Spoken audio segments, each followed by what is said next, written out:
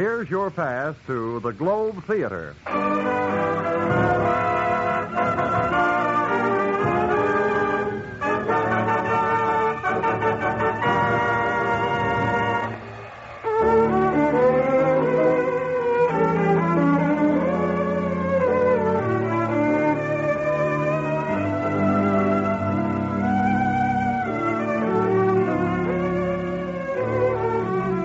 This is the Globe Theater, the radio playhouse especially for men and women of the armed forces of the United Nations. Just as the Globe Theater has meant the best in entertainment since the days of Shakespeare, today it means the best in radio drama for servicemen and women all over the globe. Here to tell you about tonight's play is your host at the Globe Theater, Herbert Marshall.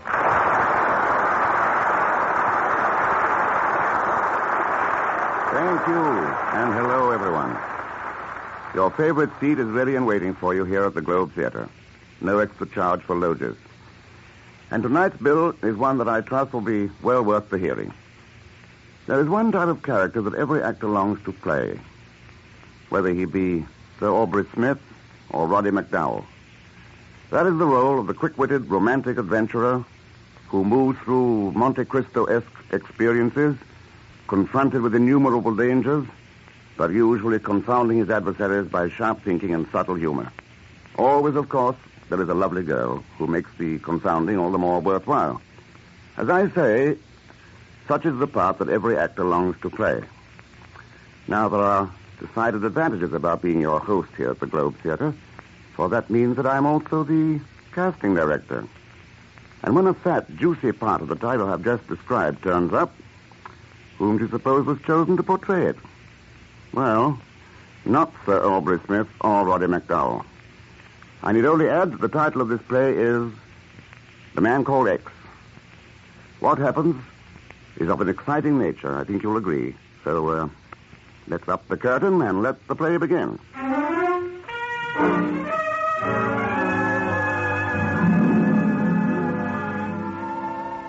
Tonight, he finds himself involved with murder, music, and a blonde Madonna. But at the moment, he and Nancy, his best girl, are sitting in a booth in a smart cocktail lounge in Midtown Manhattan.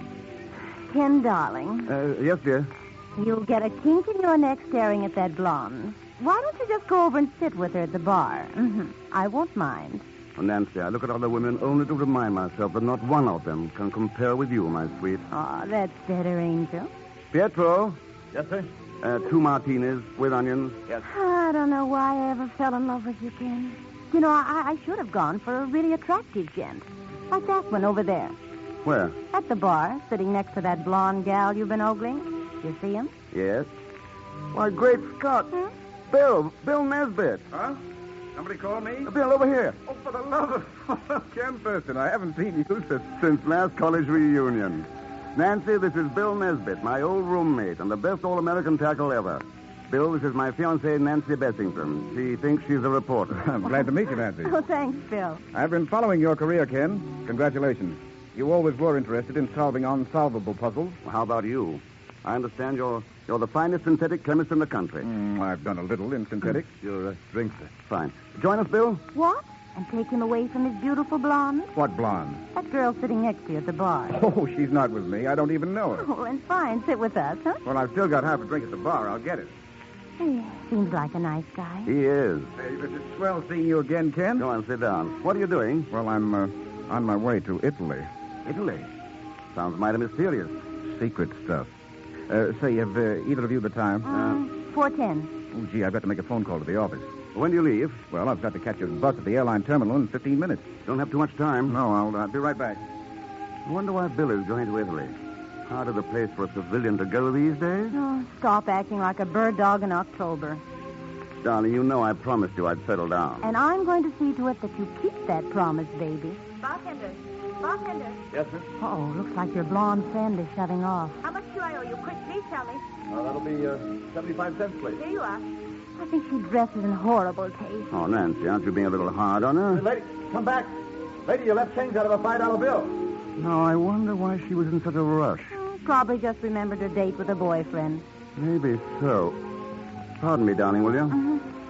Pietro, where's the phone booth? All right there, sir. Oh, thank you. Hey, Bill. Are you all right? Hey, Bill.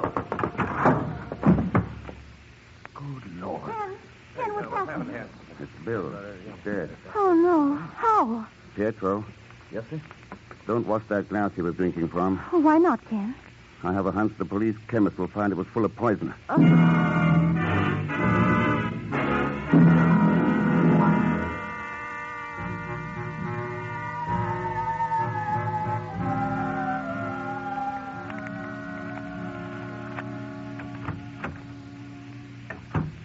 Oh, it's good to get back in my own apartment. You know, I'm not as used to looking at corpses as you are, and I feel a little sick. I know. I don't feel particularly chipper myself. Oh, poor Bill. He would have won the Nobel Prize for chemistry one of these days.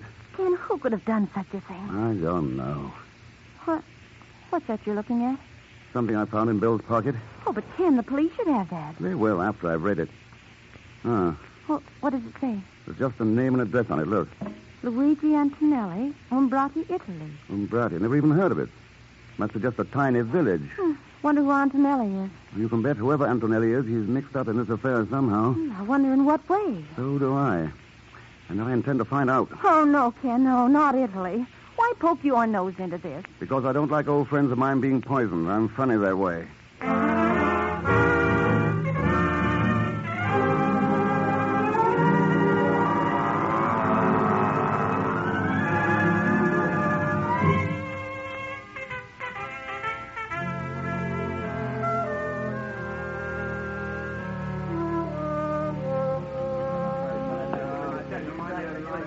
So this is the town of Umbrati. See, Senora Thurston? Not much of it left, eh? The Nazis. They make ruin everything before the Americans succumb. Well, they didn't ruin your spaghetti. It's a masterpiece. Gracias, Senora Thurston. Give me back my fireplace. Yeah, before we stop. Now, you've made a great mistake, gentlemen. Line crossing will make you look like Mussolini's ghost. What's all the trouble over there? Those GIs look as though they're going to lose their tempers. The American soldiers. They know like the souvenirs, what they buy from Castro the peddler. See him over there. Castro the peddler, eh? That's good. You know him? That, my friend, is an understatement.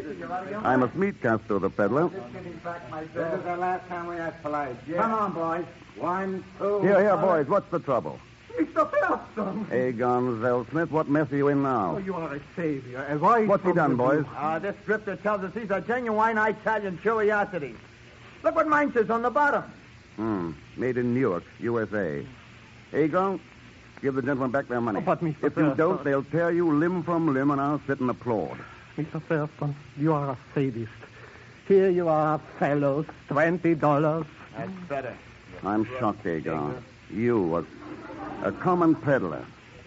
There's more to this than meets the eye, though, isn't there? No, I'm just a poor peddler that peddles. Yes. I can make you a better financial proposition. Mr. Thurston, those words are like the soft wings of a bird. How much? 50. 100. 50. All right. What do I steal? Not yet. Do you know a man called Antonelli? You are lucky. I am more than familiar with that name. Who is he? Luigi Antonelli was professor of music at the University of Florence. What the devil would Bill want with the professor? Did you say was? Yes. Alas, Signor Professore Antonelli died yesterday. Today is his funeral.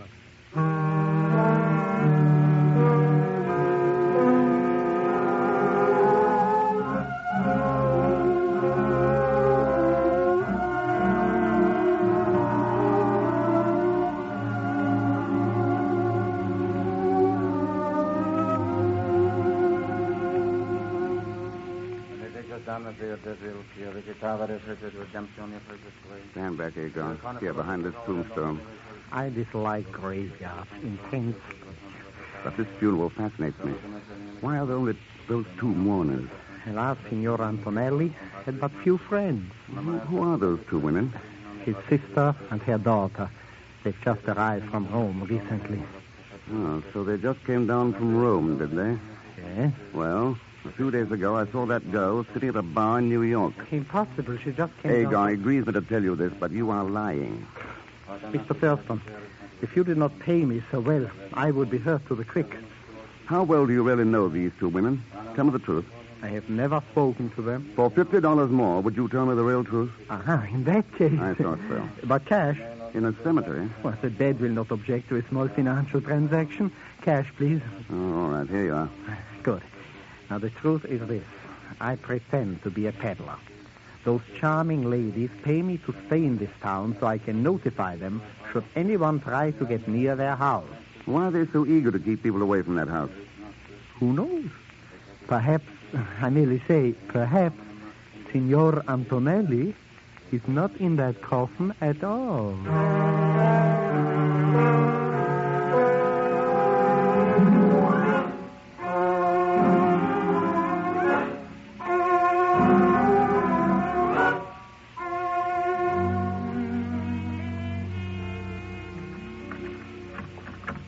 Be quiet, Mr. X. The women will be back soon from the funeral. This mansion is quite a dump. The Palazzo Antonelli dates back to the Borgias. Where would Antonelli be? I do not know. I've never seen him. Where does that staircase lead? Oh, to the bedchamber. Let's try it. Mr. Thurston, the women will be back soon. Courage, Agar. The staircase was built too steep. Listen. Behind that door. Door's locked.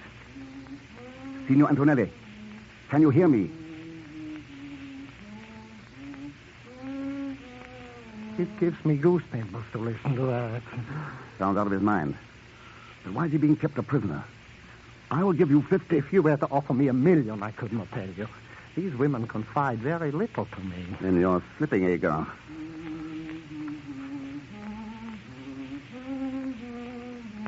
Signor Antonelli, I am an American. I know you are being held a prisoner. Can you hear me?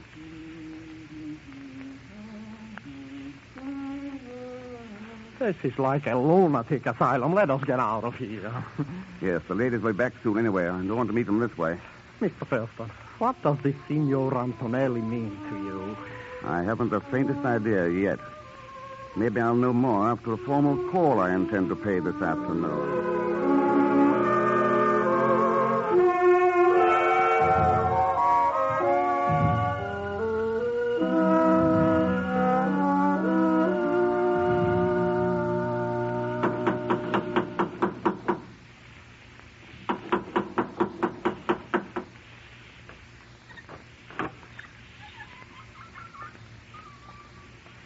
Signore? I have come to offer my condolences at your loss. I'm Signor Thurston from America. I studied music under your uncle at the University of Florence. Won't you come in? Mama, this is Signor Thurston. He knew Uncle Luigi, and he has come to pay his respects. You come at an unhappy time, Signore. But since you are here, won't you sit down? Signora, I too feel your loss very keenly. Your brother taught me much about music and more about life. He was a great man. You are right. I'm glad to know that someone young and a foreigner still holds his memory dear. What was the cause of his death, Signora? While my daughter and I were at Rome, the Nazis occupied this village. They knew how my brother felt toward them.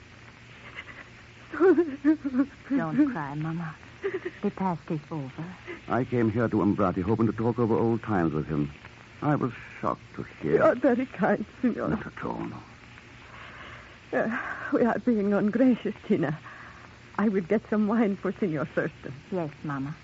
The Nazi swine in their retreat from you wonderful Americani at least forgot to loot our wine cellars. I believe he will enjoy our wine. It is the finest in these parts. You will excuse me. Certainly. Strange. Why do you look at me like that? I came to find death, and I found beauty.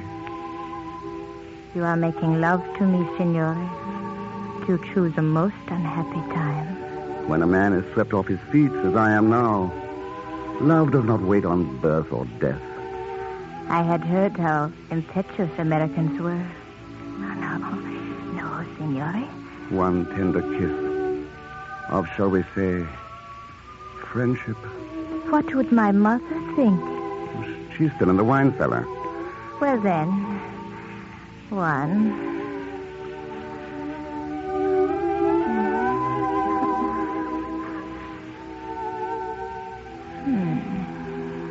Your name? Tina. Tina? Ah, I could compose a tone poem to that name. Please, Mother is coming back. Mother has no sense of timing. Those steps are hard on an old woman. Here, Tina. Pour Signor Thurston's glass. What an exquisite goblet. Yes. Botticelli made it for our ancestors. Probably the Borgias? Signore does not know his history. The Borgias were poisoners. So they were. Here, signore. Taste it and tell me if you ever had a finer Barolo. Yes. Drink, Signore. What, neither of you joining me? No, Signore. Then I insist your daughter at least take part in an old American custom. It is called the loving cup.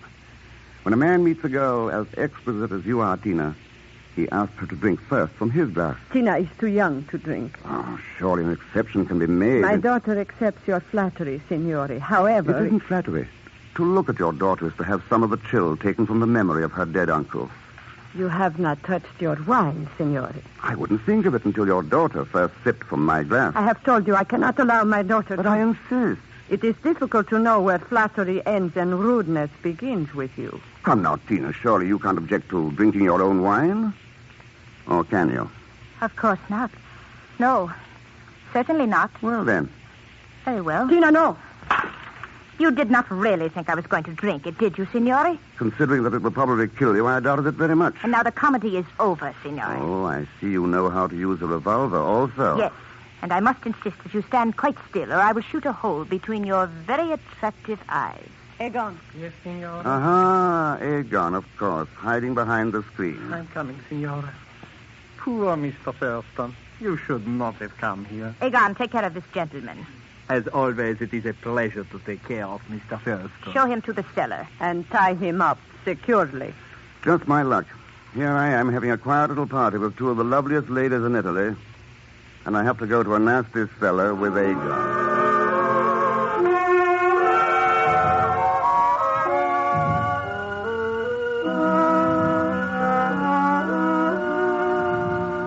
Egon, don't you think that gun is superfluous? With you, I take no chances. Where is your shame? Taking my money and then telling those women who I am. Mr. X, believe me, it is very difficult to have both a conscience and a bank book at the same time. Oh, dear, what wouldn't you do for money? Offhand, I can't really imagine. How much did they pay you to double-cross me? 1,000 lira. I thought so. 1,000 lira. Not worth the paper it's printed on. It is. Of course not. You're beginning to make me very nervous. Italy is an occupied country, but that money wasn't worth one good American nickel. If I thought you were telling me the truth... Have I ever lied to you? Yes. Yes, but always with such charm, Mr. X. Are they asleep by now? Oh, yes. I heard Tina say that they would take Antonelli across the German lines just before dawn. You have no sentiment, Egon. Think of that poor old man locked up. For $500, I could reap buckets and at the same time cut those ropes. 200. 5. Either my price or I sit here and starve. Which will it be? Naturally, I cannot let you die. It's a deal. No, it is no use unless I can get to Antonelli's room. By the merest chance, I have a key to the room for 50 more. No, 200 net.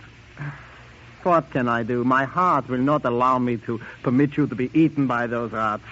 Wait, I cut you free. Ah, you have a noble soul, Egon. Sometimes. It's amazing how money will make me as soft as putty. Huh? There you are, free now, and here is the key. Thank you. Now, come with me upstairs to Antonelli. I'm sorry, Mr. Thurston. I must refuse. I'm really quite tired. I've had enough and made enough for one day. And so, Mr. X, we come now to the parting of the ways. I go back to town, and you go to the... Yes, that's probably right, Egon.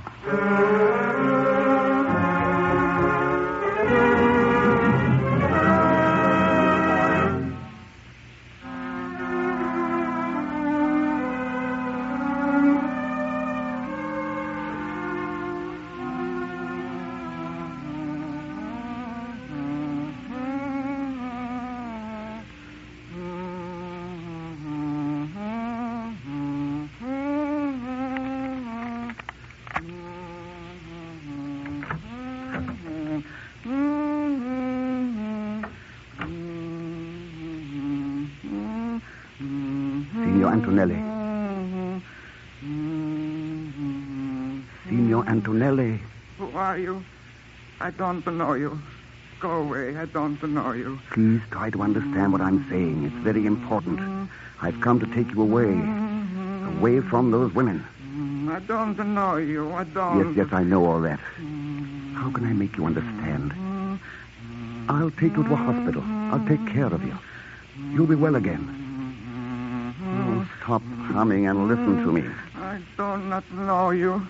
I do not know you. I do not. My name is Ken Thurston. Go away. You want to hurt me like the women hurt me. No. I'm a friend of Bill Nesbitt. And a friend of yours. Now, I believe you. Great Scott. But I had to make sure. Thank heaven you've come. You mean you've been? It was the only way to keep those women from finding anything out. So you pretended to be out of your mind? Yes, I fooled them completely. Now, how is my friend, Bill Nesbitt? He's dead. Dead? Yes, murdered. Poisoned by your niece, Tina.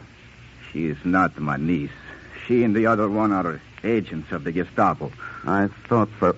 But why did they kill Nesbitt? He wanted me to sell to his company my brother's formula. Your brother? Yes, before the war, my brother was one of the great chemists of Europe. Oh, so that was it. What happened to your brother? He was killed by the Nazis. You say he had a formula that Bill Nesbitt wanted? Yes, for a new type of synthetic. What synthetic? Well, I really don't know. I'm a musician. I know nothing of science. But my brother handed the formula to me to keep for the day when Italy would be free. Did the women get the formula from you? No. They tried to get it. Day after day. Day after day. But I fooled them. Good work, Signor Antonelli. Have you got it with you? Yes. Where is it? In this room. So you hid it. Where? Oh, no, good heavens, Signor Antonelli. This is no time to... That's it. That's the formula. I don't understand. What do you mean? When a musician plays the tune in the key of E, using B flat as the code for the letter A. I see. A musical code. Exactly. Played and varied 5 times. Only I know the variations. When it's decoded, the entire formula is spelled out. And you've kept it in your mind all this time? Yes, I assure you it has been nerve-wracking to hum that same tune over and over, but I had to do it so I wouldn't forget. Not quite so fast there, Mr. X. Good evening, ladies. Or shall I say good morning? This is no time for your cheap American wit, Senor Thurston. My daughter is a very good shot. I would advise you to stand quite still. What are you going to do with me? It's all right, Antonelli. We are taking you to Berlin. They will beat me in Berlin. Don't beat me again. Shut up, you fool. So you're taking him to Germany? Yes. We have doctors there who can make that idiotic mind of his spill out its secrets. Keep still, you dithering lunatic. Let him alone, Mother. He is I harmless. cannot stand that humming over and over again. If he does not stop humming, I'll gag him. Don't hurt me. I'm just an old man who hates fascism. Take your hands off of me. Smart work, Antonelli. Hold up. No, you don't, you little witch. Let me go. Get the gun, Antonelli. I have it, Mr. X. Fine. Don't move, ladies. Shall I shoot them? Both of them? What is this? I don't understand. It's very simple. Signor Antonelli is not the fool you presumed him to be. He is not insane. No, Signor. It is you and your daughter and people like you who are the insane ones. But now I think I shall do with you what they do with all mad dogs. Mother, I am afraid. Do not let him kill us, Senor Thurston. It will be a pleasure to destroy you both. No, Signor Antonelli. Let's not use their tactics. There will be judges for them. Judges made up of your own people. Hold up your hands, lady. Oh. You've caught them, Mr. X. I'm afraid your heroics have come a little late, Egg, huh? Oh. Is there anything I can do? I'm afraid not. Go to sleep now. Did you find out why they wanted this old man? Naturally. Why? Signor Antonelli had a formula. Tell me, Mr. X, what was it, huh? If the first note stood for chlorine, and the next 3 notes stood for oxygen, carbon, and nitrogen... Yes. What would it all mean? Wouldn't you like to know?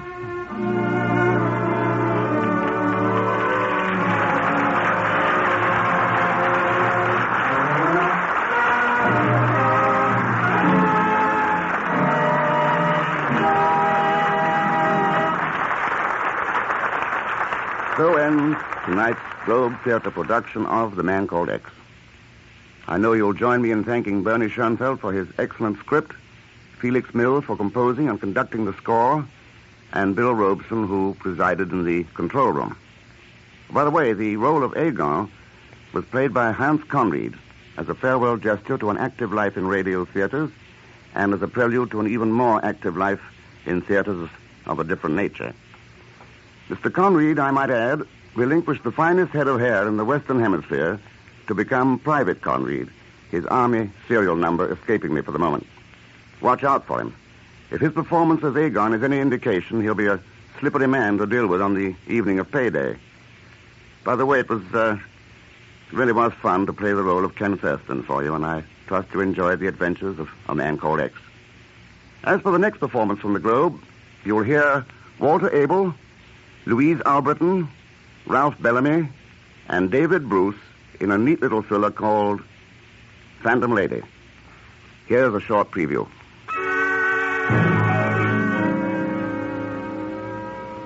That hit him hard. I could tell by the way he looked, by the way he watched me all night as I sat there at the bar just staring at him, never saying another word.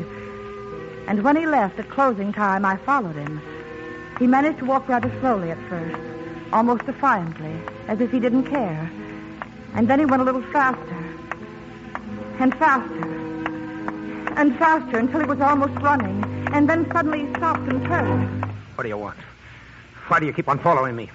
You have something to tell me. You're wasting your time. You know what's going to happen to him. You can prevent it. Get it off your conscience. Don't ask me. Go ask the guy that give it to me. Gave you what? Nothing. It was money, wasn't it? Somebody gave you a bribe. I ain't talking, I tell you, and I ain't staying around here either. I'm going to get so far away from here. Look out!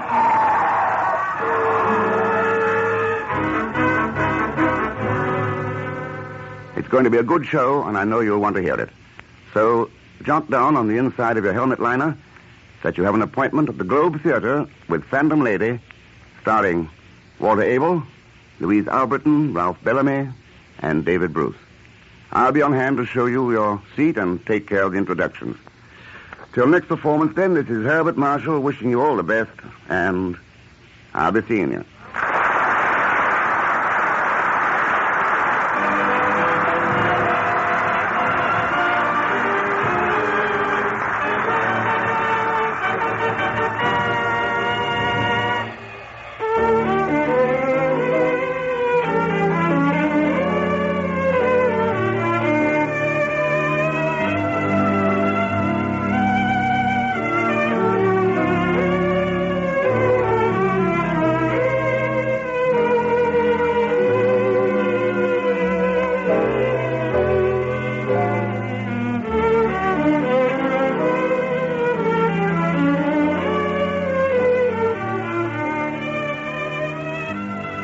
You have been listening to the Globe Theater with Herbert Marshall as host and master of ceremonies. The Globe Theater is presented for servicemen and women of the Allied Armed Forces all over the globe. Listen for our next Globe Theater production soon. Look to Lockheed for leadership.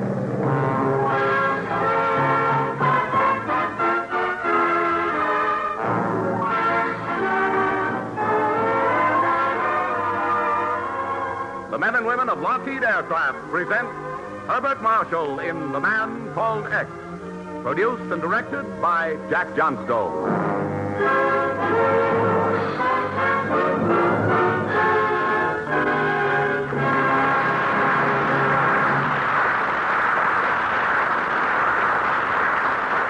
The Man Called X. He is the man who crosses the ocean as readily as you and I cross town. He is the man who travels today as you and I will travel tomorrow. He is the man who fights today's war in his unique fashion so that tomorrow's peace will make the world a neighborhood for all of us. He is the man called X.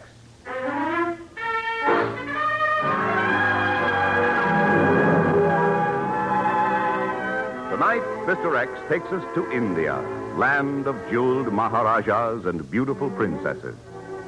But as the story opens, Mr. X is not yet within earshot of softly tinkling temple bells.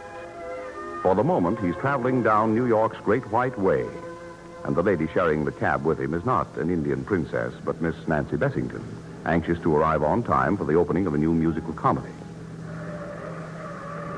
Driver, I want you to drop us at the Gotham Towers, corner 45th Street. Okay. Ken, that's miles away from the theater. What are you up to? Donnie, I'm trying to kill two birds with one stone, to get rid of this Barney Oldfield and to deliver a letter. Letter? Are you by any chance working for the post office department? No, dear, but there's a department in Washington that'll be plenty interested in it. Washington? And you whisper that in my ear 10 minutes before curtain time. Oh, I was going to tell you. But with this fellow's driving, all I could think of was the police department.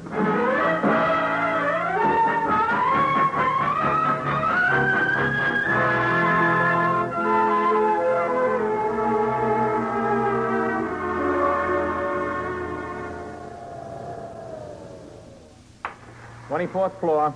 Penthouse elevator to your right, down the hall. Just push the button. It's automatic. Come on, Nancy. Okay. Now, this whole affair won't take us 3 minutes, sweet. All I have to do is to deliver the letter to a certain Amar Pahalani. Who? Well, he's the representative of an East Indian Maharaja who's been here negotiating some deal or other. Well, what's in the letter, Ken? I think it's a contract. Oh. The boys didn't choose to tell me, and I didn't choose to ask because I didn't want to be dragged into the matter. Here, let me push the button for the elevator. There. You'd better push it again. It's not... Oh, here it comes. Stand aside, dear. The door's sliding open. Oh, there's someone in here. Someone was in there. This man's dead. Well, look at his turban, all covered with blood. Don't touch him. Wait, his eyes are flickering open. He's trying to speak. Mr. Pahalani? Pahalani? Are you Amar Pahalani? He's trying to... He nodded. Yeah. Mr. Pahalani, I'm Kenneth Thurston. I'm Mr. X. I brought you a letter. A contract that must be delivered. His lips are moving. He's trying to say something. Yes, let me bend closer. Sorry. Can you whisper, Mr. Pahalani? Who is to get the letter? Yeah? Maharaja? Is that what you're saying? Maharaja? Ken, the buzzer. Yes, someone's pushed the button upstairs. Let's get out of here, quick. And stand away from the door. It's closing. Now to get downstairs fast, and then I want a taxi that can fly. Ken, how in the world can you think of going to the theater now? Theater? Honey, I'm going to India. Oh.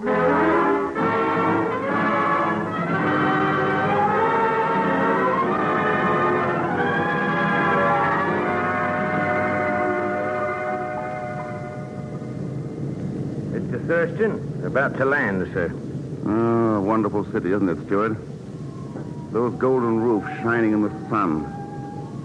All those graceful domes and spires. Gosh. Look out the other window, sir. See? There's the Maharaja's palace. Why, it's like a walled city in itself. Yes, sir. Look at that huge tower. Wonder what the palace looks like on the inside. Inside? I've often wondered, too, sir. Well, I'll tell you all about it on my way back. You might find that rather difficult, sir. No foreigner has ever left that palace alive.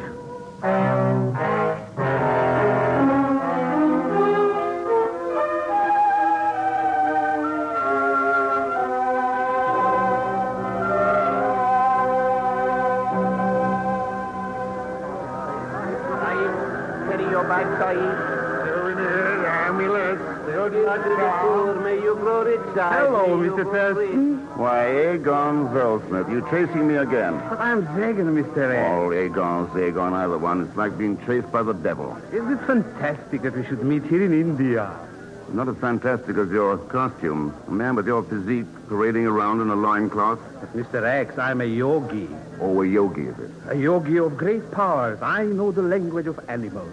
I can foretell the future. I can transport you magically to any distant spot. Then you're just the man I want. Transport me to the Maharaja's palace. Oh, well, Mr. X, there are limits even to my power. You think your powers would increase if I gave you 50 rupees? Oh, yes. I already feel much stronger. For 100 rupees, I'll take you to the Maharaja's prime minister. He will be very happy to arrange an interview with the Maharaja. How do you know he'll be happy to arrange it?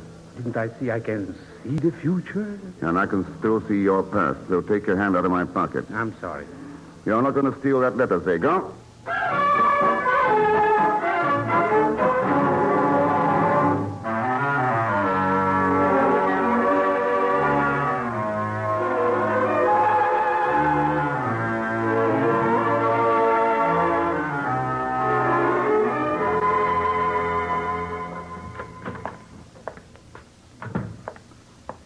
I'm delighted to see you, Mr. Thurston. Please have a seat. Thank you. Permit me to finish. I'm delighted to see you in my capacity as a private individual. But as the Maharaja's Prime Minister, I'm pained to inform you that you will not be granted permission to stay. Suppose I tell you that I was sent by Amar Pahalani. And may I inquire who Amar Pahalani is? Was. He died in New York, murdered, while on a mission for the Maharaja, as you well know. But I do not know. At no time did His Highness the Maharaja send any emissary to the United States. Well, surely Washington wouldn't have received him as an accredited representative.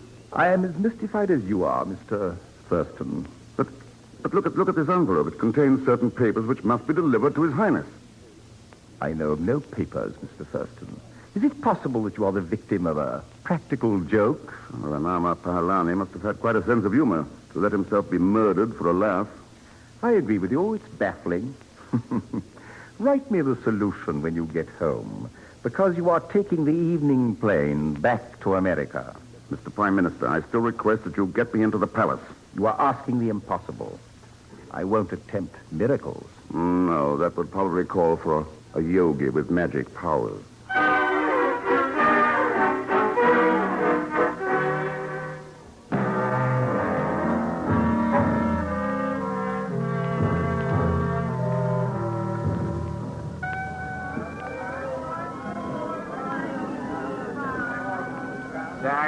Sahib, see great rope trick, Sahib. I will show you now, Chief. May you grow rich. No, Mr. X, don't trust him. He's a charlatan. It's about time you showed up, Zagon. I almost couldn't come, Mr. X. You see, this is my hour for lying on a board studded with nails. I'm kind of on pins and needles myself. Now, did you arrange to get me into the palace? Wait. Let us stop in front of the snake charmer. Not too close to the snake, please. Pretend to be watching him while I whisper to you. Now listen carefully, Mr. X. Tonight I will take you to the palace. Zagon? How? When? I'm not even asking how much. Price is small, only 1,000 rupees. Meet me at midnight by the Babbling Brook under the palace walls. Midnight, Babbling Brook. You shall get your 1,000 rupees. Thanks, Zagon. And I don't need to add, may you grow rich.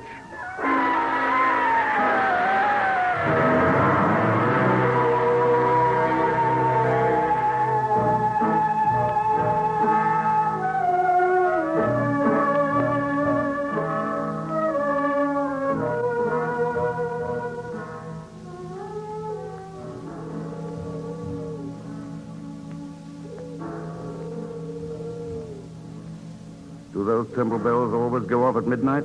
Yes, they ring for the souls of those who entered this palace grounds and were never seen again. Charming custom.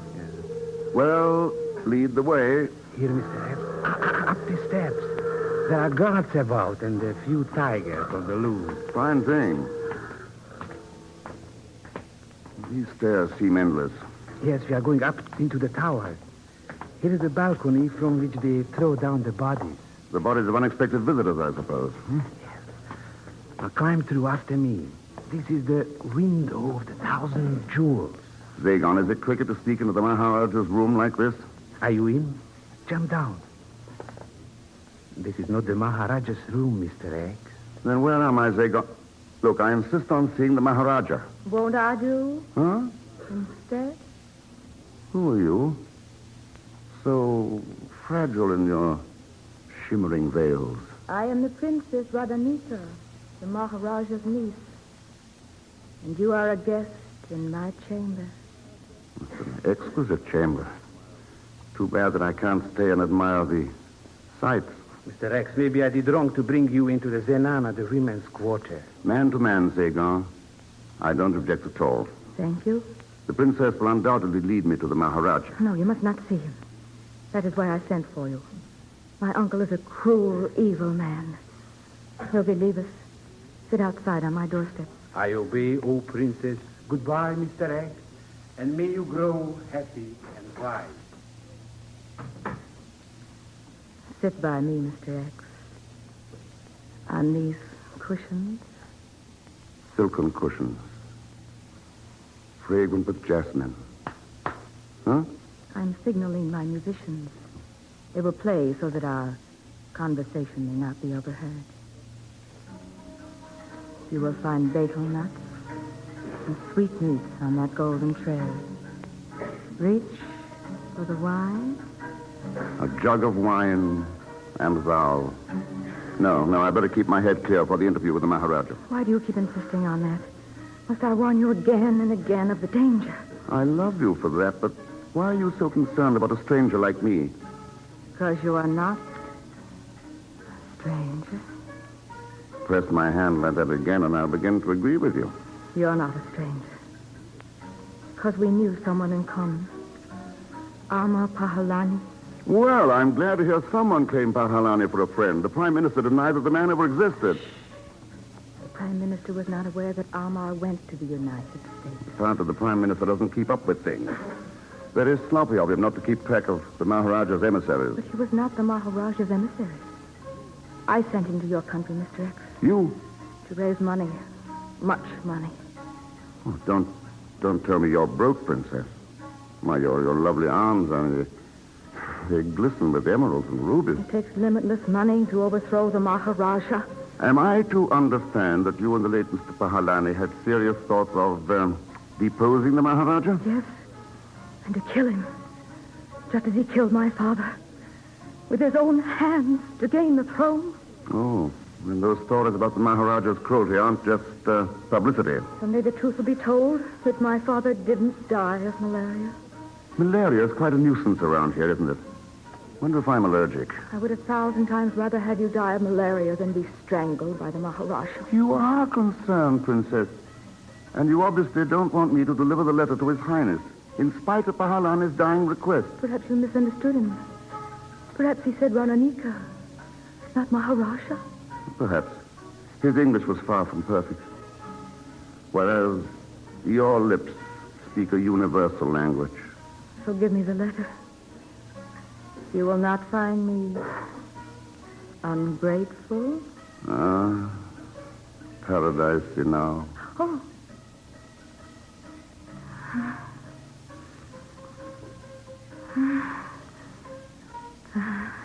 No, don't kiss me again. First, the letter. Radanika, why change the subject? Because I must get that letter before the Maharaja arrives. Let him arrive. I welcome his arrival. Your kisses have made me as bold as a lion. Keep your voice down. Are you deliberately trying to get him to come in here? Yes, deliberately and cold-bloodedly. Please. Do you think I'll just hand you that letter and leave like a cad, letting you face danger alone? Sounds so wild. Yes, I'm in a fever of indignation. Fever. Oh, Radanika, feel my head. Am I kicking up a temperature? Give me the letter. I'm ill. Give me the letter and go. Go. In my condition, my knees are giving way. Let me just lie here on the couch. No, you mustn't lie down. Mr. X, sit up. Malaria. Can it be malaria? No. Why, my teeth are chattering. Please, I got the please shakes. go. Yogi, come in here.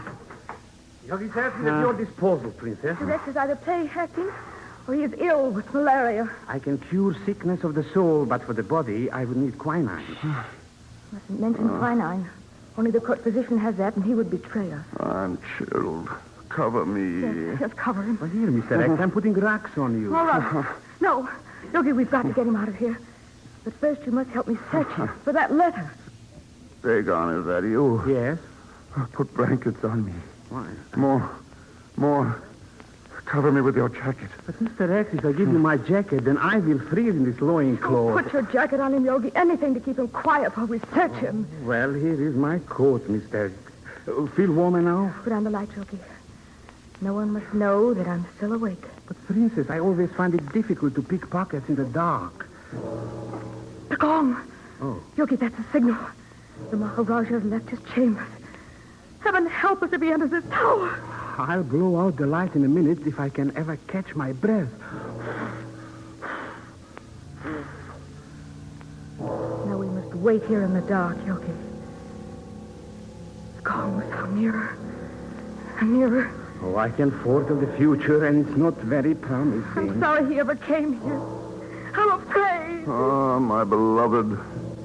Fill the cup that clears today of past regrets and future fears. Poetry, he is delirious. Search him. This can mean death. Dust unto dust and under dust to lie. Sans wine, sans song, sans singer, and sans end.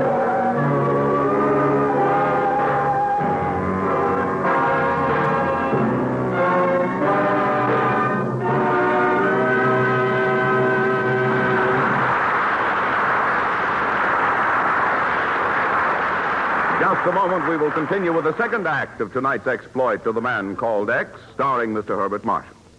But first, a word from the men and women of Lockheed. Ladies and gentlemen, the Lockheed Constellation is the largest, fastest, highest flying land transport in use today. Certainly, this is an interesting statement. Yet again tonight, we of Lockheed wish to point out what these points of superiority, largest, fastest, highest flying, mean to you, the airline passenger. Now, the ability to carry heavy loads for great distances at high speed is a direct result of power and design. And these factors, power and design, built into the Lockheed Constellation, provide such things as safety and comfort and economy. The Constellation can fly high over the highest mountain ranges and high above storms and disturbing air currents. It can land and take off from any standard airport.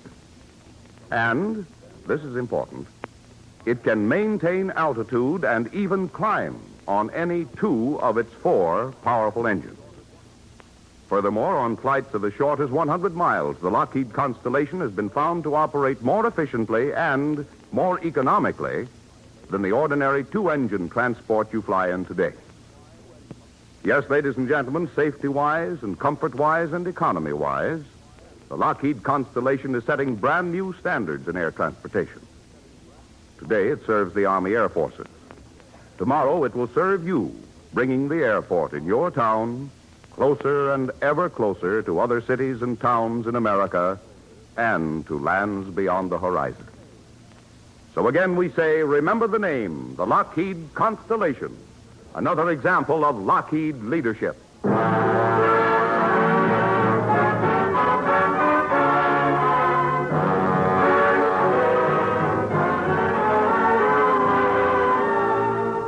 We return to tonight's exploit to the man called X, starring Herbert Marshall, to find him in the scented boudoir of an Indian princess. He had come to this mysterious principality of India to deliver a letter to the ruling Maharaja. But now Mr. X is suffering from an attack of malaria, and the princess is trying to steal the letter from his pocket, while gongs announce the approach of the Maharaja. Yogi, the gong sound in the tower now. The Maharaja is coming up the stairs. Princess, I've looked through all the pockets of Mr. X. I can't find the letter. Wait, I will draw aside the curtains. Let the moon shine in. Yon rising moon looks for us again.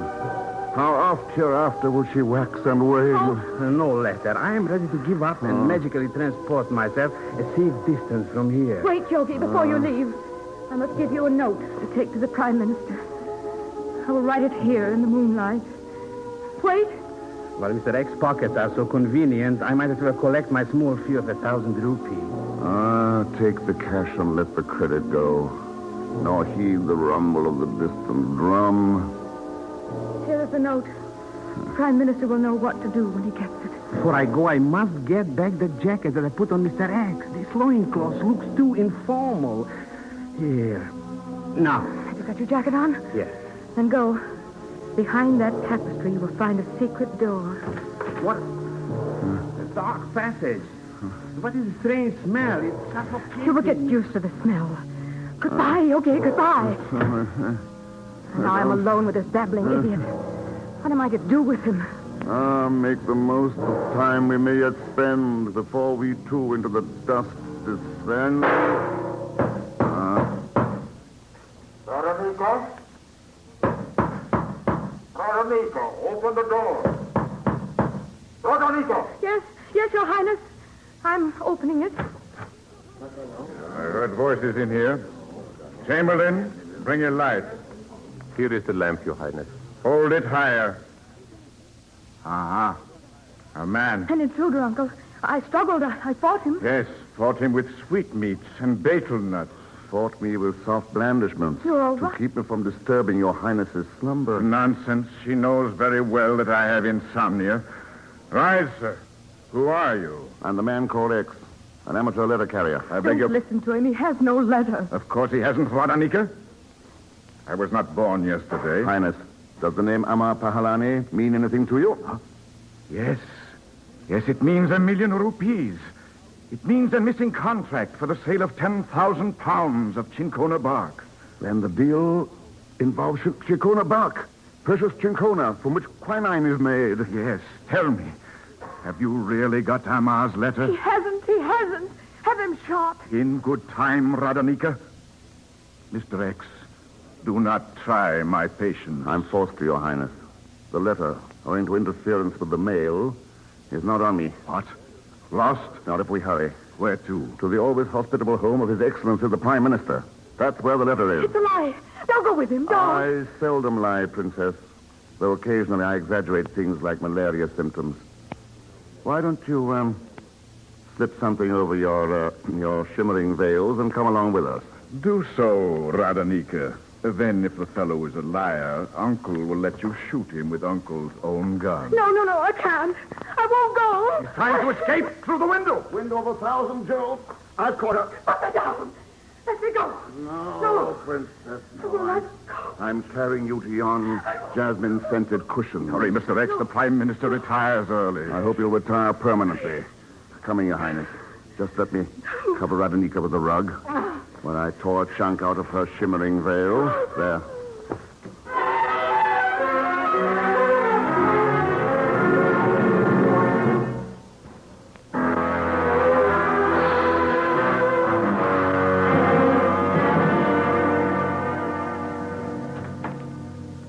Your Highness.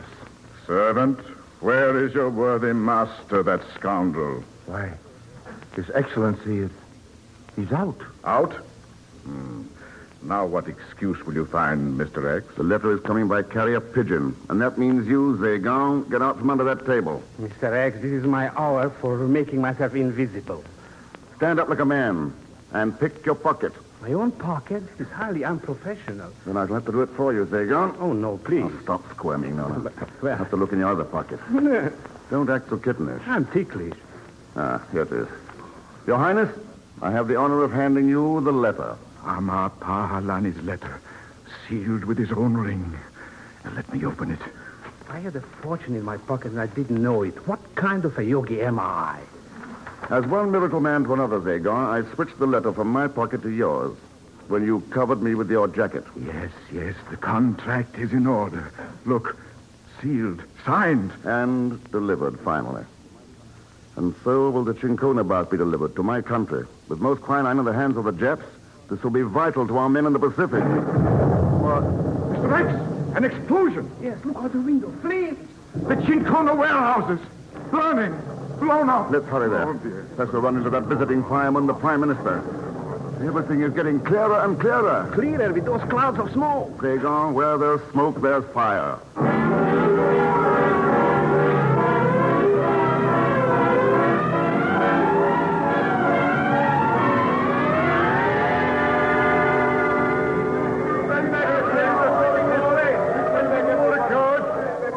Way for the Maharaja. Highness, the calamity. The warehouse is in ashes. The Prime Minister is directing the rescue, Your Highness. Versatile fella. Burns the candle at both ends. You man, send the Prime Minister here. He's already coming. A diplomat on a fire helmet. Highness, Mr. X, my friends, you must dry your tears. This tragedy was written in the book of fate. Are you sure it wasn't written in the note which the princess sent you? It was, Mr. X. I peeked at the note a little. Maharaja Sahib, do not listen to the yogi. He's probably in a trance. What mortal man can tell why and how Chinkona bark burns? My nose can tell. And it's not Chinkona that's burning. This smoke doesn't smell of quinine. Your Highness, you trust the nose of this foreigner against no, the word? Mr. Prime Minister. These warehouses were empty, systematically looted by you and the princess. And the bark stored elsewhere for eventual sale to Japan. Your Highness, I can explain. Explain the murder of Amar Pahalani by your spies. Explain in your next existence. I shoot you like a dog. May you grow dead. Maybe I killed him too impulsively. Now I shall never discover where the Cincona is stored. Visit the lovely Radonica. Ask her to draw aside a priceless tapestry. Open a hidden door to a secret passage. But don't suffocate, Your Highness. I nearly choked to death. Yogi breath control notwithstanding. Yes, the Cincona box smelled to high heavens, Dagon. But not worse than Radonica's silken cushions. Confidentially, I hate the smell of jasmine. The cushions will be buried in the same grave with Radonica. Poor Radonica. I hope Your Highness will give her a state burial. It's most unlikely that I shall meet her in another existence. Yon rising moon that looks for us again. How oft hereafter will she wax and wane? How oft hereafter, rising, look for us through that same garden, and for one in vain.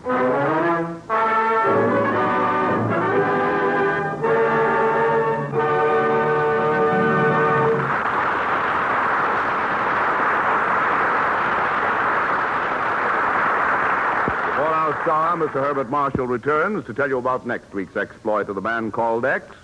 Here is an announcement from Lockheed. Ladies and gentlemen, tomorrow, Sunday, October 1st, marks another important milestone in the history of air transportation. Tomorrow, a Lockheed Lodestar, flying the colors of National Airlines, takes off from the Jacksonville, Florida airport and flies the first National Airlines schedule to New York City. Other Lockheed Lodestars will follow on regular schedules to establish the fastest airline service up and down the Atlantic seaboard. Lockheed congratulates National Airlines on the inauguration of this new service, a progressive step that is typical of many other United States airlines. Most of them started small, and with the support of air-minded Americans, extended and expanded until today our nation is a vast network of integrated air systems. Yes, the nation's airlines have established a progress record unmatched by any other American industry. And this is only the beginning.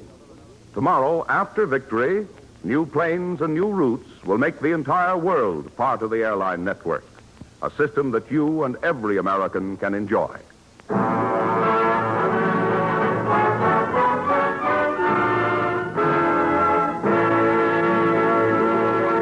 And now a word from our star, Herbert Marshall. Next week, you'll find me high among the peaks of the eternal Alps in Switzerland, where a simple toy music box leads to adventure, romance, and even danger. For there's a beautiful blonde involved who also proves to be a beautiful shot with a high-powered rifle. So join us, won't you, when next I return as the man called X.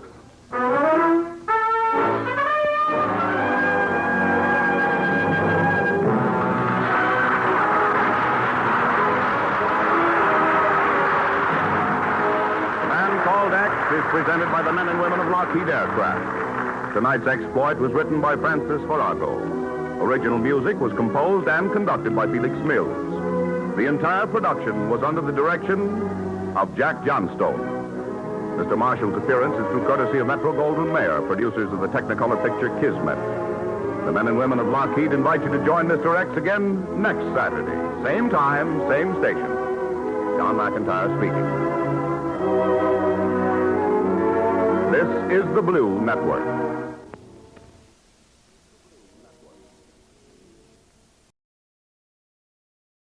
Ladies and gentlemen, Lockheed presents Mr. Herbert Marshall as the man called X. Look to Lockheed for leadership.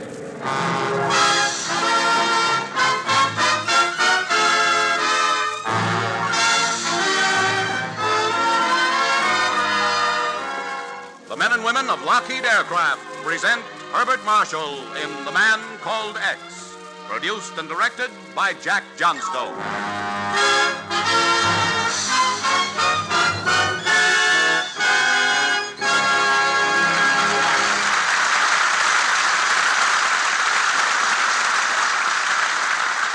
The Man Called X.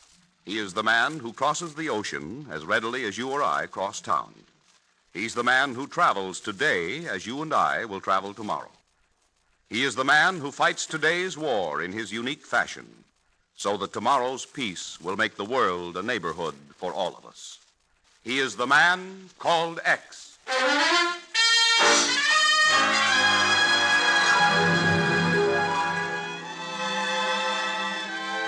Tonight, Mr. X spins the globe and puts his finger on the Balkans, where he searches for an unknown but notorious international criminal. But right now, his mind is far from the troubled world, as he and his fiancée, Nancy Bessington, listen to Valse Bluette in the Gamut Music Shop on East 44th Street in New York City.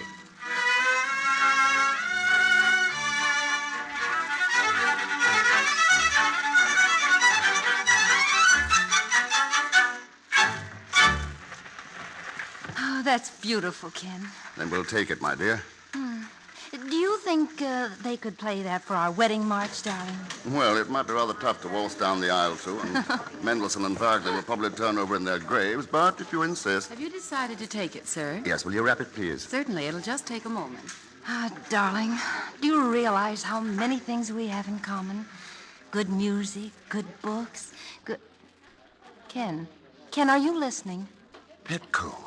What did you say, Ken? Petko Todorovich. Pet who? Ken, where are you going? Nancy, that man just leaving the shop. Darn it. Now, which way did he go? Ken, what under the sun are you... Petko. I lost him in the crowd. And just who is Petko, if you don't mind? I haven't seen him since we were at school together in Switzerland. School? Oh, an old friend. A very close friend, Nancy. Well, thank goodness. For a minute, I thought you were getting mixed up in one of those things again.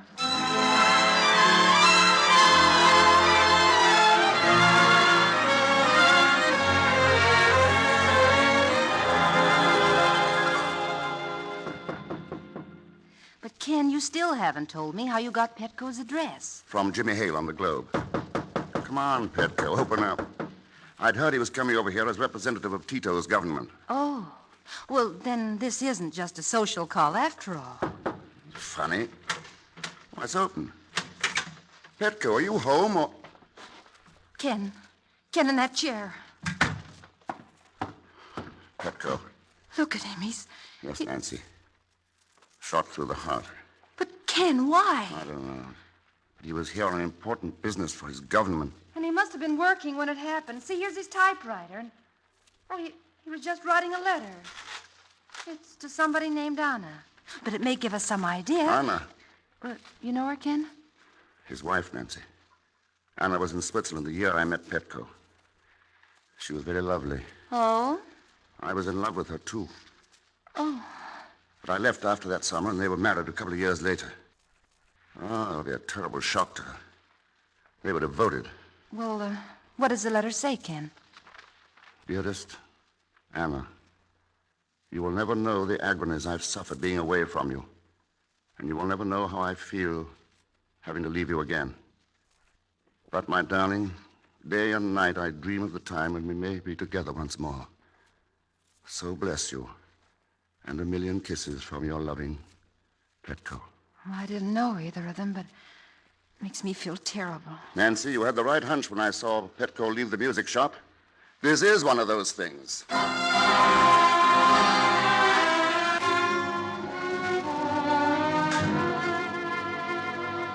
Mrs. Anna Todorovich, 1719 Tsar, Ospotoditl Street, Sofia, Bulgaria. Yes, Chief. That envelope, already addressed, lay beside the typewriter. They must have moved from Belgrade when Yugoslavia was overrun by the Nazis. Find anything else, Ken? The violin, Ken. Yes, a violin. I didn't know he played. But here's the important thing, Chief. In the medicine cabinet, wrapped inside an ordinary gauze bandage roll, I found this. Here. Microfilm. Let's see. Look at it through this glass, Ken. I know. 3 million marks. Borrowed by the Reichsbank from the Belgrade State Bank. Anton Gubek, director. Anton Gubek. Just a minute. Miller, Dufrovsky, Racek, Gubek. I thought I saw that name on the list. Anton Gubek left New York on a plane this morning for Sofia, Bulgaria. Oh?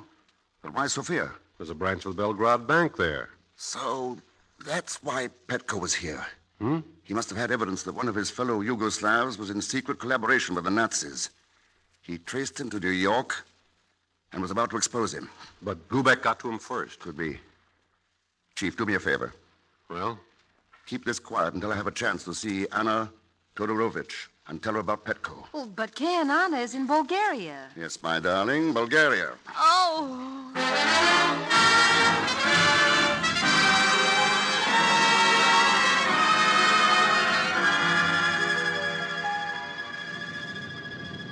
Landing at Sofia in 5 minutes. Sofia, sir. This plane continues on to Istanbul, Cairo, Ceylon, and Sydney, Australia.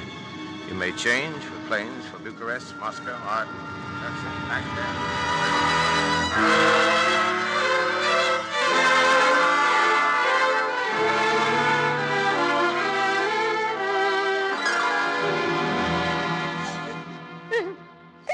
I'm sorry, Anna.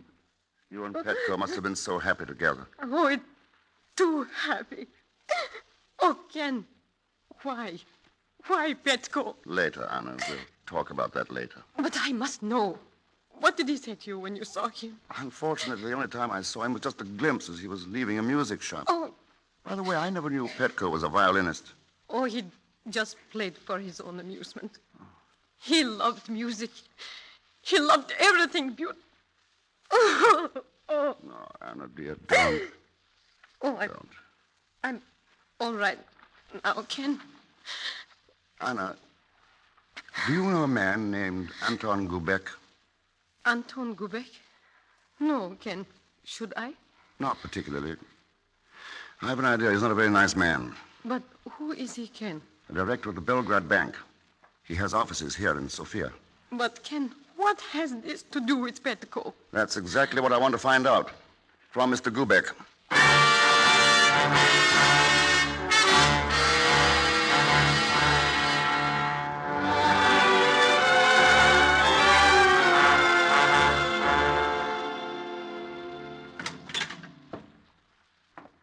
Mr. Gubek? Yes? My name's Thurston.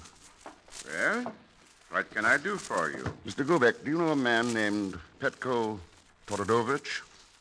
Todorovich? No, I'm afraid I don't. Todorovich was found dead a few days ago in New York City. So? What has that to do with me?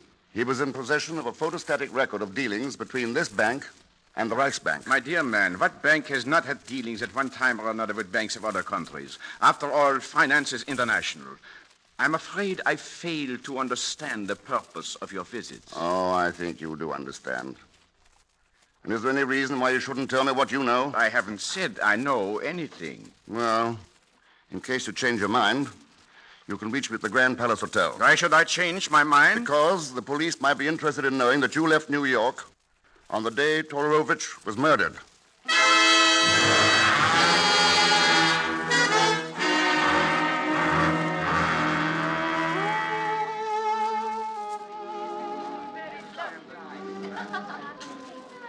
More coffee, Anna? No, thank you, Ken. Feel better now? Much. Thanks to your dear self. Petko always said the best cure for grief was music, food, and laughter. You have given me all three tonight. Anna, think a minute. Are you sure Petko never mentioned Anton Gubek? I have been thinking ever since you spoke of him, but you see, I knew very little about Petko's business affairs. And since we came to Sofia, practically nothing at all. What will you do now, Anna? Go back to Belgrade? Or perhaps even to your America? Gypsy music is the same all over the world, but this is one of the best groups I've heard in a long time. Gancho's gypsy violins are very popular. Do you see how some of the players wander around among the tables? I certainly do. You believe me, Anna, no gypsy wrote that song. And that arrangement. So you do not care for my improvisations. Well, what else can one play in a cheese box like that? Zagon Zellsmith. Hello, Mr. Thurston. I thought you'd never get here to Sofia, but it was worth waiting for. Will you introduce me? Oh, yes, Madame Todorovich. Mr. Zellsmith. Hello. Poet, scientist, musician, and admirer of beautiful women. I kiss your hand, madame. Well. You might as well sit down, Zagon. I suppose it's pointless for me to ask you how you happen to be in Sofia.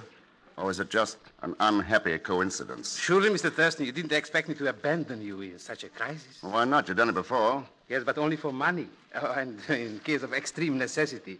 And speaking of necessity, Mr. Thurston, there is a little item... What, already? Well, in addition to the normal traveling expenses, it was expensive to find out your destination. Taxi drivers, baggage masters... Not a penny, Zagon. Our relationship at the present is purely social. No, well, in that case, I guess I better get back to my wretched job. Now, just a minute. What does Anton Gubek mean to you? Oh, you are a very fine psychologist, Mr. Thurston. When you say Gubek, I think of money. Go on, what else? What else is there to think of, Mr. Thurston? All right. What do you know about Gubek? Well, I know he returned to Sofia on this afternoon's plane. This afternoon? Yes, I understand that Mr. Gubek was delayed in Cairo. As a matter of fact, on my way down to my miserable work this evening, I saw him enter his own house with his luggage. Oh? Oh, a perfect abomination of Rococo. It's over there in 47 Koshkovo Boulevard. 47 Koshkovo Boulevard. Yes, and now, excuse me, Mr. X and the beautiful Madame. I must return. It is my turn to play a solo. Au revoir, Madame. And if you should need further assistance, Mr. X, I have very flexible business hours. Your friend Zegon is a comedian, Ken. Oh, he's amusing enough, but he's got a price list for every laugh. Anna, I hate to bring such a charming evening to a close so quickly, but I want to talk to Gubek tonight. So if you don't mind, I'll see you home first. Oh, don't bother, Ken. Just put me in a cab. After all, my house is a long way from Koshkovo Boulevard.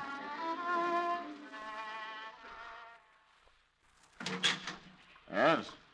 What do you want? Oh, officer. I came here to see Mr. Gubek. There's Mr. Gubek in there, on the floor. Dead. Wait a minute. This isn't Gubek? No? Well, who do you think it is? This isn't the man I talked to at Gubek's office yesterday afternoon. I don't know anything about that. But this man is Anton Gubek. Then who was the man I talked to?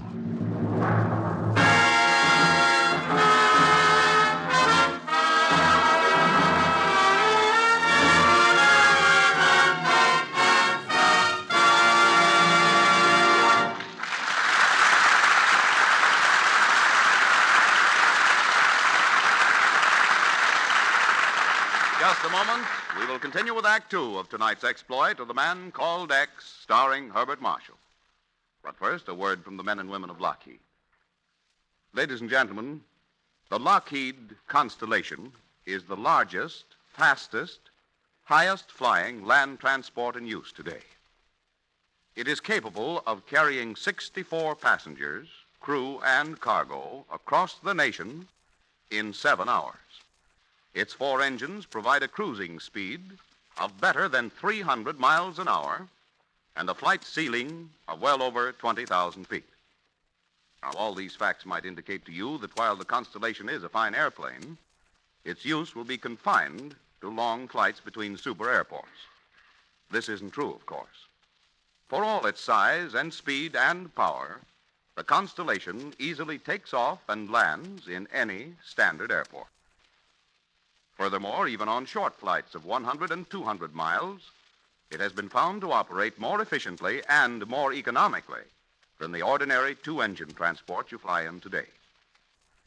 Thus, while the Constellation is serving the air forces now, tomorrow it may serve the airport in your town. As an airline local or as a transcontinental express, it will offer you swift, comfortable, safe transportation to neighboring cities or to lands beyond the horizon. Again, ladies and gentlemen, remember the name, the Lockheed Constellation, another example of Lockheed leadership.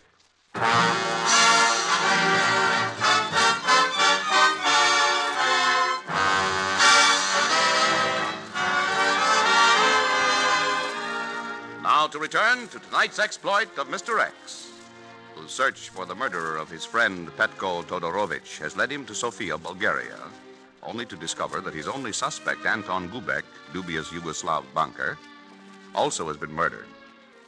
As we join him, he is in his hotel room with the ubiquitous Zagon Zelsmith. Mr. X, I am humiliated at having to bring up such a personal subject, but... You don't look very humiliated to me, Sagan. Oh, well, I was so excited with my first solo appearance as a violinist that I neglected to conclude my negotiations with you at the cafe. I don't recall any negotiations. But, Mr. X, remember, I divulged invaluable information about the unfortunate Mr. Gubek. Oh, in that case, you owe me money.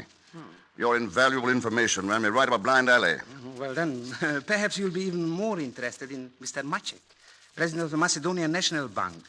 Such an interesting story and not too expensive. Or perhaps Mr. Dobrovici, chairman of the board of directors of the Sofia Exchange. Now, wait a minute. What kind of double talk is this, Sagan? No, not talk. Names and figures. All here. See? On this. Microfilm. Sagan, where did you get this? Oh, do not misunderstand me, Mr. X. I'm a man of scruples, but she was so beautiful, and I was only looking for her address. Well, whose address? Looking where? Why, your beautiful friend, of course, when her handbag lay on the table in the cafe. Sagan, it's hard to believe there could be worse scoundrels than you, but there are, and not half so amusing. Again, I am humiliated having to bring up a personal subject. Well, but... perhaps these American dollars will save you from further embarrassment. Oh, they do. I now recovered my dignity, and now as an honorable man, I must return this property to the beautiful lady. That, Sagan, is a pleasure I shall reserve for myself.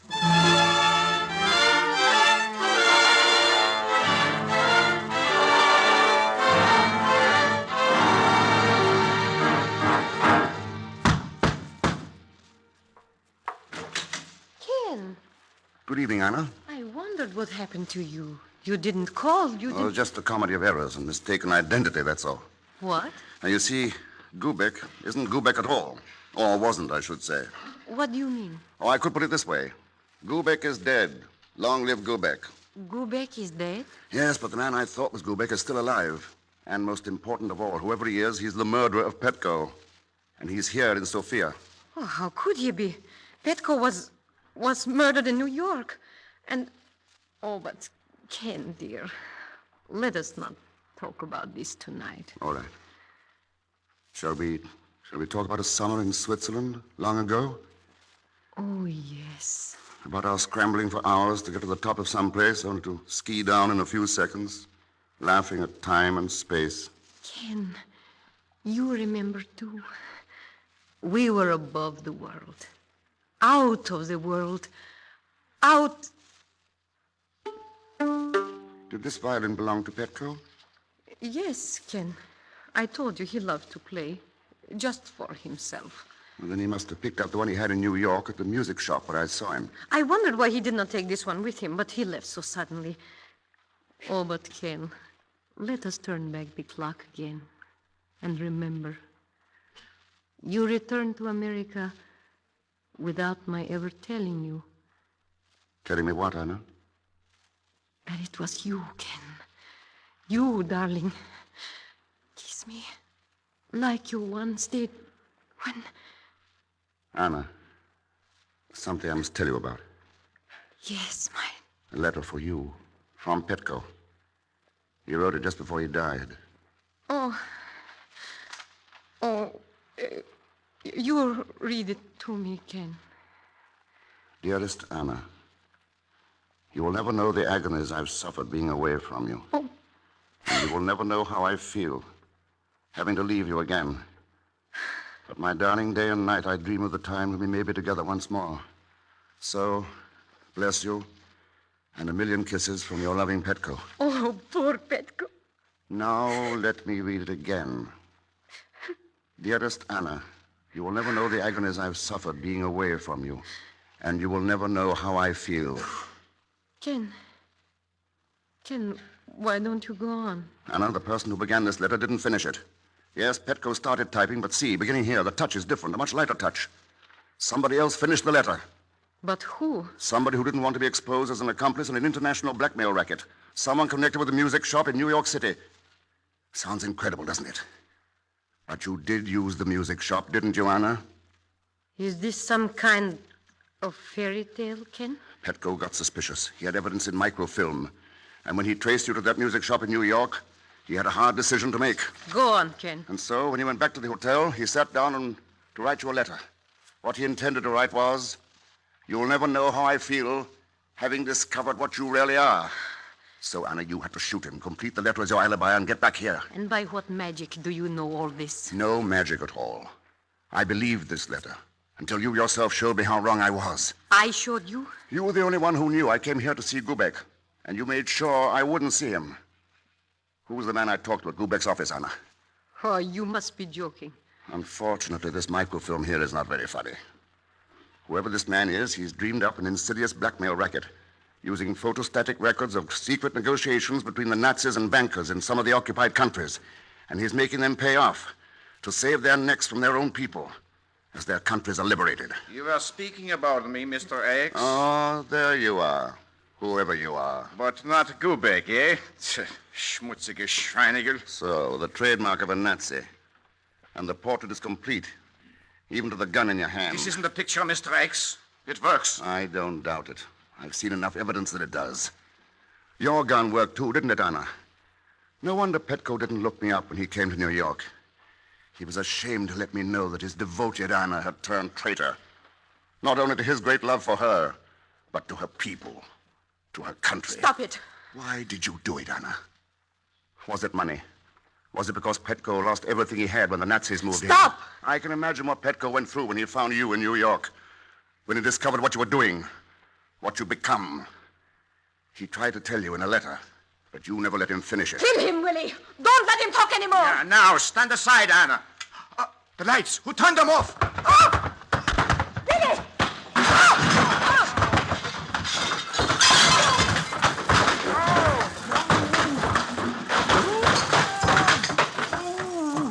I swear by the father of my father, I am innocent. I didn't do it. Zagon, you.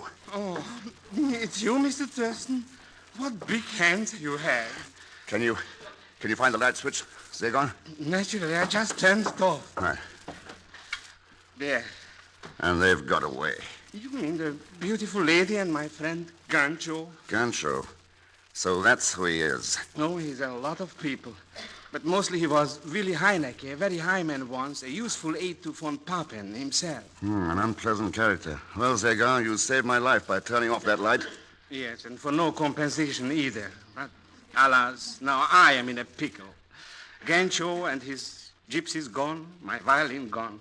And without a violin, Zagon is without a tongue. That'll be a new experience. But if it's a violin you want, there's one. Oh, that's a treasure. When I played with the Amsterdam Symphony, I had a Guarnerius. On my last concert tour in Budapest, it was an Amati. And now? Oh, pfui, another one of Gancho's cheese boxes. Wait, give me that fiddle. Why didn't I think of this before? That flat tone. It may not be a Stradivarius, Mr. X, but that is vandalism. Look, Zagon, the sound post.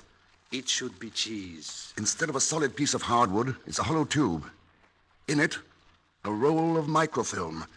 So this is how your friend Gancho concealed his blackmailing evidence and shipped it abroad. No wonder I could never play the Paganini cadenza from Mendelssohn concerto on a Gancho violin. Zagon, you wanted the job. You have one. I'm open to suggestion for a slight consideration, of course. You know where Gancho has gone? Not yet, Mr. X, but Zagon is not only a virtuoso, he's also a bloodhound.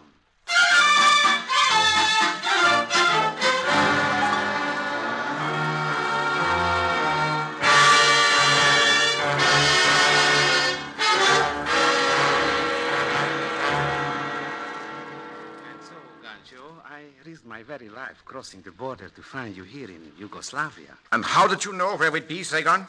Do you not remember? You said the man who makes all your violins was here in this village. You are a friend of Thurston's. Why did you follow us? Oh, my dear lady, is that not obvious? You and Gancho are in a flourishing condition, so to speak, and you will be interested in the information about Mr. Thurston at a reasonable price, of course. So, it would be much cheaper to liquidate you than to bargain with you. Oh, but the information... I'll give it to you for nothing. Ken. Oh, Mr. X, don't surprise me like that, and please, Mr. Thurston, just put down that gun. Surely you don't think that Zagon, I know you too well. You always try to double your profit. So I followed you. And now I suppose You will kill us. I'm neither judge nor executioner, my dear. I'll leave that to the proper authorities. In this case, who would be more proper to judge you than your own people of Yugoslavia, whom you've betrayed?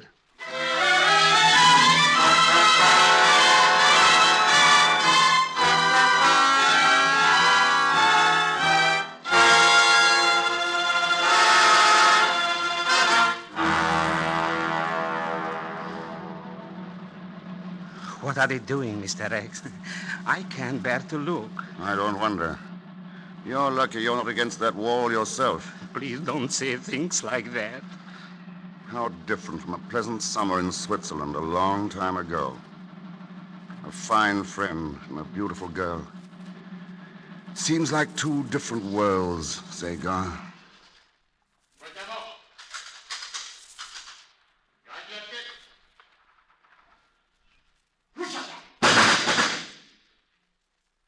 One of those worlds has ended. A world of treachery and terror.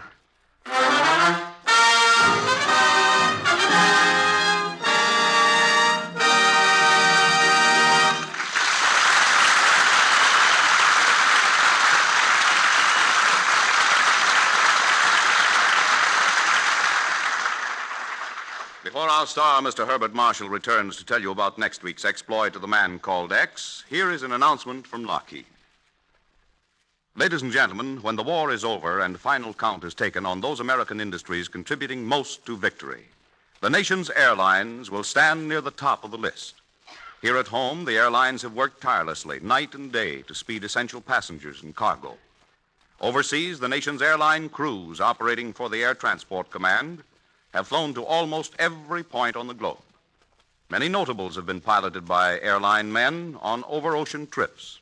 President Roosevelt, Generalissimo and Madame Chiang Kai-shek, Generals Marshall, Eisenhower, and Arnold, Admirals King and Leahy, Queen Wilhelmina, Secretary of War Stimson, and many others. Taken together, airline crews have crossed the oceans thousands of times and have flown many millions of miles to foreign shores. Yes, the airlines of America are doing a vital job in the war effort, a job that foretells a great age of flight that you and every American will enjoy in peacetime days to come.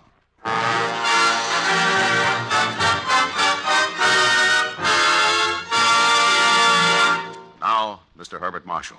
Next week, I look forward to flying to the colorful West Indies, where a strange death occurs within the walls of an ancient church, where the only clue is a message that says nothing but okay. All leading to a climax involving a ton of high explosives. So join us, won't you, when next I return as the man called X. The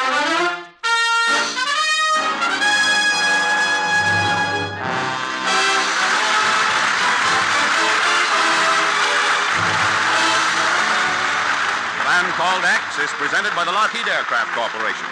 Tonight's exploit was written by Milton Merlin. Original music was composed and conducted by Felix Mills. The entire production was under the direction of Jack Johnstone. Mr. Marshall's appearance is through courtesy of Metro-Goldwyn-Mayer, producers of the Technicolor picture Kismet. The men and women of Lockheed invite you to join Mr. X again next week. Same time, same station. John McIntyre speaking. This is the Blue Network.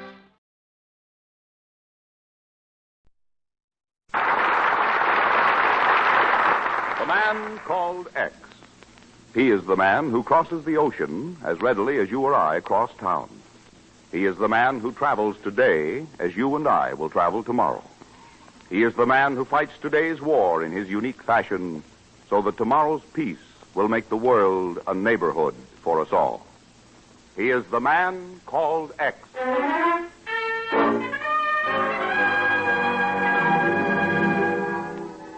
Tonight, Mr. X drops in on an adventure involving some hot jewelry, a hotter steak, and an extremely hot senorita.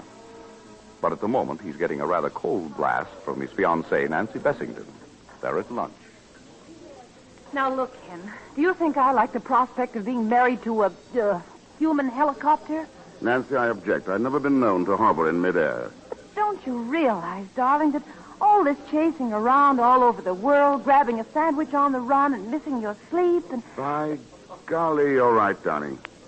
What I need is to be completely and utterly bored. Ken, I have some friends up on Cape Cod, and they're the dullest people in the world. Really? Sounds like heaven.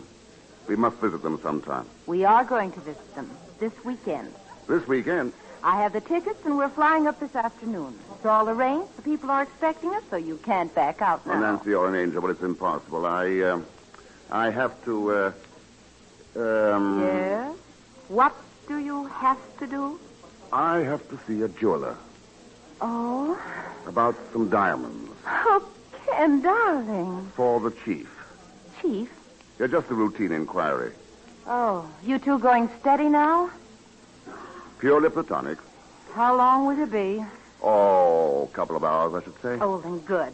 Then I'll fly up right after lunch. You can come up on the 4:30 plane, and we'll have dinner at Cape Cod. A very dull dinner. Promise? Promise.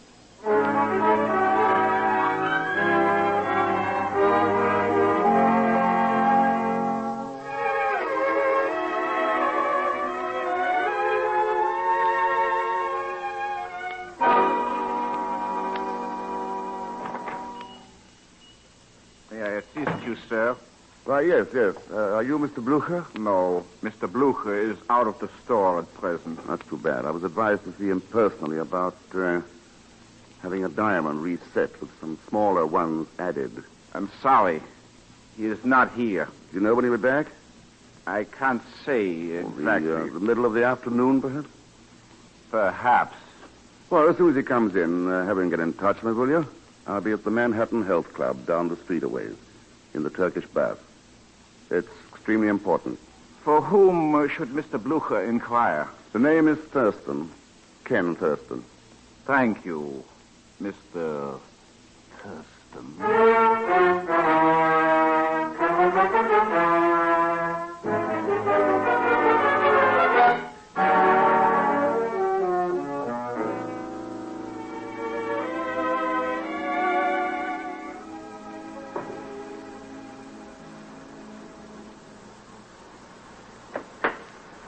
Hot enough for you, Mr. Thurston? Oh, Axel, this is the hottest steam room in the borough of Manhattan.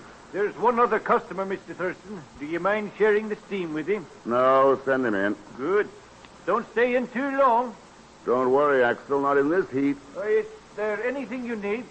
Clean sheet? No, this one's fine. Just stop back in about 3 minutes and sprinkle some barbecue sauce on me. Oh, Phew. Hello? Is that you, Mr. Thurston? Who's there? I can't see through this team. I'm Gunnar Blucher. Oh, Blucher, the diamond cutter. Glad you got my I must message. talk to you. I'm in great trouble, Mr. Thurston. Is it all right to talk here? I imagine, sir. What's the matter? I get a package in the mail this morning. That's what I dropped in to see you about. It's from Holland. I opened it, and there are 3 huge diamonds. Uncut, but valuable for industrial uses. Worth millions. Well? Less than 10 minutes after the package arrived, they came in and threatened me. They? Who's they? The man you talked to with the thick glasses. Herr Schloss and his helper. Where are the diamonds now? Schloss made me pack them up again and addressed the box to a jewelry store in Buenos Aires, Argentina. I get it. From there, Nazi agents will ship the diamonds back to the Reich by way of Lisbon. Yeah, that's what they do. I knew by the way you talked in the store that you must be from Washington. So I slipped away and followed you. That's a long haul to get the gems through the lines to Germany. 20 miles as the crow flies, 20,000 miles by the Nazi grapevine. Will I go to prison, Mr. Thurston? You'll never live to go to prison if our chum with the thick glasses finds out you've been talking to me. This calls for some prompt activity. Not in a Turkish bath. Yeah. Come along, Blucher. Yeah. The door's jammed. We must get out of here. I've had enough of this steam. Locked. Open up, Axel. Unlock this door. They must have followed me. Of course they followed you. Open up, somebody.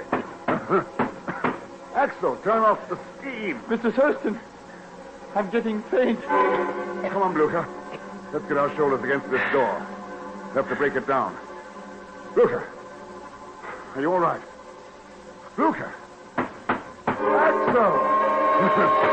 Axel, anyone open up this door. Hello, Mr. Thurston. Stay gone.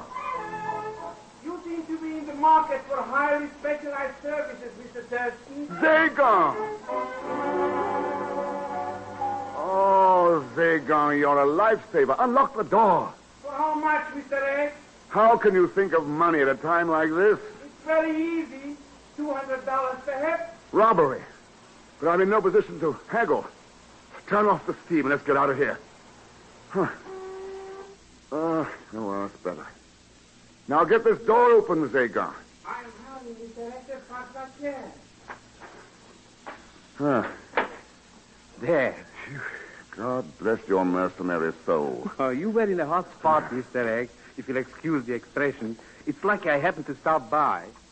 How did you happen to stop by, Zagon? Well, would Blackstone tell Houdini? After all, a man who lets his main source of income suffocate in a Turkish bath is a fool, wouldn't you say? I want to be on hand at your autopsy, Zagon. I'm sure you have a cash register for a soul. Thank you. Where's the attendant? Bound and gagged in the closet. Ah, well, I'll be getting dressed. So I'll be making out the bill for my services. Incidentally, Zagon, did you get a look at the fellow who tried to suffocate us in the steam room? A few dollars might sharpen my recollection. It's high time you declared a dividend. Did he or did he not wear thick spectacles? I'd say he did. Good. Now we know the man we're after, and... Zagon! What's the matter, Mr. X? My clothes are gone. Every stitch. My wallet and keys, identification, everything. Zagon? No, not me, Mr. X. When I peek, I leave the pocket. I've got to get something to wear. The sheet you have on is not unbecoming you. Look, Zagon, get out and scare me up some clothes, because I'm catching the next plane for Argentina.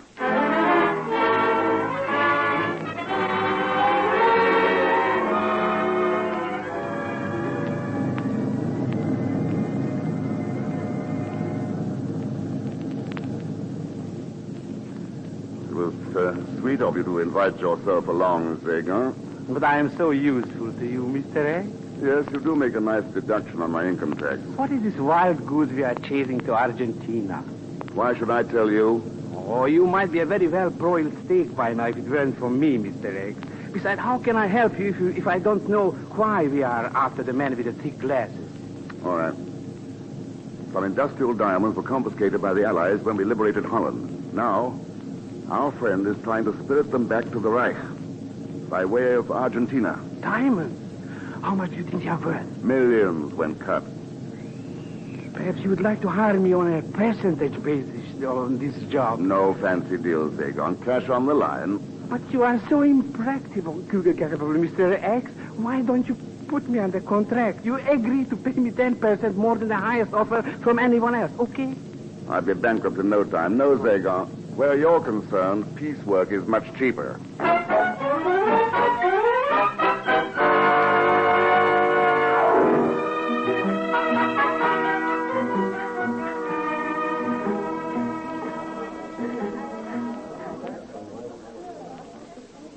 May I help you, sir? I'd like a suite for two. Thurston's the name. Mr. Thurston? Well... Do you have a room for me? Well, but you're already registered. Going to be Ken Thurston, Thurston? Room 707. Oh, must be someone else with the same name. Well, I just took over from the night clerk. He says he thinks this Mr. Thurston is the important special investigator that they call Mr. X. You don't say? Yes. From Washington, D.C. Well. Where are you from, Mr. Thurston? Me? I'm from Moose Jaw, Saskatchewan.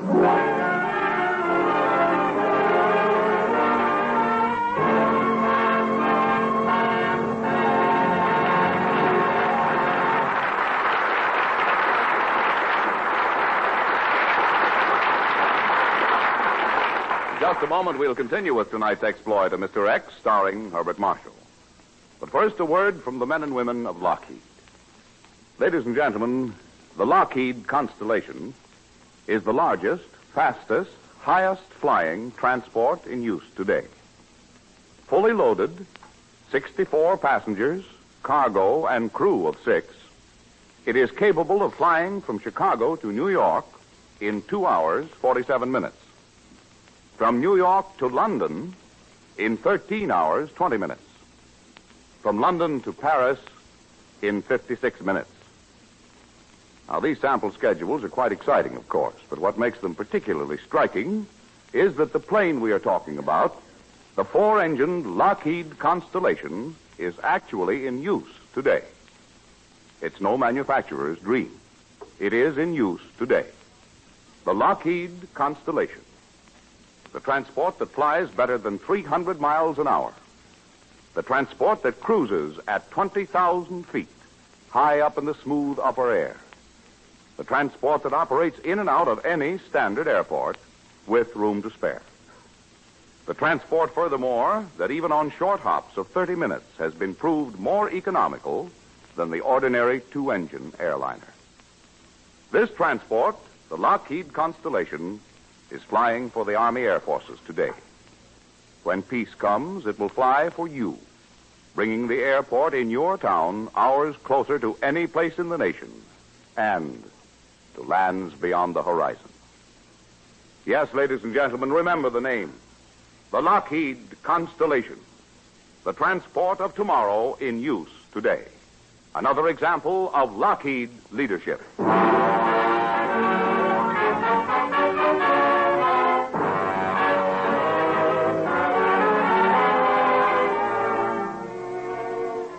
The hunt for a fortune in uncut diamonds has led Mr. X to room 705 of the Hotel Embajadero in Buenos Aires, Argentina. Next door, in room 707, another Mr. X is registered.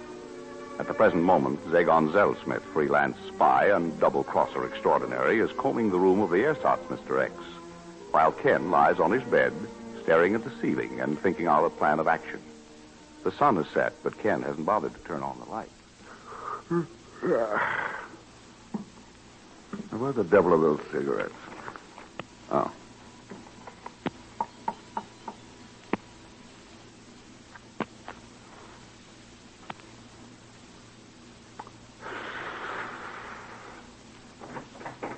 Hello?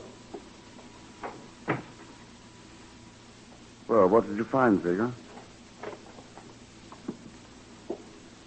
Seeger?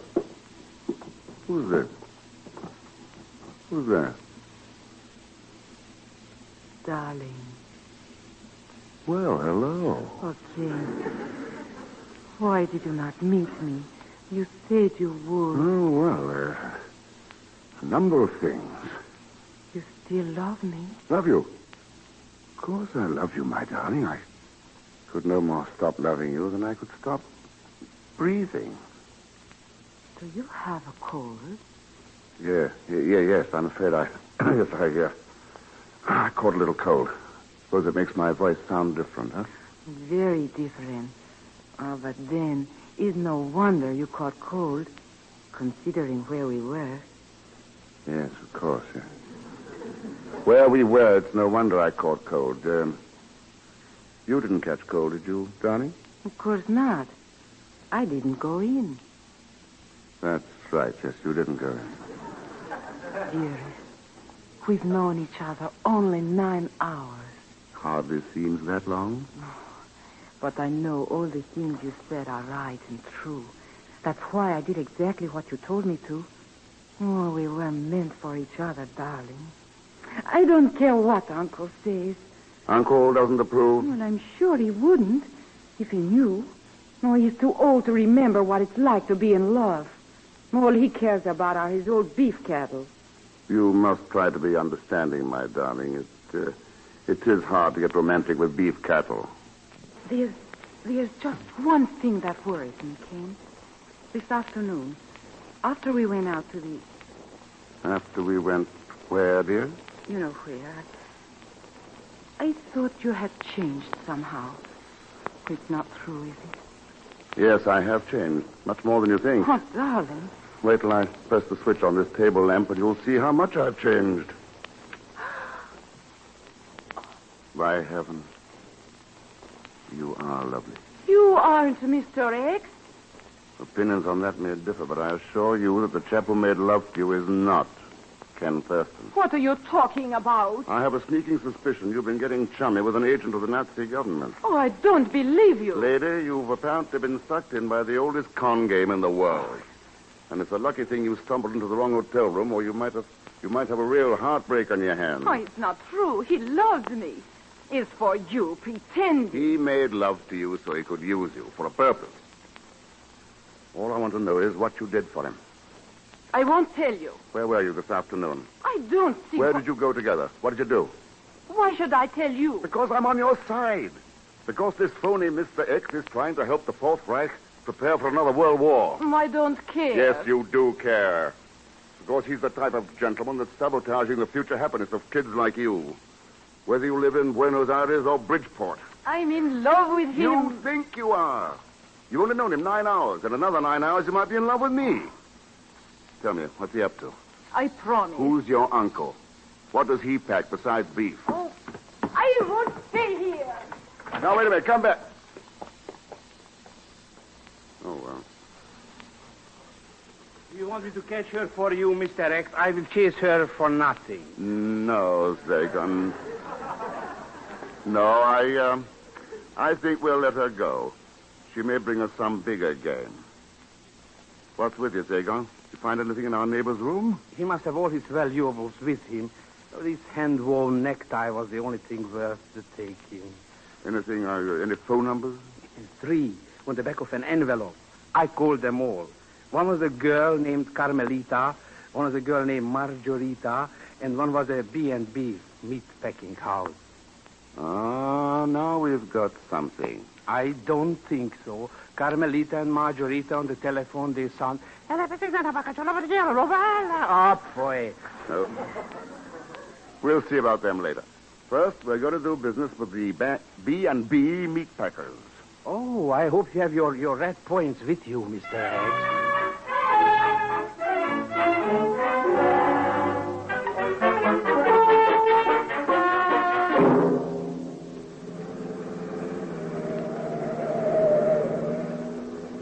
Wild geezers, all we chase is wild geezers.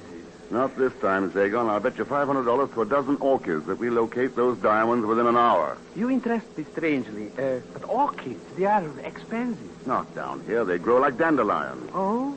All you have to do is to go out and pick them. Good, it's a bet. But you have to help me, Zagon. And you've got to work fast. Because I have a feeling that my little girlfriend is going to send the man with the thick glasses out this same road in a very few minutes. With luck, we can nab both him and the diamonds. This will undoubtedly make it necessary to bring my priceless talents into play. Since when have your talents been priceless? Zagon, you are now a meat inspector for the Argentinian government. Oh, what's my yearly salary? You won't be around long enough to collect it. Here's what you do. When you get to the packing house, demand to inspect the beef shipment, which is consigned to Lisbon, Portugal. Suppose there is no shipment to Lisbon. Well, then you win $500. But if there is a shipment for Lisbon, you'll probably see the most valuable chunk of beef in the history of the meat-packing industry.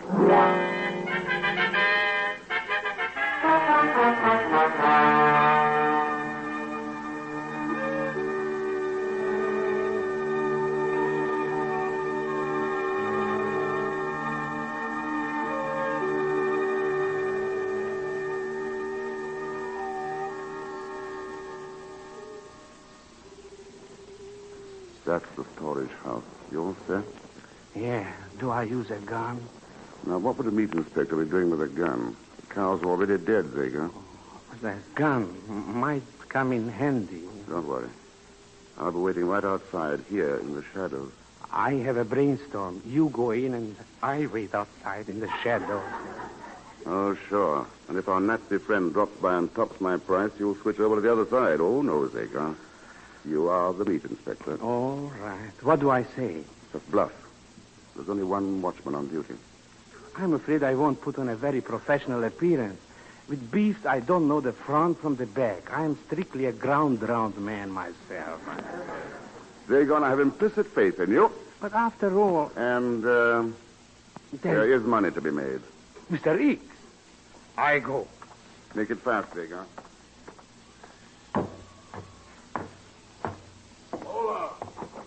What you want?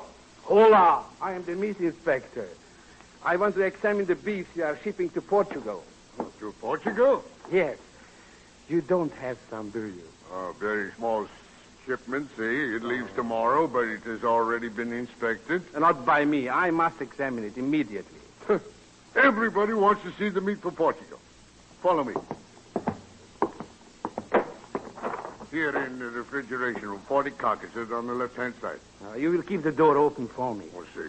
But do not take too long. We cannot let the cold air escape. I will hurry. In all my career, this is the first time I ever picked the pocket of a beef. Watchman! Watchman! See? What do you want? I'm a special investigator for the United States government. Here are my credentials. You may call me Mr. X. And you want to see the meat shipment to Portugal? No. I want to know if anyone else has asked to see it. See, the meat inspector is in the refrigerator examining it now. In there? See. Pardon me, please. What are you doing? The man cannot get out now. Exactly. He is not a meat inspector. He is an agent of the Nazi government. Everything he told you was a lie. And you're quite an expert on lies, aren't you, Mr. X? Mr. X? Well, did you get your diamond reset, sir? No, I never had a chance to examine your entire stock, but I think I'm going to very soon. Look behind you. My men have you covered from the doorway, Mr. X. Mr. X? You mean you wish they had me covered? Unfortunately, Herr Schloss, you came here alone, and unfortunately, I think we'll have to put you on ice for a while. Watchman, which of these refrigeration chambers doesn't have a jewelry concession? Which? These storage rooms. Do they all lock from the outside? Oh, see, and no windows. Oh, you want to lock him up? That's the idea. Here, I help you. May I remind you, Mr. X, that we are not in your United States now. Here, my credentials are as good as yours. Well, try presenting them to one of those cold cuts. In you go. There, we fix him, yes? Watchman, I have a feeling somehow that you are too much of an eager beaver. I am? Yes, and until I know whether or not you have a swastika tattooed on your chest, maybe you'd better keep him company. Oh, I know nothing of An old maxim of mine, when in doubt, cool both your heels. Voila. Mr. X! Mr. X! You all right, Zagon? I am cool. Did you find the diamonds? I found a very expensive beef steak. Let me off, Mr. X. What's it worth to you, Zagon? What? Mr. X, this is no time for humor. Certainly my services should be worth a moderate fee. Oh, it's very cold in here with all these frozen cows. Stop beefing, Zagon. $200, perhaps. Mr. X, how can you think of money at a time like this? It's a talent I picked from a friend of mine named Zell Smith. Suppose we say $200 on account, and I'll let you out. Oh, whatever you say, I am pleased. All that meat and Zagon Zell Smith. Oh, Mr. X, Did you find anything interesting? Right back here in this... Here, show me what you're talking about. This carcass that has... Come on. What's wrong with this filet mignon, Zagon? Look. A little incision up the left flank. That's unusual. Maybe if we look inside this animal, we'll find a very valuable cut of beef. Okay, Zagon. Hand them over. Mr. X, Hand over those diamonds, or you'll be cooling your heels in here for a week. Oh, thank you. Wasn't very clever of you, Zagon. Aren't you ashamed? Those little teensy, weensy rocks, I didn't think they would be worth anything at all. I like this story. This will cost you exactly 1 dozen orchids. And please remember that old packing house proverb, Zagon. A diamond in the hand is worth 2 in the beef. Oh, I'm sorry. God bless you.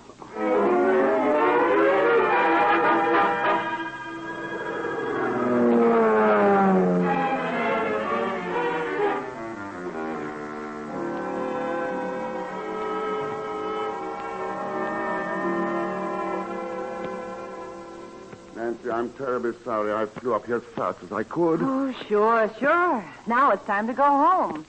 Oh, Ken, the least you could have done was telephone. Oh, were the people dull? That's ditch water. I suppose you've been chasing all over, getting shot at, ruining your digestion. Nothing of the kind. It was a very calm and healthful weekend. I had some very rare steaks. Even went to a Turkish bath. But why didn't you come up here to Cape Cod before it was time to go home? I sort of got on the wrong plane out of New York. And, then I stopped to get these for you. Ken, a dozen orchids. Oh, why didn't you say... Oh, honey, they're heavenly. Amazing, the potency of expensive vegetation. I didn't know there was a florist in all New York with orchids like this. Oh, there isn't. I had to take a little trip to get them. Oh, Ken, you didn't go all the way to Jersey. Well, that general direction. Kiss and make up. Kiss and make up.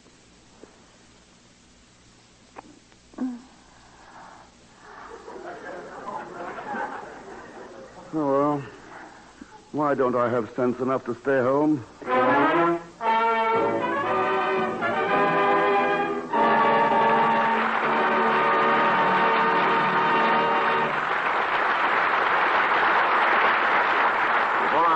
Mr. Herbert Marshall returns to tell you about next week's exploit of the man called X. Here is an announcement from Lockheed.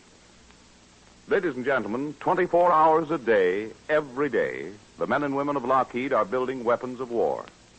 The swift P-38 Lightning fighter, the Navy's Ventura bomber, the famous B-17 Flying Fortress, and the majestic Lockheed Constellation.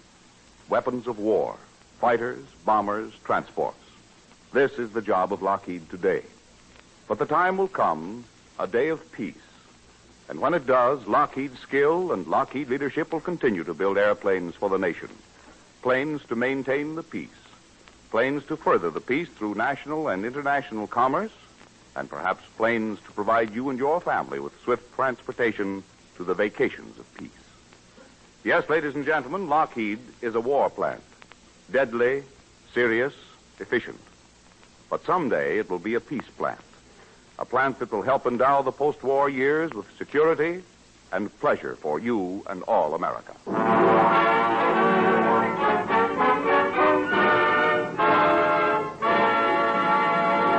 Now, Mr. Herbert Marshall. Next week, the ancient city of Athens, in a story which might well be called the Grease Spot, if you'll forgive me. A story in which Mr. X tries to skin the Trojan horse, with the aid, naturally, of a beautiful and seductive young lady. So be with us, won't you, when next I return as the man called X. Good night.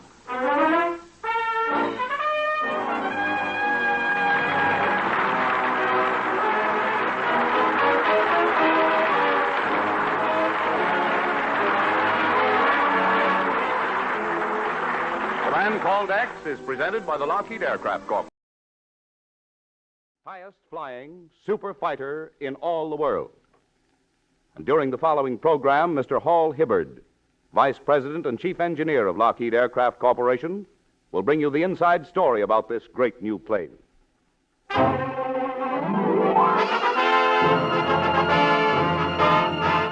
Lockheed presents The Man Called X, starring Herbert Marshall. With the music of Felix Mills. Produced and directed by Jack Johnstone.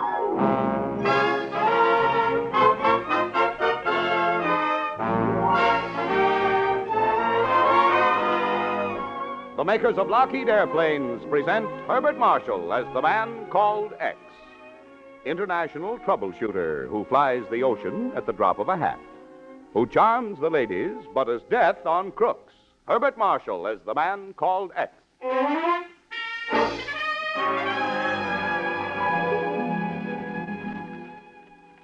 Listen to this, Chief. London, February the 13th, Associated Press.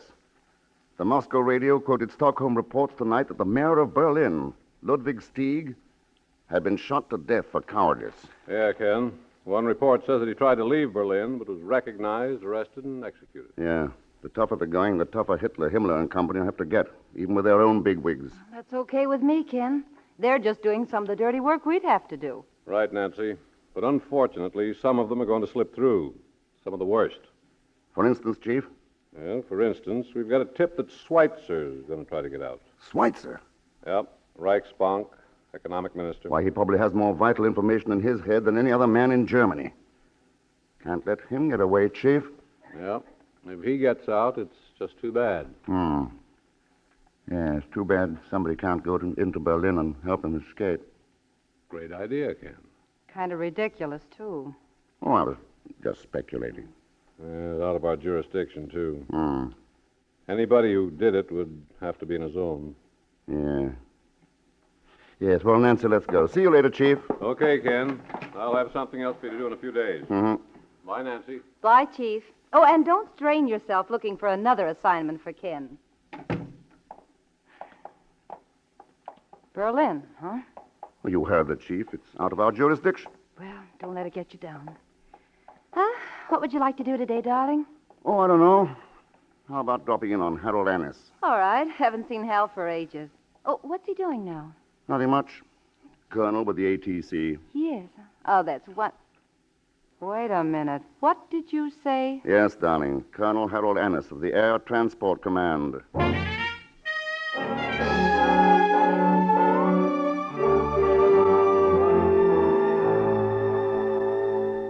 Tell me, Hal, how close do your planes go to Germany? Russia. That's close enough, Ken.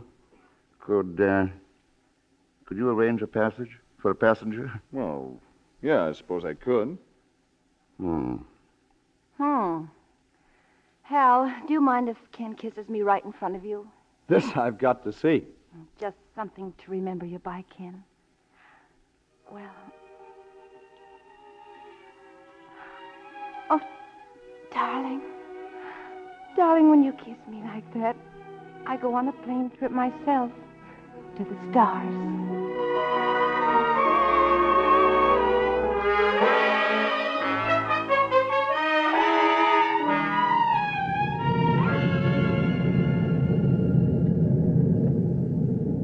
You like flying for the ATC, Captain? Sure, Mr. Thurston. Why, during the last couple of weeks, I've been in Cairo, Sydney, Burma, London, Paris, Saipan, and Long Beach, California.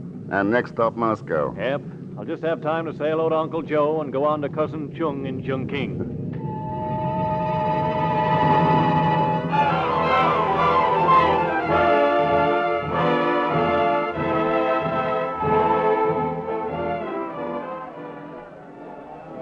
Transport from New York arriving at ramp 2. Planes leaving ramp 7 for Leningrad, Stockholm, London. Ramp number 11 for Budapest. Товарищ! Hi, Pagon. Я приветствую вас от имени любимицы всех советских республик Москвы, красавицы, дорогой товарищ Thurston. Meaning? Hello. And welcome to Moscow, товарищ. Well said, Mr. Zellsmith. Did you get my message? Mr. X, I saw, I came, I conquest. Bravo. I have been busy mapping out some new strategies for the Red Army. But I was able to steal a precious moment to keep this appointment with you. Oh, so you even steal moments, eh, Pagon? Ah, but Mr. X, a moment with you may lead to a fortune. Look, Pagon, you once told me you were a charter member of some band of roving rogues. What were they called? Oh, you mean the Continental Guild of Mercenaries? That's it. You still a member? Well, I haven't paid my dues lately, but I still have my connection. Good. We can use your fellow guildsmen. How? We have a job to do which, incidentally, should cover your delinquent dues and then some. That interests me profoundly, Mr. Thurston. But what do I do? Have you ever made a parachute jump? Who? Me? Geronimo! Great, Pagon. That would make anybody jump. Then let's go. All right. But where are we going? Just to Berlin. Oh, fine. I always...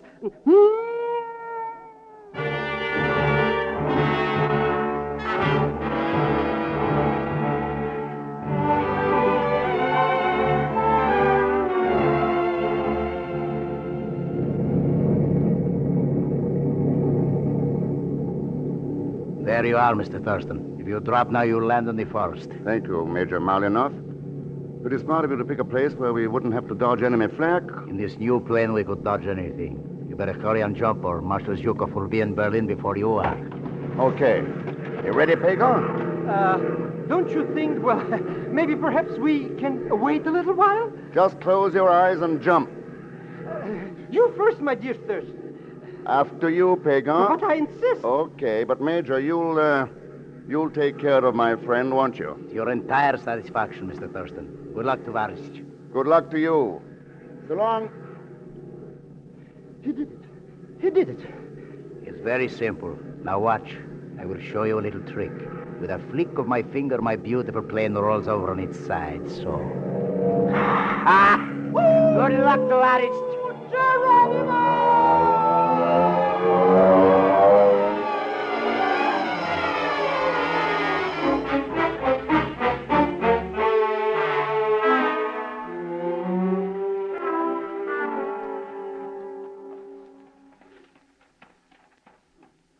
From here on, we'd better go separately, Pagan. My miserable life is on your head, Mr. X. Don't worry about my head. Just use yours. Mix in with the refugees on the road. Now, here's our plan. I'm going to make a little call on Schweitzer. Not those money bags. Yeah. The head man of the Reichsbank.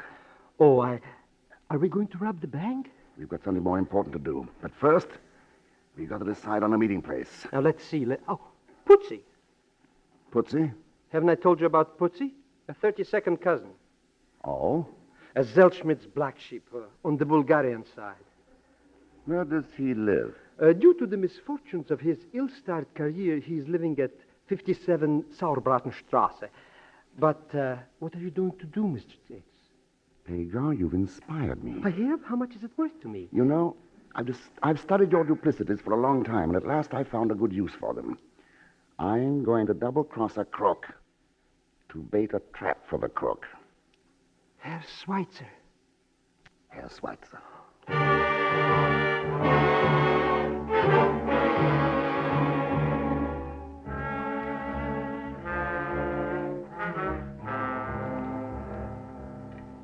How did you get in?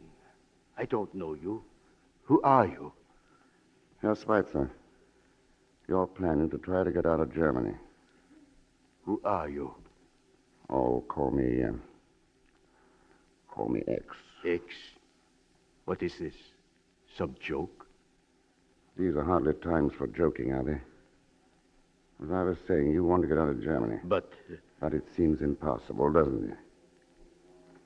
Get out of here. Look here, Herr Schweitzer. You're a shrewd man.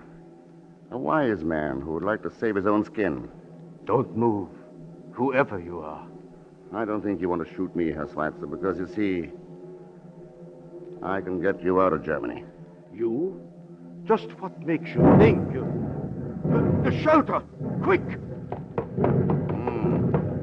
The Americans are dropping their calling cards again. Oh, the swine! Come on! Hurry! Now, we'll be safe here. Not a very happy life, is it, Herr Schweitzer? It will be over soon. Oh, Father, here you are. I'm glad. I wondered where you... Oh, a visitor. Yes, an uninvited visitor. He calls himself X. I see. I'm offering your father a chance to get out of Germany. Oh? And what do you say to that, Father? Oh, don't take him too seriously, Elena, my dear. He's very amusing. Go on, X. Let's be frank. Rather punctuates the defeat to come, doesn't it? Well, go on with what you're saying.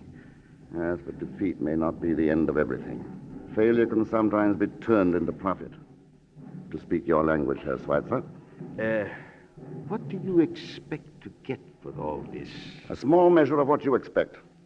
A future made out of catastrophe.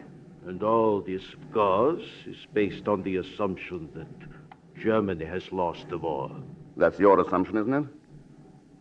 I know you played along with the Nazis because you thought it was good business. That doesn't sound like good business, does it, Herr Schweitzer? Huh? To stay here means utter ruin for you. It means the end of business. So, of course, you'll be interested in my proposal. Supposing I were interested, how could I trust someone I don't know, nor have ever heard of? You haven't been able to trust those you do know, so I wouldn't expect you to trust me, except that I shall profit as well as you if you get out. Get out to where? A plane will be waiting on the other side of the border. What border? We'll come to that later. What border? It doesn't matter. France, Italy, Yugoslavia. What about Bremner, this Gestapo? You must think they are fools. Not for a minute. But there are some things that even Bremner can't stop. What do you say, Herr Schweitzer? I shall report you to the Gestapo. Won't Bremner be a little curious about the fact that you've been approached with this kind of proposition? Bremner's a suspicious man, you know. In case you shouldn't report me to him, you'll meet me at 6 o'clock this evening? You are very bold, aren't you? Maybe just foolish. I've offered your father a deal. I don't know whether he'll buy. May I expect to see you this evening, Herr Schweitzer? Perhaps. 57 Sauerbratenstrasse.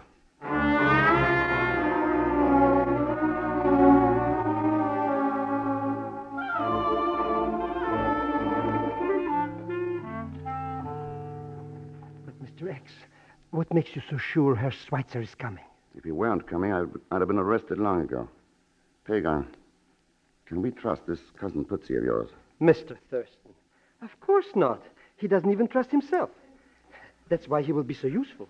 A true Zelsmith. Thank you, Mr. Thurston. But it's already 5 minutes past 6 and no Herr Schweitzer. It's worth waiting more than 5 minutes for Schweitzer, Pagan.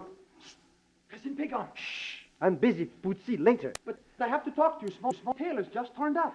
Well, all right. Excuse me, Mr. X. Don't mind Putzi. He's not very bright. I know. He's only a 32nd cousin. Thank you. But don't stay too long. We'll be shoving off as soon as Schweitzer gets here. If he gets here, Mr. X. You lose, Pagan. Herr Schweitzer keeps his appointments. Cousin Pagan, it is imperative. Be right back, Mr. X. Coming.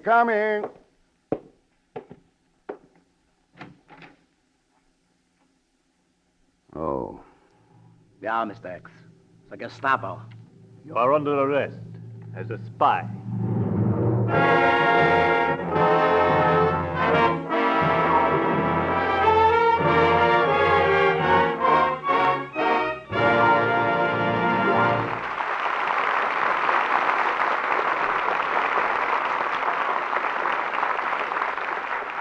In a moment, we'll continue with Act Two of The Man Called X, starring Herbert Marshall. But now, ladies and gentlemen, we are proud to present a special visitor from Lockheed. He is Mr. Hall Hibbard, Vice President and Chief Engineer. Mr. Hibbard will talk about Lockheed's new fighting plane, the sensational jet-propelled Shooting Star. Mr. Hibbard.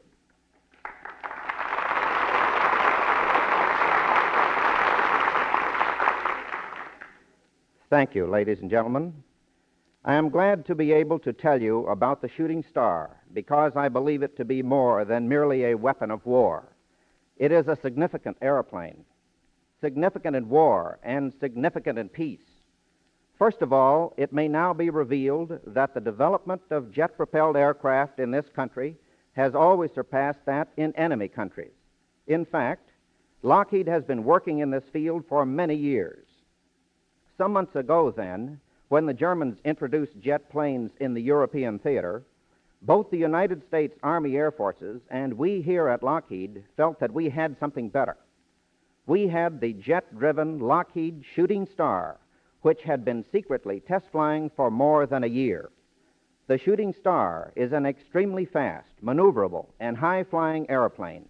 It is the fastest plane in the world. We are naturally gratified to have designed such an airplane. But more important, the Shooting Star reaffirms the fact that American skills and American ingenuity can always turn out superior weapons. And now, a word about the future. In my opinion, the Lockheed Shooting Star introduces an entirely new chapter in the history of flight. It is just the beginning. We at Lockheed can foresee and are working toward the time, a matter of a few years, when the largest transports equipped with jet engines will fly across continents and oceans at tremendous speeds. Today, our job is to help maintain air supremacy for the United Nations. Tomorrow, with the knowledge thus gained, we hope to aid in maintaining a full and lasting peace. Thank you and good night.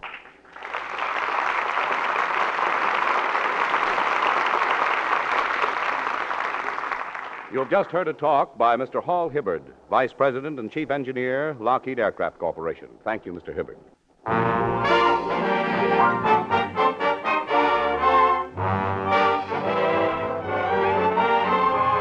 Now to return to Lockheed's Man Called X, who has managed to get into Berlin, where he has been trying to kidnap one of the highest officials in all Nazism by helping him escape from Germany. But his plans have apparently blown up in his face, for he is now a prisoner of the Gestapo. At the moment, we find Mr. X in his cell, somewhat the worse for the customary treatment by the Gestapo.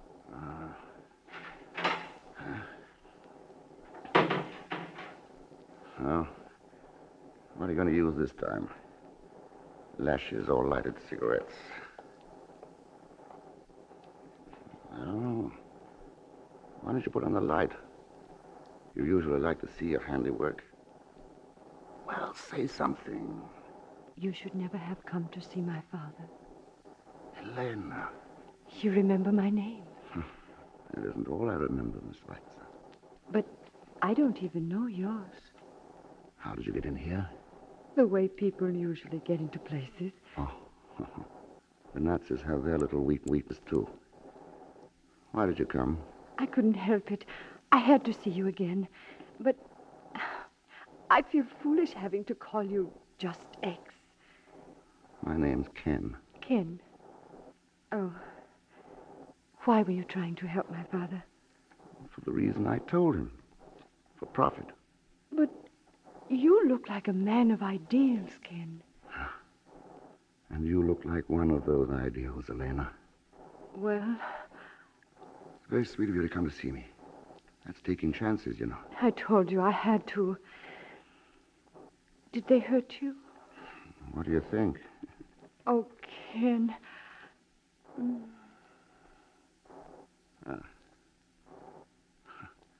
My mother used to tell me that a kiss would take away a hurt.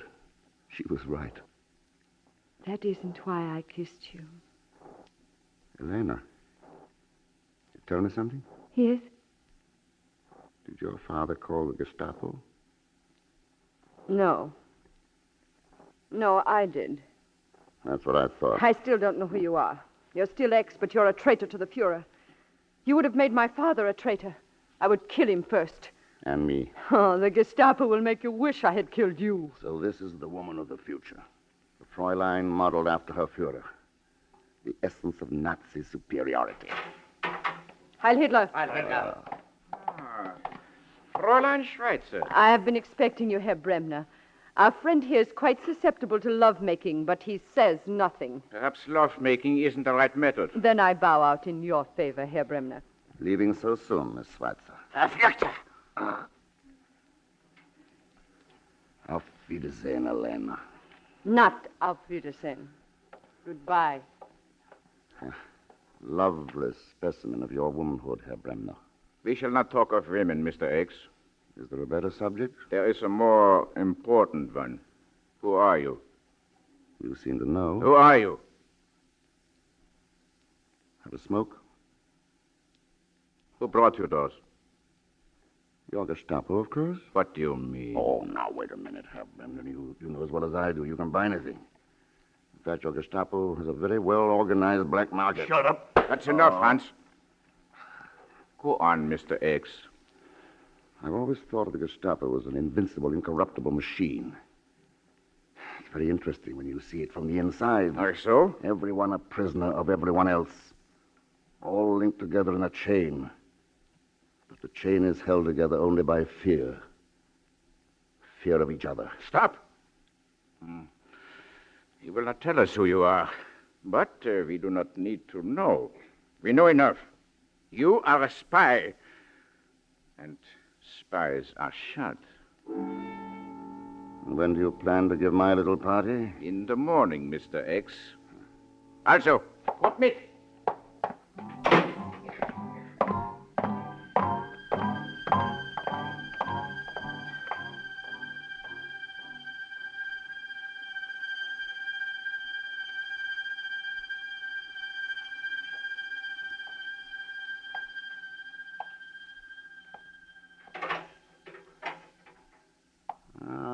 Herr Bremner, back so soon. Have you changed your shooting schedule? Mr. X, you are an intelligent man. You could be very useful if you would talk.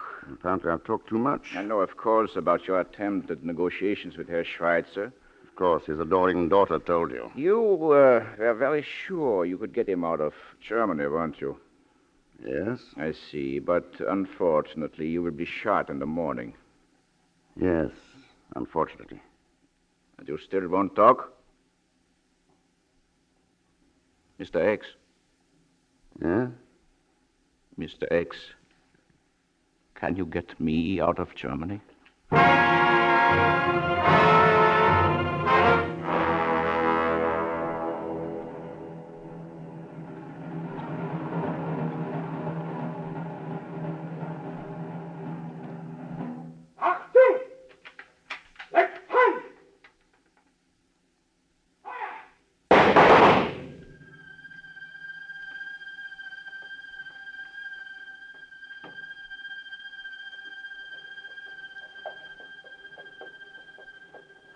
Frida, here comes the slaughter wagon once again. It's as sure as the sun comes up. Not want to help them, those victims, eh? I wonder who it is this time. Driver, is it another field marshal you're burying? Sorry to disappoint you, old woman. All I've got today is an American spy. American. Come along, Frida. A very bad character. Mr. X. Mr. X, are you dead or alive?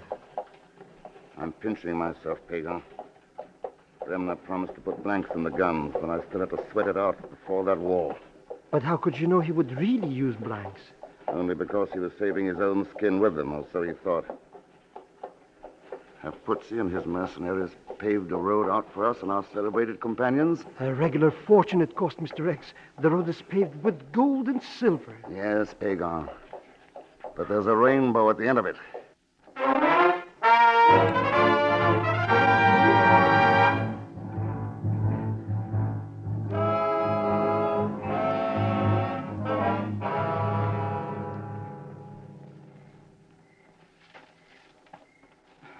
It's very hot in this ridiculous clothing. Ah, but Herr Bremner, who would suspect that two fat old ladies in black would be those well-known gentlemen, Bremner and Schweitzer? I must admit, Mr. X, the costumes have served their purpose. The idea came from Pagan, the fount of all chicanery. Thank you, Mr. X. Here we are. Here is the border. Doesn't seem much different, does it? Except that the air smells free. Nobody but me, gross Uncle Heinrich, knows this pass. Good for you, Uncle. Mr. X has your bonus for you, like I promised. That's right, Uncle. Here you are. Danke, schön. Are you sure nobody but you knows this way out, old man? Nobody. I've lived here for 70. No, what are you? Uncle Heinrich! Well, Bremner, why did you shoot the old man? You think I'm a fool, Mr. X? Nobody will know how I left Germany. Or that I have left Germany. Oh? Nobody. No blanks in the gun now, huh? You're sure you're safe now, so suddenly you're a brave man. You've been a very convenient guide, Mr. X, but only one of us will cross the border alive. You wouldn't dare kill me, Bremner. You, Schweitzer, who think only of money and... Who's there? Pagan. Ah, Putzi, you're a regular Marine. What is it? The American flyer. He's coming. Good.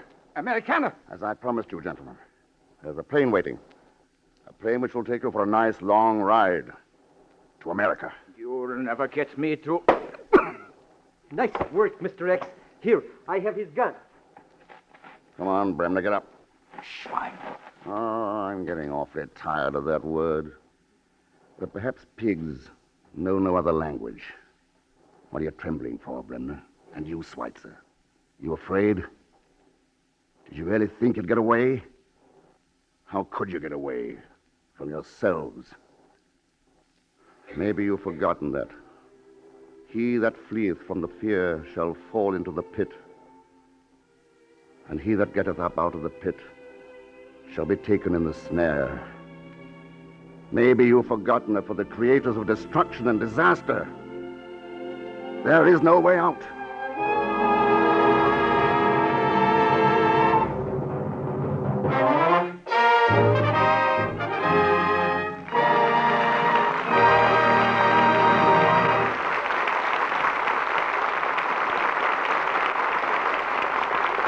Ladies and gentlemen, The jet-propelled Lockheed Shooting Star is the fastest plane ever built. Trim as a bullet, highly maneuverable, armed to the teeth, this sensational new plane is capable of fighting at high altitudes, striking, disappearing, bringing fear and terror to the enemy. The jet-propelled Shooting Star. With it, Lockheed has again established new standards in the field of aircraft design and manufacture. Again, Lockheed originality, Lockheed science and skill have helped maintain air supremacy for the United Nations. This time with a plane so superior that it may revolutionize all flying, be it for war or for peace. Yes, ladies and gentlemen, Lockheed leads in jet propulsion. And in the great age of flight to come, you may well look to Lockheed for continuation in this leadership. Lockheed, makers of the new jet-propelled Shooting Star, years ahead in the science of flight. And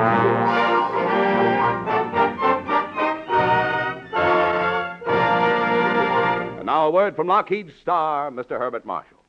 Ladies and gentlemen, this is our last program in the present series. So I'd like to say a very sincere thanks to the men of Lockheed Aircraft Corporation who have given every possible assistance in making this show as good a show as we could make it. And, of course, my thanks to my favorite company of artists and technicians. Felix Mills, our superlative music master. Milton Merlin, author of tonight's exploit and most of the stories in this series. Francis Farrago, writer. Thor LaCroix, our excellent engineer. Floyd and Monty, our sound effects wizards. John McIntyre, our grand announcer. And the cast. Gigi Pearson, who plays the charming Nancy Bessington. Leon Velasco, who is my rascally shadow, Pay Gonzell-Smith, and such fine actors as Bea Benaderet, Lucille Meredith, and Jeanette Nolan. Frank Graham, Theodore Von Will Wright, Joe Granby, Charlie Lung, Bob Bruce, Vic Rodman, Ed MacDonald, and my many other friends in the cast. Well, naturally, I've saved my final salute for Jack Johnstone, our producer and director whose magic wand has safely and brilliantly guided the man called X through his many adventures.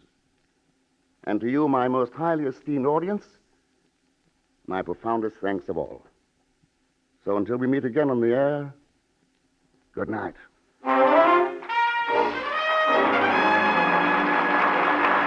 Herbert Marshall's appearance is through courtesy of Metro-Goldwyn Mayer. All characters and incidents used on this program are fictitious. Any resemblance to actual persons or incidents is purely coincidental. John McIntyre speaking. This is the Blue Network of the American Broadcasting Company.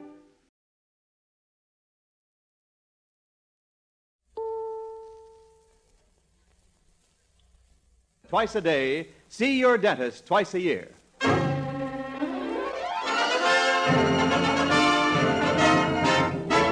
Pepsodent presents The Man Called X, starring Herbert Marshall.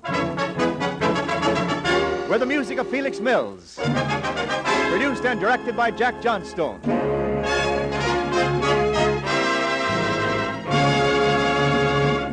There's a new Pepsodent toothpaste now. Yes, a new improved Pepsodent with a cleaner, brighter taste that means cleaner, brighter teeth. Try it, taste it, compare it. No matter how many brands you've tried or how faithfully you've brushed, see if your teeth aren't noticeably brighter in just 1 week after you change to new, improved Pepsodent toothpaste. You see, new Pepsodent toothpaste contains twice as much irium, the exclusive cleansing ingredient. New Pepsodent toothpaste with twice as much irium removes the film that makes your teeth look dull, uncovers the natural brilliance of your smile. Try it, taste it, compare it. And now Pepsodent presents Herbert Marshall as the Man Called X, international troubleshooter who flies the ocean at the drop of a hat, who charms the ladies, but is death on crooks. Herbert Marshall as the Man Called X.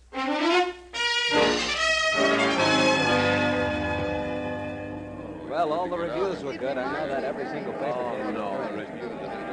Mr. Thurston, did you notice that girl in the chorus? I noticed a lot of them, Pego. Anyone specific in mind?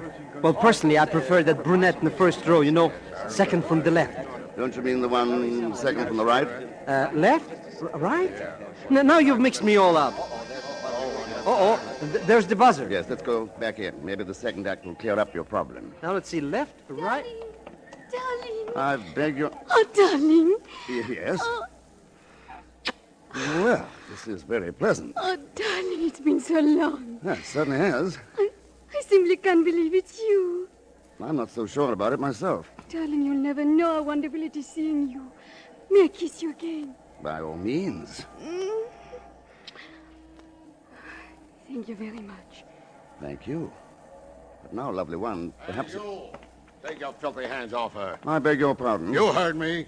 For 2 cents, I'd poke you in the nose. I'll gladly do it for nothing. Oh! Right on the button, Mr. Thurston. Who is he? Haven't the slightest idea. Huh? Well, maybe the lady knows. Hey, she's gone. Well, easy come, easy go. You never told me about her, Mr. Thurston. Who is she? I never saw her before in my life.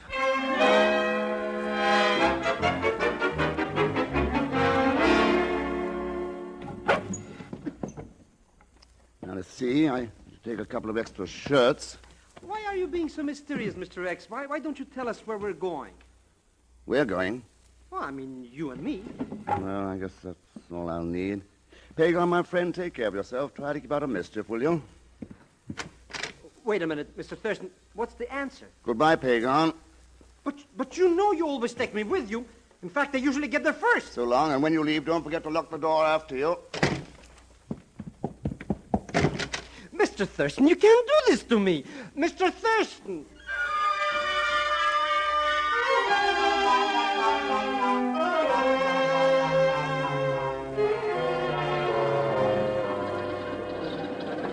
Flight number 26 now arriving at Ramp 2. Flight number 14 now leaving for Paris from Ramp 6. Flight 14 leaving for Paris from Ramp 6. Attention, please. Will Mr. Pagan Zellschmidt please validate... Oh, no, not Pagan. Not all the way to Paris.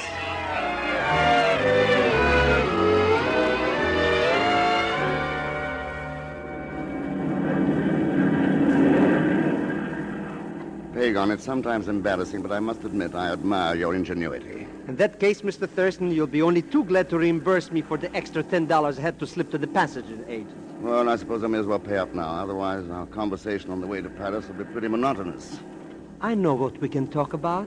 Yes? Look, Mr. Thurston, you're not taking a holiday? No. Yes. Well?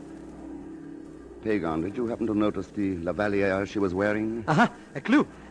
Who's lavalier? A girl doesn't usually wear such a magnificent piece of jewelry like that. Unless she... Wait a minute. Now, let me guess. I have it. The lady who kissed you right in the lobby. Then you did notice the lavalier. She was so ravishing I didn't see anything but her. Too bad. Why? I'd like to get a better look at that lavalier. Well, I don't blame you, but you said you didn't know her. How are you going to find her? By simply not letting her out of my sight. Pagan, why do you think I took this particular plane?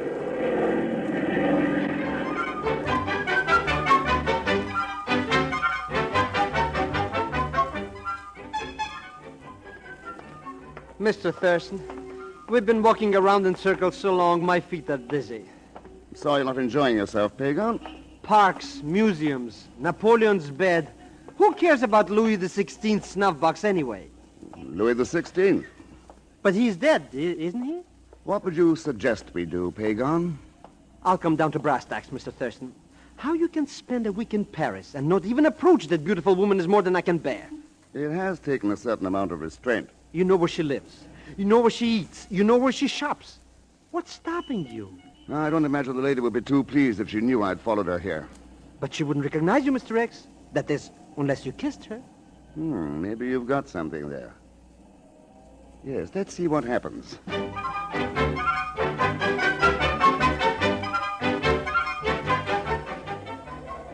Now, mademoiselle, may I show you the latest thing in best blouses? Merci, no. Perhaps a culotte that are so chic for bicycling this summer. Merci, monsieur, but that will be all. Certainement. Such a pleasure to serve you, mademoiselle. Bonjour.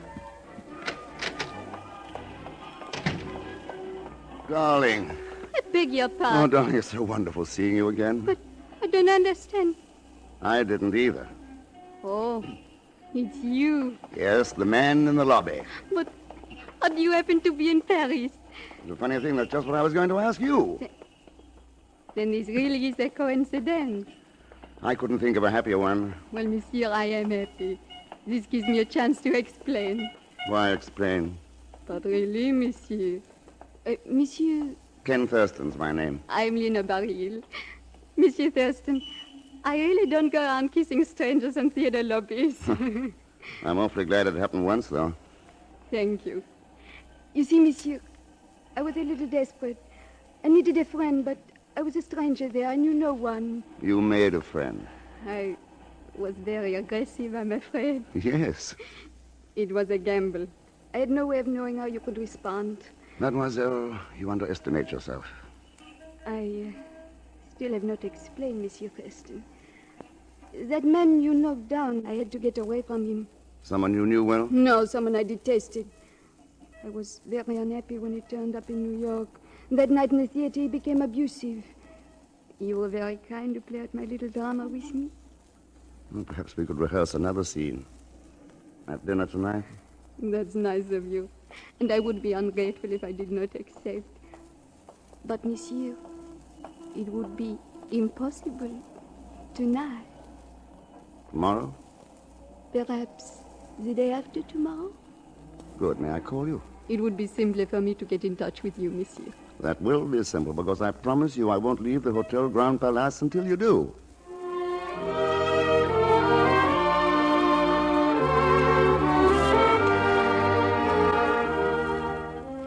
And then what did she say, Mr. Thurston? Oh, she explained that it wasn't habitual, Pagan. Then what did you say, Mr. Thurston?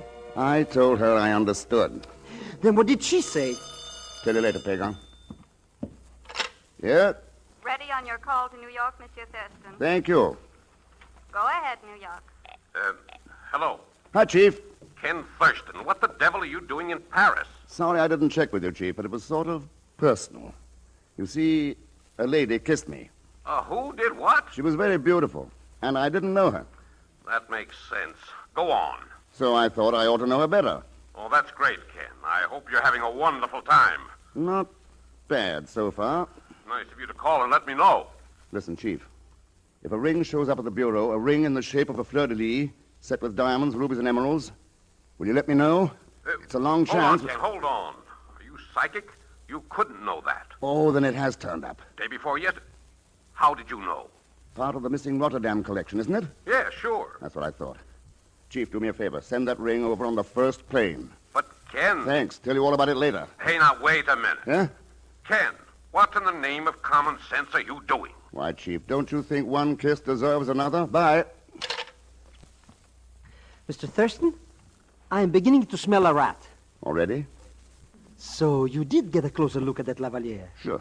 And it was a fleur-de-lis set with emeralds, rubies, and diamonds? Uh-huh. You know, Mr. X, this is getting very interesting. You were beginning to worry me, Pagan, but now that you have that old familiar gleam in your eye, I'm reassured. Thank you. But what's this got to do with Rotterdam? Pagan, in 1940, when Rotterdam was leveled by Nazi bombs, one of the largest jewelry collections in Europe vanished. Uh-huh. For 6 years, nobody saw a trace of it. But recently, one at a time, these jewels have been turning up in various parts of the world, especially in America. Why didn't somebody tell me this before? I'm going back to America right away. Too late, Pagan. I have a notion most of those gems are where you can't get at them. In the bureau. Why, you don't think I wasn't thinking of myself, Mr. Thurston? Who else? Oh. Well, goodbye. Just a minute. Did you say something, Mr. Thurston? Pagan, the last guy who tried to get that lavalier got a punch in the nose. Remember?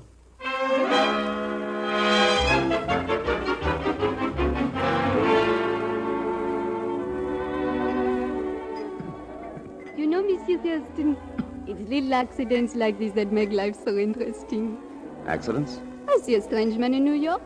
2 weeks later, he's sitting with me in a cafe in Paris. That's because you kissed him. Monsieur, please. You won't take that kiss too seriously. Would you be here now if I had? It must be what you call instinct or intuition. I must have known at once that I could trust you. You put me at a great disadvantage, Leonore. How do you mean, Ken? Now that you trust me, my hands are sort of tied. You know, you're not a stranger. Not anymore. And yet, for some reason, I don't know what to talk about. Well, there's music, paintings, books.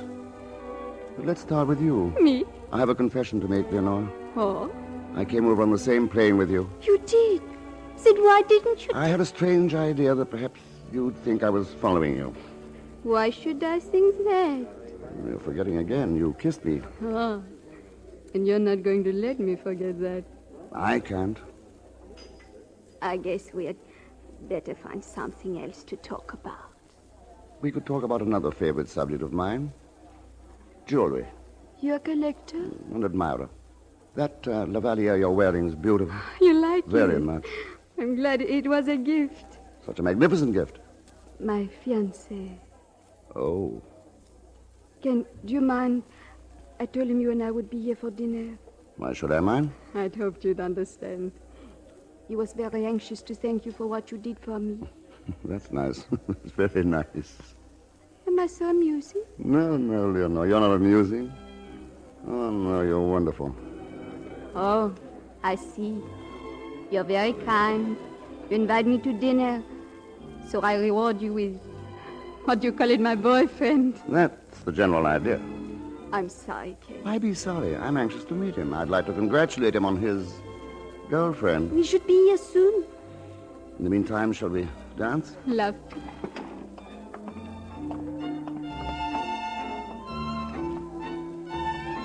Dancing solves a great many problems, Ken. Yes, it brings people together. And you don't have to think about what to say next. You just follow the leader. I put it another way, Leonore. When anyone follows as gracefully as you do, that's something to talk about. Thank you. Oh, there's Etienne. Come, Ken. Bonsoir, Léonore. Etienne, I want you to meet Monsieur Thurston. Etienne Saint-Pierre. C'est un plaisir, monsieur. Hello. Sit down, do. Merci. Monsieur Thurston, it is extremely fortunate that you are in Paris so that I might express my gratitude. Oh? Leonore has told me about how gallant you were to her in New York. Oh, not at all. Matter of fact, it was Leonore's own quick thinking. Leonore? Oh, yes. She appealed to you for help, didn't she? I was going to tell you... You would have been very proud of her. She handled the situation perfectly. So? You see, this fellow made a nuisance of himself, so we got rid of him. Very expertly, I understand.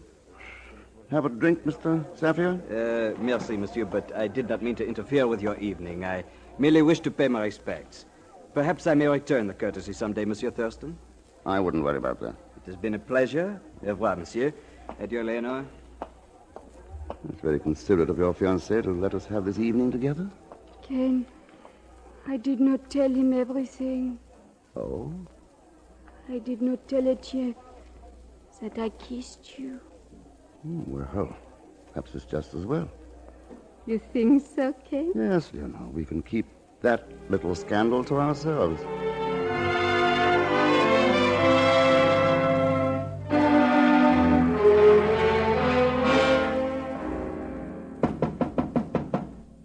Yes? Oh, it's you, Etienne. Did you expect someone else, Leonore? Of course not, darling. You enjoyed yourself tonight? It was pleasant. This Mr. Thurston, he is charming, isn't he, my dear? He's very nice. But naturally he would be. You didn't mind my going to dinner with him, did you, darling? Chérie, you are lovely, you are generous, you are sweet. But, ma petite, you are also very naive. Huh? Listen to me. This man, this Thurston, he didn't just happen to be in Paris, you know. But Etienne... He didn't come to Paris, my angel, only because you are here. He came to Paris because he is the man called X.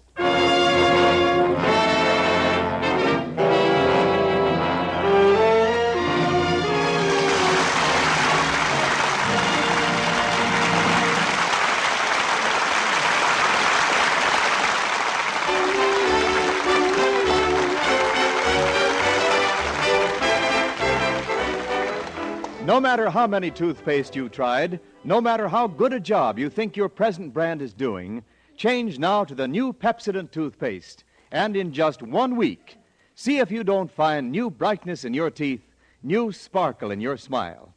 Yes, there's a new improved Pepsodent toothpaste now with a cleaner, brighter taste that means cleaner, brighter teeth. You see, new Pepsodent has twice as much irium, the exclusive cleansing ingredient that Pepsodent and only Pepsodent can give you. New Pepsodent with twice as much irium removes the film that makes your teeth look dull. It loosens film and floats it away, quickly, easily, safely. So new Pepsodent brings new brightness to your teeth. It cleans better between teeth, leaves your breath cleaner, fresher, too. No wonder more people than ever before are using Pepsodent today. So despite any other brand you've tried, change now to new improved Pepsodent toothpaste. And in just 1 week, see the difference. See if your teeth don't feel cleaner, look brighter. See how Pepsodent uncovers the natural brilliance of your smile.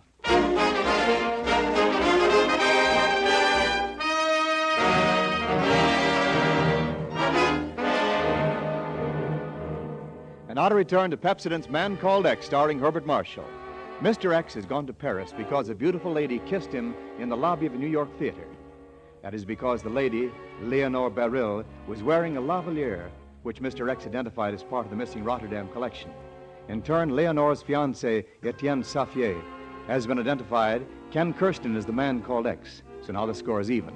But Mr. X does not know this. At the moment, he's in his Paris hotel room when there's a knock at the door. Yeah, come in.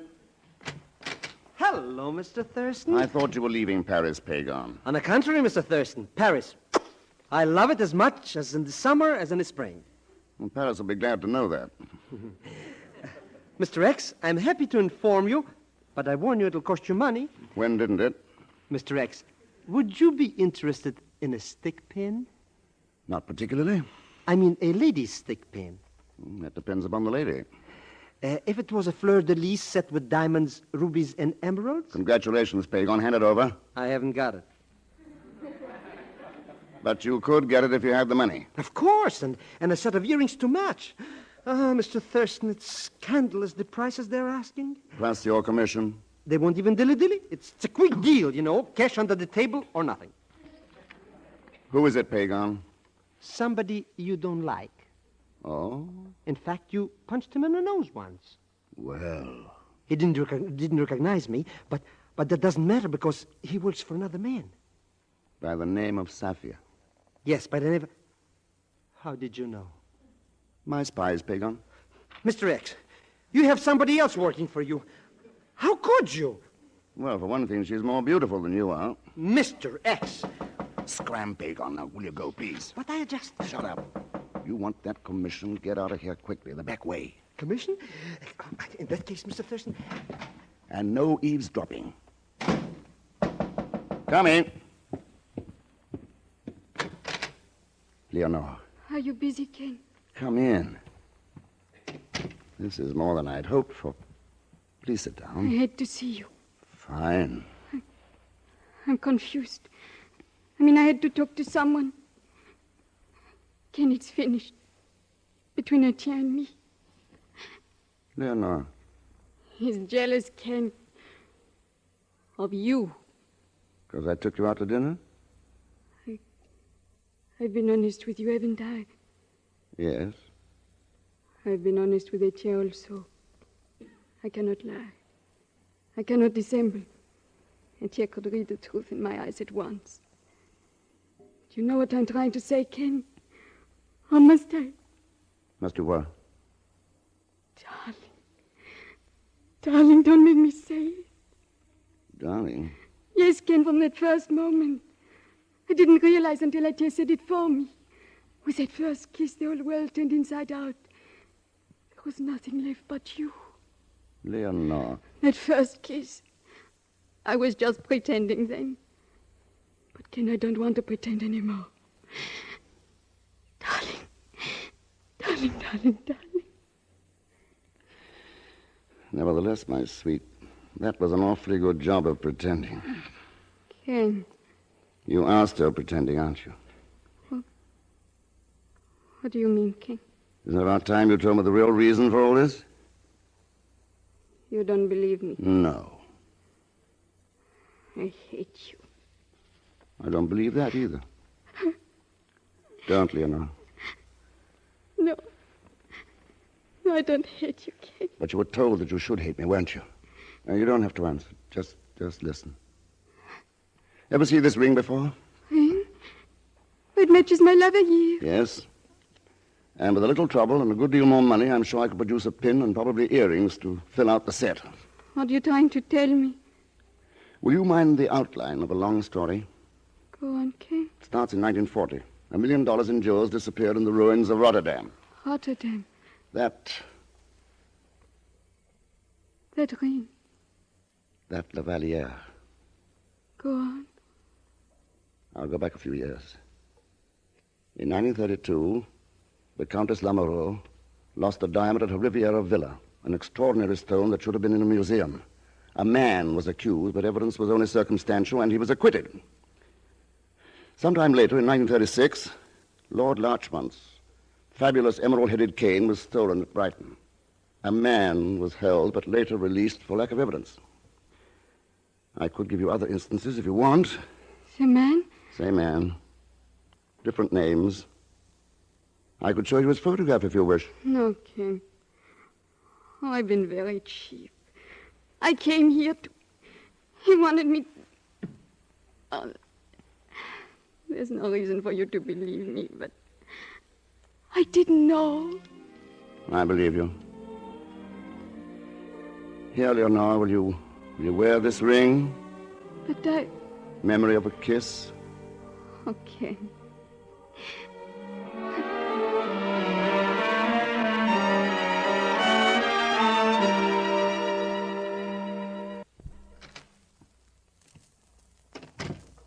Well, Leonore?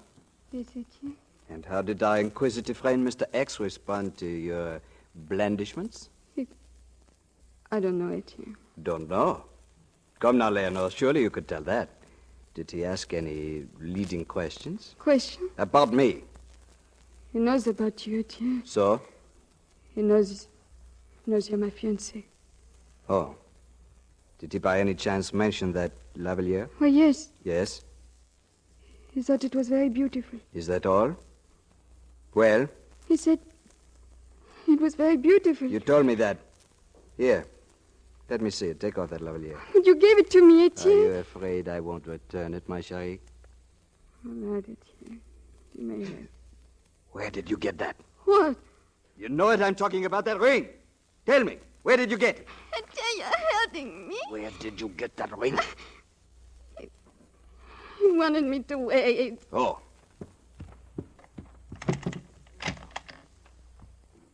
Right.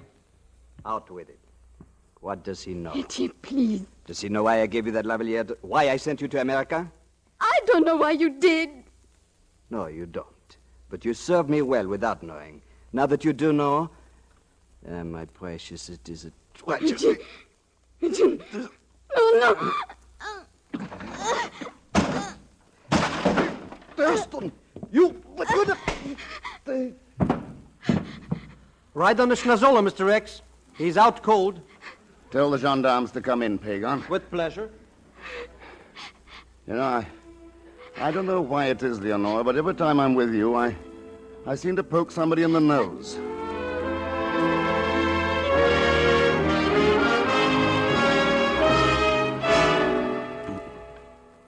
Mr. X, I've been knocking my brain in, trying to figure out why that man gave the lady the lavalier since he wanted to sell it. It was the easiest way to get it to America. Once she was there, a stooge could steal it from her, and Sapphire would still be in the clear.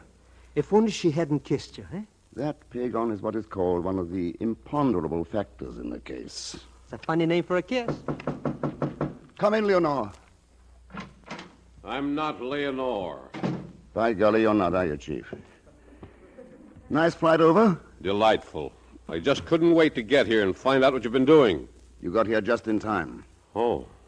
Great work, Ken. Great work. Now, what do we do? You can have your choice. The Bal Masque, the Moulin Rouge. Huh? Don't worry, Chief. I'll line up a beautiful evening for you. That is, if Leonore can find a friend.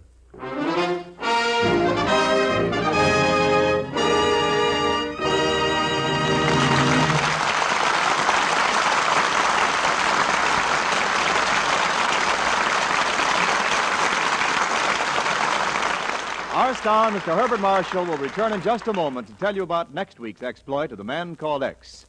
But first, a word about Pepsodent. Try it, taste it, compare it. Change now to new Pepsodent toothpaste, and in just 1 week, see the difference. Yes, new Pepsodent has a cleaner, brighter taste. That means cleaner, brighter teeth. New Pepsodent toothpaste with twice as much irium removes the film that makes your teeth look dull, uncovers the natural brilliance of your smile.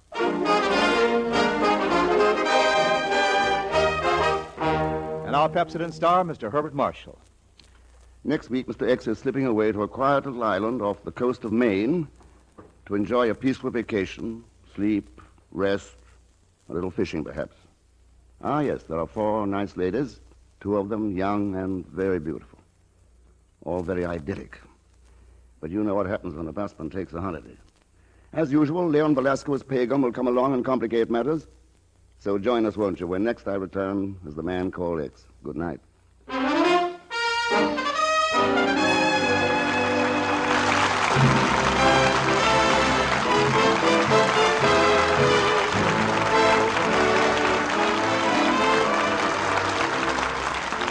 Pepsodent's Man Called X is written by Milton Merlin with music composed and personally conducted by Felix Mills.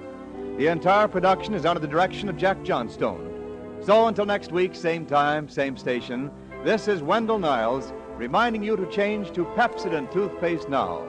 For Pepsodent, and only Pepsodent, contains irium. Mr. Herbert Marshall is soon to be seen in the 20th Century Fox production, The Razor's Edge.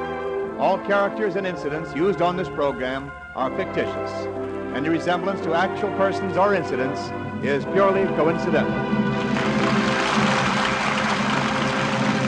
This is NBC, the National Broadcasting Company.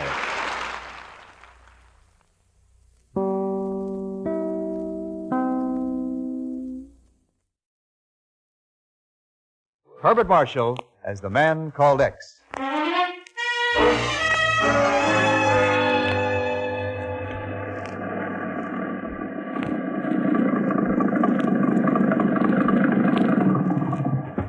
Well, there you are, Mr. Thurston. Turtle Island, at the quietest spot in the whole coast of Maine. Can't be too quiet for me, Captain. Not more than 30 souls living here year-round. No tourists, I hope. Don't take much to tourists. Except Miss Dickinson and Miss Hancock. They don't figure. Been here 6 months. Of course, the 2 nieces are visiting, but they're quiet. You're not counting on company. I came up here for a complete rest, Captain. Sick? Tired. You don't look it. Well, better be getting back to mainland. Thanks for everything. Pick you up one of these days. Okay, goodbye. Bye.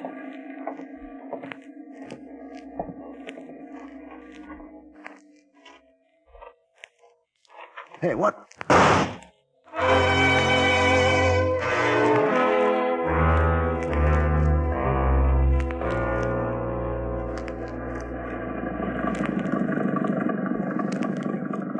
Well, now that I'm here on Turtle Island, Captain, where is everybody? Minding their own business. You sure this is where he came? This is where I brought him. If anybody asks me, this is a funny place for a vacation. But there's nobody here to ask me. Looking for somebody, son? Oh, where did you come from? Been here 55 years. Oh, then you must know Mr. Thurston. Yep. Good. Maybe you can tell me where he is? I don't know. Ain't seen him since I shot him. Well, then I guess I bet... Huh? You shot Mr. Thurston? Yep. Why, that's murder. He ain't dead. Oh. Huh? Son, I come here 55 years ago to be alone. And I can't be alone if people keep on coming. Is that why you shot Mr. Thurston? Oh, pull yourself together, son. I ain't gonna shoot you no more than I shot your friend. Just let my gun go off accidental-like so he'd know not to stay too long. Get it? Don't look at me that way. I don't want to stay here. Honest. All I want to do is to find Mr. Thurston. Up yonder. That shack. Top of the hill.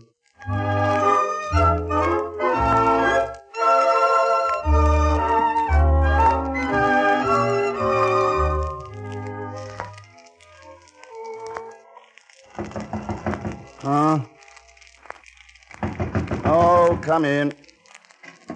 Hello, Mr. Thurston. Pagan Zellsmith. On such a lonely, morbid little island, you should be very glad to see me. Hagar, one of the reasons I chose this lonely, morbid little island for my vacation was to avoid seeing you. Vacation? But now you're here, will you join me in some pollock con polo? Polo? Here? Yeah. Fried fish and rice. Here, have some. Thank you, Mr. Thurston. Now, not the business. Just why have you come to this unspeakable place? You really want to know? I knew you'd trust me, Mr. X. You should have the truth. Yes, go on. I came for my vacation. Mr. Thurston, do you mean to tell me the chief would let you take a vacation when a big Nazi like Jensik is loose? You should be in South America, should be in Spain, or wherever any big shot Nazi could hide out. Look, Pagon. It was the chief himself who ordered this vacation. Said I needed it. You look good to me, Mr. Thurston. I should now. Wait till you see what it does for you. Oh, it's wonderful. Nothing to do but sleep and eat and sleep. But there's no social life. Oh, but there is, Pagon. I've been invited to tea tomorrow. Tea? Boy, who? A charming spinster and her cousin. Not to mention a couple of nieces who are visiting them for the summer. I'm beginning to click. I can hear you, Pagan.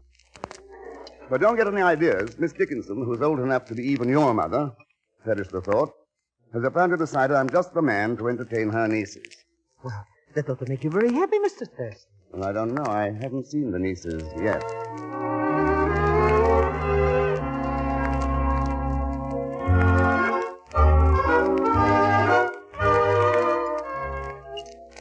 Lemon, of course, Mr. Thurston. If you please, Miss Dickinson. And will you try some of Mary's butterscotch cake? Butterscotch, my favorite. Oh, splendid. Did you hear that, Mary? Oh, yes, Julie. I hope you like it, Mr. Thurston. Very much. I suppose it's a secret recipe, Miss Hancock? Oh, mercy, no, Mr. Thurston. It's very simple. If you'd like, I'd be happy Oh, now, Mary, Mr. Thurston was just being complimentary. I don't think he really wants the recipe. Oh. Elizabeth and Helen should be here any moment now. Oh, I'm afraid the poor dears have been a little bored spending so much time with two old ladies. What two old ladies? Thank you, Mr. Thurston. But you see, Mary and I have no illusions. In our simple, uneventful lives, we've had all too much time to count the years. Miss Dickinson, I don't believe any life is really uneventful. Oh, then I'm sure you have never been a school teacher. No, but as I remember, my school teacher's life was far from uneventful. Oh, here they are, Julie. Oh, why, splendid. Well, hello, girls. Sorry to be late, Aunt Julie. Well, I'm selfish enough not to mind. It gave Mary and me a chance to have Mr. Thurston to ourselves for a few moments. Oh, Mr. Thurston, this is my niece, Elizabeth. How do you do? Hello. And this is Helen. Well, how nice. Very nice. Frankly, Mr. Thurston, after such a build-up, I was prepared for letdown. I'm not. Build-up? The strangest man stopped us, and all he did was talk about you. Don't believe a word of it. But he said very nice things. Well, Pagon is, I suppose he's a kind of friend of mine. Pagan. Oh, if I had known you had a friend here, Mr. Thurston, you could have brought him to tea. Pagon, tea? Oh, dear. What's that? That's Pagon. But what on earth? Nothing serious, I'm sure. Excuse me a moment, lady. Well, yes, of course, Mr. Thurston. Oh, so you'll bite me, will you cussed little polecat? Oh, Mr. Thurston, make him let me... Shut up, Pagon, shut up. Does this belong to you, mister? Not exactly. What's he been doing? Snooping. I was only sightseeing. Plenty to see around here without poking your nose into folks' business. I told you I was only looking for Mr. Thurston. That wasn't what it looked like to me. Honest folks don't peep into windows. You're absolutely right. Yeah, too many meddling people in the world. I don't pay no mind to what happens on the outside, but by Joppy, nobody's going to contaminate Turtle Island. Mr. X, that man is positively a suicidal maniac. He makes pretty good sense, Pagon. Huh? First he shoots at you, then he tries to strangle me. Does that make sense? From his point of view. Well, not from mine. Let's get out of here. Let's go chase some legitimate crook who at least look you in the eye. Is everything all right, Mr. Thurston? A slight misunderstanding. Oh, that was Mr. Candy, wasn't it? I wouldn't know, Miss Dickinson, was it? Oh, a very odd man. He doesn't take to people too easily. We've been here for over 6 months, and Mr. Candy still makes me feel quite uncomfortable. I've only been here 1 day, and already he's made me very uncomfortable. Oh, Miss Dickinson, this is Hagon Zelsner. Why, how do you do, Mr. Zelson? Charmed, I'm sure, Miss Dickinson. Will you join us at tea? I'm afraid Pagon... nothing could be more delightful. Oh, splendid. I hope you like butterscotch cake, Mr. Zelson. Yes, I do, indeed. What's the lowdown, Mr. X? Listen carefully, Pagan. Yes, go on. Well, here are the facts of the case. Ah. 4 ladies, butterscotch cake, and a pot of tea.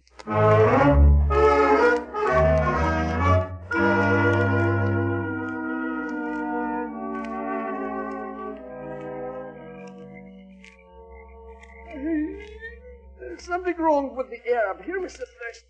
Only 9 o'clock, and I can hardly keep my eyes open. Well, why don't you go to sleep? Or are you waiting for me to tuck you in? I'm in. You know, I've come to the conclusion that you really must be on a vacation. And I wouldn't mind it either if it weren't for the money I'm not making. Rest, fresh air, pleasant company, 2 gorgeous girls, 2 nice old ladies. That Miss Julie is awfully sweet. Go to sleep, Pagan.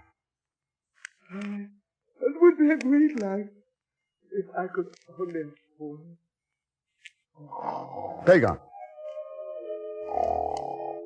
Now, why did I tell him to go to sleep?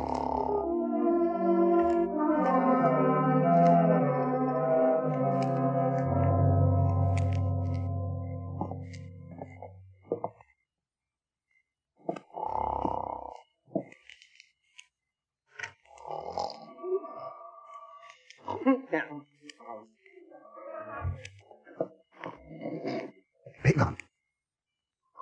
Pagan, wake up. I didn't do it. I didn't think you did. Oh, it's you, Mr. Thurston. I dreamt somebody had me by the throat and... Pagan, did you hear anything? How could I? What is it, Mr. X? I don't know. Maybe I was dreaming too.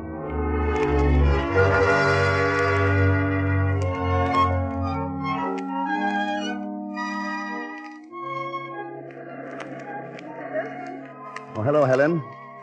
You were walking so fast, I didn't think I'd catch you. I'm glad you did, though. It's none of my business, of course. But I can't figure out why you came to Turtle Island.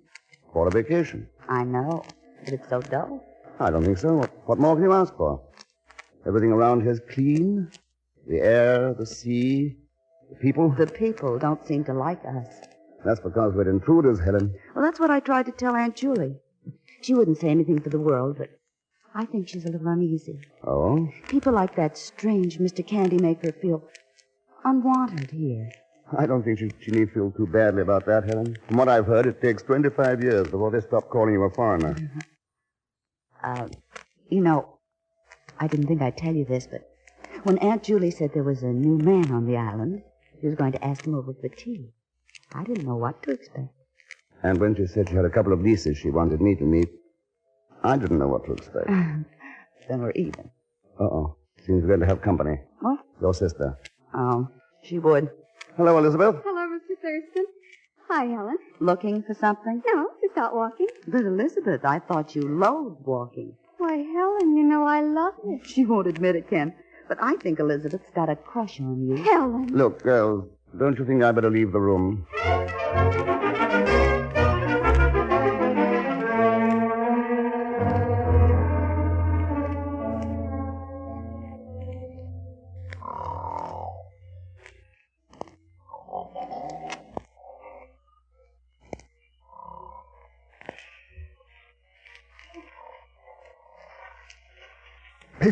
Pagan, wake up! What's the matter? Where am I? Get up, Pagan, quick. Grab a bucket. What for? The shack's on fire. On fire? Help! Police! Fire! Quick, Mr. Thurston! Call the fire department! Get that bucket up here. We're the fire department.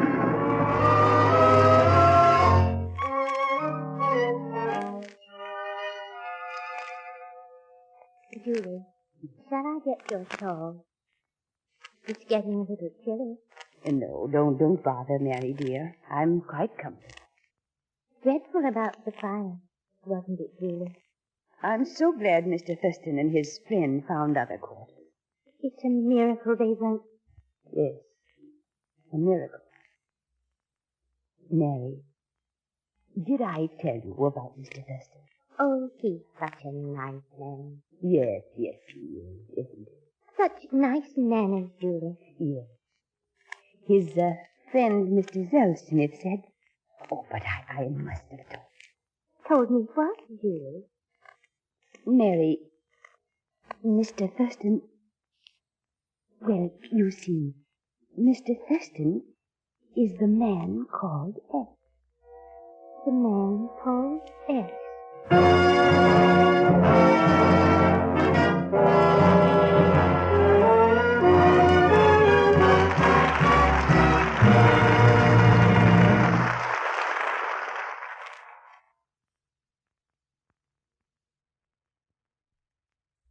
Mr. X, this island gives me the willies. It's a positive jinx. You think so, Pagon? Whoever heard of a fire starting all by itself? This one didn't. Huh? The oven was turned off, we weren't smoking, and besides, that fire started from the outside. I've got to muddle this around in my mind. Now let's line up all the suspects. There aren't any. There have to be, or how can I figure it out? Now, let's see. Miss Julie? No. Miss Mary? No. Miss Elizabeth? No. Miss Helen? Yes? No. Mr. X, there's only one criminal left. Come in. Why, hello, Mr. Candy. Come right in. Aha. This ain't no social call, mister. Come in anyway. You ain't aiming to make trouble, but I warned you fair. Now, get off this island. You really mean that, Mr. Candy? Never say nothing I don't mean. In that case, I suppose I'll have to cut my vacation short. Nothing, personal, understand? I understand you want me to leave. Yeah. You're giving in awfully easy, Mr. Thurston. Start packing, Pagan. Want a speck of trouble here till strangers started to come in. Makes me sore as a peep. Naturally. One for your shack burning down, guess I could have stood you. Fact is, you look like a right nice fellow. Bye. Might even miss you. What kind of a double talking was that? First he says get out, and then he says I'll miss you. It's a little like the way I sometimes feel about you, Pagan. What? I think I'll take one last look around the island before we go. Want to come along? I've already looked at it. What's that? A letter. I wonder who delivered it. Well, aren't you going to read it? Let's see. If you value your life, Mr. X, leave Turtle Island at once. A friend. Mr. Thurston. Well, at least I have a friend.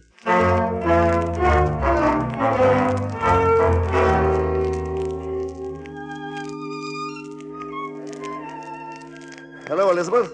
Oh, hello, Mr. Thurston. Do you mind if I walk with you? Oh, not at all.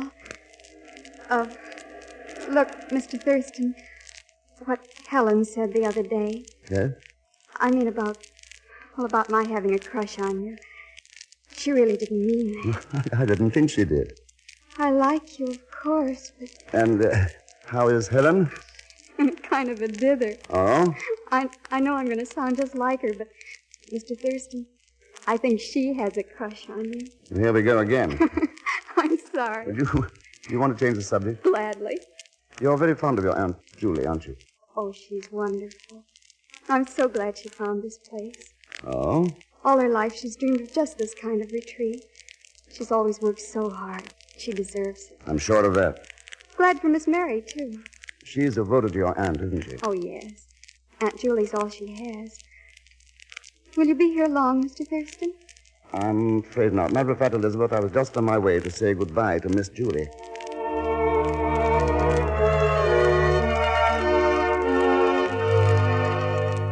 Goodbye. I'm afraid so, Miss Julie. Somebody wants me to leave here. But why? That puzzles me too, Miss Mary. But I can't think of anyone who would... Oh, no, it couldn't be. Couldn't it? Well, I know how Mr. Candy feels about strangers, but surely... You think it was Mr. Candy? Why, I don't know. Miss Julie, I've changed my mind. I'm going to stay here for a while. There's no point in running away. Now, this is a case for the police. Police? Oh, dear. Somebody on this island is afraid. Afraid of what? If I knew that, Miss Julie, I'd be a happier man.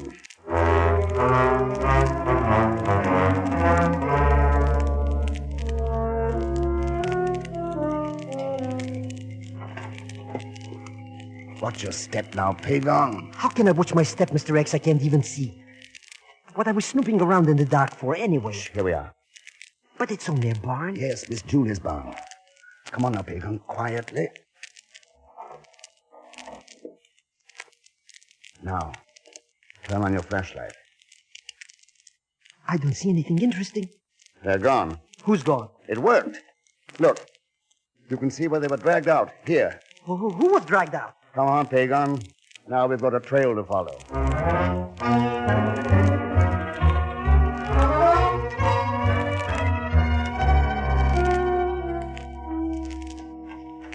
Look, Mr. Thurston, out in the bay. That's a rowboat.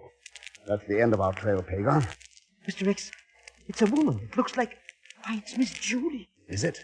What's she doing out in a rowboat at this time of night? Duck, Pagon. I think she's seen us. Look, she's stopping. She threw something overboard, Mr. X. She's fallen in. Or maybe jumped. Mr. Thurston, where are you going? Swimming.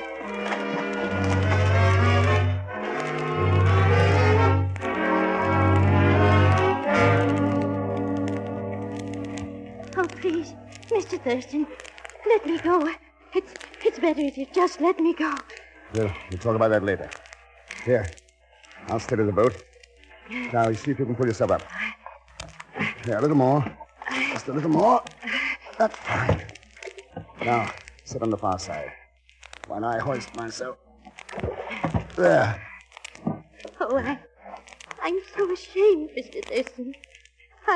Miss Mary, when you threw the food overboard, you should remember that bread doesn't sink. It gave you away. When I saw you, I became so frightened. I didn't think. I just didn't think. You were on your way to Little Turtle Rock, weren't you, Miss Mary? Yes. All right, then. Let's go. Oh, no. No, Mr. Thurston, we mustn't. We'll both be killed. Start rowing, Miss Mary. But you can't. No one will see me if I lie in the bottom of the boat. I can't. Miss Mary, you've got to.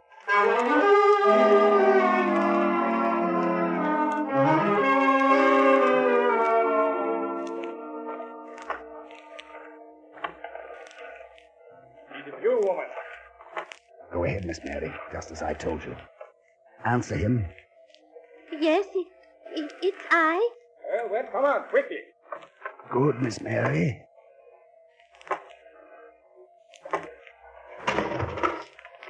You have brought the food?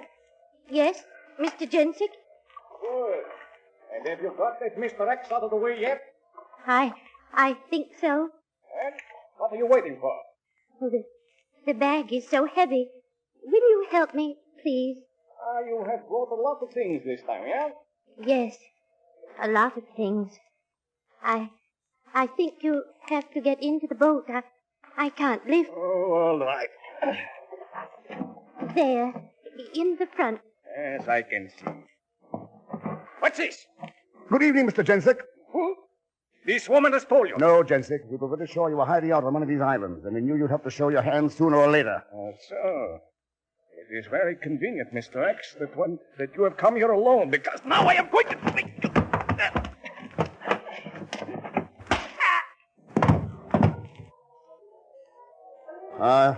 Sorry, Jensick, but I've got to deliver you in person.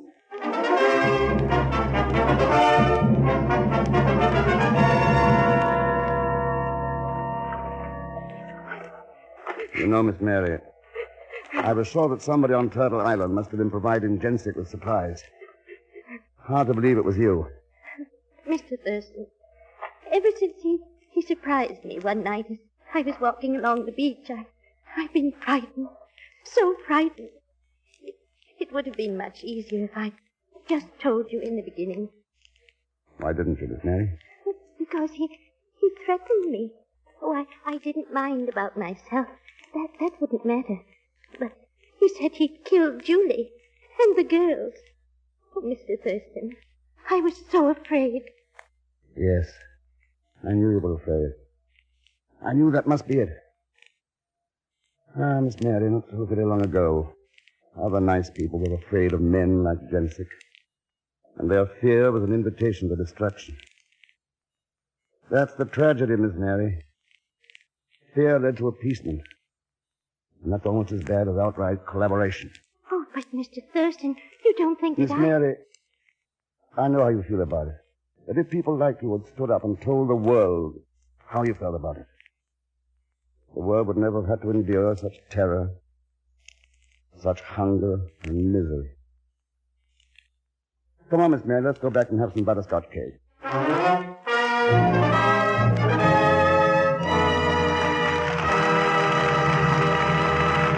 Join us once when next night return as The Man Called X. Good night.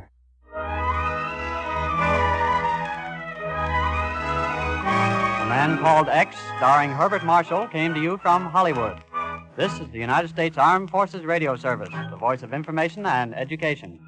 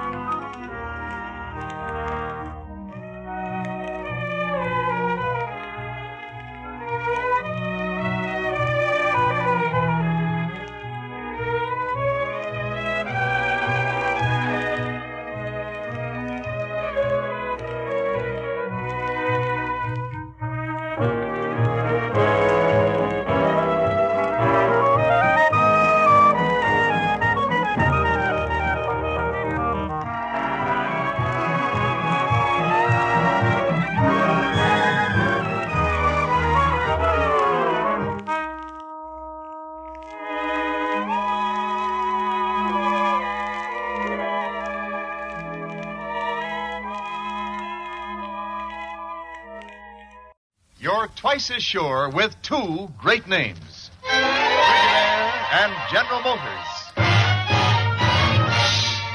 Frigidaire presents The Man Called X, starring Herbert Marshall. With the music of Johnny Green. Directed by Jeff Johnstone.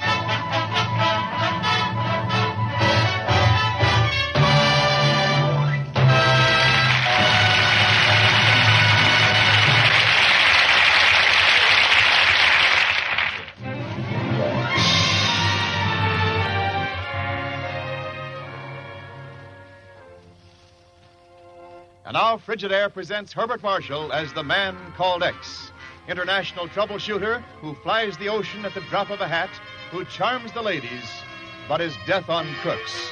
Herbert Marshall as The Man Called X.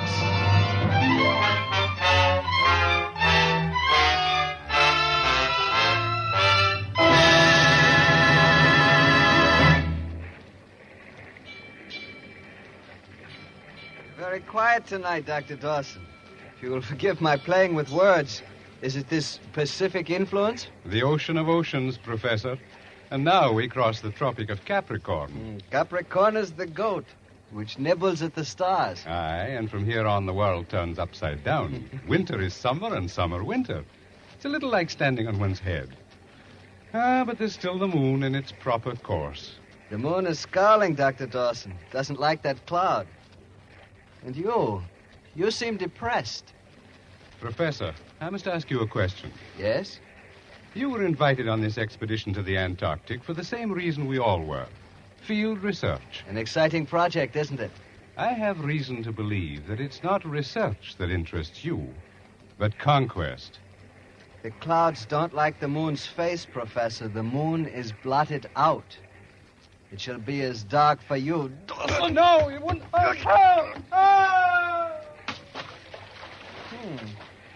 Well, man overboard. Man overboard!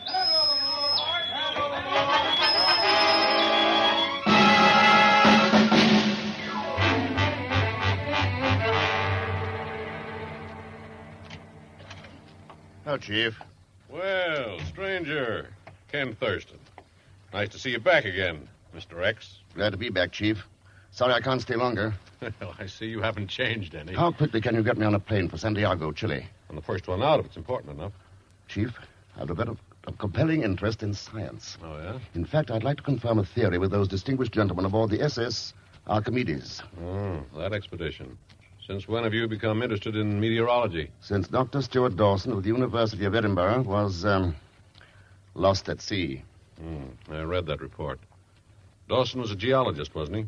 He was also one of the world's leading authorities on uranium deposits. Uh-oh. That make it important enough? Important? At the moment, I can't think of anything more important to us. Ellis, get passage on the first plane out to South America for Ken Thurston. Where are you going to pick him up, Ken? The Archimedes has put in at Valparaiso to take on supplies.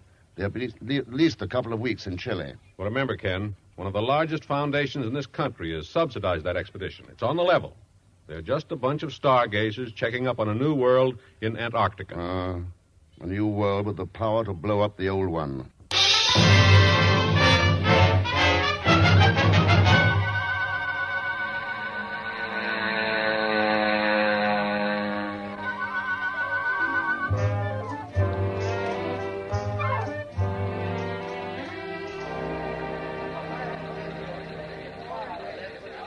Flight number 38 for Lima, now leaving from ramp 6.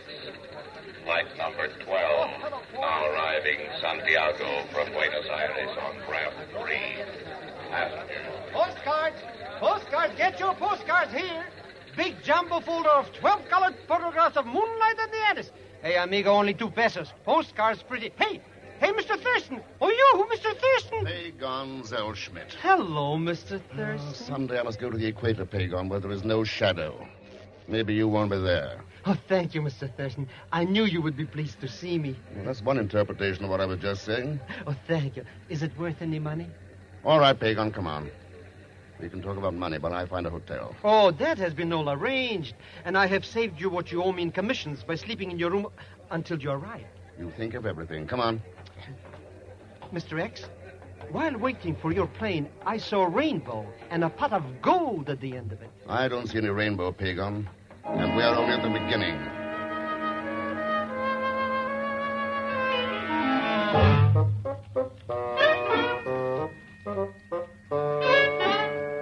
You see, Mr. X, it's as plain as mud. Those scientific professors are really looking for gold. Of course, they've taken you into their confidence, Pagan. Well, the waterfront at Valparaiso is full of gossips. And some friends of mine, riffraff, but strictly high class, are working on their ship. So you've taken advantage of your international subterranean connections. Well, Mr. Thurston... Okay, what have you really found out, Pagan? Well, I wanted to speak to you about that, Mr. X. You see, I followed the professors from the harbor to their hotel in Santiago.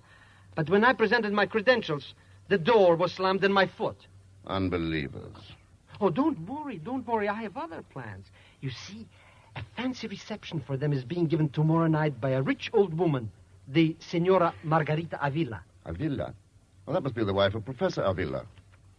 Someone I should know? A lot of money. Oh, go on. Very successful scientist. Yes, he interests me. Too late, Pagan. He died 5 years ago. Oh. But the old lady still has the money. Now, there is something I could work on. Pagan, would you like to do me a favor? Mr. X, your slightest command is my wish. Good. Then, let me work on it.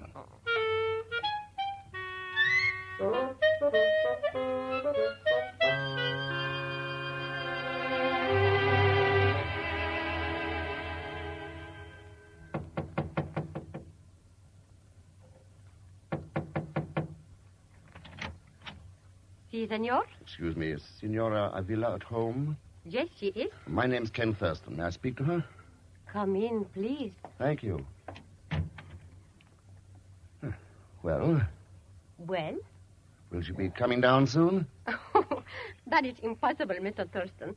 Isn't she at home? Of course she is at home. But then... Oh, no. No, it can't be that good.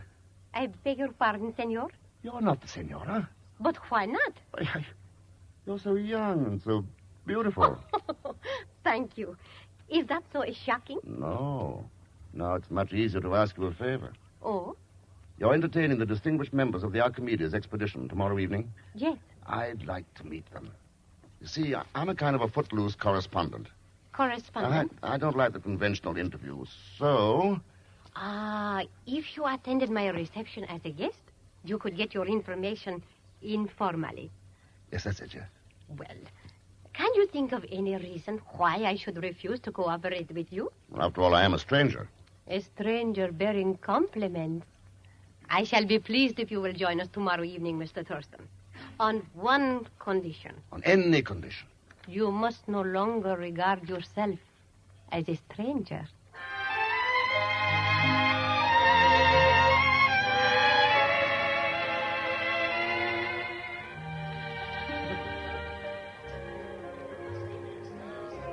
Of course, Mr. Thurston, the vast majority of laymen think of the Antarctic as a wasteland, of no consequence whatever. But, Dr. Florio, haven't a lot of people read of Admiral Byrd's discoveries? Oh, yes, indeed, but to them it's merely an adventure story. They have no idea of the vast resources of this immense continent. I've heard rumors about gold.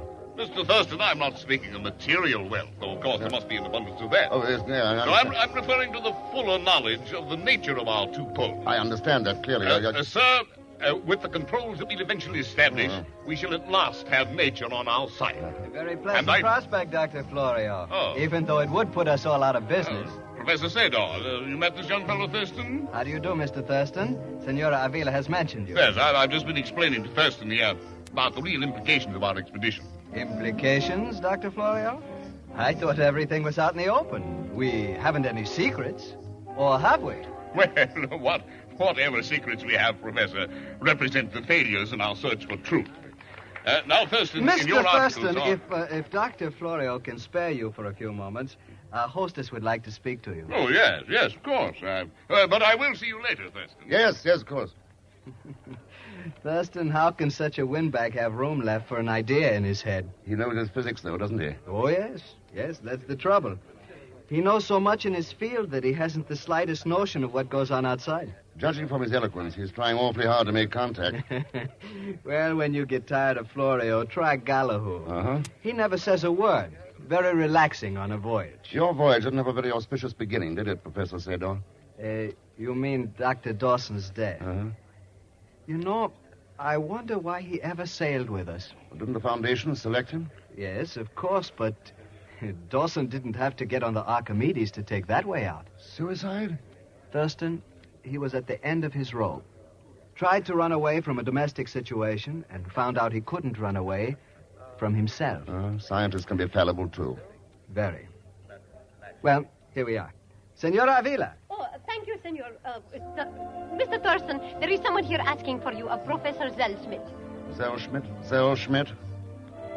Yes, he calls himself a Lepidopterist pluribus. Oh, that's Zellschmidt. Looking for butterflies in Santiago? Oh, you never know about a Zellschmidt. He can look for anything, anywhere. Oh, well, since you know him, then it's all right. You've let him in? Oh, he left me no choice. Shall we find him? Senora, if Professor Sador will excuse us, I'd much rather dance. Senora Avila. Yes, Mr. Thurston. At least while we're dancing, may I call you Margarita? Have I refused any of your requests so far, Ken? I'm indebted to you. Have you found what you were looking for? Much more than I was looking for. Oh? Ken, would you mind? It's rather warm, and my garden is lovely by moonlight. I'd love to see it. I meant you to.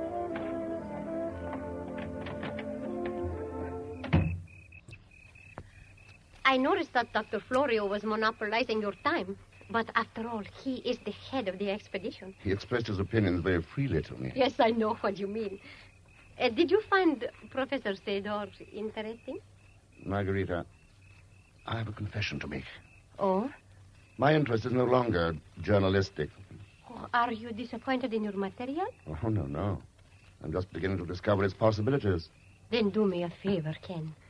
Promise me that you will let me read your articles when they are finished. Who was talking about articles? Oh, then we have been talking about two different things. I was talking about you. I'm sorry I interrupted you. Go on. I've heard so many long words tonight, I'm beginning to appreciate understatement. Understatement? Perhaps I should demonstrate. You see, I could try to be grandiloquent, but the way I feel is more like This? Oh, Ken. Why did you kiss me? I could say that it was in the interest of science, Margarita, but the simpler reason is I just wanted to.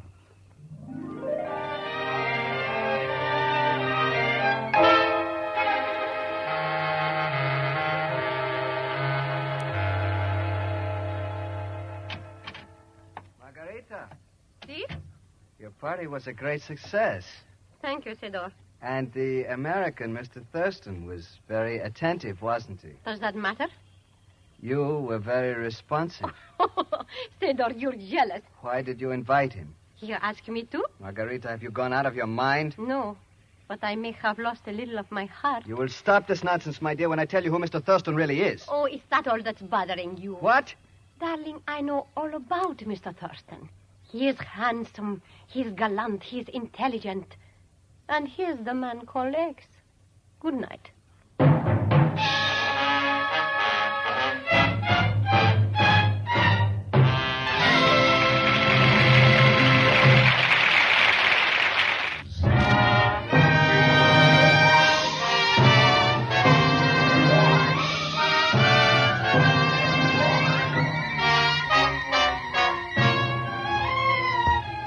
Now to return to Frigidaire's Man Called X, starring Herbert Marshall. Mr. X has gone to Santiago, Chile, to find out why Dr. Stuart Dawson, a famous scientist, disappeared at sea while on the Archimedes expedition. Mr. X has met various members of the expedition at the home of beautiful Margarita Avila, but he still has no evidence of foul play. On the other hand, Margarita and her friend, Professor Sedor, have learned that he is the man called X. Ken has returned home from Margarita's reception, and at the moment is entering his hotel room. What took you so long, Mr. Thurston? Oh, here you are, Professor Zellschmidt. I wondered where you'd slipped off to. Catch any butterflies? A golden butterfly, Mr. X. Huh? While you were pursuing the beautiful lady, which I saw out of the side of my eyes, I was needling the very top man of the expedition. Dr. Florio? In person. And he revealed to me the whole plot. No. Yeah. What plot? Dr. Florio said it was a golden opportunity. Doesn't that tell you something? Yes, it tells me your interest in the project. I hate to disabuse your mind, but this expedition isn't a gold mine. Nor am I. Good night. You don't know what you're doing, Mr. Thurston. Now, if you're worrying about your fees as... Pig on! What? Pig on, the transom, duck! What was that? Mr. X. That pig on was our golden opportunity. Gone.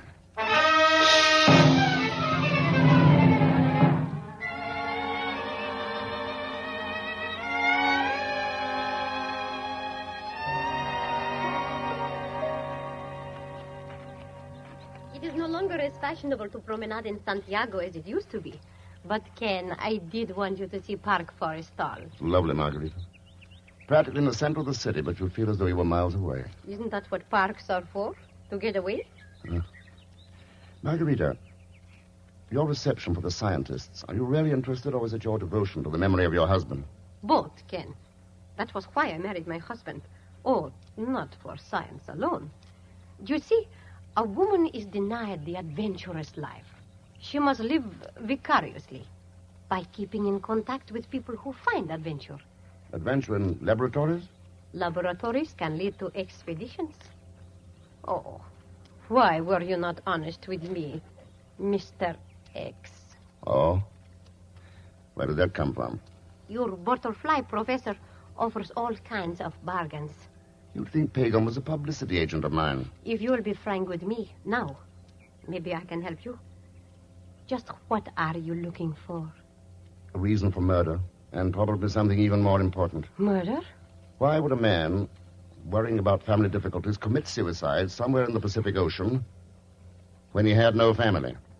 You are speaking of poor Dr. Dawson. Did you know him? No, but I cannot believe it. This learned gentleman on the Archimedes, why would they want to get rid of him? That, Margarita, is what is even more important.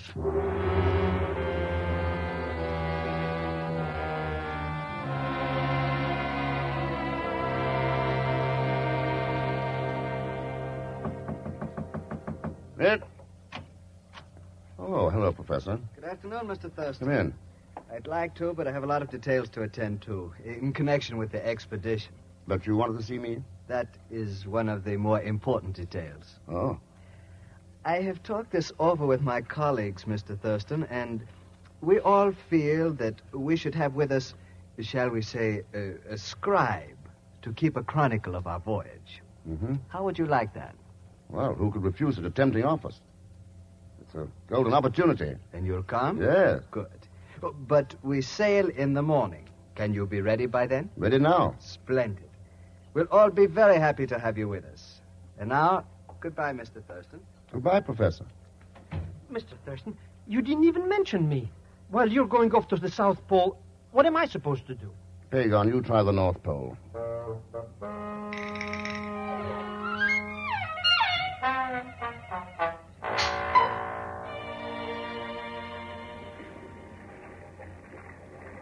Evening, Dr. Florio. Oh, hello, Thurston.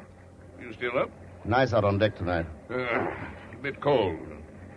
Have you seen Dr. Gillihu?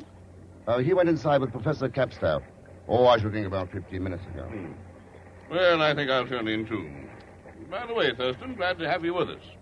Any assistance I can give you to authenticate your notations, just call on me. Thanks, Doctor. Good night. Good night. Oh, Mr. Thurston. So you didn't take my advice, Pagan. Stowaway? I should have thought of that.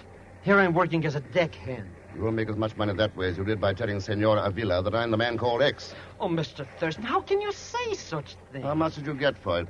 Oh, a paltry little... What am I saying? I haven't even confessed. You don't have to, Pagan. Skip it. Oh, maybe it's just as well, because now you can do something for me at my price.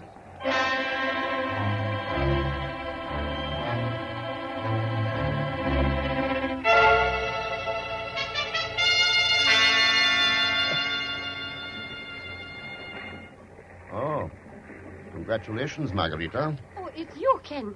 I was going to surprise you at the captain's table in the morning. So now it's no more vicarious living for you. It's real adventure, is that it? Why not? Why should I stay at home and dream? This trip may not be a picnic, Margarita. I know. But after all, I suggested you to Sedor. I got you into this, Ken. Oh? So I want to share it with you. Don't you think adventure and romance should go together? Well, it's much more pleasant that way. It'll make a long voyage shorter. Much shorter.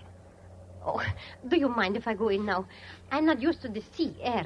I'll take you to your cabin. Oh, don't bother. Just kiss me good night, Ken. Margarita. Oh, now I shall sleep well. Good night, darling. Good night. Still up, Thurston? Well, Sailor. Mind if I join you? Not a bit. Have you begun the log of our voyage yet? I don't know quite how to start. Why not begin with our leaving Valparaiso? That would be the easy way. But I have a feeling the story really begins with Dr. Dawson's death. That still bothers you, doesn't it, Thurston?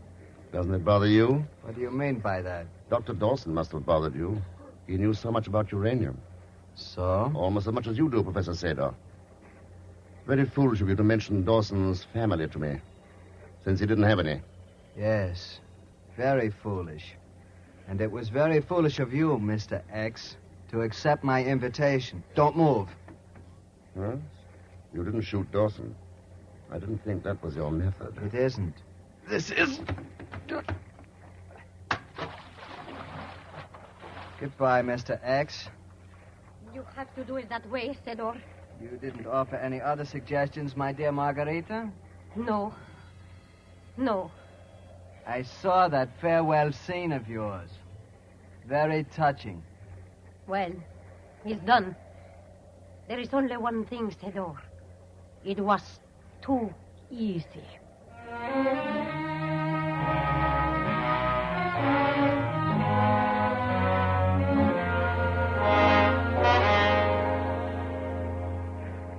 Hold on to the rope, Mr. Thurston. You're so heavy to pull up. Like pulling up a whale. There. There. Oh. Hold me, Mr. Thurston. I think I'm going to faint. Pagan, remember this moment. It'll never happen again. You've chiseled, you've double-crossed me. You've lied to me, but right now, you're a great man. You saved my life. Oh, I only did what you told me to, Mr. X. It wasn't anything. But you might tell me why you let somebody throw you overboard just so I could save you. Later, Pagan. Right now, I'd like some sleep. I have an appointment at the captain's table for breakfast tomorrow.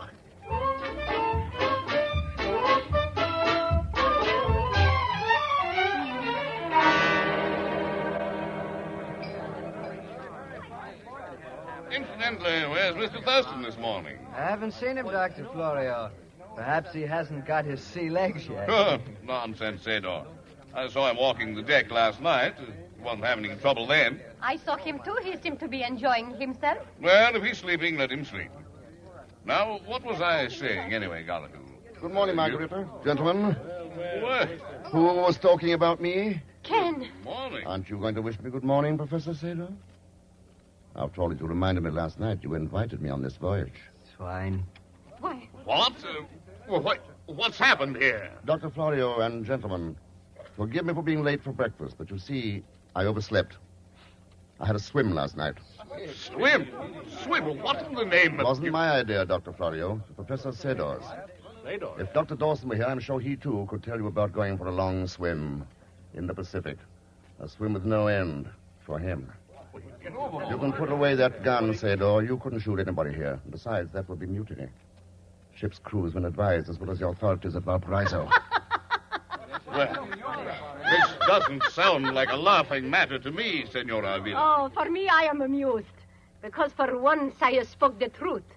Remember, Sador, I said it was too easy. Well, Ken, you have won. No, Margarita. You and Sador have lost. Gentlemen, I think it would be best for the good name of the profession you serve that this particular incident of your expedition be not included in our chronicle. Professor Sador and his friend, who finds it so amusing, were planning to use you for their own purposes. They were playing high stakes, almost the highest. Uranium. But as you see, they had too many cards stacked against them. Coffee. Well, perhaps a good cup of coffee will brighten this day on the cruise of the SS Archimedes.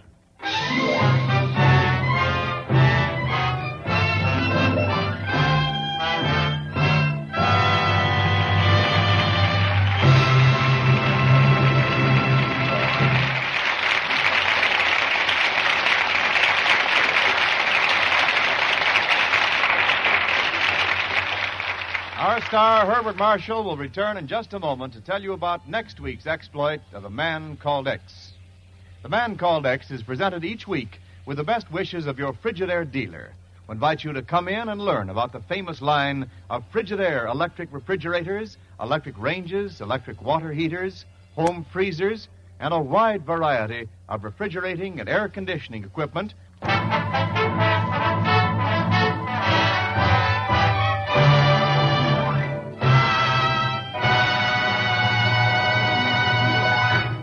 And now, Frigidaire star, Herbert Marshall. Next week, a chase to Central America after a notorious racketeer who talks best with a .38 automatic. And with him is his all too beautiful daughter. I promise you plenty of thrills and suspense. As usual, Leon Velasco will be with us as Pagon Zellschmidt. So join us, won't you, when next I return as The Man Called X. Good night.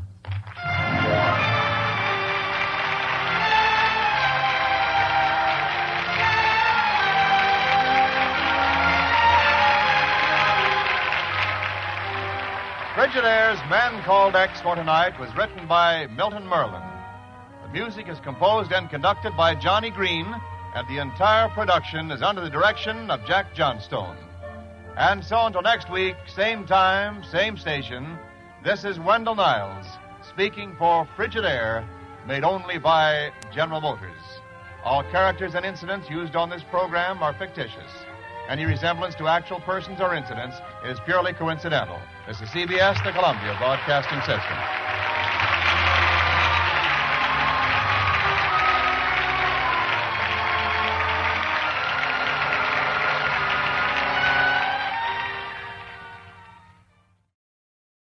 You're twice as sure with two great names, Frigidaire and General Motors.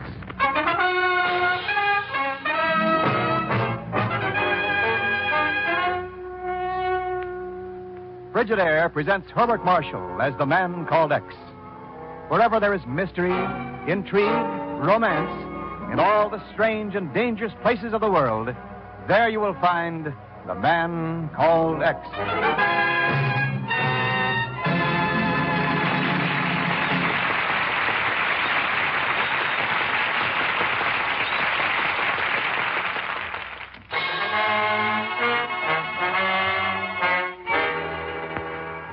And now Frigidaire presents Herbert Marshall as Ken Thurston, the man called X.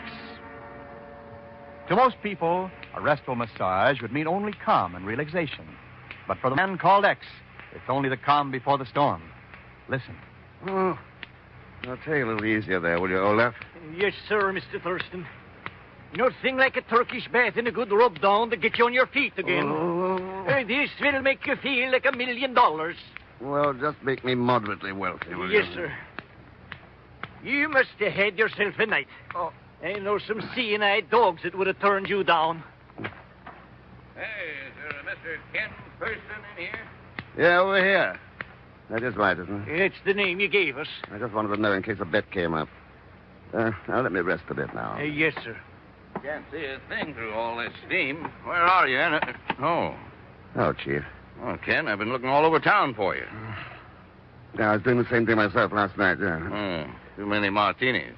I think the onions in them gave me indigestion. Well, look, there's work to do. There's trouble in the Middle East. When isn't there trouble in the Middle East? Well, this concerns us. You know the Acme refineries? Not personally, but I've run out of some of their gas. Well, they've been having serious trouble the last 2 weeks. All of it in the same fields, over in the Middle East, near Larnaca. What kind of trouble? Big explosions. No explanation, no reason. They all take place in the main tanks in the heart of the refineries. Why don't they put on more guards? Well, they threw a complete ring around the refineries. And they've had 3 bad fires since. They're getting a little frantic. Don't their dividends make them happy? How does it concern us? Well, a lot of American citizens have been killed in those explosions. Oh. Now, Washington sent an agent over there just last week.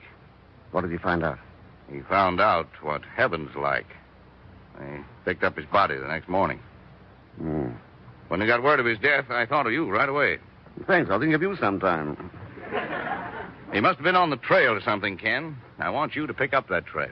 Yeah, I better start it right away. Now, you can go by plane as far as Kuwait and take a boat from there. Boat from Kuwait. You know what happened to the other man. They'll be waiting for somebody else to show. So every move's got to be undercover. Everything you do's got to be secret.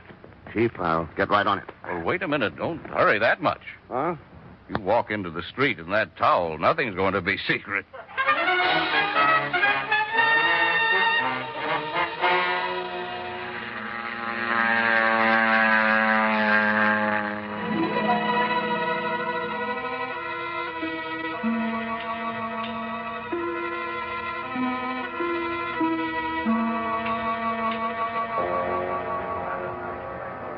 You have a steamship ticket for me, I believe? Your name, monsieur? Ken Thurston. Oui, both tickets are here. Oh, you made a mistake. I only ordered one ticket. Oui, monsieur, but the other man, he said you would require another ticket. What other man? I don't know anybody here. Hello, Mr. Thurston. Pagan Zellschmidt, oh no. I couldn't let you embark on a dangerous mission without my unesteemed help. But the cost of finding where you were going, already you owe me money. Oh, shut up just for a second. Did you order this ticket?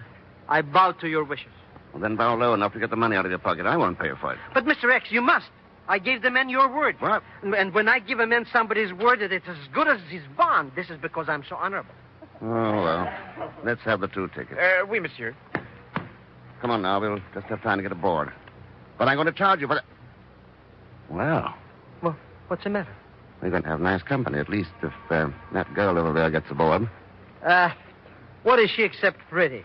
Well, that's enough, isn't it? But you won't like her, Mr. Thurston. She's a crook. What's her name? Many names, but mostly Eleanor Witzel. Mm-hmm. She's no good, Mr. Thurston. The kind of a woman who lives by her wits. Well, for my money, she could keep those in reserve. But she'd take the shirt right off your back. Well, let's go. Time to get aboard.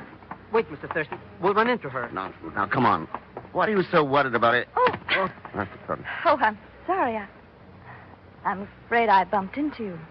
Don't be sorry. I was going to suggest we do it again. Hello, Pagan. Hello. You've lost something, Pagan. She means your manners. You're supposed to introduce us. That's right. I'm Eleanor Whitfield.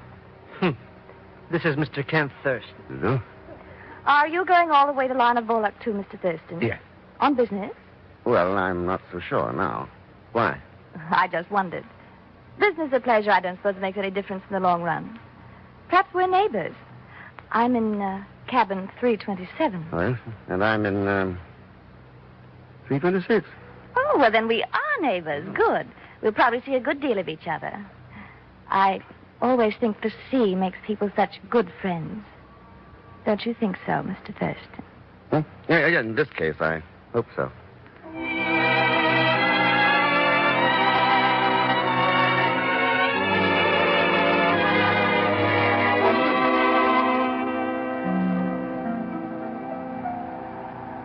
I'm going to speak to the captain about this. Why, I could paddle along faster than this, Mr. Oh, sorry. That's all right. I was just leaning against the rail, having a Yeah, having a smoke myself before going to bed. I'm Ackley, Frederick Ackley. It's British. What's your name? Ken Thurston. Yes. Nice to have a chat. Yes, meet somebody aboard who's civilized. My name's Frederick Ackley, or did I mention that? Oh, yes, you did say that. I can't ever remember. My daughter says I'm losing my memory. She's a very rude girl. Rude girl indeed. Married a chap from Baltimore in the States who never amount to much. Society crowd. I think his mother signs soap ads. Are you riding on to Lana Bullock, Mr. Ackley? Yes, have interest there. How about you, Mr. I say, you must have a name. Yes, it's Thurston. Oh, quite a coincidence. Once met a chap named Thurston. Name was Ken Thurston, I think. You know, Mr. Ackley, I think your daughter was right. Good guess. Yes, I do have a daughter. Clever of you to have hit on it, though. Married a bounder, Baltimore. Never amount to much. Society. What's your business, Mr. Thurston? Travel, mostly. But the answer you want is oil. In oil myself. Coincidence. In fact, I helped organize them. Acme refineries, all over the East. Chairman of the board, too. Worst job I ever had. Doesn't sound like a bad job. I don't have it anymore. Relieved, and I feel a lot better about it. I don't blame you. Acme's beginning to look more like a furnace than a refinery. Yes, fires all over. Serves them right. I'm not a bit sentimental. They ought to lay hands on this fellow Blackmore. Blackmore? Yeah, the spy. Never saw him before, but his name's Blackmore. Mm-hmm. Caused a lot of trouble around the other fields. And I heard he was hanging around Lana Bullock. They should catch him and hang him up for a spy. Do him good. He'd stop spying. The ship seems to be slowing down. I'm not surprised. I found out something about this ship. Well, why should we come to a stop out here? I discovered the captain's Dutch. I want to watch out for those fellas. They have a hand with boats, submarines, and all that sort of thing.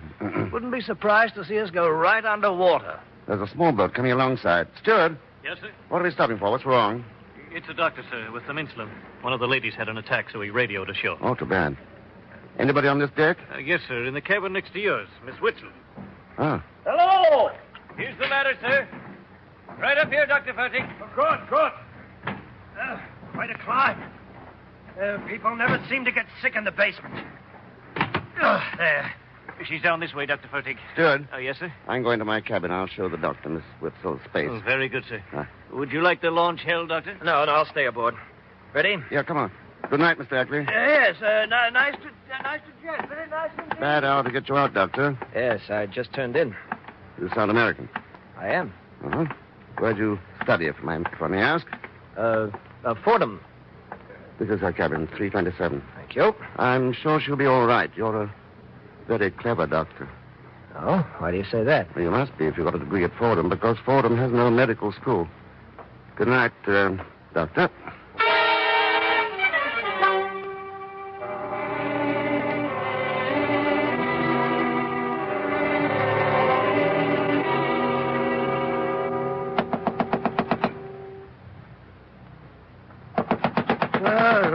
Yeah, what is it? I'm the ship's captain.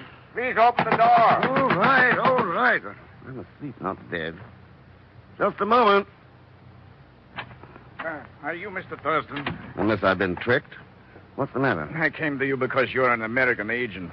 Aren't you a little nosy? Well, at least my friends don't betray the fact. Oh, good old Pagon.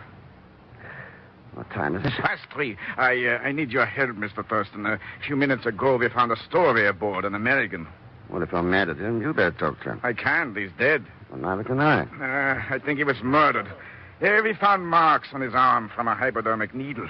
Well, And he may have been strangled. His face is purple. That may mean something. unless he blushed a lot. But I don't understand you. Be right with you, Captain, as soon as I get into some clothes. Meantime, you'd better hold that doctor who came aboard for questioning. Oh, we can't. Well, don't tell me he's dead. He left the ship an hour ago. He said he was going to stay aboard. We sent him ashore at his request. He must have changed his mind. Or, on the other hand, Captain, maybe he didn't change his mind.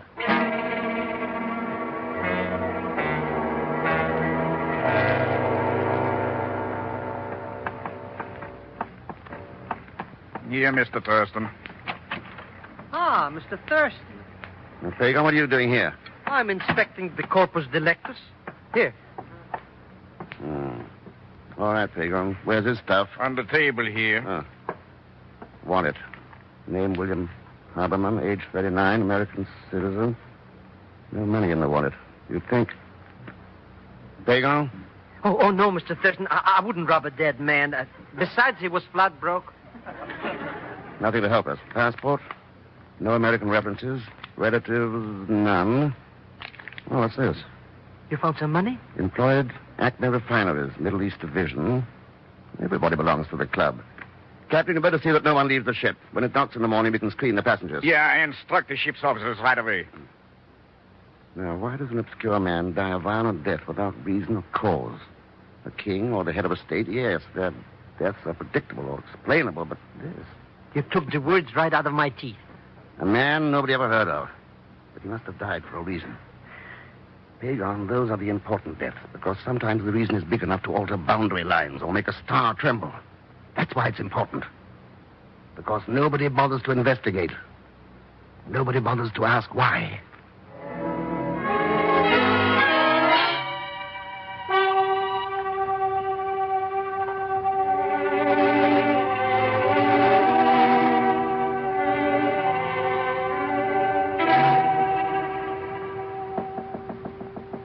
Just a moment. Well, Mr. Thurston, you interrupted a dream. What time is it? About 4 a.m. May I come in? You don't mind filling in the dream? Come in. Sit down. Thanks. Well, what's on your mind, Mr. Thurston? A couple of things. One of them's about the way we met. Mm-hmm. Well, you're right. It wasn't accidental. I wanted to meet you. Why? If I told you it was personal, you'd be shocked. If I didn't, you'd go hang yourself. So stop worrying, Ken. Mm. Oh, you don't mind my calling you Ken. It's much shorter than Mr. X. Oh. Pagan has a big mouth. Yes. Even bigger pockets. What else? What do you know about a man named William Haberman? He sounds dull. He's dead. Oh, I'm sure he's dull. Somebody found it interesting. He was killed aboard this ship tonight, between the time your doctor arrived and left. That involves you. Not enough to prove anything. Someone used a hypodermic on him. I traded mine for a rifle. Better find someone else, darling. Your first guess isn't a bad one. Maybe the doctor came aboard and killed him. Maybe I planned it that way. But you're too smart to cut out a job that big. Try it my way, darling. Maybe I can learn. What's your way? Give me the package Haberman was carrying, and I'll tell you who killed him. Oh, you're as broke as I am. I don't have the package, and you don't know who killed him. I know this much. You knew he was aboard. You knew he worked for Acme. Now, may I have the package? I didn't know he had one. You're too stubborn, darling. Somebody ought to cure you. They ought to cure you or kill you. And I'll bet you could do either. Make too much noise if I tried to kill you. And I'd probably scream if you tried to cure me. Oh, no, you wouldn't. Well, I might delay the scream. Then scream or relax, darling. Oh, Ken, I need your help. I'll help you all I can. I need that package. You can help me by giving it to me now. You make it sound very valuable. Do I get it, Ken? You've got the right talent, but the wrong guy. Suit yourself, darling. I wanted to make it easy for you. You did? Yes. But from now on, Mr. X, it's going to be tough.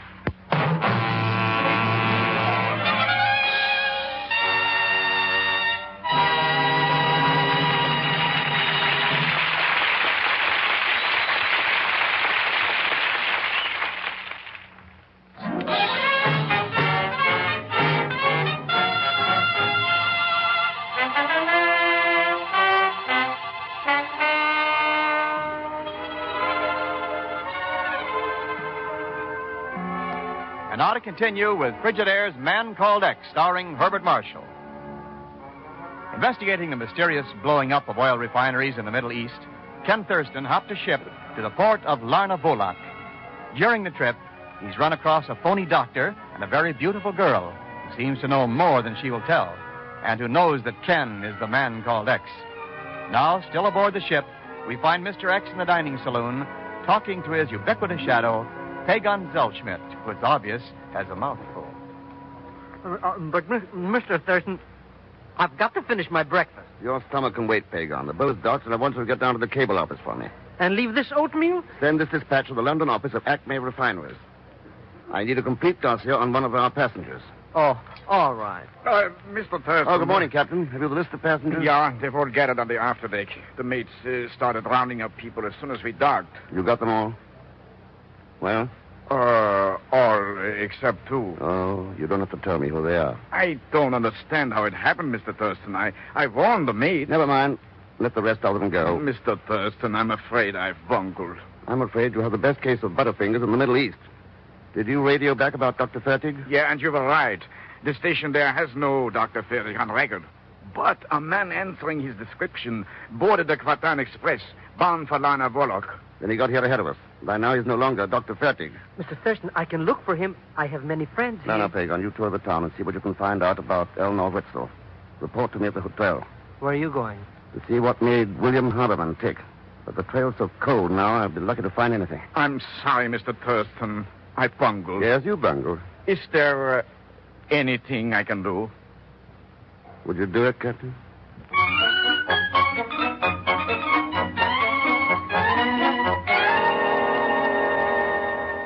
Thank you, operator. Now, how about the cablegram? No answer to the London message? No, keep it at the desk. I'll pick it up. Thanks. Well. Go ahead. Mr. Thurston, I have much information. Yes, Pagon? The girl is staying at the El Mundo. It is right down the street. Good boy. But she isn't there now. What? She's gone. She stayed a couple of hours and then rented the car and left. Where'd she go? For a slight consideration, the carman said she mentioned the Dalmain Road. What's on the Dalmain Road? Why should she go there? I can find out. No, thanks. I can't afford it. But, Mr. Thurston, I'm starving to death. I'm starving by the inches. When you get up around 3 feet, let me know.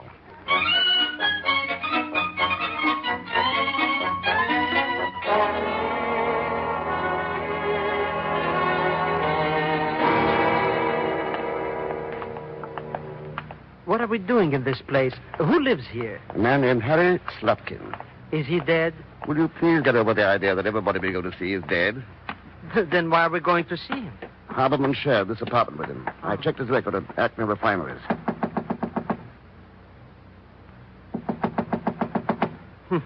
He's out. Well, that's our story. Come on. May as well have a look around. No. Mr. Thurston, you wouldn't open that drawer. Of course not. Nothing here, Pat. Well, what about this? What kind of writing is that? Chemical formulae. That would make Slutkin a plant chemist. And this one. Powerful explosive. He sure has lots of dates. Very popular. Huh? This calendar, so many days circled. Let me see. March 1st, March 19th, April 2nd, and the last one's today, Pagon. The dates of those explosions. Oh. Come on. Let's see what else is in this apartment. What's that? Water running. In the bathroom. Bathtub overflowing. Oh, well, doesn't he look pretty? Is he dead, Mr. X? Well, if he isn't, he'd better come up for air. He shouldn't have taken a bath. It's bed lack. But who is he? Could be Harry Slutkin. I'll vote that way, too, Thurston. Well, Dr. Fertig. Or have you stopped being doctor? It doesn't look like a scalpel in your hand.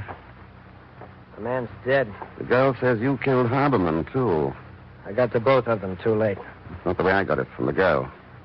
And she says you got the package Haberman was carrying. Give me that formula, Thurston. Formula? It was in the desk. Give it to me. Empty your pockets. Sure, yeah. You. Empty your pockets. I refuse. I agree. Too late again, eh? Somebody got the chemical mix from Haberman. Now somebody's got the formula from Slutkin. Why not find the girl? Yeah. I'll give you a push. She rode up the down main road. It's bad. What's out there? As if I didn't know. Don't waste a guess. The main pipeline. Right to the main Acme plant.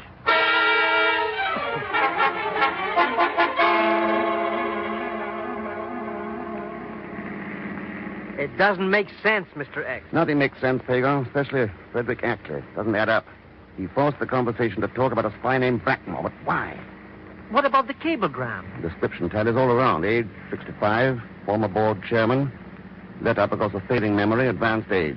He was afraid of this Blackmore? Either that or he is Blackmore. Oh. What's the matter? The girl's car. There by that little shack. Come on. I hope she didn't see our headlights. Quiet now through this brush. I don't see her anywhere. Shh. With luck, she's on the other side of that shanty. Oh. You're bad on directions, darling. I'm over here behind you. Oh. What is this, National Pistol Week? Eleanor, I want that package of chemicals. Would I have it? Here, at a junction with the main pipeline here. But you've blown up enough oil tanks. I want it. Don't we all? I'm going to take it away from you. Stay back. Stay away, Ken. I'm the ugly type. Stay away from me. Can't stop now, lady. All right. Big shot. You take the gun. Here. Now you shoot somebody. Watch out, Mr. Thurston. It's a trick. I don't think so. Would I be standing out here in the cold if I had that package? That or the formula means a lot of money to me. What did your doctor friend do? You talked to him? He did the talking. You told him I'm out here? Well, darling, we've got to move fast. Why? I wasn't lying to you. I don't have that package. I was waiting out here to take it away from him. Now you've made it easy for him to double-cross me. He'll go to the secondary pumping station. Then come on. And when you talk to him, darling, you can call him Mr. Blackmore. He'll understand.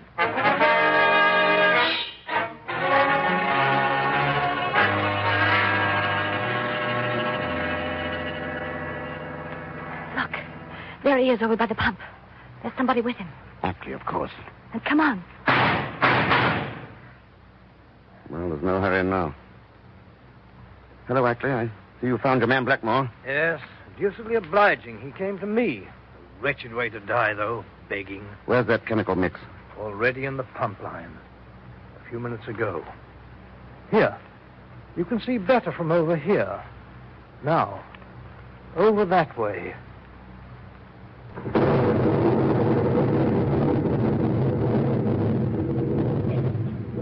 The last of the Acme propages. Yes. I started them, built them up from nothing, and I destroyed them. What about Haberman, Slutkin? Those wretched people, they were made to be destroyed. They agreed to do this thing for me. I paid them well for it. But then they tried to hold me up for more, to blackmail me instead. Then the doctor and this girl tried to get in on it. Tried to get hold of the chemicals for blackmail evidence of their own. So you stole the chemicals to do it yourself? Yes. When did you know, Thurston? Not at first. Then I began to wonder which of you people was out of character. You were. And no recluse, and yet you insisted on a lot of conversation for no good reason. A fading memory, but you remembered trivialities. Yes, yes. But more than that, a motive. The others had greed. But what was greater than greed? What was a darker sin? Pride. Yes, enough to touch one with madness, I suppose. I built these fields, and they took them away from me. Said I couldn't run them anymore. Yes, pride. Such a big sin for such a small world. The biggest of sins, actually, because it touches people in the highest places. It once caused disorder in the heavens and sent an angel sprawling into the darkness. So what could it do but touch us here below?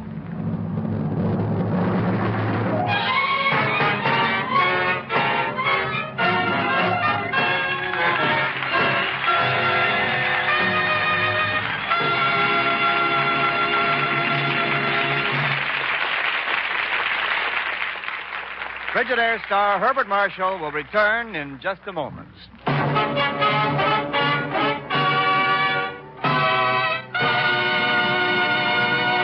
And now, Frigidaire star Herbert Marshall. Thanks for being with us. And next week, I promise you another story filled with suspense and mystery. As usual, there'll be Leon Velasco along as Pagon Zellschmidt. So join us, won't you, when next I return as the man called X. Good night.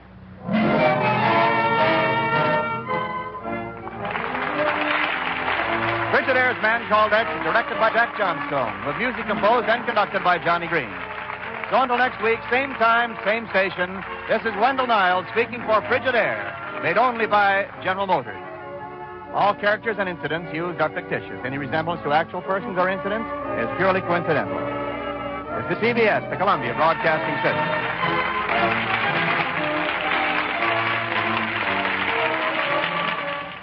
You're twice as sure with two great names, Frigidaire and General Motors.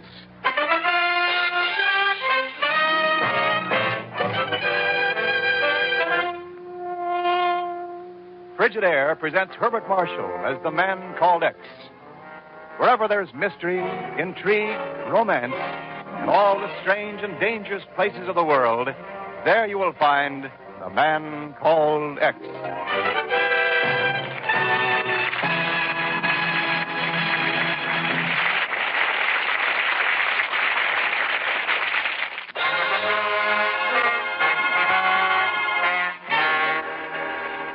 And now Frigidaire presents Herbert Marshall as Ken Thurston, the Man Called X. To most people, mention of the bolero and the samba mean pleasant, colorful music. But to the Man Called X, listen. The samba, Chief, I thought that was the name of a dance. Oh, this is serious, Ken. The Samba docked here in New York Harbor early this morning. But her companion ship, the Bolero, has mysteriously disappeared. Oh? In spite of the fact they had ideal sailing conditions all the way from San Juan, Puerto Rico. Where's the Coast Guard? Well, their planes have scoured every inch of the route and found nothing. Chief, what's our interest in this? Well, in the first place, Dick Finley's an old friend of mine. Oh, I know Dick. Insurance. Right. And the Bolero's cargo was insured by him for a flat $500,000. Finley evidently smelled a rat, a big one. That's why he called me. But if he smelled a rat, why did he give such big coverage without complete investigation? Well, because John Messler, owner of the Bolero, used to be one of his biggest clients. Messler Plantation. Yeah. The fact remains, the one man who can give us the dope on this thing is Dick Finley. Well, he's at work on it already. Been talking with Carl Hertzberg. He's Messler's manager, and the rest of the crew of the Samba down at Pier 14. I've sent Ryan over to pick him up so you yourself can talk to him. Sorry, Chief. Hello, Ryan. Yes, Ryan. Somebody else got to Finley first. What? He's down at the morgue with a .45 slug through his back.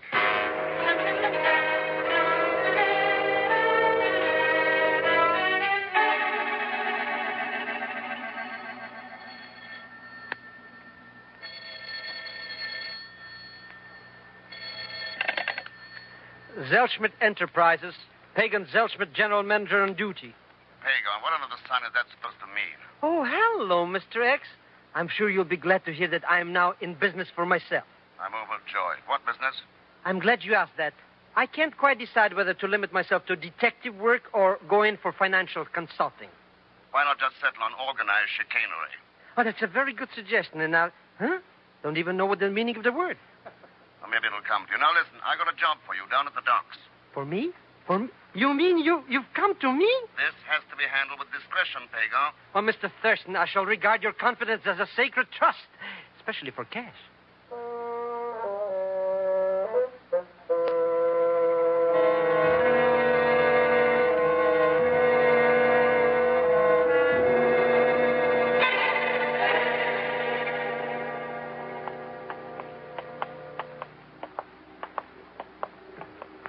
Is he still following? Si. The same one? Si, senor. He's just now turning into this alley. Good. It's very dark along here. This will do very well. Are you going? Here, quick, step into this doorway. I'll walk on a little and stop to light a cigarette. That will let him catch up, and we'll have him between us. Hurry now. Si, senor.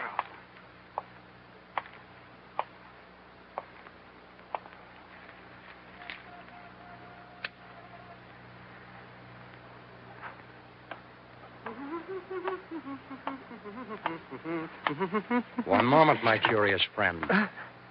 Who are you? I don't know you. Then we should become better acquainted, since you've been spying on me for 2 days. Oh, no. I never seen you before. There must be some...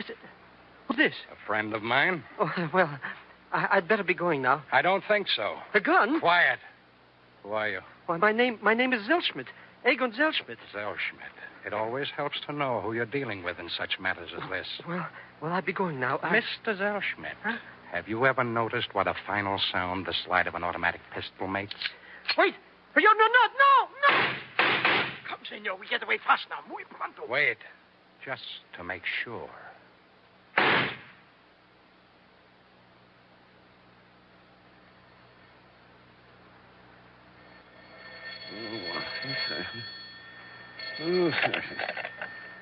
Well, Mr. X. now, Pagan, why can't you wait till the morning? But, Mr. Thurston, something terrible has happened. What? I've been shot. I'm dead. I see. Where are you calling from? New Jersey. Oh, it must be serious. Now that you've had your fun, Pagan, hang up and let me go back to sleep. Wait, you don't understand. I'm as good as dead right this minute. And it's all your fault. My fault. I haven't shot anybody, at least not tonight. But somebody did. And now my poor cousin Egan lies dead. Egan? He was one of my strictly distant cousins, you understand?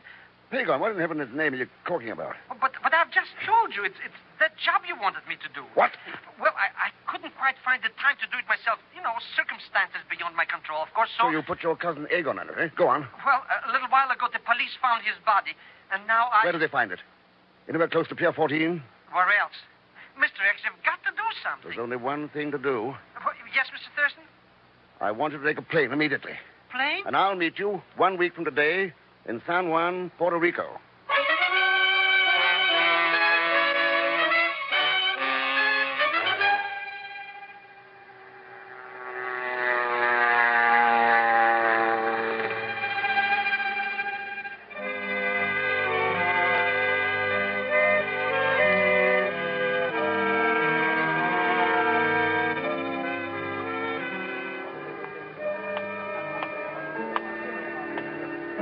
How do you do? Buenos dias, senor. You are Americano and you wish a room, no?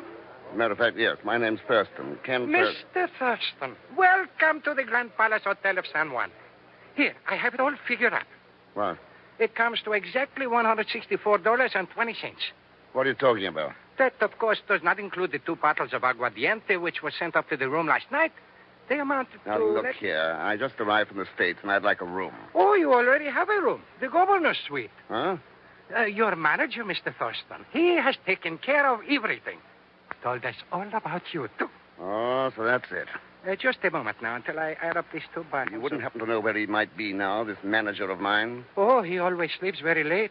However, I can send up a boy. Oh, no, wait a minute. It won't be necessary. Hello, Mr. Thurston. Welcome to San Juan, which is noted for its coffee.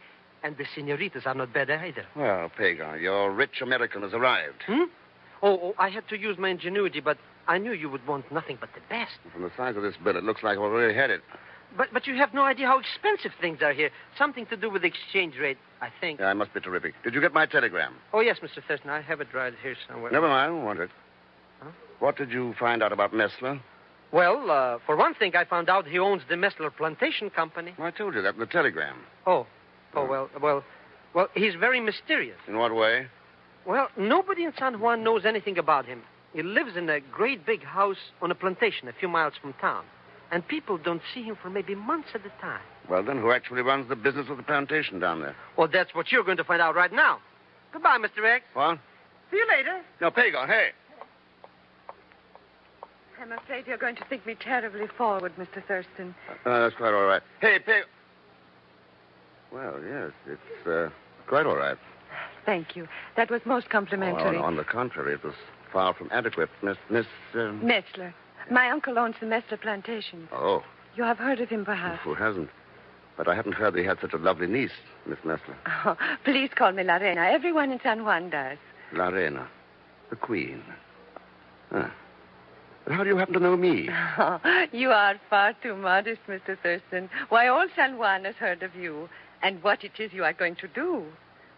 Oh, am I? I'm so excited about it. But after all, a hotel lobby is really no place to get better acquainted, is it?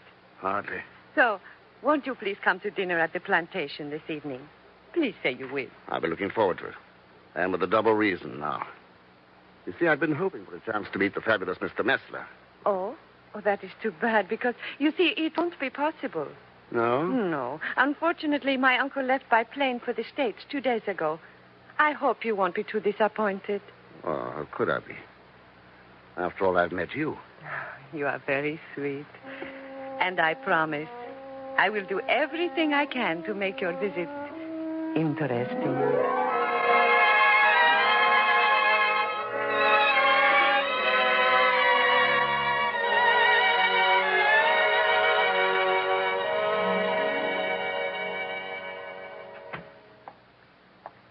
Well, Mr. Thurston, how do you like our room? Not bad, eh? Pagon, what am I supposed to be doing here in San Juan? Doing?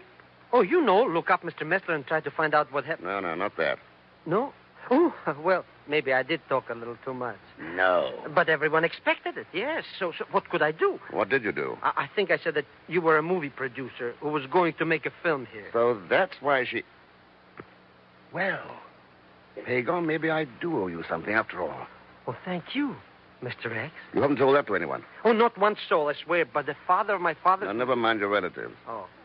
What about this niece of Mester's? Does she run the plantation, the shipping, the whole business while her uncle's not around? Not exactly. There's sort of a manager named Carl Hertzberg.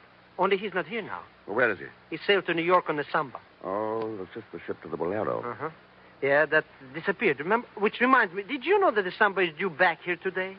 Yeah, I know. Good. Now about what you owe me, Mr. X. Pagon, it comes to exactly $164.20. We're even. But part of that bill is for the car. What car? The one I rented for you. I knew you'd want it. It's very thoughtful of you. Yes, very thoughtful, as a matter of fact, because tonight, Pagon, I have a dinner engagement. Good. I'll get dressed right away. You're going to drive me there and wait outside to bring me home. Oh, wait. Pagon, now comes your day of reckoning.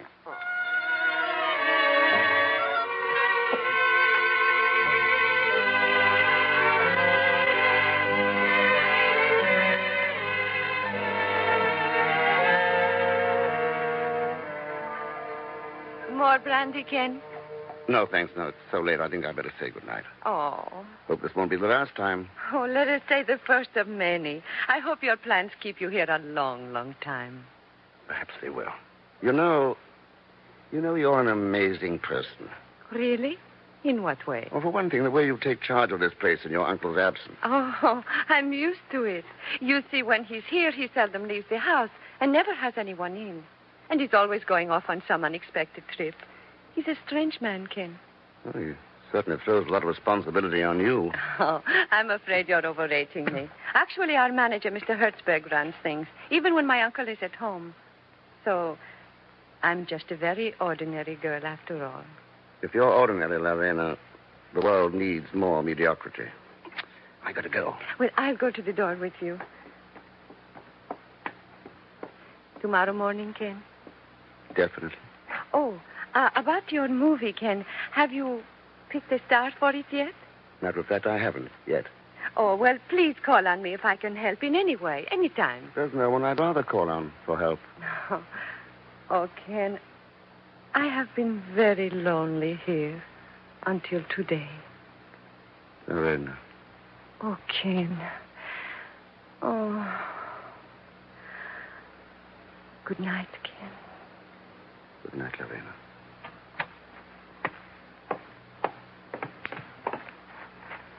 One moment, please, Mr. Thurston. Yeah, who are you? My name is Hertzberg. I manage this plantation. Oh, then the Samba has docked. Congratulations, Mr. Hertzberg. So?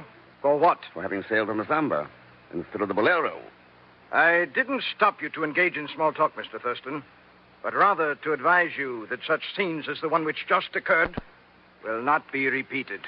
Your duties as manager include spying on your employer's niece? Lorena is somewhat susceptible to charm, shall we say. I am not.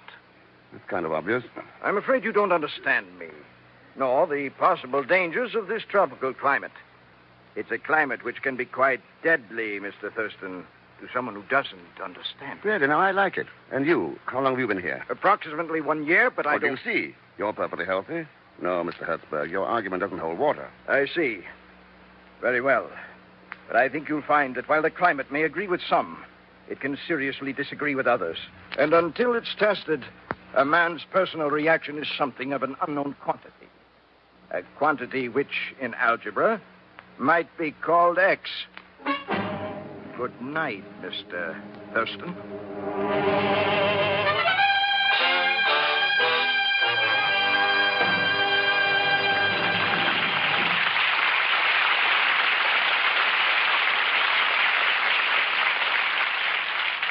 In a moment, we continue with Frigidaire's Man Called X, originated by J. Richard Kennedy.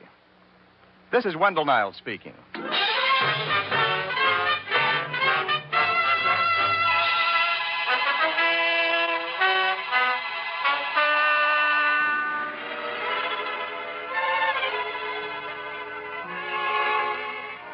And now to continue with Frigidaire's Man Called X, starring Herbert Marshall. Mr. X has gone to San Juan, Puerto Rico, to look up a certain Mr. Messler, who owned a mysteriously missing freight ship, the Bolero. So far, Mr. X has found neither Messler nor the Bolero, but he did have dinner last night with Messler's niece, the beautiful La Reina. But now it's the next morning, and while Pagan cheerfully carries out his assignment of scouting the local bars for local gossip, Ken sits in the office of the bank talking to the manager. And so, as you can see on the map, Senor Thurston, almost all of the plantation lands which may be available for purchase lie to the south of the city, along the main highway. Well, I had more in mind the purchase of a plantation north of town, possibly along the lake shore. Oh, unfortunately, that's impossible. A few months ago, yes, but not now. Why a few months ago? Because at that time, the Messler plantation still had several lakefront tracts they were offering for sale, but they're taken now. You mean Messler's been selling off his land? Oh, the major portion of his holdings during the past year. Why? Senor Thurston, I stopped long ago trying to explain that old gentleman's reasons for anything. You know him well? Oh, I believe I've seen him only 4 times in all the years the bank has dealt with him. You might say that my familiarity with Senor Messler applies more to his signature than his face. I see. Well, thanks for your trouble, sir. Oh, not at all. Would you care to have lunch with me? Maybe another time. I've accepted an invitation to go horseback riding this morning. Well, in that case, I hope you find your ride enjoyable. Thanks. I have an idea I shall find it quite enjoyable.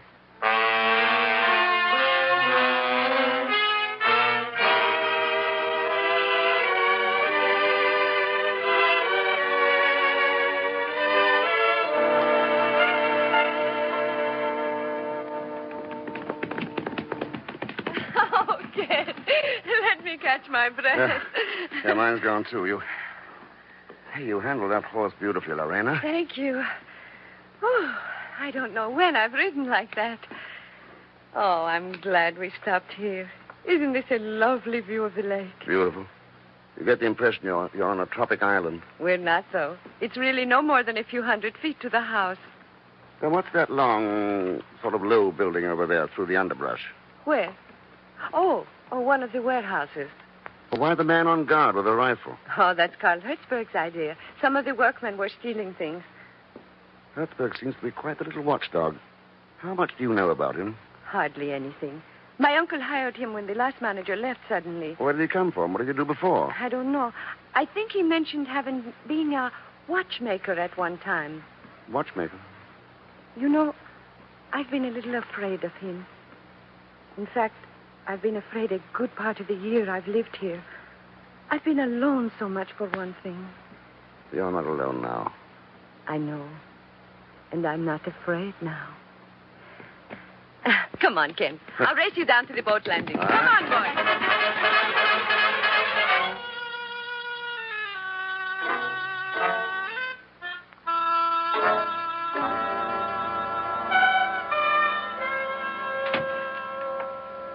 Hello, Mr. Thurston. Pagan, I begun to wonder where you were.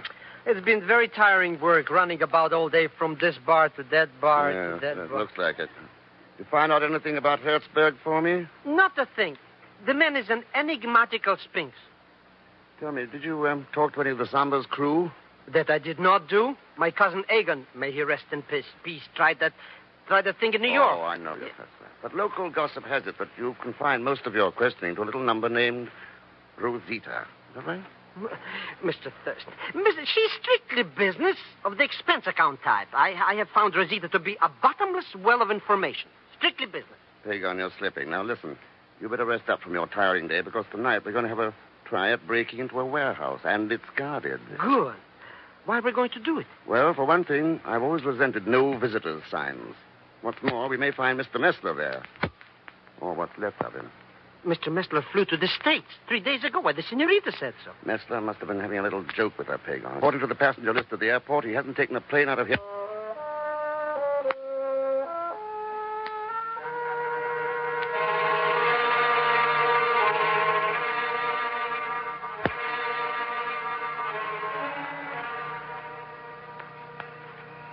Pagan. Over here. Pagan. Over here by the door, Mr. Thurston. How's the guard, Pagan? Still out cold? Like a fish. Good. You haven't heard anyone outside? Only the crickets. Did you find Mr. Messler? Yeah. Where is he? I'll tell you later, Pagan. We haven't got much time. Come on now. Try not to fall over anything in the dark. One more thing I'd like to find, and I think it may be here in the warehouse. Wait a second. Uh-oh. Steel door. A door? Is it locked? I can't find the... No, it isn't. Let's have a look. Easy now. Watch your step. Some kind of a little room, empty maybe. Maybe empty now, but... No, it isn't. Still several cases here. What's in there, Mr. Thurston? Wait a minute, I'll strike a match. You do, and you'll find yourself wearing a halo. Those are cases of dynamite. The dynamite? Mr. Thurston, we'll go now, right now. We'll go, Not yet. What? I have a gun here that says neither one of you is going anywhere. Well, Mr. Hertzberg, so the little watchdog is still on duty. Unfortunately for you, Thurston, it's too bad you didn't take my advice and leave this unhealthy climate. Leaving Puerto Rico didn't help the 21 seamen on the Bolero very much. Oh, so you found the answer to that. Look, dynamite, a missing ship, a watchmaker who could easily rig up an efficient time-detonating device. All makes the problem rather simple. Quite so. Now, will you be kind enough to toss your gun over toward the door, Thurston? Sorry, I'm afraid I can't. You see, I don't have a gun. Fine. In that case... In that case, just think of what will happen if you fire toward these cases of dynamite. So, we seem to reach a temporary stalemate. Well, that's your move, Hertzberg. I think I'll postpone it for the moment, at least until I go liquidate a gold mine. However, just to make sure I can still find you here. There. Amuse yourselves, gentlemen. I won't be gone long. Phew.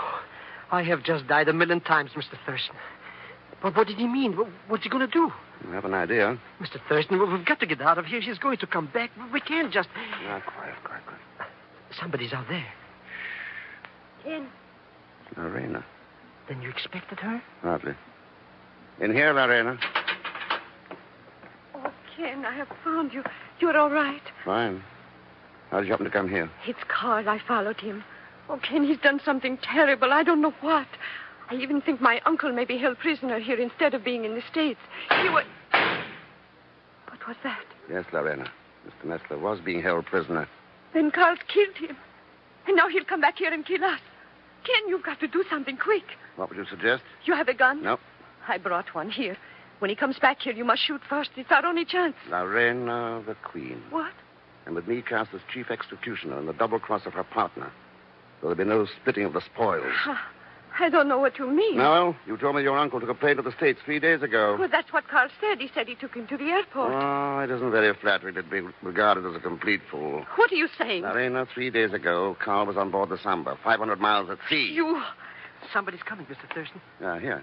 Look out, Carl. Mr. X has a gun. Carl! No. I doubt very much that Carl will be able to hear you, Lorena. You? My thanks for the loan of your gun, Mr. Thurston. It came in very handy, just as you thought it might. Who are you? Permit me to introduce myself. I am John Messler.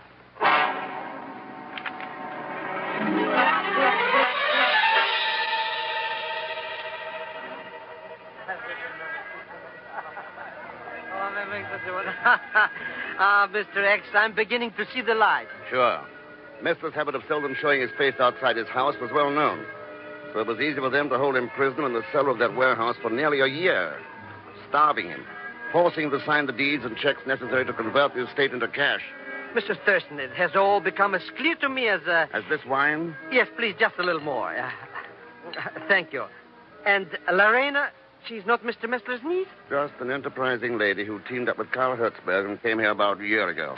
Ah, women. They're fleas in a life's ointment. I say it's a pretty thirsty flea you've had on the expense account for the past week. Rosita? Strictly an ex-business acquaintance. Since when? Well, since I discovered a horrible fact, Mr. Thurston. I found Rosita cared only for my money. Which is to say, your money, of course. There's a nice distinction running around there. Money. Nothing. It's, after all, what is it? Just money. It means nothing at all to me. This wine is wonderful stuff. I'll have to take some along just for financial purposes. There's one thing that is not quite clear to me yet. Why did they want to sink their own boat? That seems very silly. For the insurance payout. Oh. The Bolero was heavily insured. That's why the Bureau first became interested in her disappearance. Of course, to a man like you, to whom money means nothing, $500,000 would seem silly.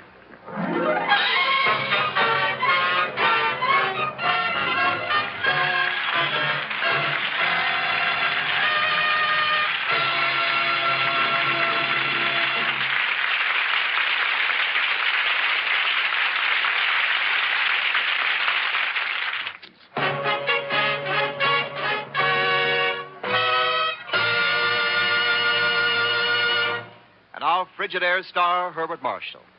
Thanks for being with us. And please let me remind you that daylight saving time goes into effect in some parts of the country next week. So if your area remains on standard time, tune in 1 hour earlier for our broadcast.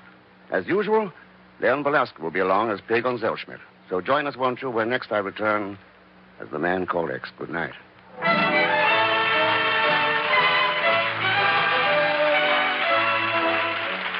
Frigidaire's Man Called X is directed by Jack Johnstone, with music composed and conducted by Johnny Green. Tonight's story was written by Les Crutchfield. All characters and incidents used on this program are fictitious. Any resemblance to actual persons or incidents is purely coincidental. When you read about people being injured, people being killed in traffic accidents, do you ever stop to think, why, that might have happened to me? It's worth thinking about, and it's worth doing something about. The best thing to do is to obey all traffic laws. Yes, whenever you drive, whenever you walk along streets or highways, be careful. The life you save may be your own. This is Wendell Niles speaking for Frigidaire, made only by General Motors. Remember, if your community remains on standard time, tune in 1 hour earlier next week for Frigidaire's Man Called X. CBS, the Columbia Broadcasting System.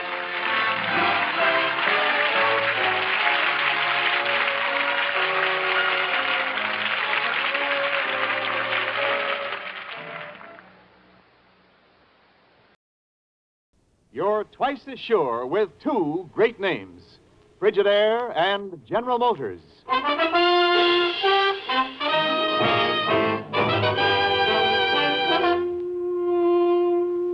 Frigidaire presents Herbert Marshall as the Man Called X. Wherever there is mystery, intrigue, romance, and all the strange and dangerous places of the world, there you will find the Man Called X.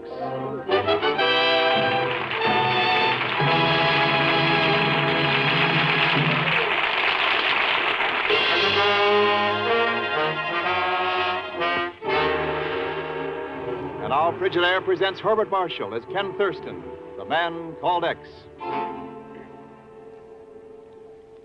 Ever hear the name Borla, Ken? Borla? I should hope to tell you, Chief. All right. He was last heard of in Central America, Libertago, to be exact. He's believed to be planning a coup d'etat there. You realize what that would mean? Oh, sure. To be a threat to the whole hemispheric security. Right. And you can quote the authorities at Libertago on it. It's at their urgent request that you're flying there tonight. Plane leaves in an hour. Good. One thing, Ken. Borla may have his men in key spots, even in the government. Watch your step. Don't you worry, I will. There's only one X, you know, even in the alphabet. But seriously, Ken, if there's anything I can do. There is, Chief? Yes? How much did you give Pagon to find me? Robber charged me $25. Slip him another 50 if he'll promise not to find me before I take off for Libertago.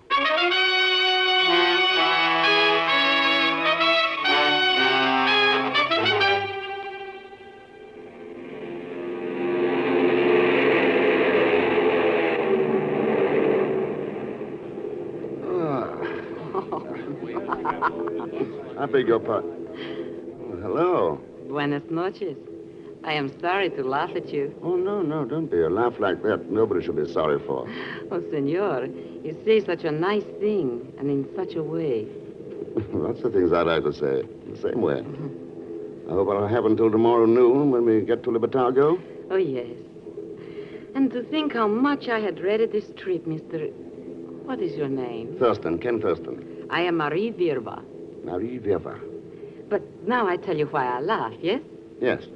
I sit down beside a man with hat over the eyes and his head held low. Not until the plane is off the ground does he raise his eyes to glance around. And all that time I might have been looking at you. Ah, there you are, Mr. Thurston. Oh, Pagon. I said to myself, now that the plane is safely up in the air, it is time to present myself to my employer. Employer? Victim's the word. Senorita Virva, this is Pagon Zellschmidt. Now, all right, Pagon. Now you can go back to your seat. Now. But I came to collect the money you owe me. Money? What for? Do you realize how much money it cost me to make my unestimable services available to you on this trip? Well, subtract the $100 the chief gave you not to make your services available to me. But he only gave me 50. I swear by the father of my father. Oh, I pipe swear... down. Go back to your seat. I'll settle with you later. Okay, Mr. Thurston. See how I trust? Ken, this is the man from whom you were trying to hide? I'm always trying to hide from him. Well, is it bad that he is along on this trip? Ooh, well, it kind of keeps me from being alone with you.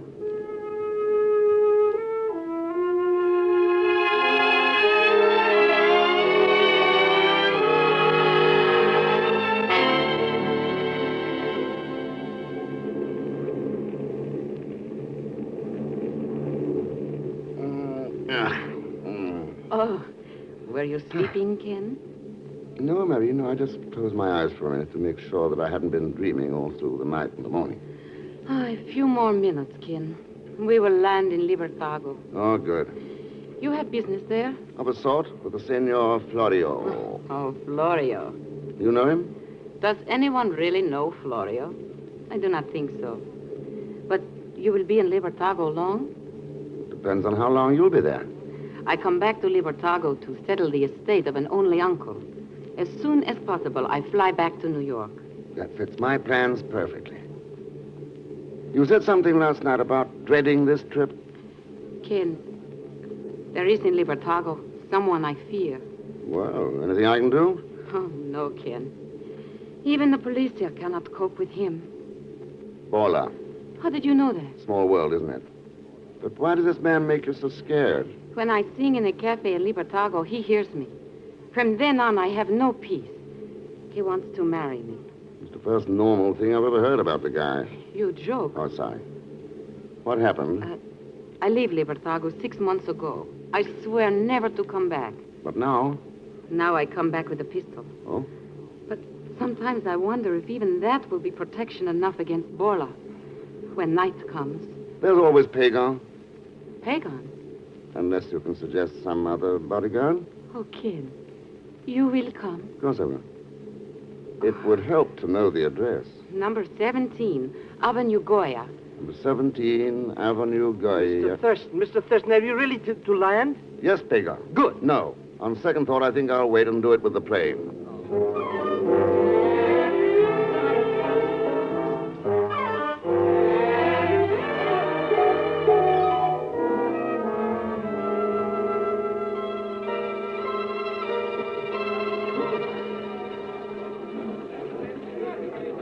Mr. Thurston, I've been hunting all over the airport for you.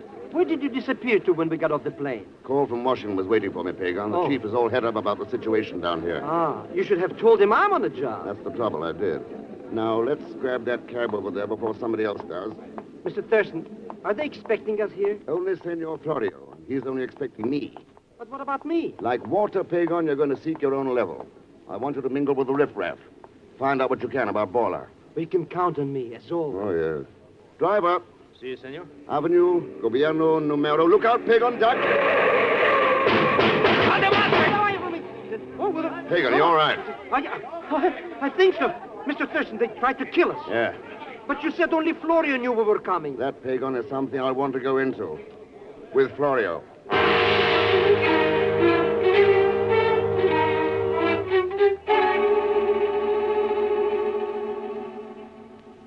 Still cannot shake it from my mind, Mr. Thurston, this attempt to assassinate you. Borla must have stumbled on the fact that you were coming. That's one explanation, Senor Florio. Now, getting back to business again, I have a suggestion. You have but to speak, and it shall be done. I'm convinced that your government's right. Only one thing is holding Bola back. Money. Yes, Bola's got to have money, lots of it. The posting of guards at all the banks and big business houses has stymied him, temporarily. But he's going to get more desperate every minute. Senor, why don't you double the number of guards at the banks right away? At once, Mr. Thurston. I shall notify immediately Capitan Oliphant, who is in complete charge of the campaign against Borla. Pardon. Sure. Hello? Oh, yes, Capitan. I'm with Mr. Ken Thurston, who has come from the United States to help us. Oh, rapidamente. What's that? Captain Oliphant has just made an important arrest. One of Bola's men? Yes, and I suggest we go and question him at once.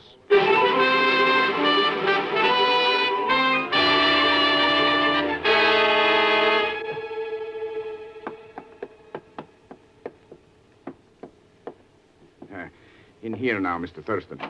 Mr. Thurston, tell him. You know This prisoner, he seems to know you, Mr. Thurston. Yes. Captain Oliphant.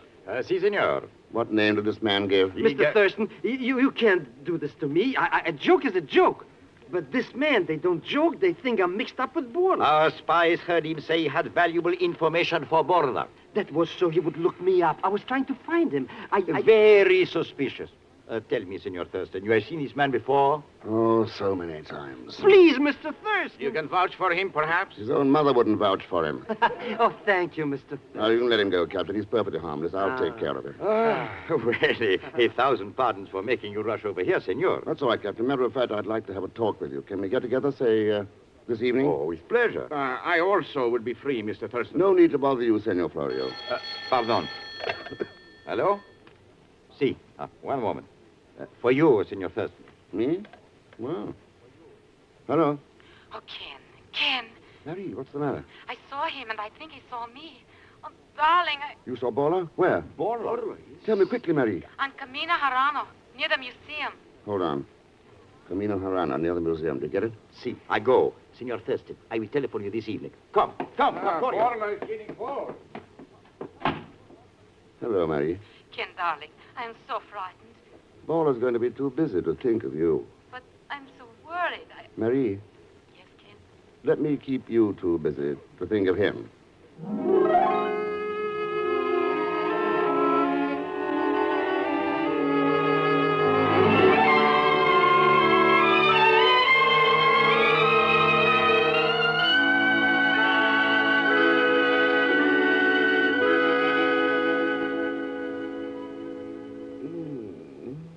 What time is it, Ken?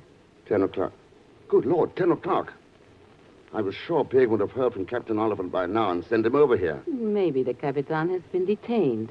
You said yourself that Borla might strike at any second. That's all the more reason why... Who's there? Mr. Thurston. Mr. Thurston. Peg, what's happened? A big fire. Where? Well, it's at the government center. Marie, I've got to run, but don't worry. Pagon will stay with you. But I like to go to fire. Well, this is one you're going to miss. Oh, now cheer up, Pagon. Where you're going sooner or later, they've got the biggest fire of all.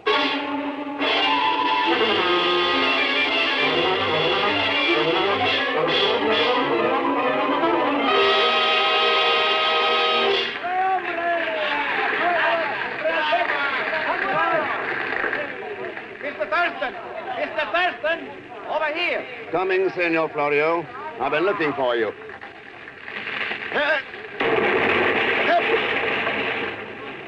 Oh, Mr. Thurston, you might have been badly hurt in the crash of those timbers. Well, you could say I might have been killed. Never will I forgive myself for having exposed you to such danger. I did not dream that the timbers were about to collapse. Why did you call me? Because where I was standing, it was so much safer. And I want to discuss with you this grave misfortune. It could have been deliberate, Senor Florio. Deliberate? What could possibly be gained by burning down the government printing office, and by whom? Well, Bola, for one. But how? Wish I had the answer to that. Oh, your pardon, Mr. Thurston, but I think you are mistaken. It is inconceivable that there could be any connection. How about Captain Oliphant? Maybe he can point to a connection. I have searched for the Capitan everywhere. Not since he left for Camino Arana have I been able to contact him. He was supposed to have a talk with me tonight, as you know. Yes, I remember. Senor Florio! Senor Florio! That fireman seems to have found something. Let's see. Huh? What is it, amigo? A body here in the rubble. Help me lift him. There. Oliphant. The Capitan. Dead. Senor, he must have been helping fight the fire. Senor Florio, I said that maybe Captain Oliphant could point to a connection between Bola and the burning of the government printing office. He has. With a knife in his back.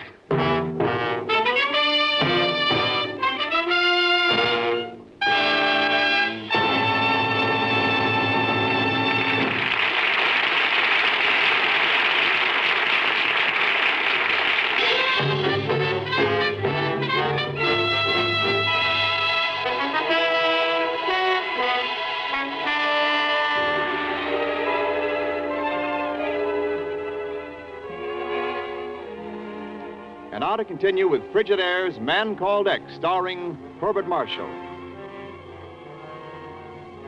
The threat of a coup d'etat against the Central American Republic by a man named Borla has brought Ken Thurston to Libertago. The night of his arrival, the government printing office is gutted by fire, and And the man who had been on Borla's trail, Captain Oliphant, is found dead with a knife in his back. Now, shortly after midnight, in the office of the dead man. Look here, Senor Florio. What is it, Mr. Thurston? A little clue to the connection between Borla and the burning of the government printing office. Here in Captain Oliphant's dossier on him. But I myself studied the dossier from beginning to end. Did you? Yes, and I found nothing. Well, I found something. Look. Several times in his game of hide-and-seek with the law and order boys, Borla posed as a stamp dealer. So? A stamp dealer. He knows stamps. Forgive me if I seem stupid, but many people know stamps. What has that to do with the burning of the government printing office? Isn't that where the stamps are printed? But I still do not understand. The director of printing may.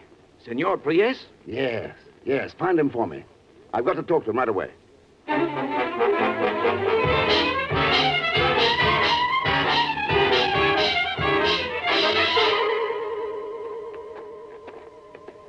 Here. Here, Senor Thurston. This is the wing in which the stamps were printed. This is where the fire started. Now, Senor Priest, do you agree? That there is a connection between Borla and the fire, yes. But what it is... Senor, I share Florio's ignorance. You see, Mr. Thurston. Just look around you, amigo. All the presses destroyed, all the plates melted down, the entire stamp supply reduced to ashes. Senor Priest, has there by any chance been a new stamp issue recently? Only yesterday. The Memoria issue, the first new issue in over 2... Oh? That's it. But if it were completely destroyed in the conflagration... If it were completely destroyed. But what if it weren't? What if one of the plates were destroyed? What if Borla had his hands on the new stamps, the only copies in existence? That'd be worth a fortune, a tremendous fortune. Yes. Now get this. It won't be the first time stamps have started a war. Far from it. D'Annunzio, when he seized Fiume in 1919. The form of Vilno in 1920. Don't you see? Yes, now I begin to... Timing. Everything ties in. Borla's got to be stopped before he can get out of this country to New York. But why New York? Because tomorrow... No, sir, help me. It's after midnight. No, today. The International Stamp Exhibition opens there. From all over the world, stamp collectors will come. Sure, with cash. Where else would Borla head for but New York? Oh, gentlemen, there's a lot to be done. Rapidamente.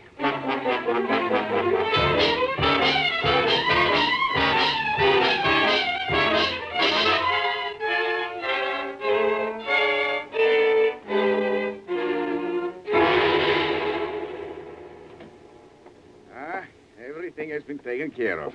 We have blocked every possible means of exit from this country.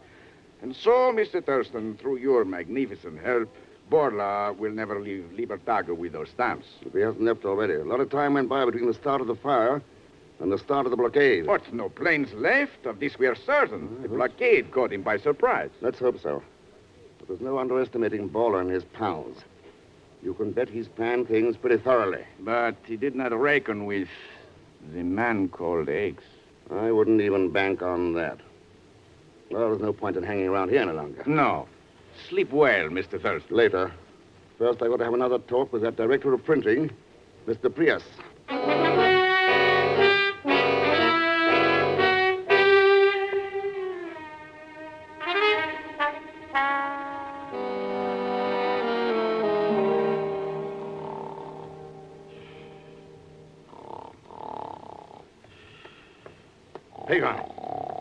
Pagon, wake up!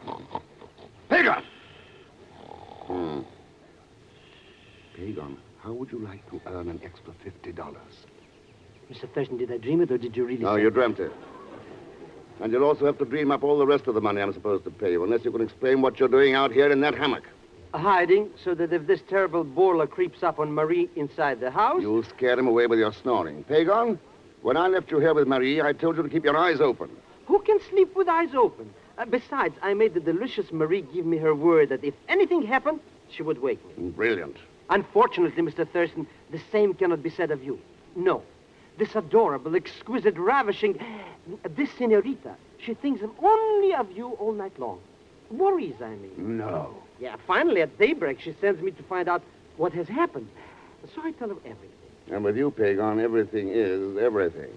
But she's a brave girl. She deserves to know that her heart has been given to Mr. X, who might die any minute. I get it. That would leave only you.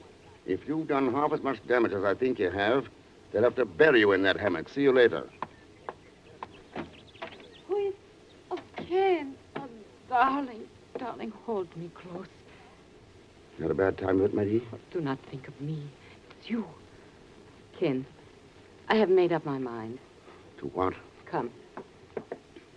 You have enough responsibilities without having to worry about what Borla may try to do to me. And so, you see, You're packing. leaving on the plane 2 hours from now. Well, Why don't you come with me, Ken? You have already done enough. Let the others do the rest. I kind of like to finish what I start, Marie. Then finish it in New York. Pegon says that is where the stamps will end up. Forget about the stamps. You mean they've been recovered? No. But I'm going to send some wires that'll blow up Baller's entire scheme. Oh, I must not ask questions, I know. But you will tell me all about it later? I'll tell you all about it now. Know anything about philately? Oh, the hobby of postage stamps. Uh-huh. Well, it seems such an innocent pastime. Marie, in the United States alone, there are 11.5 million stamp collectors. Last year, they spent close to $45 billion in good American money on their collections. A business that big has to have its rules. Yes, of course. When a new issue of stamps is printed anywhere in the world, it isn't recognized by philatelists unless a few of the stamps are actually used in the mail. That kind of makes it really official. Oh. I've just been to the home of the director of printing. Now listen. Not one stamp of the Memoria issue has been used in the mail. No. So all I have to do is to spread word in the proper places, and Baller will find that his precious stamps are just so many pretty little scraps of paper. Darling, I must not keep you a moment longer. Go quickly and send your messages. Yes, Betty, I think I'd better. But if Senor Florio should phone, will you tell him I'm at the Villa Pacifico? You are not going to your own hotel? Oh, just a precaution. Take every precaution, Ken. For me. Goodbye, Mary. Only until New York. Mr. Thurston, I'm famished. Unless I have some breakfast immediately, I will... Ah. Yes, Pagan, you will what? Huh? Did you say something? For you, Pegon, also a kiss on the forehead. Now off with you, and take good care of my Ken. For me, a kiss on the forehead. This is the lot of pagan self.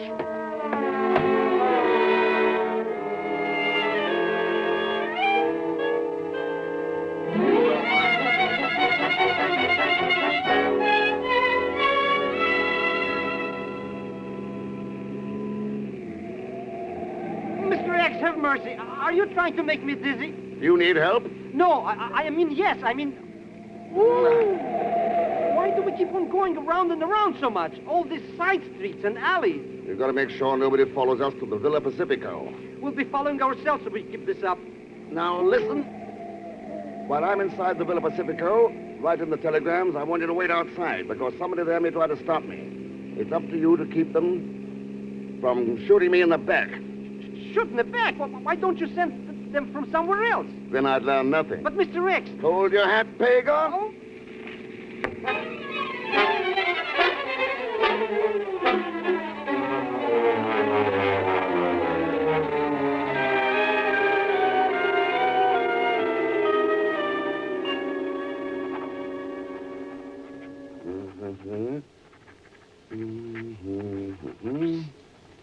Mr. X, I'm here. All right, Pagan, just keep your eyes open and your mouth shut. Okay. I've got him, Mr. Thurston. I've got him. But hurry up before he gets me. Please, come on. Good boy. Hang on to him. Only he... No. Right on the button, Mr. X. Who is it? That's a silly question, even from you. This, my friend, is Baller.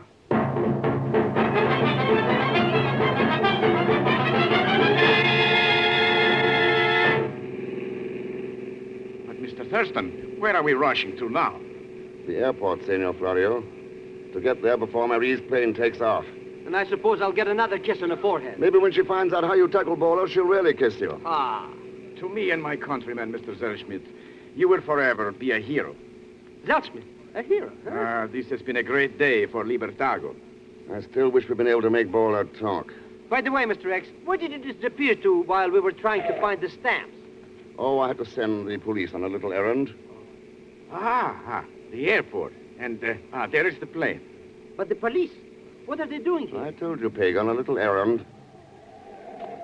Come on now. Oh, look. Great excitement around the plane. The police have got Marie. Marie! I will make you pay dearly for this mistake. How dare you do... Oh, Ken, darling.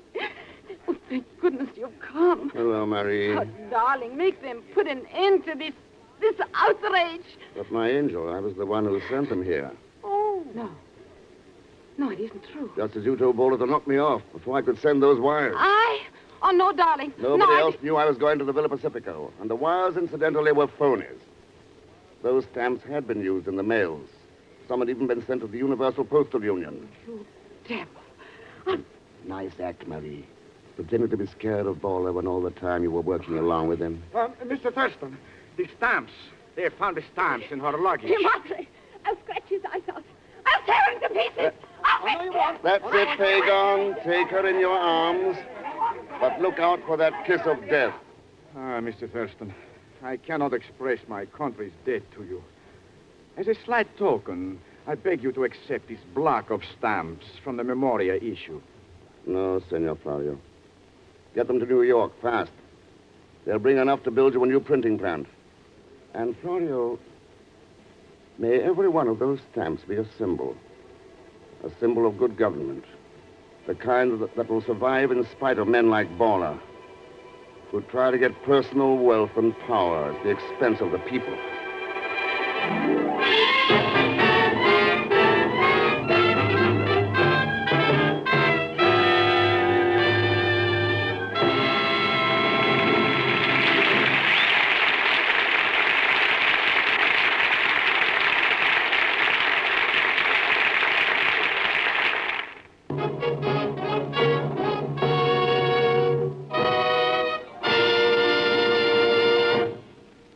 Frigidaire star, Herbert Marshall. Thanks for being with us. And next week, I promise you a story that will fairly knock your head off. As usual, there'll be Leon Belasco along as Pagon Zellschmidt. So join us, won't you, when next I return as the man called X. Good night.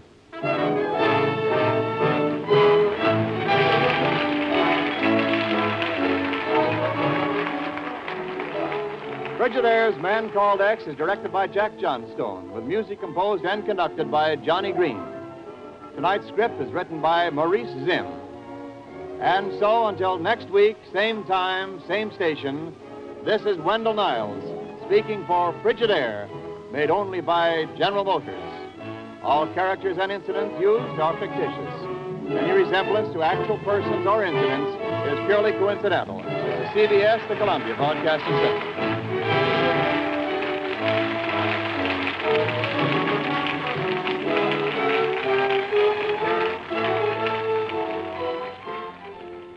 You're twice as sure with two great names, Frigidaire and General Motors.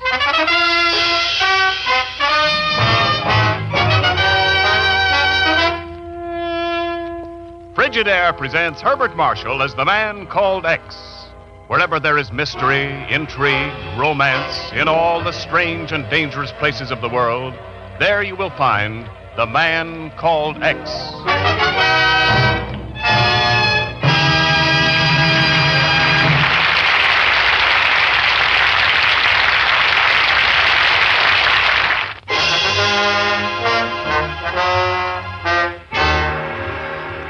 And now, Frigidaire presents Herbert Marshall as Ken Thurston, the Man Called X.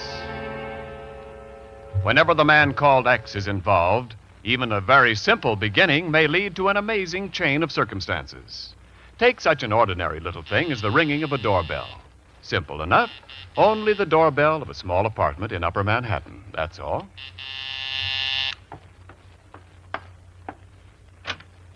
Good evening. Oh, I thought... Well, how do you do? You're Mrs. Jordan? Why, yes, I am. Mrs. Jordan, I am the Man Called X. Well, my husband isn't here, Mr. X. He took a plane this morning. What? Yes, to Honolulu. That was a big mistake. He shouldn't have gone. But, Mr. X, it took all our savings to buy that property in Hawaii. And for months now, they've kept stalling us from going out there. Ralph thinks the whole thing's a fake, that he and hundreds of other veterans in this country have been swindled. Mrs. Jordan, that land company in Honolulu is of highly reputable concern. This foolish trip of his may prove to be extremely regrettable for both of you.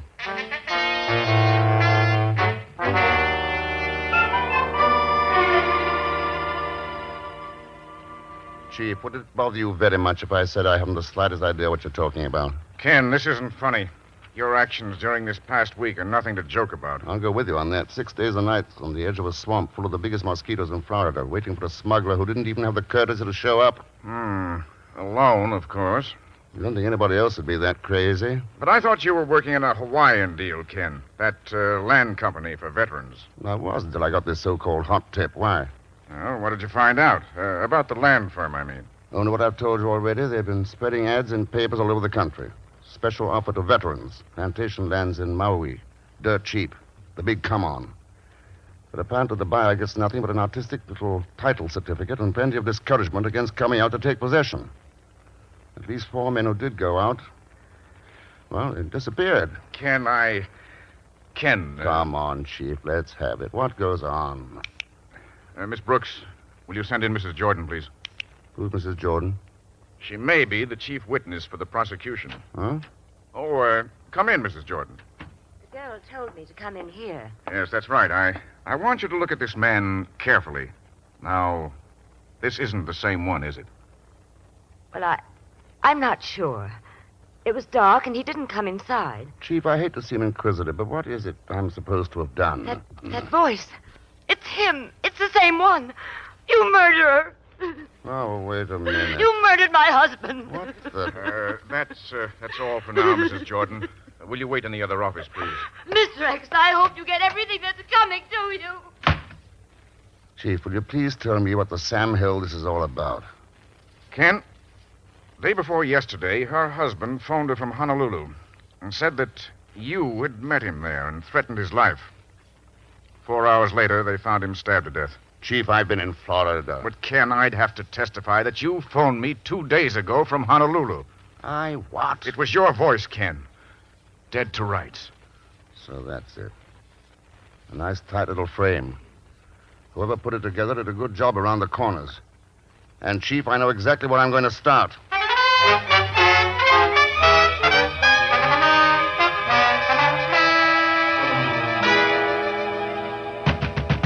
Pagon, open up. I know you're in there. Pagon. Just a minute. I'm coming. Oh, hello, Mr. Thurston. I thought I heard somebody knocking. Incredible. I've only been at it for 10 minutes. Huh? Oh, well, Mr. Thurston, I was just leaving. As a matter of fact, I'm late already. You'll be later. Let's go inside. At any other time, I'd be glad to. After you, Pagon. Here we go. Well, won't you come in? Thanks. So it's gone. All right, Pagon, what happened to it? I'm very glad you dropped in, Mr. Thurston. Only yesterday I was saying to myself, now I ought to call up Mr. Thurston. Turn it off, Pagon. Huh? Now, what happened to that home recording machine of yours? Oh, that was only on approval. They took it back. Well, how about the records, the ones I made? They take them back, too? The records? They just got lost, I guess, or something. Pagon, start talking. Oh, it was only a joke, Mr. Thurston. I wouldn't have thought of selling them. If Mr. Smith hadn't said it was just a joke... It would be Smith. The money had absolutely nothing to do with it. I swear to you, by the father All of my... pipe down. Would you know this Mr. Smith if you saw him again? But I never did see him. I only talked to him on the telephone. He sent a messenger to get the records. Like that, eh? Mm-hmm. All right, Pagon, start packing. We are flying to Honolulu. A vacation. Well, that's a very good It's idea. a long ways from a vacation. There's a killer waiting there for us. Probably knows we're coming. He may be anybody, Pagon. He may be anybody at all.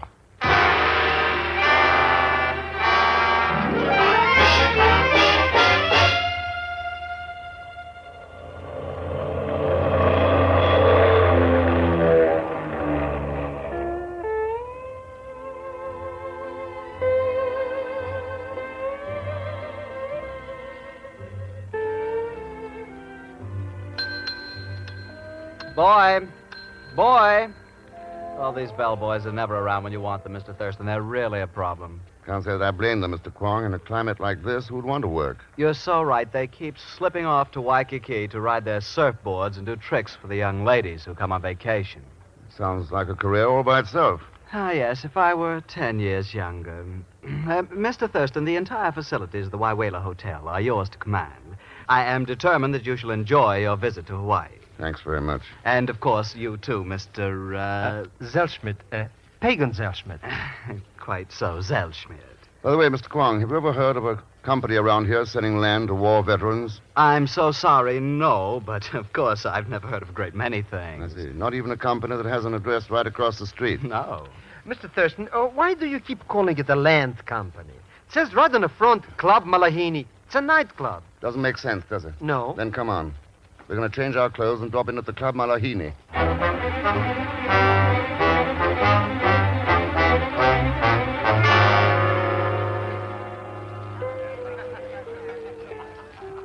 Here you are, monsieur. One dry martini and one, zombie. Thanks. Now, don't fall into that, Pagon. You'll drown. Oh, bartender. Oui, monsieur. Was there something else? Yes. Where can I find the manager of the club? Huh? But you have found him. I, monsieur, am the manager. Louis Chic at your service. Uh-huh. My bartender did not come tonight, so... Oh, he's probably down at Waikiki doing tricks for the girls. My name's Thurston, Mr. Chic. This is Pagon Zellschmidt. Oh, so happy to meet you, monsieur. What can I do for you? Tell me what you know about a land company for war veterans. Oh, mon Dieu, another one. Monsieur, I know nothing about that company. Their address is the same as this club's. Monsieur Thurston, it is like this. In the back of the club, there is a small office which I never use. 3 months ago, a man called me on the telephone and wished to rent it. I say, fine, okay. And he sent me the money by mail. Whenever letters arrive for the company, I push them through the slot in the door. But I have never seen the man. I see. And there have been others inquiring about this company? Oh, 4 or 5 in the last month. I tell them all the same thing. Well, you're consistent at any rate. Mr. Thurston, look. I know. You're quiet, Pagon. Iconies and Malahinis, it's my pleasure at this time to present the attraction you've all been waiting for. The one and only, the lovely Leopeli in her dance of the island. Look at her, Mr. Thurston. Huh? Not bad, eh? Not bad at all, Pagon. As a matter of fact, I think I'll go back to her dressing room and wait for her. That's a very good idea. Now, let's go. Sorry, Pagon. No? See you later. Oh, well. Monsieur, another zombie, please. Oh, Mr. Thurston. Yeah? If you have a minute, I'd like to speak to you. My name's Frank Clark. Uh-huh. Well? I was sitting out at the bar a while ago, and I heard you talking to Louis Chic. I didn't want to say anything in front of him. It's about this land company for us guys out of the service. Uh-huh. I've been around here a couple of weeks trying to check up on it. I guess you got stuck, too, huh? It looks that way. Same here. Yeah, they sure got a slick layout. Been able to find out anything? Well, not much more than what Chic told you. Oh, I did get a look inside that office. Uh-huh. It's empty. Nothing but a letter drop. Any ideas? Well, I got a few about the clerk at my hotel. I'm staying right across the street here, the Wawela. So am I. You mean Mr. Kwong, eh? Yeah, that's right. I'm tied up right at the moment, Mr. Clark. Suppose we get together in the morning and talk it over. Maybe you can make some sense out of the whole business. That's a good idea. I'll see you in the morning, then. So long, Mr. Thurston. Bye. Ah, the lovely Luapele. What? Pardon me, please. This is my dressing. I know. I've been waiting for you. Wait a minute. You were from the States. So? Who are you? Oh, I'm sorry. My name's Ken Thurston. Thurston? Come in, Mr. Thurston. You know, I've always thought of a grass skirt as a gaudy sort of thing on the picture postcard. Then I'd never seen you wear one. Oh, thank you. But that is my profession, Mr. Thurston. I guess it's more than that. I suppose it's an art that comes from being born here in the islands. I suppose so. At any rate, the dance was very lovely. Ole e poena au.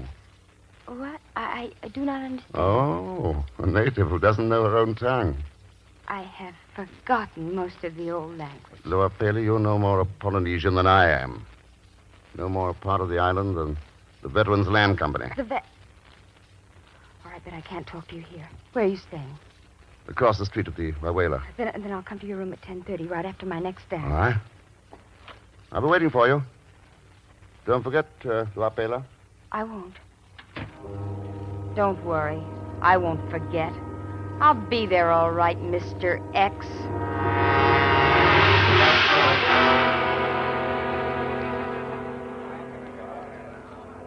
You would like something else, maybe, Monsieur Zellschmidt?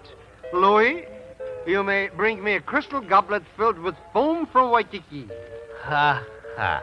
Monsieur is very funny. I go to bring some ice now. Monsieur will pardon me. I pardon everybody, except Mr. Thurston, who leaves me alone here while he talks to a beautiful dame with a beautiful name. That rhymes. A beautiful Pagon. Mr. Thurston, where are you? Over here, Pagon. The door at the end of the bar. Come on. Well, it's about time you came back, Mr. Thurston. I was getting very impatient. Never mind, Pagon. Follow me. Hurry, we haven't much time. Why don't they have lights in this hallway? Where are you going, Mr. Thurston? Out the back way. Close the door after you, Pagon. It's very dark here. Is this an alley, Mr. X? It's a back street. Wait, we'll stop here a second. Because, Pagon, I'm holding a gun in my coat pocket. From here on, you'll do exactly as I say. Understand? Well, of course, I'll be glad to... Wait. You're not... You're quite right, Pagon. I am not Mr. X.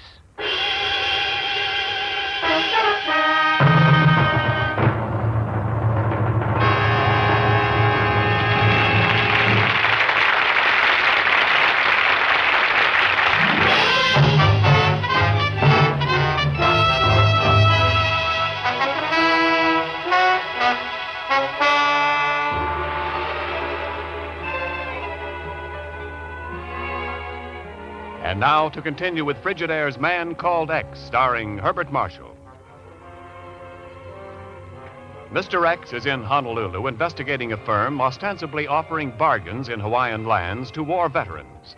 Someone has proved such a skillful impersonator as to place Ken under suspicion of murder and to lure Pagon away from the Club Malahini to some unknown destination. Monsieur, I cannot keep track of everyone who comes in here. It is possible that when my back was turned, he simply got up and walked out, just like that. But you didn't see him go, Mr. Sheik, is that it? Monsieur Thurston, to be perfectly frank, I do not even remember the man. Oh, no, he came in with me not more than half an hour ago. Sat right here, ordered a couple of zombies. I introduced him to you, Pagon Zellschmidt. Zombie Zellschmidt. Monsieur, I think I do remember. Vaguely, of course. Vaguely, is it? I see, yeah. You know, Mr. Sheik, I'm beginning to get a little fed up with you. That French accent of yours is as phony as that Hawaiian dancer. Okay, Thurston, you're right. The accent helps business. Uh-huh. What business? Entertainment, glamour, thrills, excitement. If it's on a menu, it's for sale. Interesting menu. I'll have to have a look at it sometime. Wouldn't be surprised if one of the main courses turned out to be real estate.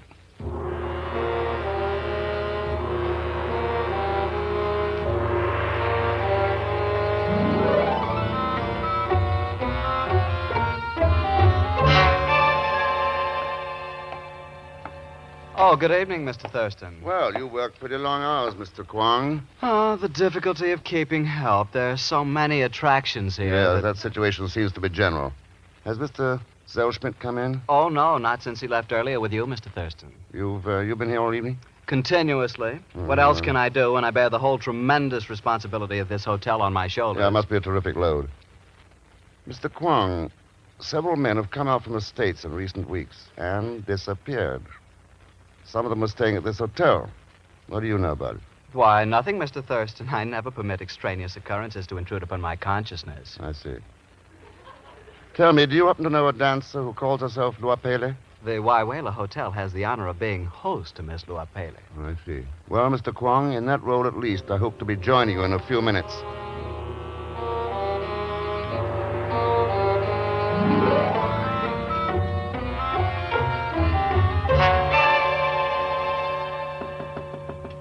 Yeah, who is it? I'm Mr. Oh. Go up, Ellie. Come in. Here, I'll take your coat. Thank you. Well, I suppose you locked the door at this point. I hadn't thought of it. Why? Shouldn't I expect it, since I was foolish enough to come here to your room? Why did you come? A man ordinarily assumes it's a result of his fatal charm, doesn't he? Lower Pelly.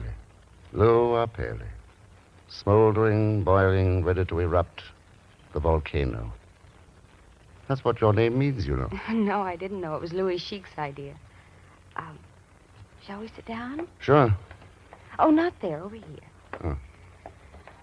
Let's say I came because I found you interesting. That sounds like a bad book. And it isn't the reason. Oh, why do you have to doubt everything? While ago at the club, you were anxious enough for me to come here. Why? Well, maybe because I found you interesting. If you really think so, why don't you do something about it? Such as? Such as something like this? Ah, Lower Pelly. I wondered how long it'd take How long for what? for you to make your play. All right, drop it. Oh, you're hurting me. And drop it. That's better. Is a .32 automatic standard equipment for a dancer to carry in her coat pocket? I'd have killed you. All right, go ahead and kill me, the same as you killed my brother, Mr. X. Huh? How'd you find that out? I recognized your voice at the club. Who are you? Shirley Kaufman. Kaufman. Wait. He was swindled on this land deal. Talked to him on the phone several times. That's where I first heard your voice. He was my brother. Oh? When he wouldn't take your advice and came to Honolulu anyway, you followed him and killed him. Then tried to make it look as though he drowned. Ah. They found him in the surf at Waikiki. That's where you made a mistake. That's why I came out here. He didn't drown. My brother had won medals in swimming meets for years. You killed him. So that's what happened to one of them. You're wrong, Lord Pelly. I didn't kill your brother. But you're right about one thing. He was murdered. Wait a second. Sit right where you are. Hello. Mr. Thurston, is that you? Pagon, where the devil have you been? I do not have any time to talk about that now. You have got to come right away. Yeah, where? Out at the Diamond Point jetty. Diamond Point. What's up, Pagon? I cannot talk about it now, Mr. Thurston, but it is very important. You hurry, huh? I'm tied up at the moment. I can't get away. Suppose I meet you around midnight. You cannot make it any sooner? Not a chance. And another thing, I can't find that letter from Mrs. Jordan that I gave you. You know what you did with it? I do not remember, Mr. Thurston. It is around somewhere, I guess. Mind if I look in your suitcase for it? You are entirely welcome to it. That's probably where it is, too. Okay. I'll meet you at midnight at the Diamond Point jetty. I will be waiting, Mr. Thurston. So long, Pagon. What are you going to do? Look, get this straight. I did not kill your brother. And I'm going to try just as hard as you are to find out who did. I don't know what to think. There isn't any proof. I got the idea because you warned him not to come to Honolulu. Then he came anyway and was killed. That's exactly why I warned him. Maybe I was crazy, but I worked there at the club for a month trying to find out who's behind this land company. No luck. Then you showed up the way you did. So you jumped to conclusions. I guess so. You're Pelly. This whole thing's beginning to make some sense. If you'll just sit tight, I may be able to dig up the right answer.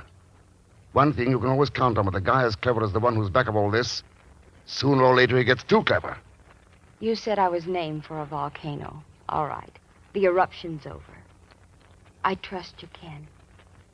And to prove it... Oh, Ken. Oh, Pelly, well. You'll have to be going, Ken, if you're going to meet someone at midnight. It's a half-hour drive to Diamond Point. I haven't the slightest intention of meeting anybody at Diamond Point. In fact, I'm going to stay right here until midnight.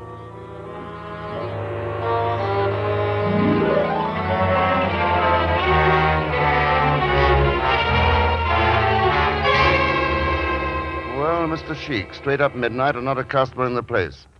Why don't you close up and go home? Oh, Monsieur Thurston has the right idea. That is exactly what I'm going to do. Oh, no, hold it. I'm the fellow who knows the accents of fate. You remember? Yeah, I remember all right, but it gets to be a habit. A lot of things do.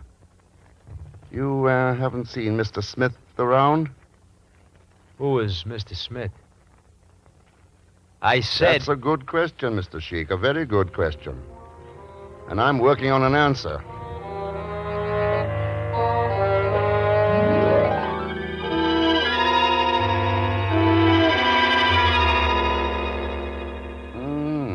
4 minutes past midnight and still on the job. You show an amazing devotion to duty, Mr. Kwong. I assure you, Mr. Thurston, it is not by choice. The attractions here are such I know, yes. The help simply doesn't feel like working. Do you mind if I look through the hotel register? No, not at all, though I'm afraid you'll find it very dull reading. Oh, I don't think so. In fact, Mr. Kwong, I expect to learn a lot from it.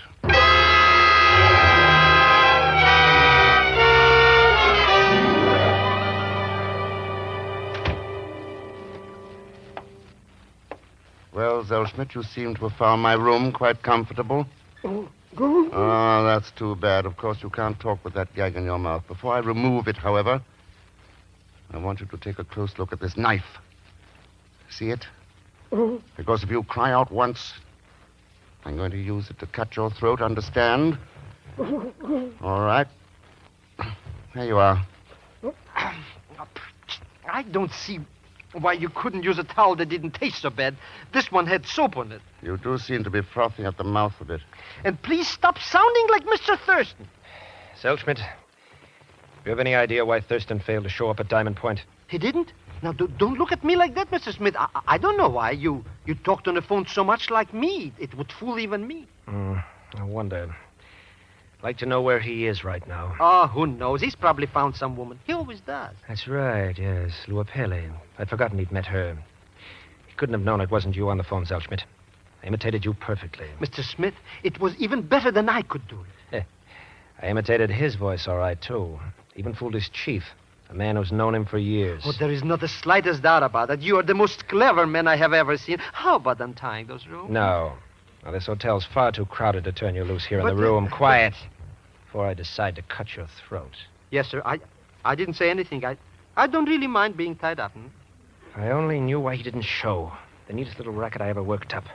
Good for a long time yet with Thurston out of the way. Oh, he's very stupid, Mr. Smith. You could bump him off without any trouble, just like the other 4. 5, Zellschmidt. Your arithmetic's bad. And since we're on that subject, I think it's time to make it 6.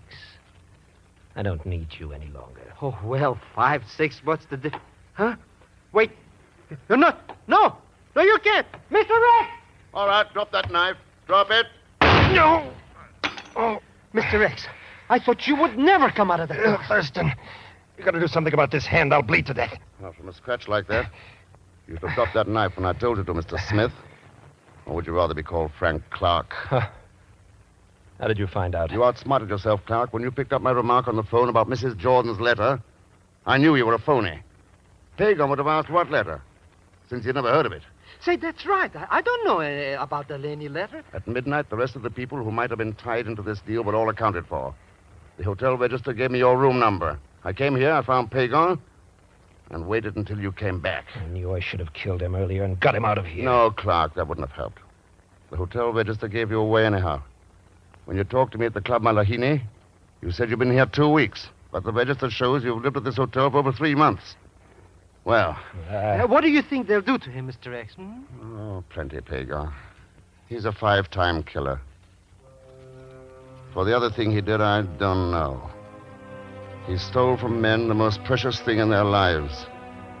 Their dreams. The dream of some far-off island where they'd go one day and be happy. And perhaps it may be punishment enough when he finds that even prison can't stop a man from dreaming. But it'll make his dream a nightmare.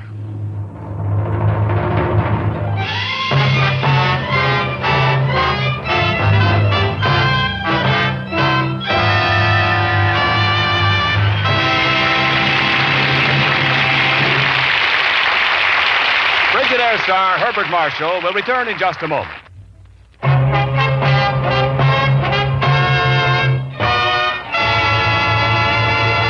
And now, Frigidaire star Herbert Marshall. Thanks for being with us. And next week, I promise you another story filled with suspense and mystery. As usual, there'll be Leon Belasco along as Pagan Zellschmidt. So join us, won't you, when next I return as the man called X. Good night. Frigidaire's Man Called X is directed by Jack Johnstone with music composed and conducted by Johnny Green. Tonight's story was written by Les Crutchfield. And so, until next week, same time, same station, this is Ken Niles speaking for Frigidaire, made only by General Motors. All characters and incidents used are fictitious, and any resemblance to actual persons or incidents is purely coincidental. This is CBS, the Columbia Broadcasting System.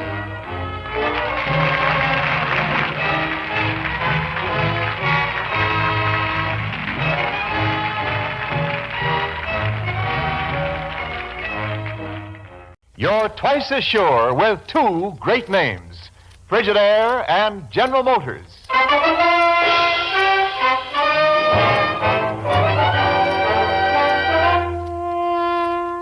Frigidaire presents Herbert Marshall as the man called X.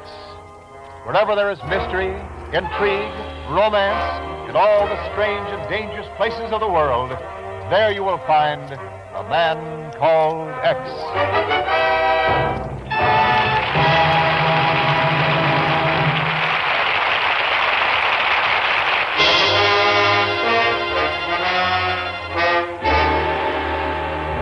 And now Frigidaire presents Herbert Marshall as Ken Thurston, the man called X.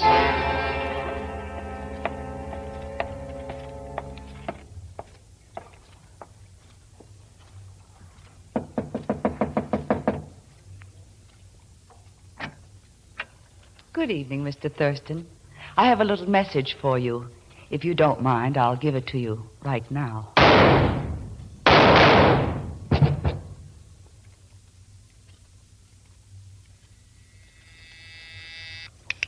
Yes?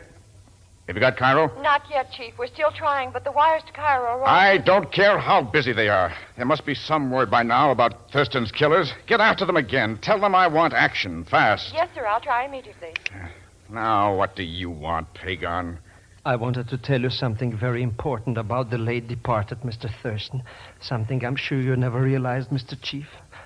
I happen to be his only heir. His what? So many times he told me, Pagan, when I go, I wish to leave everything to you. Oh. Unfortunately, I don't know where all his money is. But if you would help me to locate it for a reasonable commission... Pagan, you dirty, chiseling, black-hearted... Yes, I know. But if you would help me collect his estate, I could give you a percentage. A small one, of course, but... Get out of my office. Get out before I... Yes? There's a call from Cairo, sir. It just came through. I'll take it. Hello. Hello. You sound dyspeptic, Chief. And what if I do? What business is it of... Ken Thurston. Hiya, Chief. But, why, it can't be you.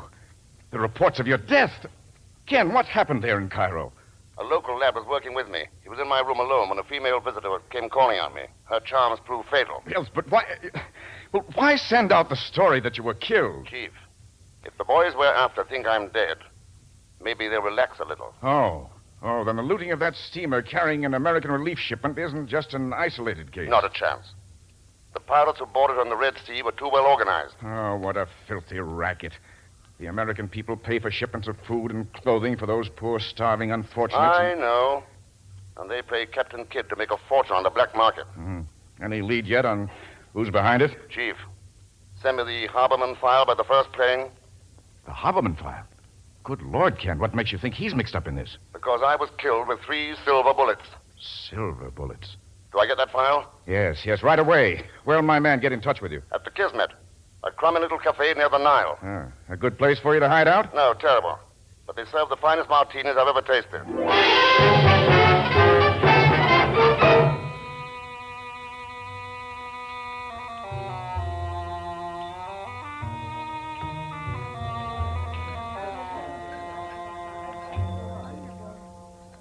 Here, Effendi. You martini with the onion. Good. Now bring another for the young lady. I see no young lady at your table. You will in a second. Very well, Effendi. I heard you order that drink for me. Too bad. I wanted to surprise you. How did you know I would join you? I saw you come in and check the unattached mails, and I thought, well... I had a friend once who liked onions in his martinis. He had excellent taste in drinks. Nothing wrong with his taste in women. Your martini, Effendi. Oh, good. Here. Thank you, Effendi. Shall we drink? To our meeting? To your friend who brought it about. To my friend. What was your friend's name? I thought it was Ken Thurston. Unfortunately, he died before I learned his real name. Too bad. How did it happen? I killed him. The martini, it is too strong, perhaps? So this meeting's no accident. You knew it was not. You're going to shoot me again? That depends. I'm very fond of money. I'm very fond of living. We could both be happy. Oh. If you were to remain alive, you could pay me money for information. Would it be worth it? Would it not be worth almost any amount if it concerned silver? You're a very interesting person. I could be even more... What's the matter? Outside through that window, I thought I saw... I shall have to leave now. Can you meet me later tonight? Where? At the Silver Scarab. Meet me there in an hour. Have the martini waiting. The young lady is leaving, Effendi. She has left. Try counting up to 10. I'll be gone, too. Never mind counting. It's too late now. No, Mr. Thurston. No, Mr. Thurston, don't go out there. Hagar, where did you come from? No, wait, I'll talk to you later. Get out of my way. No, Mr. Thurston, people are shooting out there, killing each other. I've got to get to that girl. Well. Is that the girl you were after, Mr. X? That one lying there in the street? Yeah. Oh. I say, what's all this rumpus about? Fearfully noisy neighborhood. Fellow can't get a decent night's sleep. Girl's been hurt, eh? Well, let's have a look at her. You a doctor? Have been for 40 years. Sibley's the name. Dr. Ford Sibley. My place is right across the street. I've been practicing here, but let me see. Never mind your life's history. What about hers? Any future to it? The girl's future's all in her past, young man. She's dead.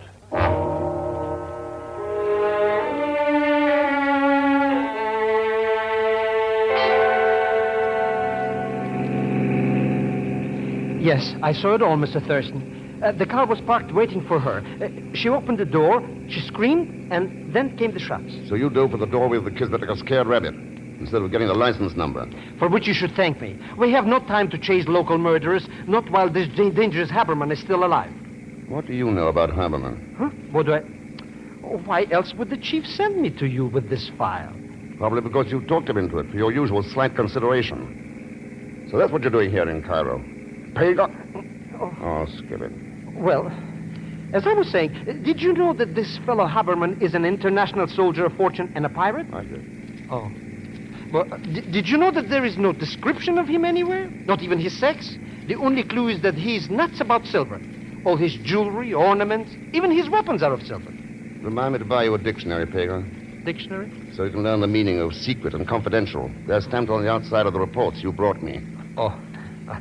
But, Mr. X, why do you think Haberman is here in Cairo? The bullets that killed that man in my room were made of silver. This Haberman deserves to be caught and hung, using such a precious metal in such a wasteful fashion. I'll work on it, Pagan, starting right here. Here? But we've stopped in front of a nightclub. That's right. The Silver Scarab.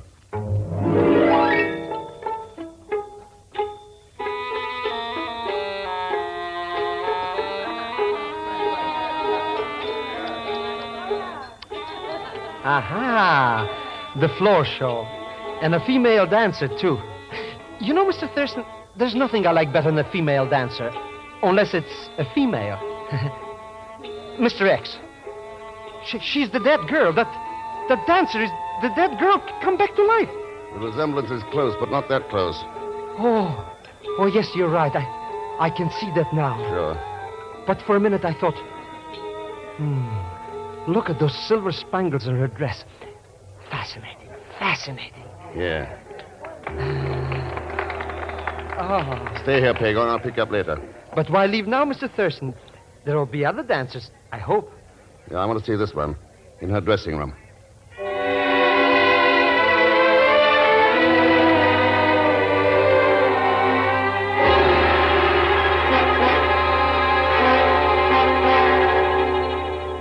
I know nothing about it. It was her own idea. I think that you lie, Zaida.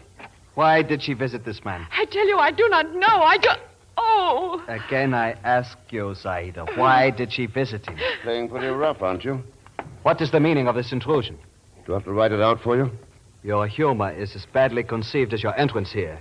Perhaps this will teach you to mend your manners. Never lead with your right. It gets into trouble. Release my arm. You're breaking it.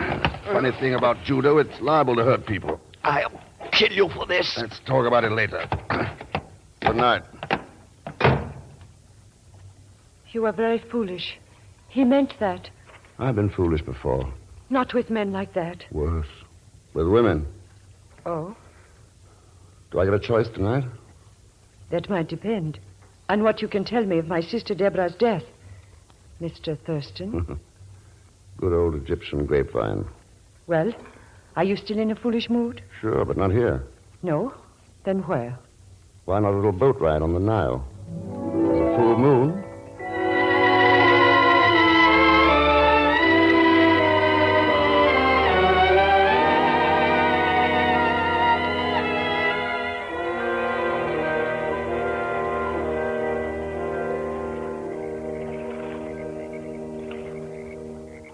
You see, Ken, my sister Deborah preferred the easy life. Quick money, men like Polzin, the man you threw out of my dressing room. He's a wealthy and powerful man, Ken. Owner of the Euphrates Shipping Company. Euphrates Shipping Company. You see, he was her friend. It was because of him, I think, that Deborah was involved in this trouble. What trouble, Zeta? That's just it. I do not know any details. That was why I wished to speak with you. I thought perhaps you could tell me something about it. Oh, you're drawing a blank here, Zeta. I only met her a couple of hours ago, and then only for a few minutes. I see. And now my poor sister Deborah is dead. Well, the fates have decided. There's nothing we can do to alter their decision. I'm a great believer in the fates, Ken. What did they tell you about the immediate future? I do not know, Ken. Would you like to guess? I'm not sure. Afraid to find out? Afraid, yes. But you could give me courage, Ken. I could try, if you want me to. Yes, Ken, yes, I want you to. Very much. Then I'll try. But first... Oh! Better drop that gun. Oh, let go of my wrist. Let go, I say. You drop the gun, I drop your wrist. No, I... All right, Ken, all right. How'd you get that little inspiration? Because I have sworn to kill the man who murdered Deborah, and I think you are the one. Let's keep an open mind about this. You cannot convince me otherwise. No, I can try. And holding you in my arms this way, there isn't very much you can do about it. Oh, Ken. Everything is so mixed up. What can I do? I don't know yet. But you've got to change your mind, Zeta. And this is the pleasantest way of trying to convince you I can think of.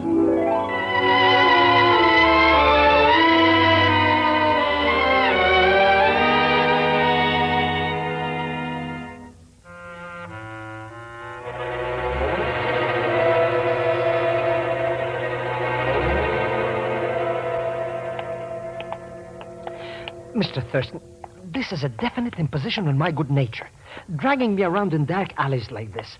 Would you mind telling me why we're here? To find out what makes the wealthy Mr. Polzin wealthy.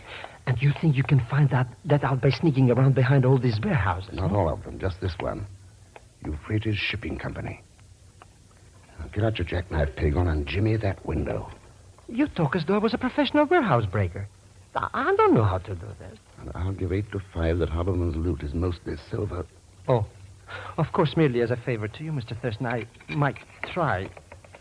Being new at this, I don't know how successful I will be, but...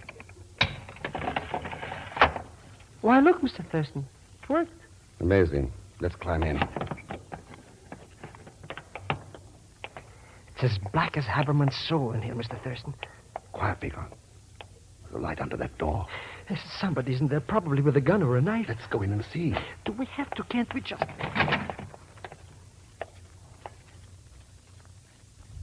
Well. Coffins. The room is filled with coffins. What would they be doing in a warehouse of the Euphrates Shipping Company? I'll bite. Let's see if we can find the answer. We'll look inside one of them. Huh? Oh, no, Mr. Thurston. Let the dead rest in peace. If we leave them alone, maybe they'll leave us alone. Maybe... Mr. Thurston? Look. Yeah. Rifles, submachine guns, all kinds of guns. But what a peculiar cargo for coffins. Yeah. Let's check this one. This one's different, Pagon. I'm leaving. I just remembered an important engagement. I left my waffle iron burning. Don't be a fool. She can't hurt you now. How do I know? If she can move from the street in front of the Kismet into this coffin, she can do anything. Mr. X, there's no chance of a mistake? No. No. The girl in that coffin. That's Deborah.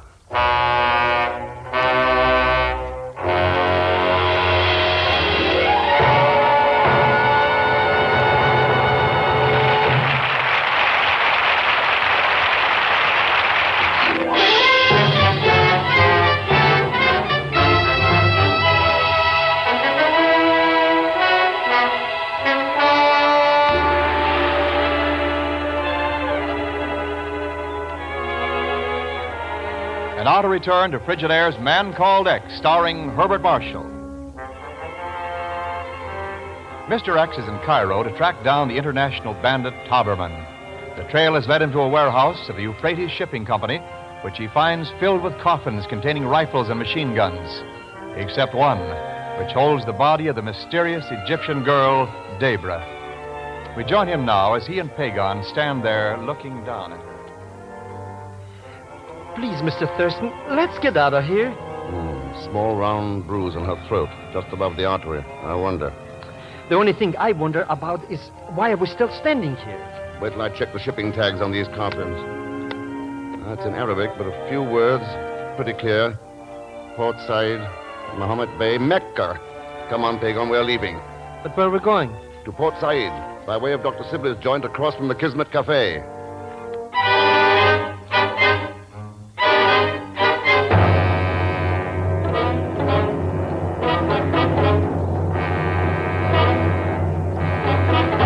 Outrageous, that's what it was, outrageous. There was I waiting for the authorities to arrive to get the girl's body, you know, when this Arabian fellow approached and struck me unconscious. Came to, and the girl was gone. Ever seen him before, Doctor? Once or twice, Mr. Thurston, frequenting the Kismet. Never even been introduced. Makes me furious. Can't do that to me. I want to be in the know, Thurston, definitely. Don't know what's up, all that sort of thing, but I want to be in the know. How well do you know Port Said, Doctor? Been in the Middle East 40 years. Know the place like a book. Good, you're in. I'll brief you later. Right now, get us to Port Said in a hurry. Right. What's the time? Don't have a watch. Never carry the beastly things. Huh? Always stopping on me. It's 11:43. Oh, splendid. Time enough to catch the last night train. I'll phone for a cab. Be right back. Mr. Thurston, I'm not going to ask you about the guns, or about the Polzine, or the dead girl, or the dancer Zaida. Not even about Haberman. I just want to know one thing. Why we're going to Port Said? Yes, why we're... You said it. Pagon, we're going there to find out about the guns. We're going to find out about Polzine, Deborah, Zaida, and Haberman.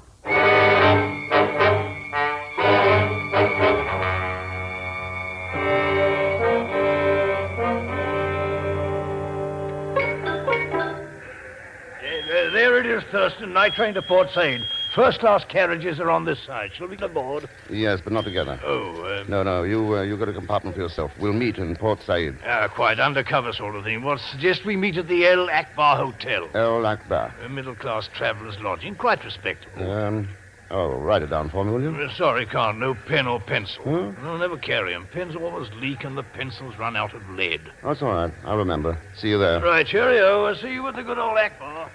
Well, Mr. Thurston, did we get aboard, too? Yeah. No. Huh? Hello, Polzine. You have a faculty for appearing where you're not wanted, Mr. Thurston. So I've been told. Going somewhere? Port Said, for instance? Prying into my affairs or interfering with them is a very dangerous pastime. Good night, Mr. Thurston. You know something? That man's personality doesn't like me. He doesn't exactly send me. Let's get aboard. We'll take the third compartment on the left. Why the third one? Because Polzine's taking the second.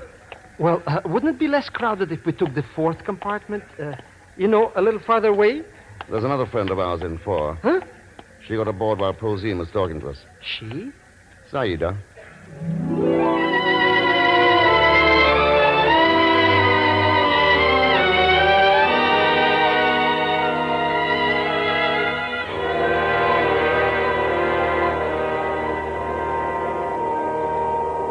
Oh, Ken, it's been so wonderful. Just the two of us here in this compartment.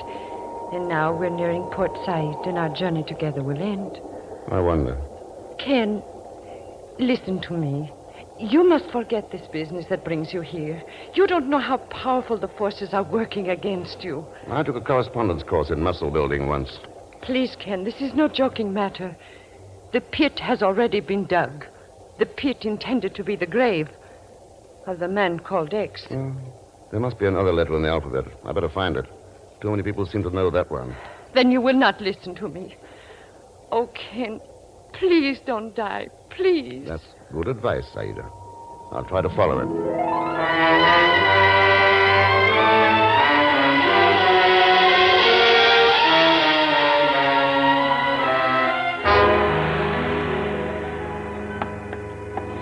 There are times, Mr. X, when you're the most tiring of all men. No sooner do we arrive at Port Said when you rush me like mad to commissioner of the port. Well? And then before I have even had a chance to chase my breath, we're off again. This time down here to the docks. Mr. Thurston. There's your answer, Pagon. The Mohammed Bay. The Mohammed... So that's what Mohammed Bay stands for. A rusty old tramp steamer. And look at the cargo they're loading. Coffins. Coffins? Yeah. Rosine's built up a live trade in dead Mohammedans, lugging coffins to Mecca. Who suspects a sanctimonious guy of substituting guns for bodies and dropping him off to Harborman? Ah, so that's how he can be a regular pirate and steal the American relief supply. Sure. But how do you know that these coffins are the same ones that we saw in the warehouse? I don't. That's why I'm going to sneak aboard and find out. Huh? Oh, no. You meet Dr. Sibley at the El Akbar Hotel. Wait for me there. And if you don't happen to show up? You know, they could kill you, you know. Find yourself a nice nightclub. Maybe the dancers can help you forget your bereavement.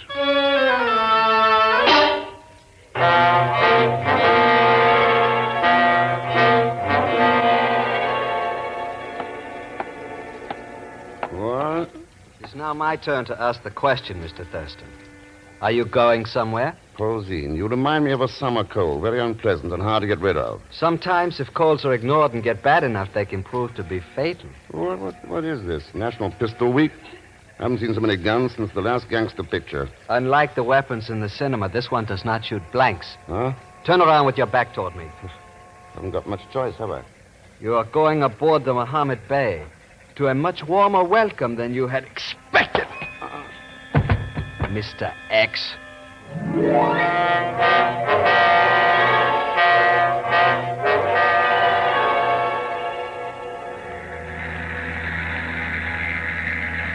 Well, Thurston, how do you feel now?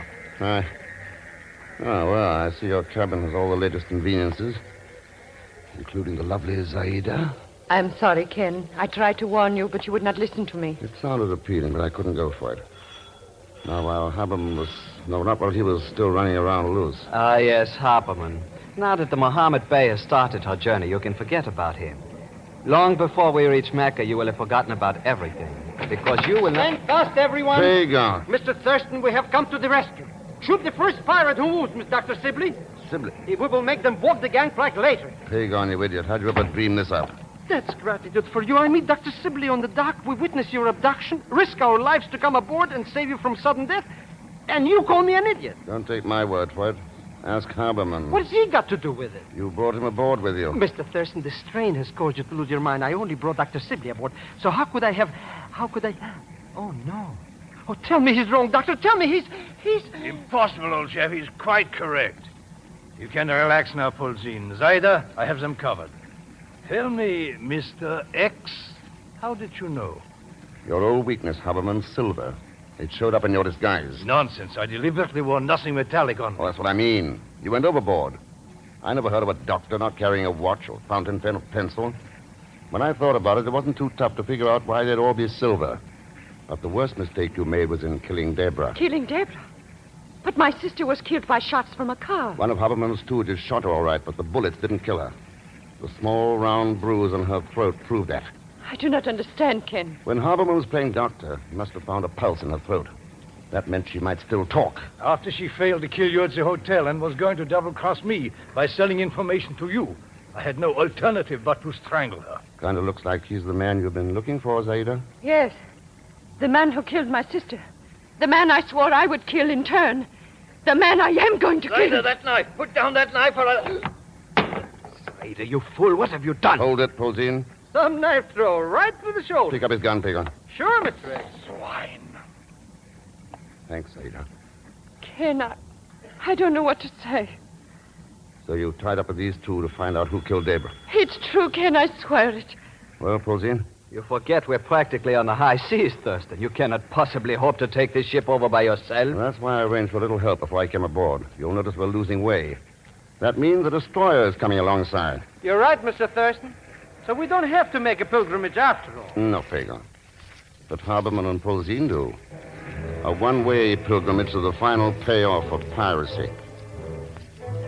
There's nothing in this world lower than the rats who profit by stealing from the poor and starving. That's why we've got to stop them. It's a long, tough job, but you know, I can think of 140 million people who just love to roll up their shirt sleeves and do it.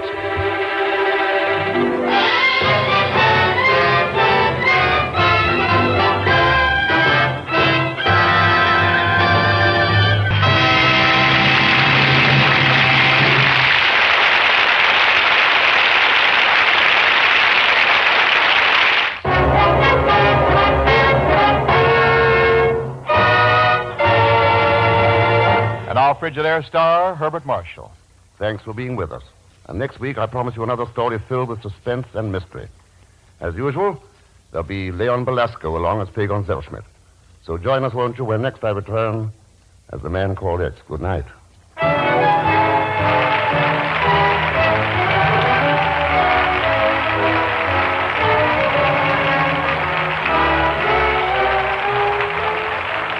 Frigidaire's Man Called X is directed by Jack Johnstone, with music composed and conducted by Johnny Green. Tonight's story was written by Sidney Marshall. So until next week, same time, same station, this is Wendell Niles speaking for Frigidaire, made only by General Motors. All characters and incidents used are fictitious, and any resemblance to actual persons or incidents is purely coincidental. CBS, the Columbia Broadcasting System. You're twice as sure with two great names, Frigidaire and General Motors.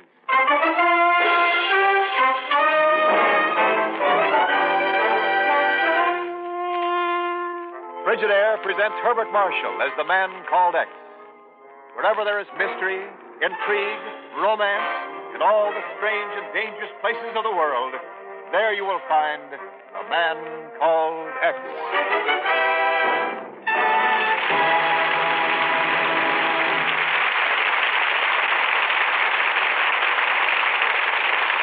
You're twice as sure with two great names, Frigidaire and General Motors.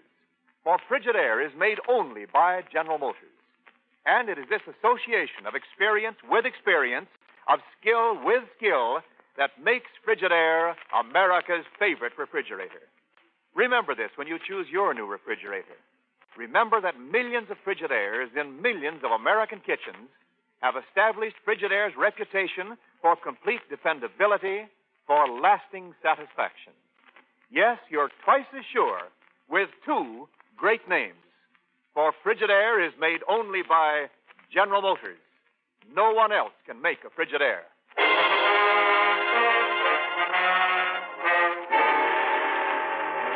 And now Frigidaire presents Herbert Marshall as Ken Thurston, the Man Called X.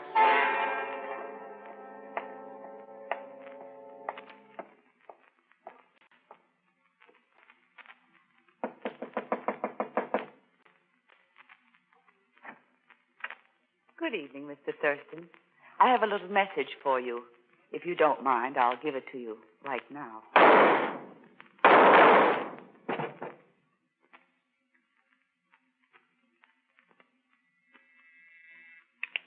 Yes?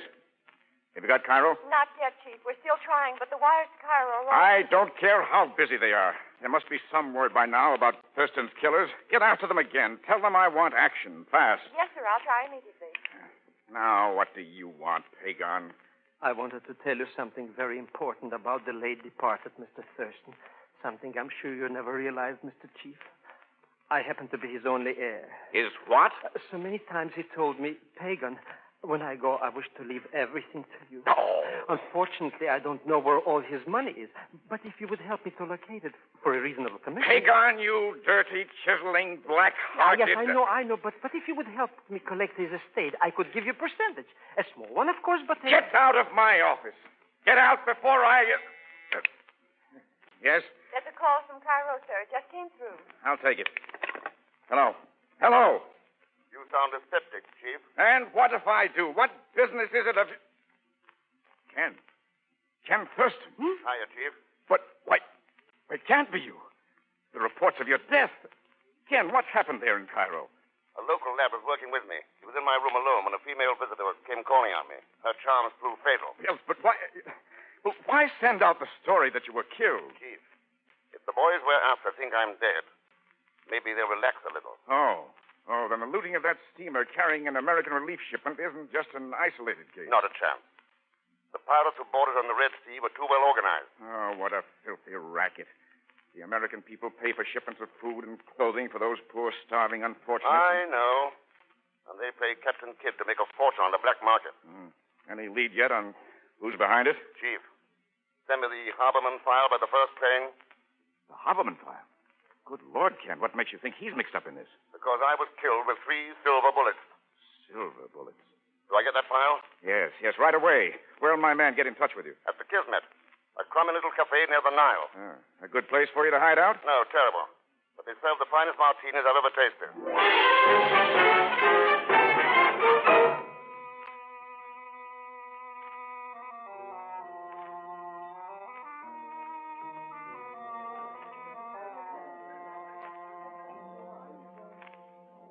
Here, Effendi.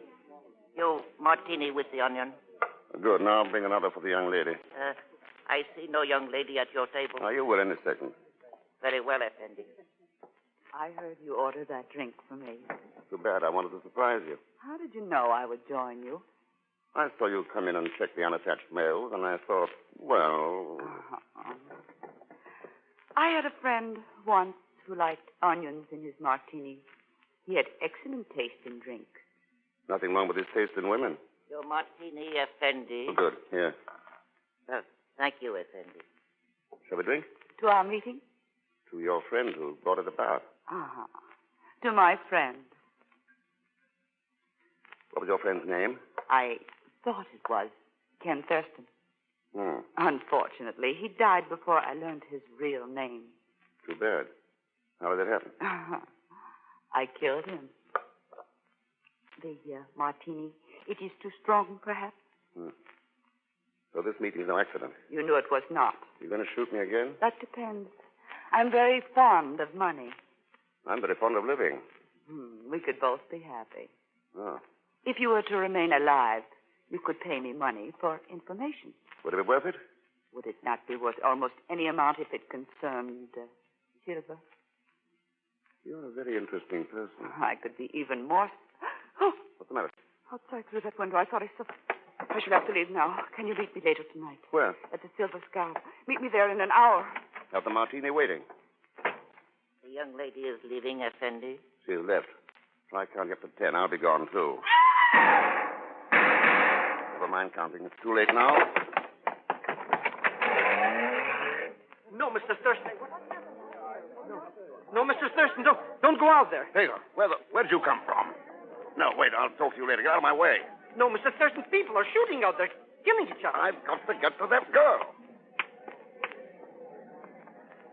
Well. Is that the girl you were after, Mr. X? That one lying there in the street? Yeah. Oh. I say, what's all this rumpus about? Fearfully noisy neighborhood. Fellow can't get a decent night's sleep. Girl's been hurt, eh? Well, let's have a look at her. You a doctor? Have been for 40 years. Sibley's the name. Dr. Ford Sibley. My place is right across the street. Been practicing here, but let me see. Never mind your life's history. What about hers? Any future to it? The girl's future's all in her past, young man. She's dead.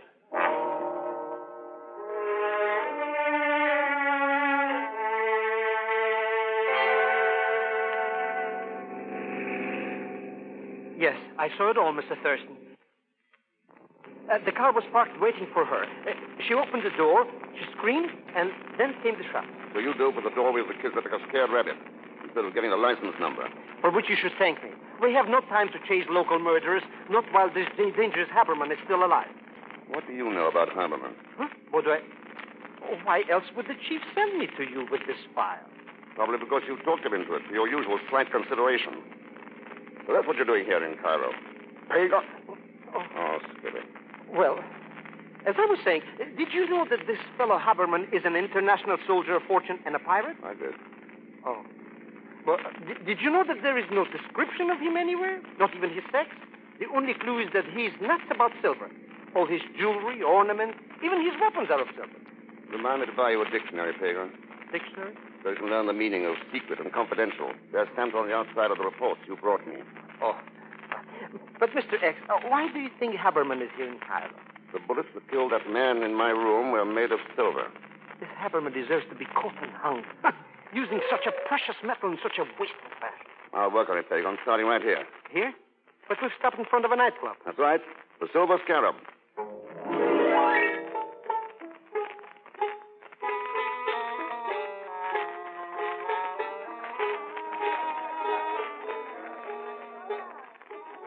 Aha! The floor show. And a female dancer, too. You know, Mr. Thurston, there's nothing I like better than a female dancer. Unless it's a female. Mr. X. She's the dead girl. That dancer is the dead girl come back to life. The resemblance is close, but not that close. Oh, yes, you're right. I can see that now. Sure.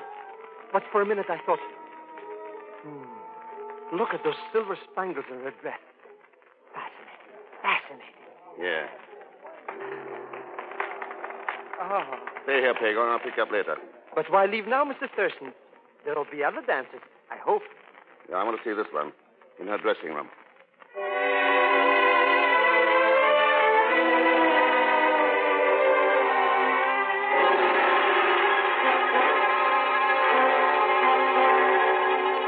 I tell you, I know nothing about it. It was her own idea. I think that you lie, Zaida. Why did she visit this man? I tell you, I do not know. Oh! Again, I ask you, Zaida, why did she visit him? Playing pretty rough, aren't you? What is the meaning of this intrusion? Do I have to write it out for you? Your humor is as badly conceived as your entrance here.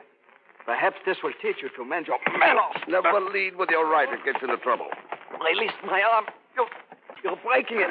Funny thing about judo, it's liable to hurt people. I'll kill you for this. Let's talk about it later. Good night. You are very foolish. He meant that. I've been foolish before. Not with men like that. Worse. With women. Oh? Do I get a choice tonight? That might depend on what you can tell me of my sister Deborah's death, Mr. Thurston. Good old Egyptian grapevine. Well, are you still in a foolish mood? Sure, but not here. No? Then where? Why not a little boat ride on the Nile? Full moon.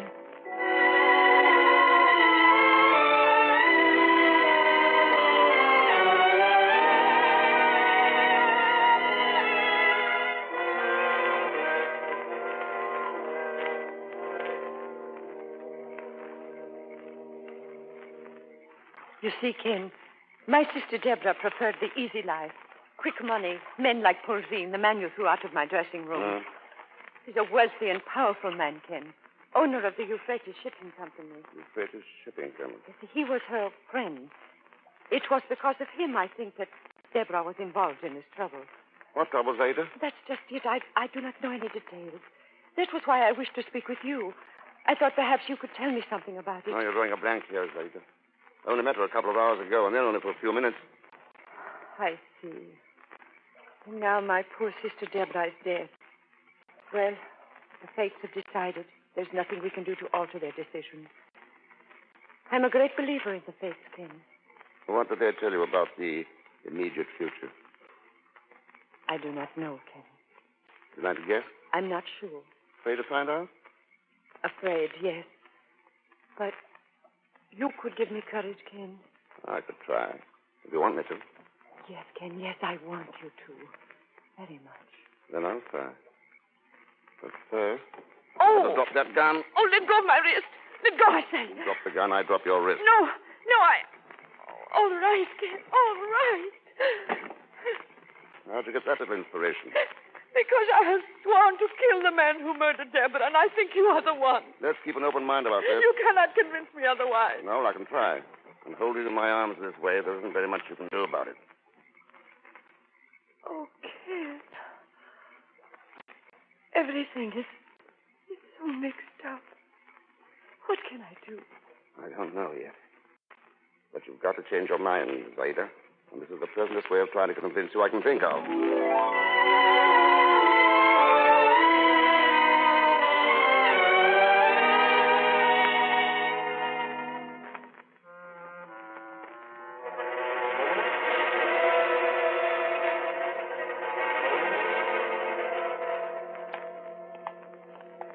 Mr. Thurston, this is a definite imposition on my good nature.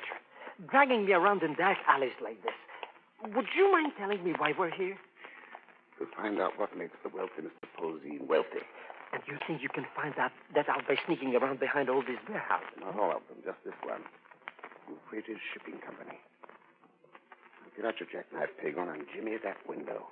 You talk as though I was a professional warehouse breaker. I don't know how to do that.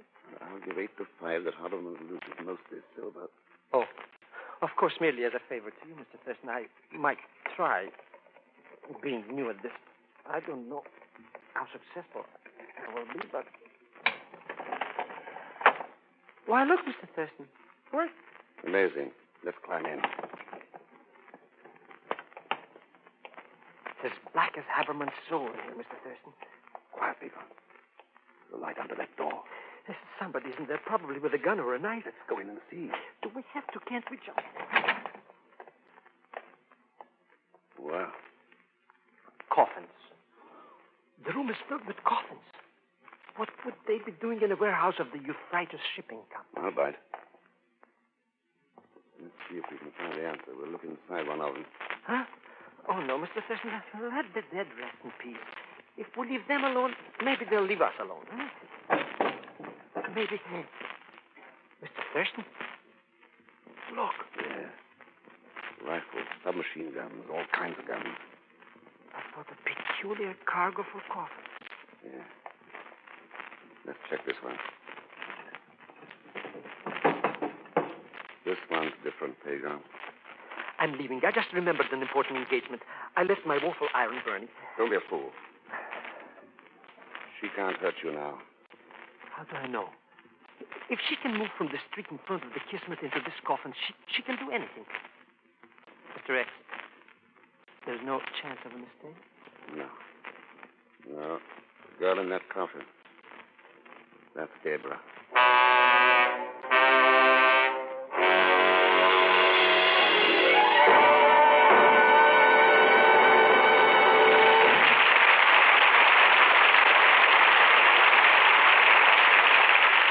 In a moment, we continue with Frigidaire's Man Called X, originated by J. Richard Kennedy.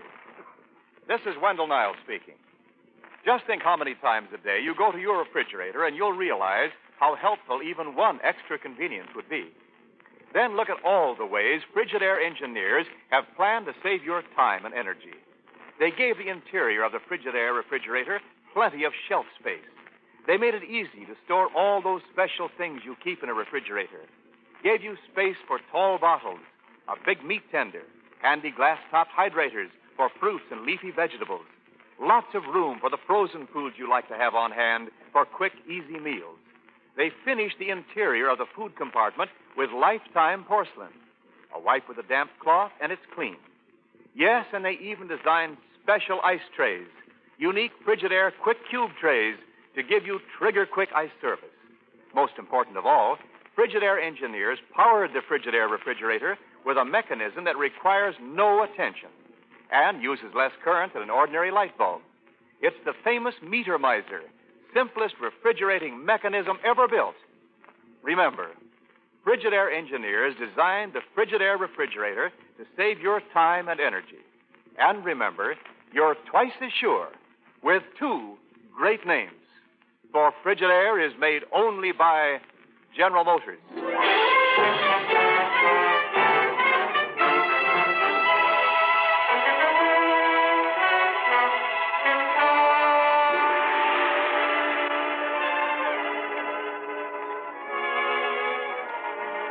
return to Frigidaire's Man Called X, starring Herbert Marshall. Mr. X is in Cairo to track down the international bandit Haberman.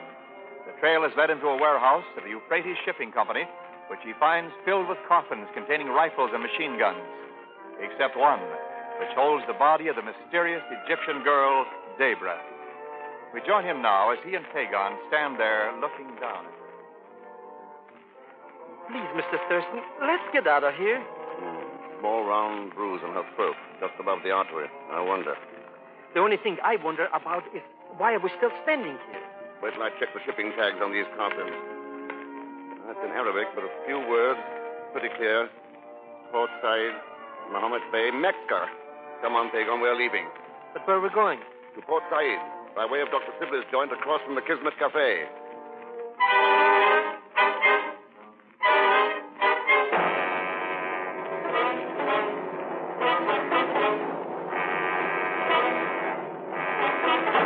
Outrageous, that's what it was, outrageous. There was I waiting for the authorities to arrive to get the girl's body, you know, when this Arabian fellow approached and struck me unconscious. Came to, and the girl was gone. Ever seen him before, Doctor? Once or twice, Mr. Thurston, frequenting the Kismet. Never even been introduced. Makes me furious. Can't do that to me. I want to be in the know, Thurston, definitely. Don't know what's up. All that sort of thing, but I want to be in the know. How well do you know Port Said, Doctor? Been in the Middle East 40 years. Know the place like a book. Good, you're in. I'll brief you later. Right now, get us to Port Said in a hurry. Right. What's the time? Don't have a watch. Never carry the beastly thing. Huh? Always stopping on me. It's 11:43. Oh, splendid. Time enough to catch the last night train. I'll phone for a cab. Be right back. Mr. Thurston, I'm not going to ask you about the guns, or about the pole scene, or the dead girl, or the dancer Zaida. Not even about Haberman. I just want to know one thing. Why we're going to Port Said? Yes, why we're... You said it. Pagon, we're going there to find out about the guns. We're going to find out about Rosine, Debra, Zaida, and Haberman.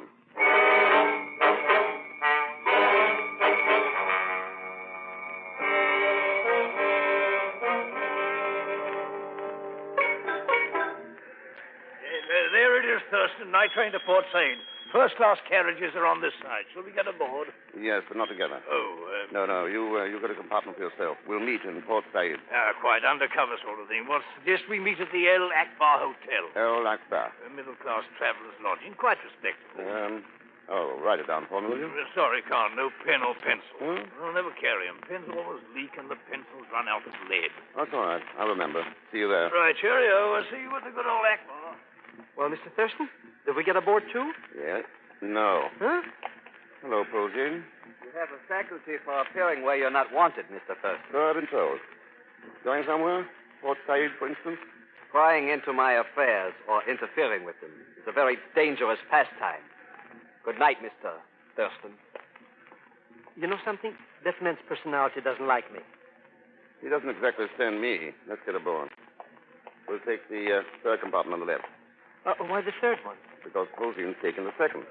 Well, wouldn't it be less crowded if we took the fourth compartment? A little farther away?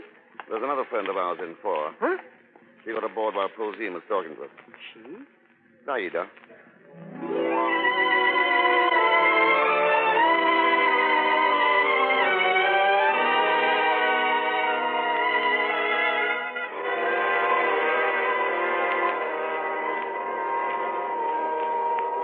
Oh, Ken, it's been so wonderful. Just the two of us here in this compartment. And now we're nearing Port Said, and our journey together will end. I wonder.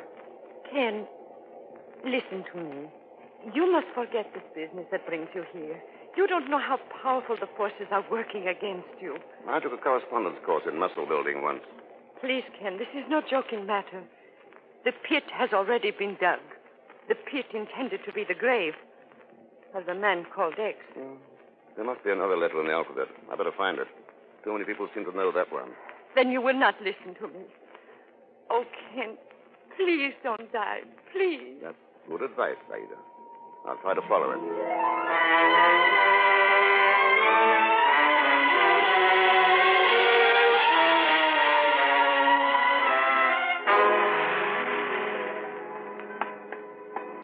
There are times, Mr. Exman, you're the most tiring of all men. No sooner do we arrive at Port Said when you rush me like mad to Commissioner of the Port. Well? And then before I have even had a chance to chase my breath, we're off again. This time down here to the docks. Mr. Thurston. There's your answer, Pagon. The Mohammed Bay. The Mohammed... So that's what Mohammed Bay stands for. A rusty old tramp steamer. And look at the cargo they're loading. Coffins. Coffins? Yeah. Rosine's built up a live trade in dead Mohammedans, lugging coffins to Mecca. Who suspects a sanctimonious guy of substituting guns for bodies and dropping him off to Harborman? Ah, so that's how he can be a regular pirate and steal the American relief supply. Sure. But how do you know that these coffins are the same ones that we saw in the warehouse? I don't. That's why I'm going to sneak aboard and find out. Huh? Oh, no. You meet Dr. Sibley at the El Akbar Hotel. Wait for me there. And if you don't happen to show up? You know, they could kill you, you know. Find yourself a nice nightclub. Maybe the dancers can help you forget your bereavement.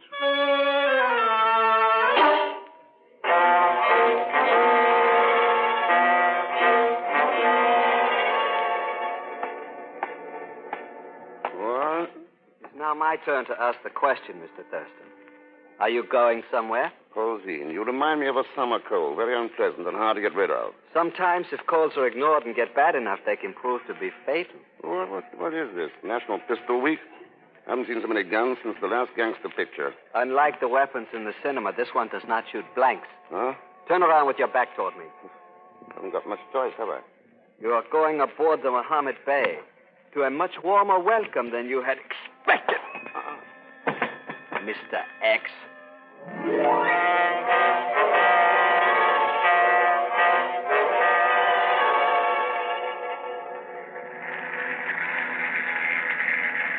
Well, Thurston, how do you feel now? I see your cabin has all the latest conveniences, including the lovely Zaida.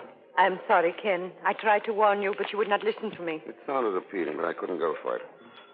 Now, while Haberman was known up, he was still running around loose. Ah, yes, Harperman. Now that the Mohammed Bay has started her journey, you can forget about him. Long before we reach Mecca, you will have forgotten about everything. Because you will not... Stand fast, everyone. Pagon. Mr. Thurston, we have come to the rescue. Shoot the first pirate who moves, Miss Dr. Sibley. Sibley? We will make them board the gangplank later. Pagon, you idiot. How'd you ever dream this up? That's gratitude for you. I meet Dr. Sibley on the dock. We witness your abduction, risk our lives to come aboard and save you from sudden death. And you call me an idiot. Don't take my word for it. Ask Haberman. What's he got to do with it? You brought him aboard with you. Mr. Thurston, this train has caused you to lose your mind. I only brought Dr. Sibley aboard. So how could I... Oh, no. Oh, tell me he's wrong, Doctor. Tell me he's... Impossible, old chap. He's quite correct. You can relax now, Pulzine. Zaida, I have them covered. Tell me, Mr. X, how did you know? Your old weakness, Haberman, silver. It showed up in your disguise. Nonsense. I deliberately wore nothing metallic on. Oh, that's what I mean. You went overboard. I never heard of a doctor not carrying a watch or fountain pen or pencil. When I thought about it, it wasn't too tough to figure out why they'd all be silver. But the worst mistake you made was in killing Deborah. Killing Deborah? But my sister was killed by shots from a car. One of Haberman's stooges shot her all right, but the bullets didn't kill her. The small, round bruise on her throat proved that. I do not understand, Ken. When Haberman was playing doctor, he must have found a pulse in her throat. That meant she might still talk. After she failed to kill you at the hotel and was going to double-cross me by selling information to you, I had no alternative but to strangle her. Kind of looks like he's the man you've been looking for, Zaida. Yes. The man who killed my sister. The man I swore I would kill in turn. The man I am going to kill. Zaida, that knife. Put down that knife or I'll... Zaida, you fool. What have you done? Hold it, Rosine. Some knife throw right through the shoulder. Pick up his gun, Pagon. Sure, Mr. X. Swine. Thanks, Zaida. Ken, I don't know what to say. So you tied up with these two to find out who killed Deborah. It's true, Ken. I swear it. Well, Rosine? You forget we're practically on the high seas, Thurston. You cannot possibly hope to take this ship over by yourself. Well, that's why I arranged for a little help before I came aboard. You'll notice we're losing way.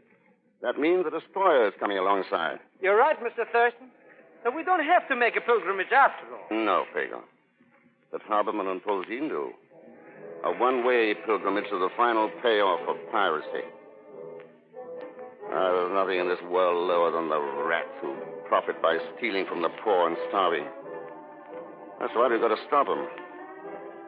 It's a long, tough job, but you know, I can think of 140 million people who just love to roll up their shirt sleeves and do it.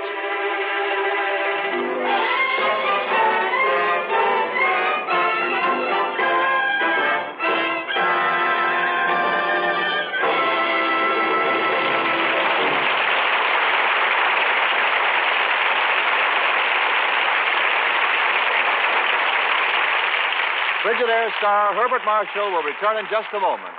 The Man Called X is presented each week with the best wishes of your Frigidaire dealer, who invites you to come in and learn about the famous line of Frigidaire electric refrigerators, electric ranges, electric water heaters, home freezers, and a wide variety of refrigerating and air conditioning equipment for homes, farms, stores, offices, and factories.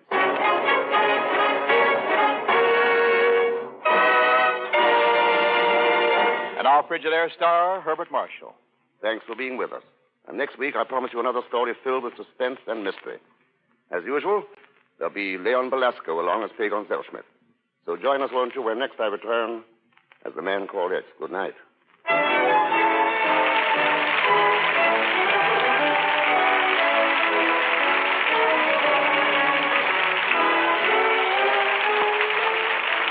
Frigidaire's Man Called X is directed by Jack Johnstone, with music composed and conducted by Johnny Green.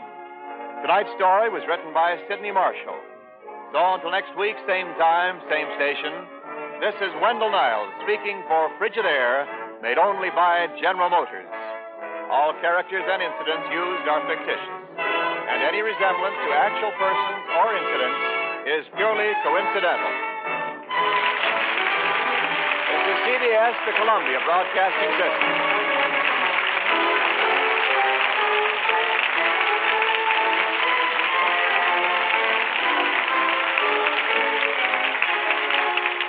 You're twice as sure with two great names, Frigidaire and General Motors.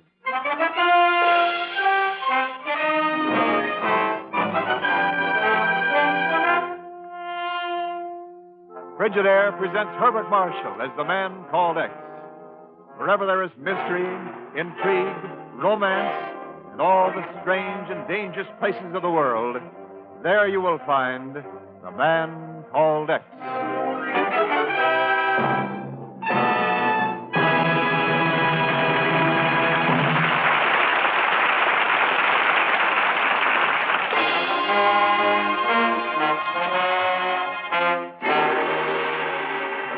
Now, Frigidaire presents Herbert Marshall as Ken Thurston, the Man Called X. Anyone looking for Ken Thurston in New York takes on quite a job. There's one spot, though, where he's pretty certain to turn up sooner or later, and that's Barry McCarthy's original turkey fag. Well, is it hot enough that I'm making it for you, Mr. Thurston? Hot enough. Barry, I'll never eat another steamed clam as long as I live. Good. Thank you, sir. For what? Are you a friend of the clams? Hello? Mr. McCarthy? Why, Mr. Zellschmidt. Oh, no. Good morning. I'm in a very big hurry. I've got to find Mr. Thurston. You've seen him, maybe? Well, it's a matter Come on in, Pagon. I'm quartered. Huh? Oh, hello, Mr. Thurston. You don't have any clothes on. I always take 'em off in steam rooms. It's an old habit of mine. Oh. Mr. Thurston, I'm going to make you a millionaire. Fine. How much is it going to cost me? Not over 30,000. Huh? Not anything in the long run. Pagon, I haven't got 30,000. I don't feel like a long run. Now, hand me that towel, will you? But, Mr. Thurston, it's like shooting fish in a bathtub. You could at least listen to me tell it to you. Sure, why not? Well, this morning I get a letter from my cousin Zilda in Rio de Janeiro. That's in South America. So I've heard. Yeah. Some artist named Oscar Doe told her confidential, of course, that a painting called The Cynics can be bought for about $30,000. The Cynics? Yeah. But some guy named Rembrandt, I think. Oh, no, wait. The Syndic. Syndic. Sure, one of Rembrandt's 3 greatest works. So Zilda says that some private collector would pay maybe $500,000 for this painting, you see? Sounds pretty obvious, Pagon. Barry, where's that phone you have in here? Right there, Mr. Thurston. Thanks.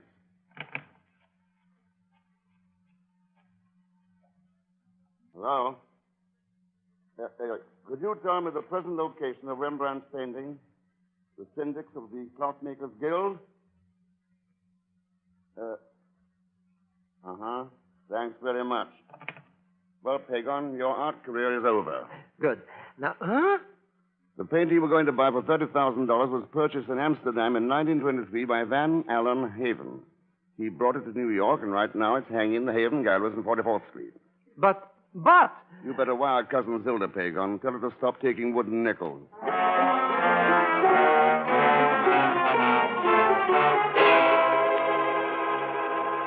That was my attitude, Mr. Thurston, when you first suggested such a possibility, but there's no question about it now. The tests are complete. The 4 Rembrandts hanging in the Haven Galleries are very clever fakes. Well, Ken, that hunch of yours seems to have paid off in a pretty fair-sized jackpot. There's a jackpot, all right, Chief, but I'm not sure who's collecting it. What would you say the paintings are worth, Mr. Freeman? Well, to certain wealthy and unscrupulous collectors, and heaven knows there are plenty of them, not less than $3 million. Phew. Yes, you've got to recover them, Mr. Thurston. Particularly in view of its tie-up with the Haven scholarships, Ken. Yes, you see, Mr. Haven provided in his will that the paintings in the Haven Gallery be posted as a lien to finance the Haven Exchange Scholarships. Oh? Yes, these scholarships permit 20 graduate students from U.S. colleges to study in South America each year, and the same number to come from South American colleges to this country. And the minute the bank discovers these pictures are fakes, bang, there goes the scholarship fund. Mr. Freeman, being curator of the gallery, you've had plenty of chances to look at these paintings. Why is it you've never noticed they were copies before? Because they're the most perfect reproductions I've ever seen. Not an expert in the world would doubt them without making tests. Have you any idea when they may have been substituted for the originals? Certainly not during the year I've been curator. Who was in charge before you? John Tormey. Tormey? Yes, he operated the gallery for 10 years following Mr. Haven's death. Oh? Where's he now? He retired a year ago and went to live on a small island in the Bay of Rio. Well, Ken? Well, Chief?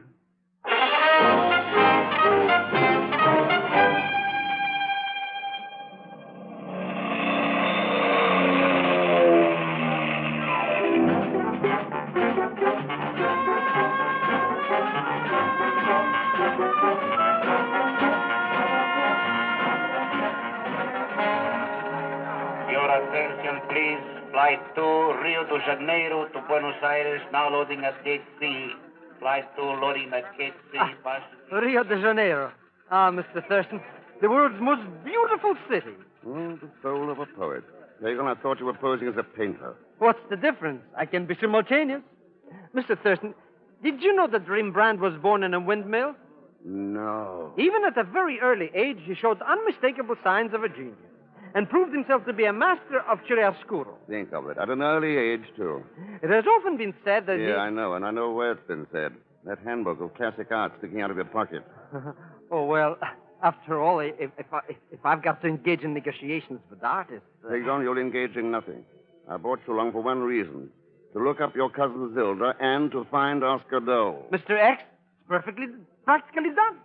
How about some expense money? At an early age, Mr. Zellschmidt showed unmistakable signs of an itching palm. See you later, Pagan. Oh, but Mr. Thurston...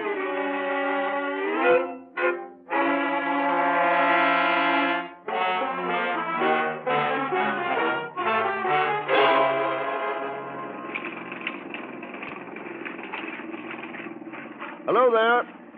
Is this John Tormey's island? Right. Here, throw me your line. Oh, yeah. Got it? Clamp the rudder now. Easy there. Ah, that's it. Thanks. From the size of those waves, I thought I'd run out to open sea. Yes, the bay is a bit rough this afternoon. I'm Ann Stovall. My name's Ken Thurston, Miss Stovall. Well, I practically live in a swimsuit. it's a great way to live. Thank you, Mr. Thurston. Shall we go on up to the house? Sure, let's go. Are you a relative of Mr. Tormey's? Oh, no. I used to be his assistant when he managed the Haven Galleries in New York. So when he and Mrs. Tormey moved down here, I came along as a kind of friend of the family. Any vacancies in the family? Well, there might be. Good. I'm filing an application. Mr. Thurston, this approach of yours is intriguing, to say the least. But, well, don't you think it's a little flippant in view of what you've come for? Wait, you know about that? Well, of course. It's no secret, is it? Apparently not. I was surprised that you got here so quickly. I'd hardly call it quickly. Well, let's move on. If you don't mind my leaving you here, I think I'll run on up to the house and change. Now, don't change into something more presentable. You couldn't. Mr. Thurston, please. You can take this path here and go directly to the cottage. Then come on up to the house afterwards. Fine, only why should I want to go to the cottage? Well, you would like to see the corpse, wouldn't you? Wait a minute. Let's sit down and talk things over. Exactly who do you think I am? Why, the coroner, of course.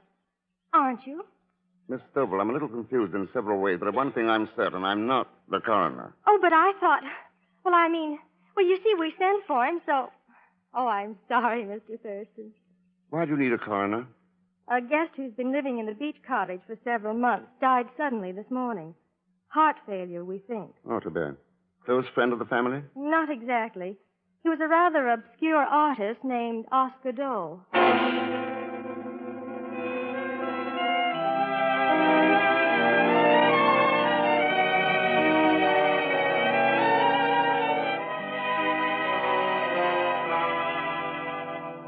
We've had very few guests here, Mr. Thurston. I'm so glad you came.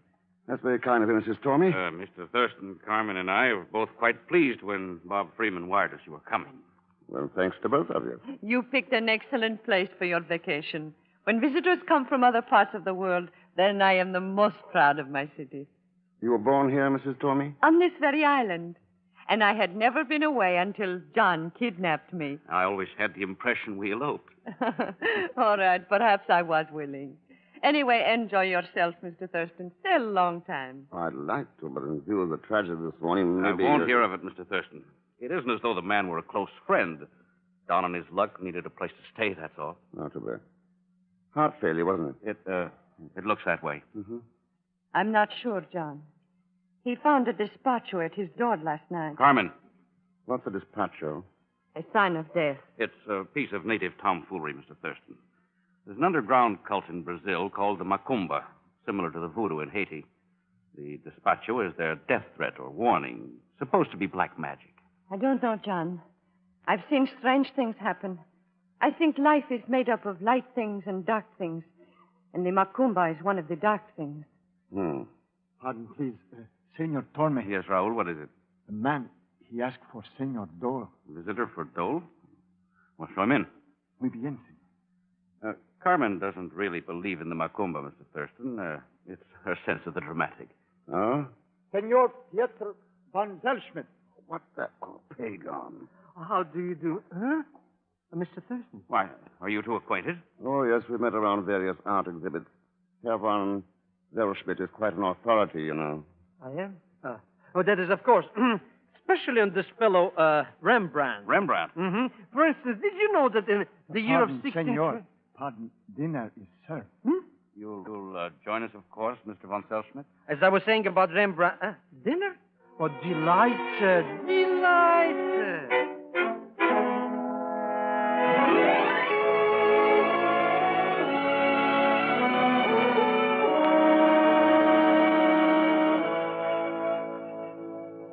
I was completely wrong, Miss Stovall, and I may as well admit it. Wrong? Because there Why? are things more flattering to you than a swimsuit.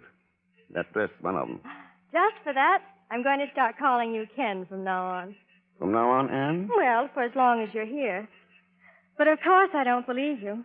You're only being the well-fed male, sitting on the terrace after dinner and completely satisfied with the world. Well, I'm that all right. Look at those lights across the bay. A million fireflies. Rembrandt should have seen it. No one else could ever handle those lights and shadows. You're an artist? I paint watercolors mostly. I haven't the patience for oils. You're on an island of artists, you know. You mean the Tormes? Mm-hmm. And they're both very good at it, too. She's quite a lovely woman, don't you think? Very.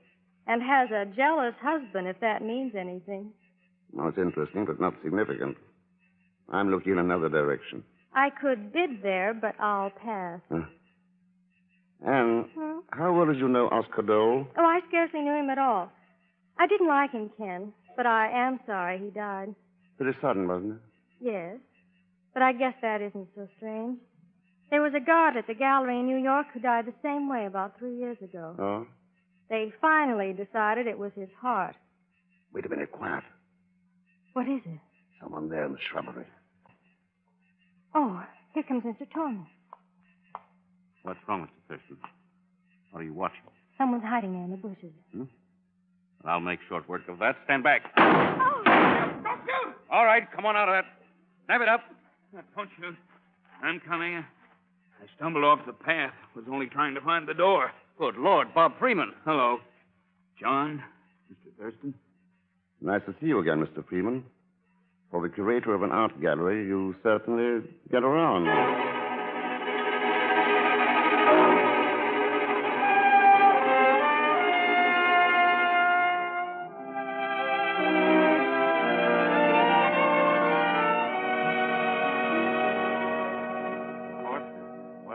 To have him arrive. Yes, and just at this time, but he seems to be... Mr. Thurston, you are still up? We thought you'd turned in for the night, Mr. Thurston. As a matter of fact, I did start to. There is something wrong. I told the servants to be sure you had everything you needed. Oh, thanks. The room was very well supplied. In fact, almost too well. What do you mean? I found this package by my door. Oh. A despacho. I guess right, then. Well, it seems that I'm being warned. A native superstition, that's all. Somebody's crude idea of a practical joke. You don't know, John. You were not born here. I've seen these things before. I tell you, Mr. Thurston, if I ever found a despacho at my door, I should be utterly terrified. Yes. Even if I were the man called X.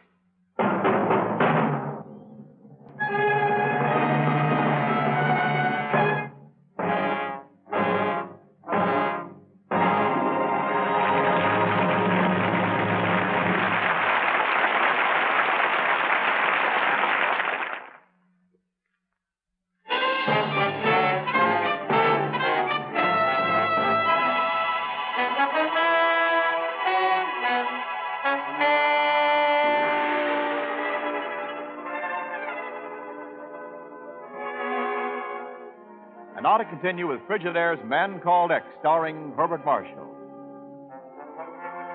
4 valuable Rembrandts have disappeared, and clever copies have been substituted. Ken Thurston, searching for them on a small island in the Bay of Rio de Janeiro, has been sent a death warning.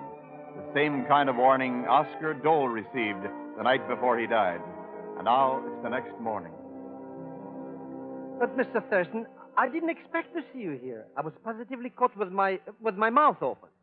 Flabbergasted. Oh, well, it doesn't matter, Pagan. It's all out in the open now.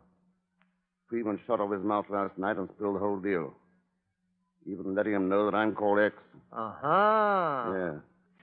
Well, what did your cousin Zilda know about Oscar Dole? Only that he lived on the island, always had a little money, and his paintings were strictly splatters.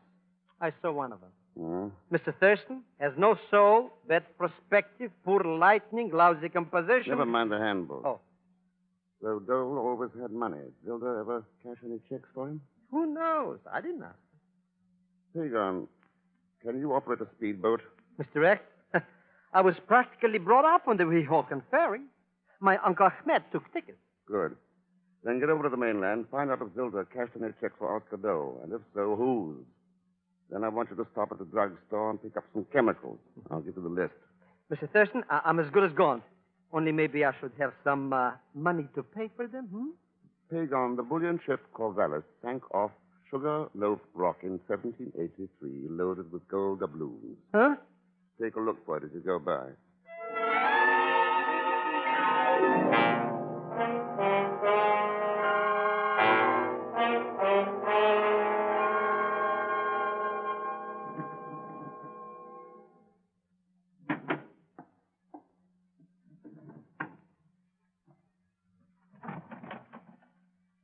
You may as well come on in, Mrs. Tommy. Why are you searching through Mr. Dole's belongings? After Mr. Freeman's remarks last night, you surely know why I'm here. But you expect to find the paintings here in the cottage? As a matter of fact, I don't know. But I was hoping to find out something about the man who lived here. Too bad someone's gone over the place ahead of me. Oh, but you must be mistaken. It has not been touched. That's why I came. I'm going to have the servants clean up the cottage tomorrow. Kind of funny that an artist wouldn't have a single painting around his lodgings, isn't it? Possibly he disposed of them, Mr. Thurston. How well did you know Oscar Dole? Scarcely at all. He merely claimed acquaintance with my husband on some basis or other. I see. Beautiful view from here. Oh, the loveliest in all Brazil. Can't you see the composition there across the bay? Beauty and the Beast. What do you mean? There, at the edge of the water, is the city. Beautiful, gay, carefree Rio, a dazzling spot of light. And back of her, the dark, shadowed hill of the Corcovado, crouched, waiting to spring. Have you ever painted it that way? Oh, I've never tried. I know my limitations, Mr. Thurston. John has sketched it over and over, but he has never been satisfied. And Miss Stovall? Anne has found a great many things in her watercolors. Green surf and white foam on the Copacabana, parakeets, hibiscus bloom. Oh, but those things are quite different, of course. Well, this cottage seems to be getting popular all of a sudden. Someone coming up the path. It's John. I wonder why he's coming here. Mrs. Tormey, maybe it's because he's a very jealous man. John?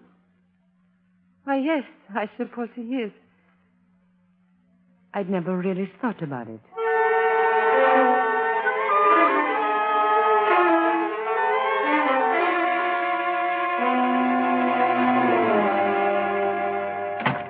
Hello, Mr. Thurston.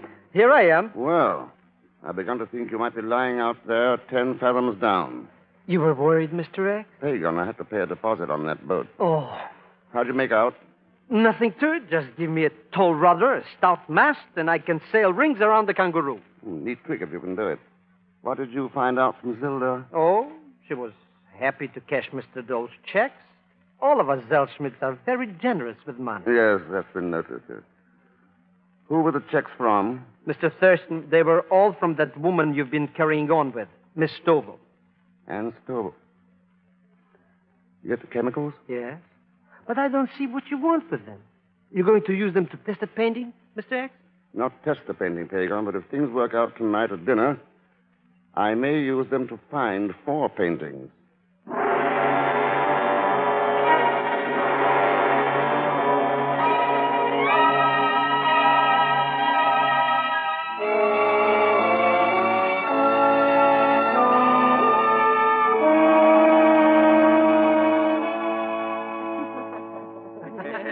Would somebody please pass the olives?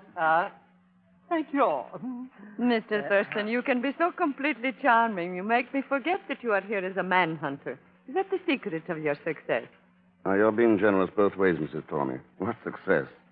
I haven't found the painting. Oh, but you will, Mr. Thurston. You must have some ideas. Everybody has ideas, Mr. Freeman, from fools to philosophers. An idea is the only thing in life that's free. Except art, of course. Art. And there's nothing free about an original Rembrandt. No, I guess not, Ken. Not when you put it that way. I wonder what he made from his painting when he was alive. Well, not a great deal, I should imagine, though I believe he did better financially than most of them. But I doubt very much, Mr. Tormey, that he ever sold 4 paintings for $3 million. Well, let's hope that no one else has a chance to do that either. You can bet on it, Mr. Freeman. They won't. It seems impossible to stay off the subject, even when it is so unpleasant. Of course, we're all suspects, at least Senor until... Tormey! Senor Tormey, come quick! The house is on fire. Raoul, what's the matter? Hey, the smoke all over every place. Looks like he's right, Mr. Tormey. Yes. Coming under this door from the hole. Good Lord. Whole wing must have caught. Mr. Thurston, the whole house is going to burn down. Let's come out of here. Yeah, I guess we better. Head for the terrace. Yeah. All All right. right. Quiet, everybody. What? The fire's over. Over? Open those windows on the terrace, Pagan. Let the smoke from those chemicals clear out of here. Chemicals? Mr. Thurston, what's the meaning of this? Meaning? Only that I know now who has the 4 Rembrandts. Here, Pagan. A gun. See that nobody leaves this room. Right, Mr. X. Just leave it to me. I don't understand. What does this mean? Well, Mr. Tormey, any objections to my having a talk with your wife? No. No objections. They wouldn't do any good. You're a very clever man, Mr. Thurston. I can only hope that you're also a merciful one.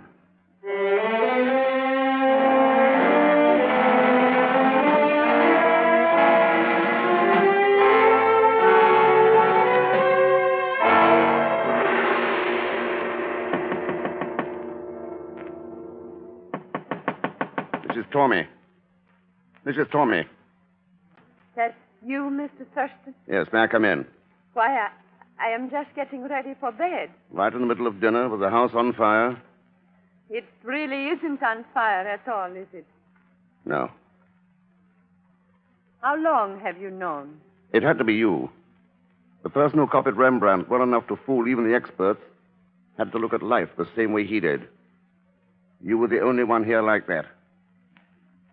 Better open this door, Mrs. Tormey. No.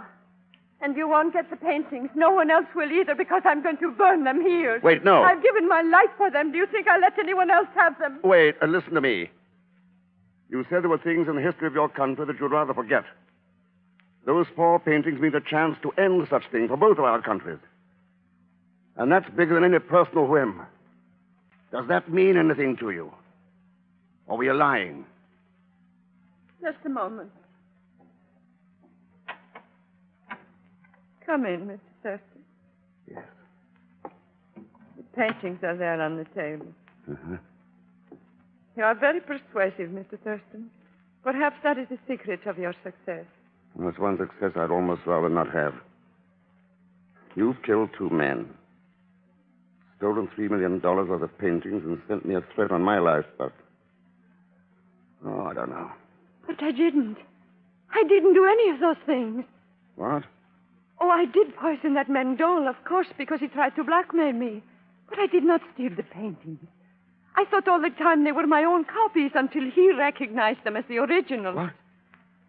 Wait a minute. It could be. That's all right. Mrs. Stormy, don't leave this room. I'll be right back.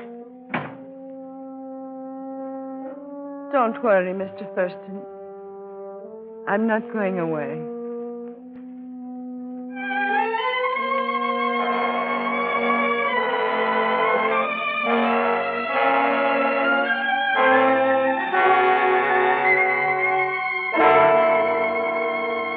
I've suspected it, Mr. Thurston, since Bob told us last night what had happened.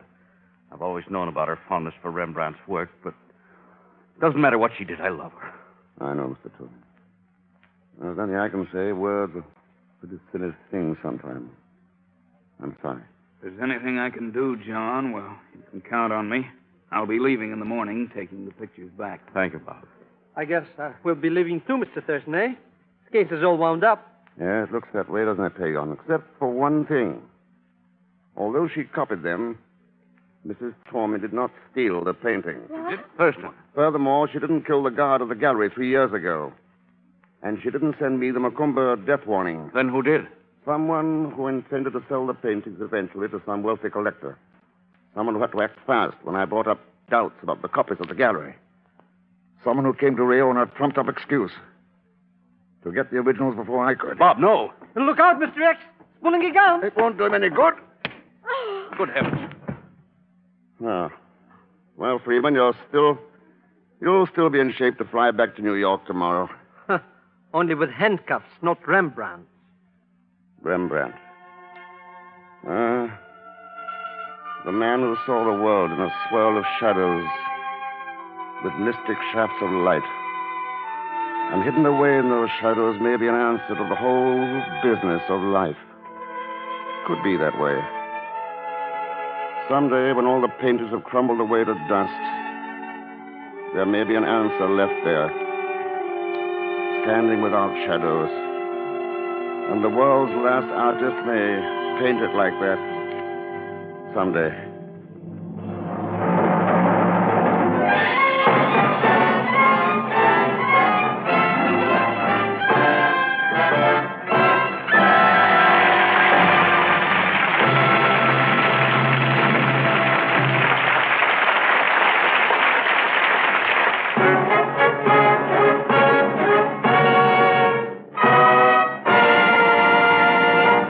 Frigidaire star Herbert Marshall. Thanks for being with us. Next week, I promise you another story filled with suspense and mystery. As usual, there'll be Leon Belasco along as Pagon Zellschmidt. So join us, won't you, when next I return as the man called X. Good night.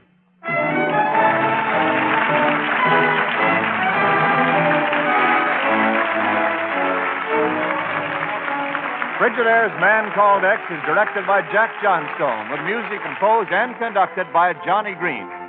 Tonight's story was written by Les Crutchfield. And so until next week, same time, same station, this is Wendell Niles speaking for Frigidaire, made only by General Motors. All characters and incidents used are fictitious. Any resemblance to actual persons or incidents is purely coincidental. Remember, every Thursday, for the best in entertainment, tune in and stay tuned in to CBS, the biggest show in town. CBS, the Columbia Broadcasting System.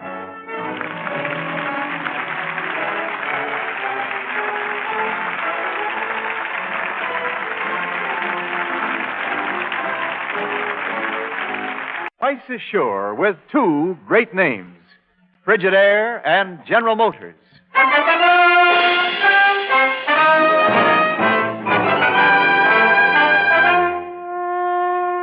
Frigidaire presents Herbert Marshall as the Man Called X.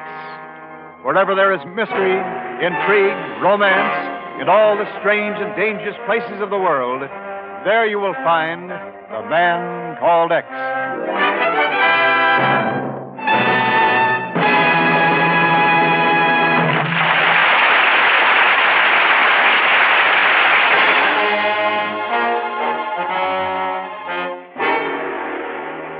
Now, Frigidaire presents Herbert Marshall as Ken Thurston, the Man Called X. Well, you might as well sit down and take it easy, Ken. Unless the Bureau's called in on it, our hands are tied. Not a thing we can do. Yeah, I know, Chief. $2 million worth of radium. And somewhere between here and Manila, the stuff's going to be hijacked. I'm sure enough to bet on it. What time's the plane scheduled to leave, Ken? Around 5:30 this afternoon. It's a charter line, so they don't have any set schedule. And you say there'll be other passengers besides this Don Louis Roof? Sure, 3 or 4 already. The flight's wide open for anybody who wants to buy a ticket. They're not even using a private plane. Oh, you'd think anybody with enough ability to run the radium supply agency would have the intelligence to realize what a chance he's taking. Dr. Mosley, it's not his intelligence, Chief, it's his attitude. He feels we're unduly alarmed. Oh. Of course, his responsibility is finished as soon as he turns the stuff over to Don Louis here in New York. And Don Louis doesn't want any protection either, eh? Considers it an insult to suggest it. I suppose you told Mosley about Chief, I used every argument I could think of. I told him that in spite of his secrecy, the whole underworld knows about the shipment. That Mr. Coco, probably the smartest international crook in the world, is supposed to be here in New York right now, and for one reason, to swipe that radium. Mr. Coco. I told him. Oh, well, what's the use? I know how you feel, Ken, but unless they call us in, it's simply not our job. If this thing were a private deal, I'd say, all right, let them pay for their cockiness, but it isn't. This shipment's being donated to the clinic by public subscription, money kicked in by hundreds of citizens here as well as in the islands. They wanted to go where it'll do some good. And I hate to see people like that let down. Well, I can't see how we can... Pardon me. Hello? Oh, put him on. Yes, that's right. Uh-huh. Mm-hmm. Why, of course, we'll be glad to. Right, Ken Thurston. We'll take over immediately. Goodbye. What's up, Chief? That was Don Louis Roof, the man from the Commonwealth Clinic. Uh-huh. Somebody tried to tap his phone line at the hotel. Now he's plenty worried. Wait, you mean? That's right, Ken. He's yelling for help. Good. That's all we need, Chief. We're in it.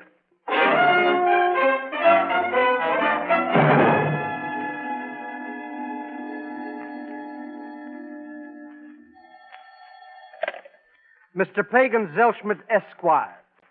Who's talking, please? Is this the Zellschmidt who's a friend of Ken Thurston, the Man Called X? Huh?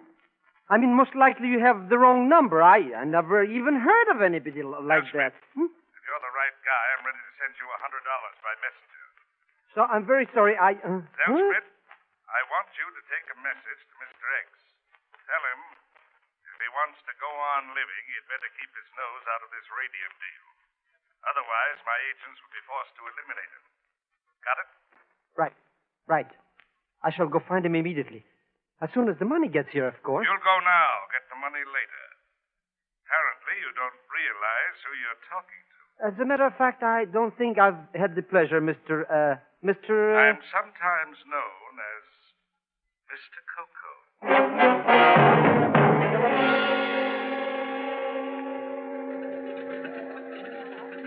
But this fellow is a very dangerous character, Mr. Thurston. If we get to this plane, maybe he's going to bump you off. Then what? In that case, Pagan, you'll have to carry on by yourself. Well, I would be only too glad. Huh? I'm not going. As a matter of fact, I just this minute remembered an appointment or something. It's probably that $100. You'll be in seat 5, Pagan. I've already bought your ticket. But... Pagan, you wouldn't let a close friend go into danger by himself now, would you? No, wouldn't I? Mr. Thurston, I only came to warn you. This Mr. Coco is not only a criminal crook, but he's also a very tough cookie. And he means business. Then if he gets us, we'll go together. Friends to the last. Oh, don't say such I beg your pardon, gentlemen. Huh? Since we seem to be fellow passengers, permit me to introduce myself. I am the Baron Irving von Wolf, at your service. Hi, Baron. My name's Ken Thurston. This is Mr. Zellschmidt. Gentlemen, I wonder if either of you knows the reason for this delay. We should have departed 3 minutes ago. I believe they're waiting for another passenger, Senor Ruff from Manila. Highly inconsiderate of him. We should have been here on time. You seem to be in a pretty big hurry to get to San Francisco. Are you going on business? Oh, not at all. I do not engage in business, Mr. Thurston. I find the income from my baronial estate quite adequate. You're lucky. Oh, you say.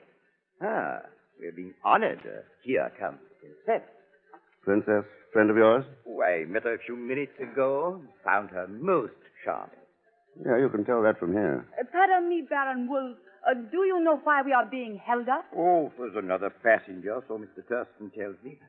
Princess Katushka, allow me to present Mr. Ken Thurston and Mr. Zellschmidt. I am honored. You going on this plane, too? I am, at any rate. Mr. Zellschmidt isn't quite sure yet.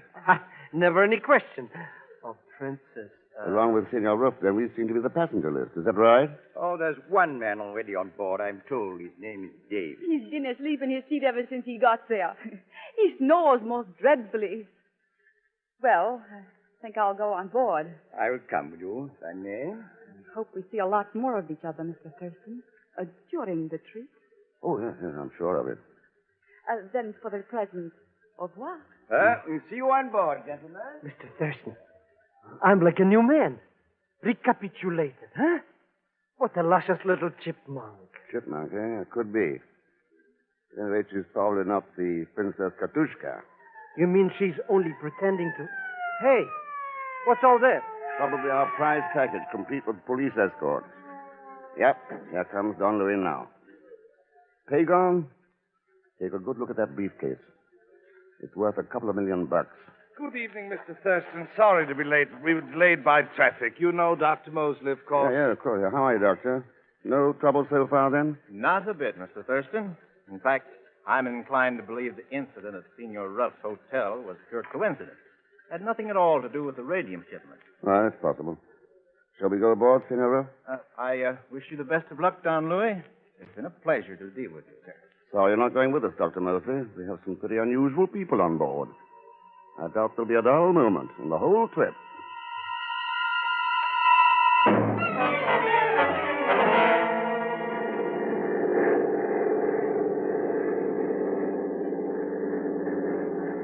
Mr. Thurston, looks like we're going to land. What is this place, anyway? Kansas City, Pagan. Probably stopping for gas and a quick check-over. Did you say Kansas City, Mr. Thurston? That's right, Princess. Yes, quite a cattle industry here, I understand. You interested in cattle, Baron? Only in a general way, Mr. Thurston. I have a large number on my estate, you know. Mm-hmm. Which reminds me, maybe I could get a hamburger here someplace if I had some money, of course. No question about it, Pagan. If you had some money, of course. Oh, well, doesn't matter. After all, I did have something to eat yesterday. Small crust of dry bread, as I remember. Or was it the day before yesterday? All right, here. Buy yourself a sack full of hamburgers. And while you're at it, send this wire to the chief. Mr. Thurston, I'm stricken with gratitude. I shall do it immediately. Well, wait till we land. Huh? Oh, yes, of course.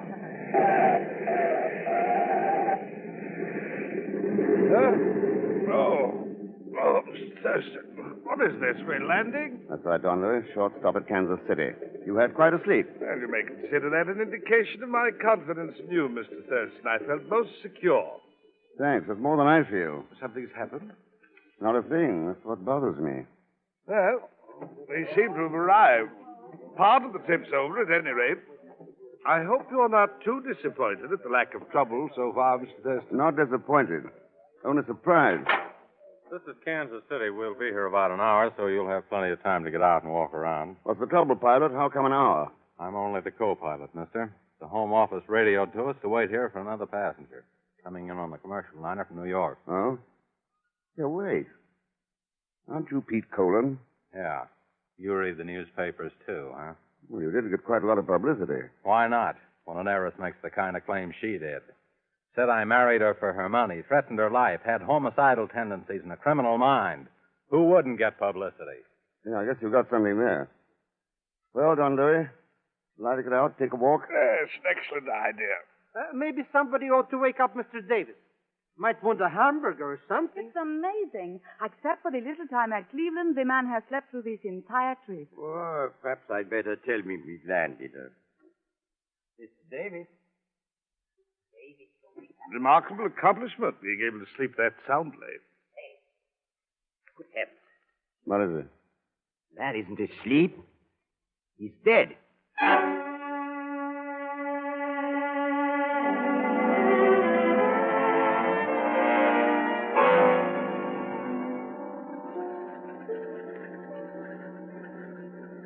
Look, Mr. Thurston, here comes your friend now. Apparently he hasn't deserted after all.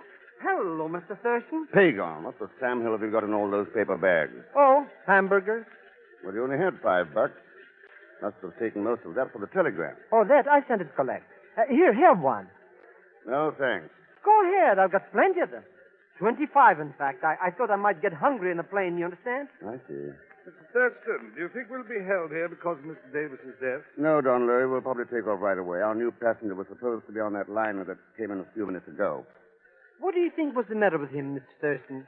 His heart, maybe? No, Pagan. I think he was poisoned. What? But you mean because of this? That's right, Don Louis. Because of what's in that briefcase. Davis was the crook who used to run the Christmas gang. I recognized him in New York. But he never even glanced at it all during the trip. Hadn't got around to making his play yet. But somebody on board decided to cut down the competition. Poisoned him. Oh? What's this about someone being poisoned, Mr. Oh, Baron. I was telling Senor Roof that the late Mr. Davis was undoubtedly poisoned. But that's so silly. Who could have done it? Any number of people. Our co-pilot, Pete Colon, filled the water bottle at Davis's seat. I believe he had a drink with you, Baron, when we stopped in Cleveland. And I saw him eat some candy mints that you gave him, Princess Katushka. But there was no reason. None of us even knew the man. No, not Princess. Mr. Thurston, here comes somebody. Maybe the new passenger, huh? Yeah, I guess. Well, it is quite a surprise, Dr. Mosley. Well, Mr. Thurston, Don Louis. Mostly. I suppose this does seem a bit foolish, but I found your apprehension contagious and decided to come along as far as San Francisco. I caught the next. Oh, well, hello there. I beg your pardon? Oh, sorry, you don't know these people, do you? Princess Katushka, Baron von Wolf, Dr. Mosley. But I. How do you do, Dr. Mosley? Pleasure, Princess Katushka. Well, I'd better get aboard. I've delayed you enough already. Perhaps we should all get aboard. An excellent suggestion, Don Louis, unless you object to traveling with a poisoner. That's according to Mr. Thurston's theory, of course. Matter of fact, Princess Katushka, I've got more than one theory. Really? Such as? Well, one of them is that you may be the Princess Katushka, and again, you may not. How interesting. And as far as Baron von Wolf's concerned, I seem to remember a celebrated jewel theft in London some years ago. The defendant used that name. A remarkable coincidence, sir.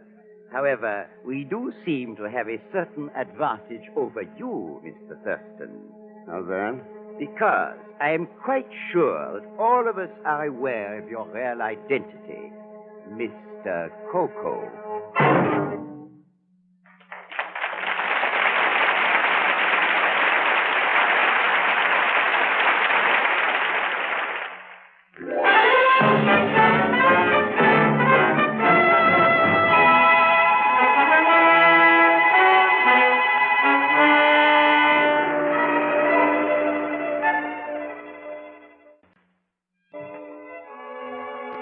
And now to continue with Frigidaire's Man Called X, starring Herbert Marshall.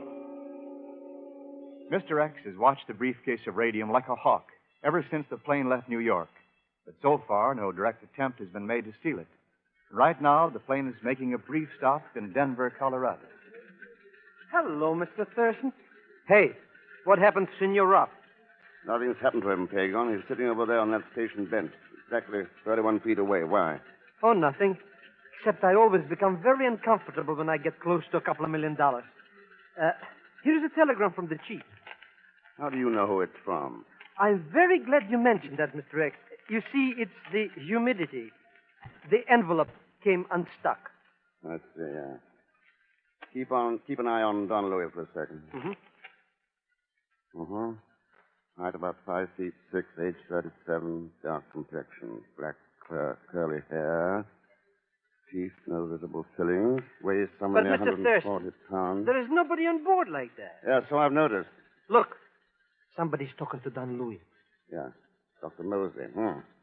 Now he's picking up the briefcase and setting it down again. What is he trying to do anyhow? Hard to tell, Pagan. Attention, all passengers from charter plane to San Francisco, please come aboard. Come on, Pagan. Oh, maybe I should have stayed in New York. Only when I saw that princess, what's her name, how could I know she was only a cold fish? Cold fish? Oh, no, I wouldn't say that.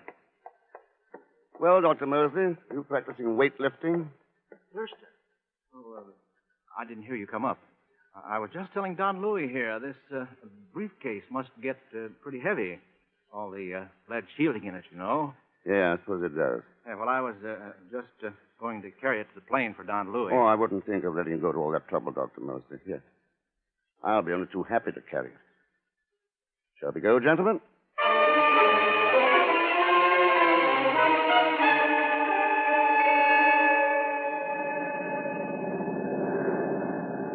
Where do you think we're now, Mr. Thurston? I don't know exactly, Pagon. We're out of the Rockies. Somewhere with a desert, I guess. And the next stop, San Francisco. Ha! Not only this Mr. Coco doesn't show up himself, but he doesn't even have any agents like he said he did. Strictly one big bluff. Thought you'd all like to know we're running dead into a pretty bad storm. We'll bear all south and try landing at Rock Rim Emergency Field. Oh, Mr. Colon. Yeah, Mr. Thurston. What's on your mind? I was wondering why we didn't wait this out of Denver instead of heading on into it. Would have if we'd known about it. This one came up unexpectedly. Now, Mr. Colon. Yeah? I happened to see a copy of that storm warning the field dispatcher handed you in Denver. I'd hardly call this unexpected.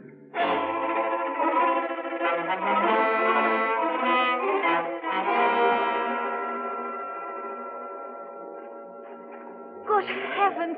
You can't see anything in this dust. We'll get lost. We better stop. The building's over this way. Oh.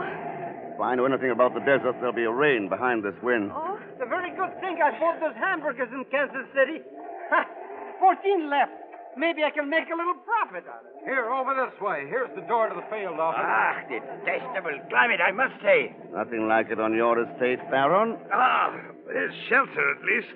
That's a relief. Hurry up, everybody inside. I want to keep this sand out. Isn't there anyone here? The place seems deserted. Yeah, it does. Hello, a note from the attendant here on the desk. Yeah. In event of any plane being forced down here, entire facilities are at the disposal of the personnel. I intend to be gone 3 days, servicing flight beacons on the mountain range at the west. There seem to be bunk rooms of some sort along the hall back here.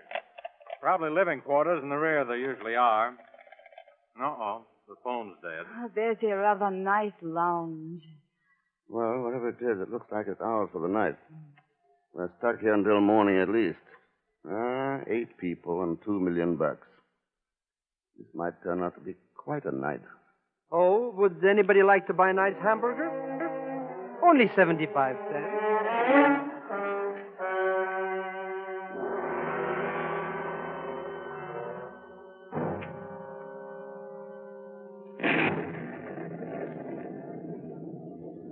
What's the matter, Princess? Insomnia? Oh, you startled me, Mr. Thurston. I didn't see anyone sitting there. You may as well make it Ken, since we've come this far together. Sit down. All right. Ken. course, that leaves me still wondering what to call you. You still think I'm an imposter, don't you? Aren't you? No more than you are. Touche. I suppose our little friends are all tucked in safely. I guess so. Rather surprised at you letting Don Louis out of your sight. You followed him around like a shadow. Well, good reasons for it. Well, of course, you know about that. I can guess. Ken, why do you dislike me so much? I don't. I've been avoiding you because I think you're dangerous. There's a big difference there. Dangerous, Ken? In what way? Well, the way you said that, for one thing. And the way you're looking right now. How am I looking? Let's say, desirable. That covers a lot of ground. I don't go so much for just looking, Ken. No more do I. Oh. Where do we go from here? San Francisco. Oh, that's for tomorrow. How about tonight? Tonight? That settles that question. And those were gunshots. That's right, baby. No, you stay where you are. Mr. Thurston, that noise. Oh, it woke me up. What happened? I think it's a safe bet that somebody shot somebody. Yeah, well, but we've got to do something. Where did it come from, and who was it? I believe I can answer that question, Dr. Mosley. Please stand where you are, Mr. Colon. Don Louis. Well, Colin, that's quite an arm you've got on you. I don't think he's wounded seriously, Mr. Thurston. I'm something of an expert with a pistol. How did it happen, Don Louis? I woke up to find Mr. Colon going through my luggage. Since he had a knife, there was no other choice than to shoot him. Well, it's fortunate you woke up. Otherwise, he'd have had the briefcase. It's too bad Mr. Thurston was so engrossed out here in the lounge. Oh? I thought the shots woke you up. Well, at least you weren't where you should have been, with Don Louis. No. No more was the briefcase. Where is it? Under those cushions there. You've been sitting on it for the last 5 minutes. Oh? Since I was quite sleepy, Mr. Thurston was kind enough to take over my responsibility for a time. Mr. Thurston's well known on 2 continents for that sort of kindness as Don Louis. Hello, Baron. You always wake up with a brandy bottle in your hand? Oh, it's so much excitement. I thought a drink might be in order. I usually found glasses. How about one all around? Excellent suggestion. You didn't count me in. Well, there we are. Just a moment. Mr. Thurston, what's that gun for? Suppose we wait for our host to drink first. Well, Yeah, Baron. all right, put that gun on them. We can make a deal, Mr. Coco. Coco? But Mr. Thurston is the man called X. The Baron's been under a misapprehension, and I'll take that bottle now. I think it'll probably hang you, Baron Wolf, for the murder of a man named Davis.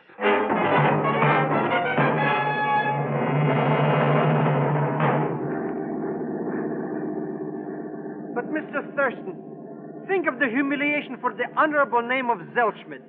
Traveling up here with all these bad characters, and your gun pointed at my back. Why can't I sit with you and Don Louis? Pagon, for all I know, you may be one of Mr. Coco's agents. Mr. X, I swear by the father of my father skip it. Anyway, you're a petty profiteer. 75 cents for a stale hamburger. Stay right where you are.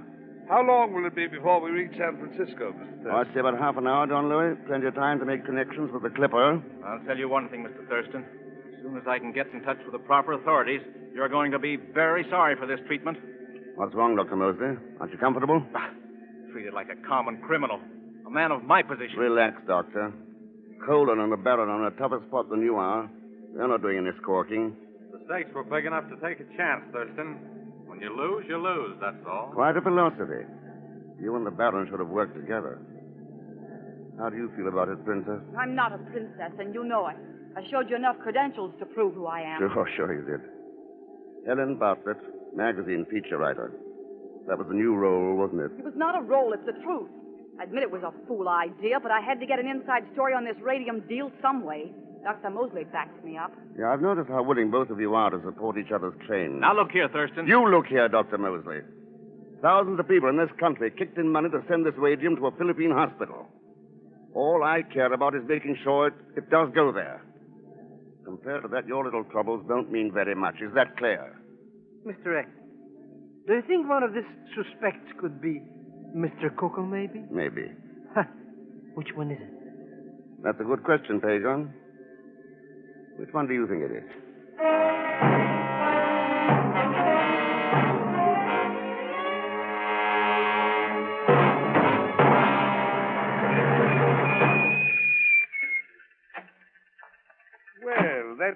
familiar.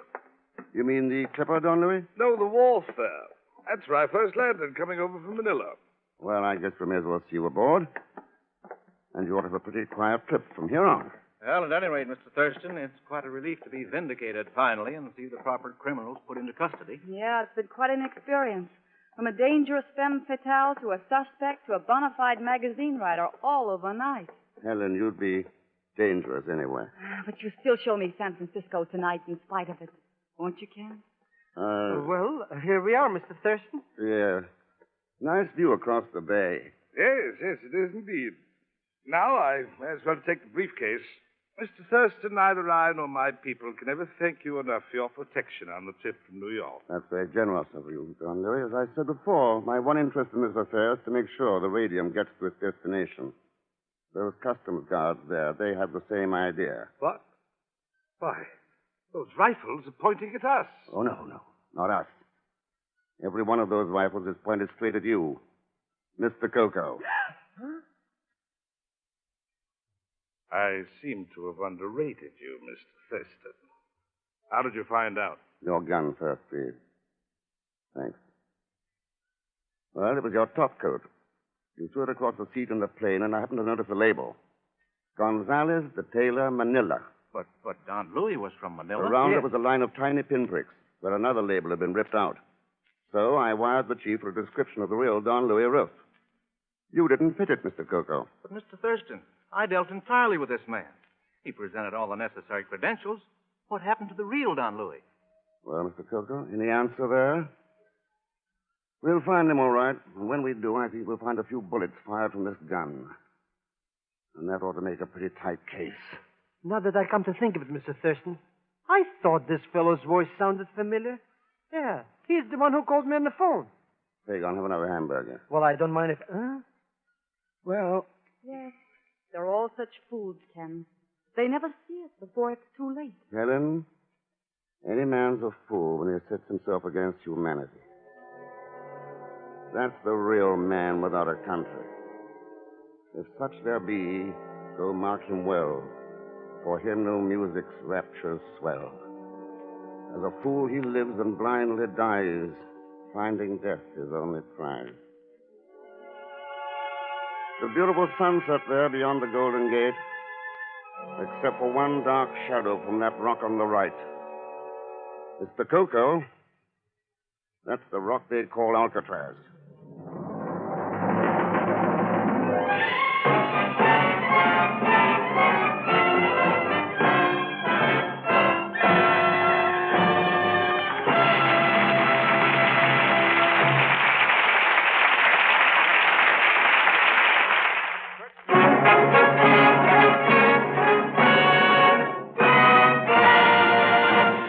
Frigidaire star Herbert Marshall.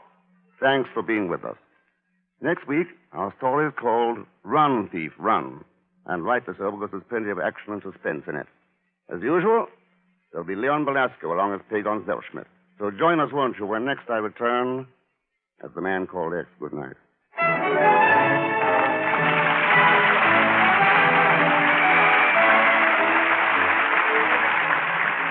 Frigidaire's Man Called X is directed by Jack Johnstone, with music composed and conducted by Johnny Green. Tonight's story was written by Les Crutchfield. And so until next week, same time, same station, this is Wendell Niles speaking for Frigidaire, made only by General Motors. All characters and incidents used are fictitious, and any resemblance to actual persons or incidents is purely coincidental.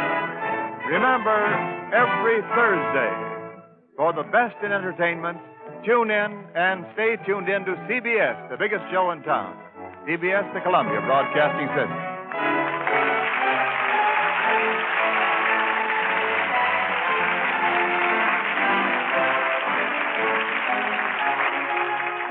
You're twice as sure with two great names, Frigidaire and General Motors.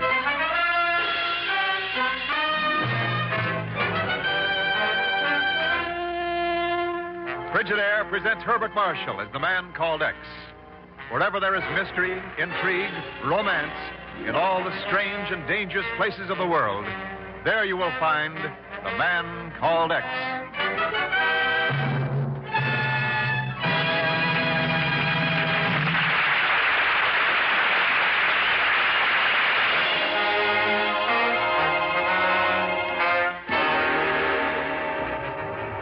now, Frigidaire presents Herbert Marshall as Ken Thurston, the man called X. I'm very sorry, madam, but I've told you already. We do not have that information. I know, operator. I know what you told me. But can't you understand? I'm desperate. My very life's in danger. I'll connect you with the nearest precinct of the New York City Police. I don't want the police.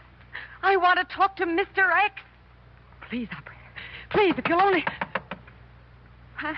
I'm terribly sorry, but no one by that name lives here. You must have the wrong number. What?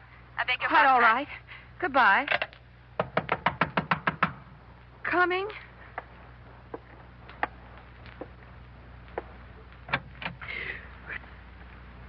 It's you. That's right. Were you expecting the man called X? I don't know what you mean. I never heard of any such person. Yeah? I wasn't going to talk. Really, I wasn't. I only meant to... What are you going to do? No! I hear you. Whatever you were going to do, baby, looks like you've had a change of plans.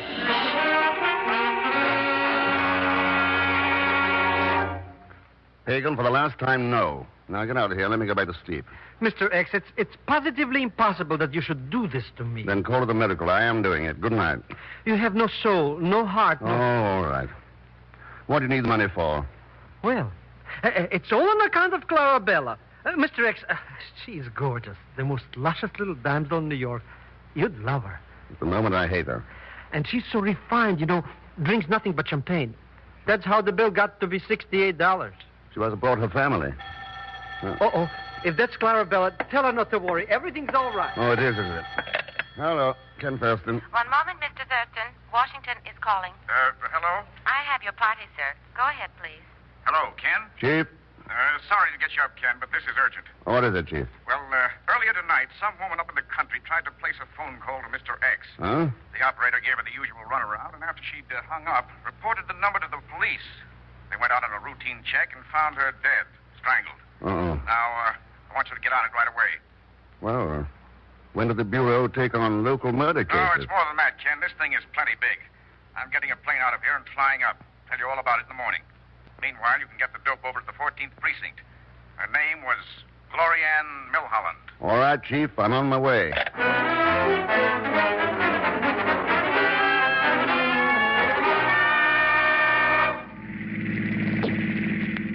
But, Mr. Thurston, first I drive to the police station. Then I drive to the morgue. Then I drive 50 miles up here in these mountains.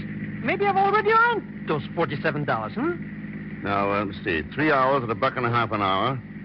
Now, Pagan, up to now, you've earned $4.50. Oh. And keep your eyes on the road. Oh, I'm too sleepy even to see the road.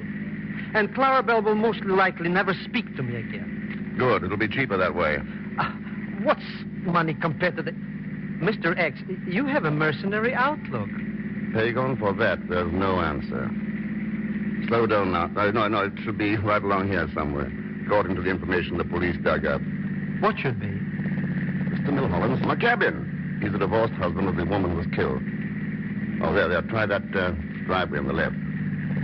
Mr. X, do you call that big house a cabin? On the settlement he got from his wife, he could build a dozen like this. Stop in front of that door. Okay, now let's go wake up the owner. I think he's already awake, Mr. Thurston. The lights are on. Yeah. Front door's open. Come on. Mr. X, look. In the driveway. Yes. But why would anybody do that? You fit the description of Milholland, all right. But how'd he get all those holes in him? I'd say by standing in front of a Tommy gun. It'll do it every time.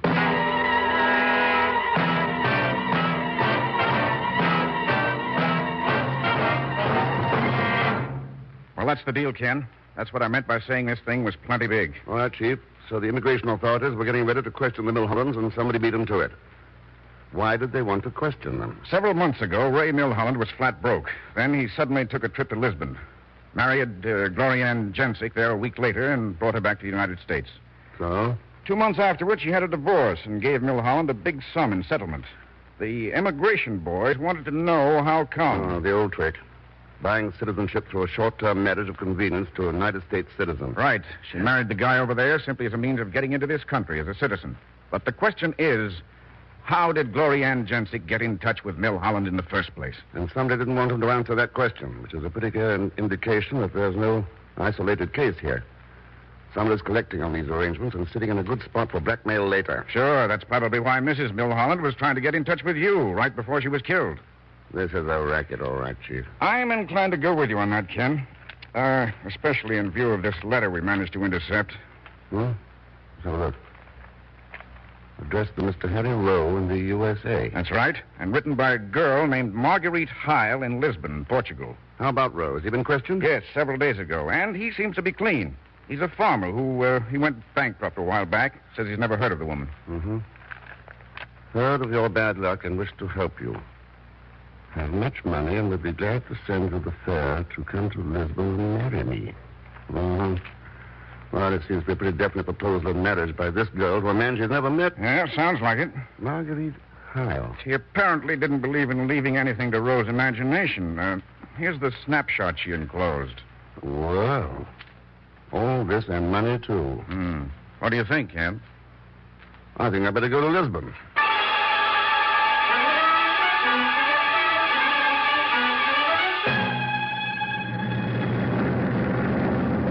This is absolutely the last straw that busted the camel, Mr. Thurston. You didn't even let me have time to say goodbye to Clara Bell. What's the difference, Pagon? She isn't speaking to you anyway. And now when I'm practically engaged, you want me to make love to some strange woman. One who probably don't know how to talk good English, even. You got a point there. I will not be a philatelist. It wouldn't be fair to Clara Bell. It's an awful quick $40. That's the only thing I like about it, but I won't do it. Pagon, all you have to do is to pretend you're Harry Rowe. Meet this girl, string her along, try to find out who's behind the racket. But you forgot one thing, Mr. X. This Harry Rowe's coming to Lisbon to marry the girl. Well, I wouldn't advise you to go that far. No. Absolutely, positively, and finally, no. Well, I guess I'll have to handle it myself. That's what I intended to do in the first place. I thought this might work out better. Oh, no doubt. You'll do a much better job than I could, Mr. Yeah, I suppose so. I'm not looking forward to it. Hey, what's that? Oh, it's a snapshot of Marguerite. Here, I'd like to see it. Well, I don't mind if I... Huh? This is her? This is Marguerite? Yeah. Oh, I don't blame you for turning down the job. But, that is... Mr. X, I have reconsidered the matter carefully, and I can now see my duty without the slightest consideration for my own personal feelings. I shall do this job for you. Pagon, your nobility of spirit overwhelms me, and I'm quite sure Clarabella will be very understanding. Clarabella? Who's Clarabella? Mr. Thurston, can this plane go any faster?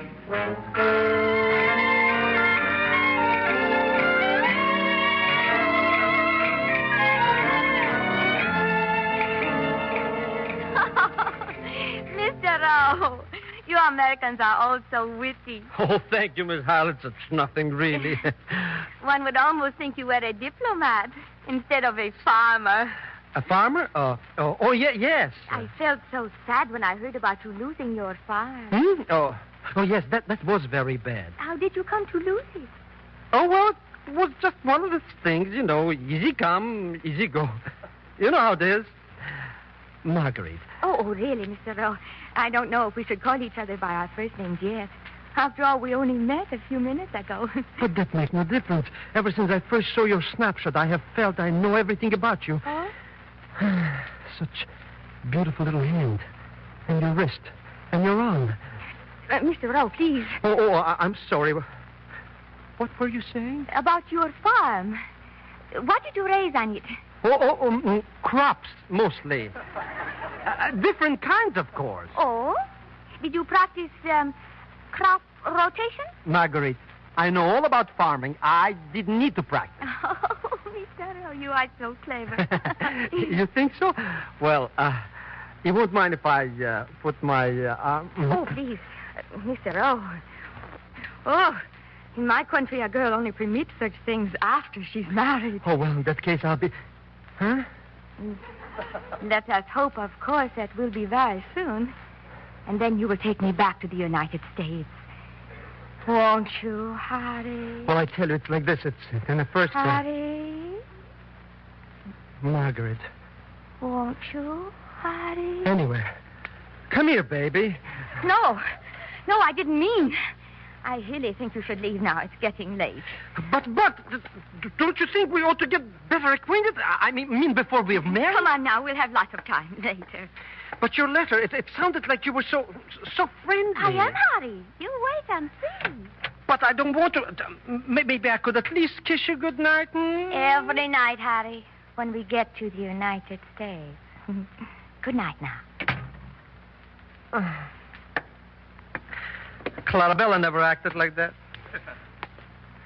Well, that's that. No, not at me. Don't shoot! Don't shoot! Why don't they have bigger trees in this park? Huh? Maybe that's all. Oh, somebody's coming. They're heading this way. They're after me. I didn't know she was your girl, mister. I never ever saw before. You got me mixed up with somebody else. Please don't shoot me. Please, I was only too... Huh? It's you, Mr. X.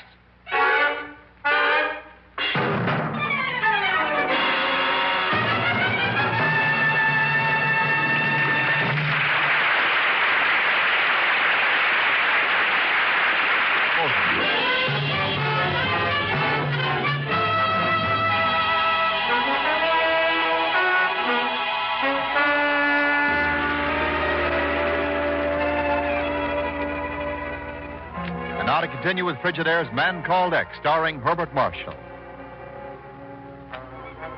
Ken Thurston has gone to Lisbon, Portugal, to investigate an international marriage racket.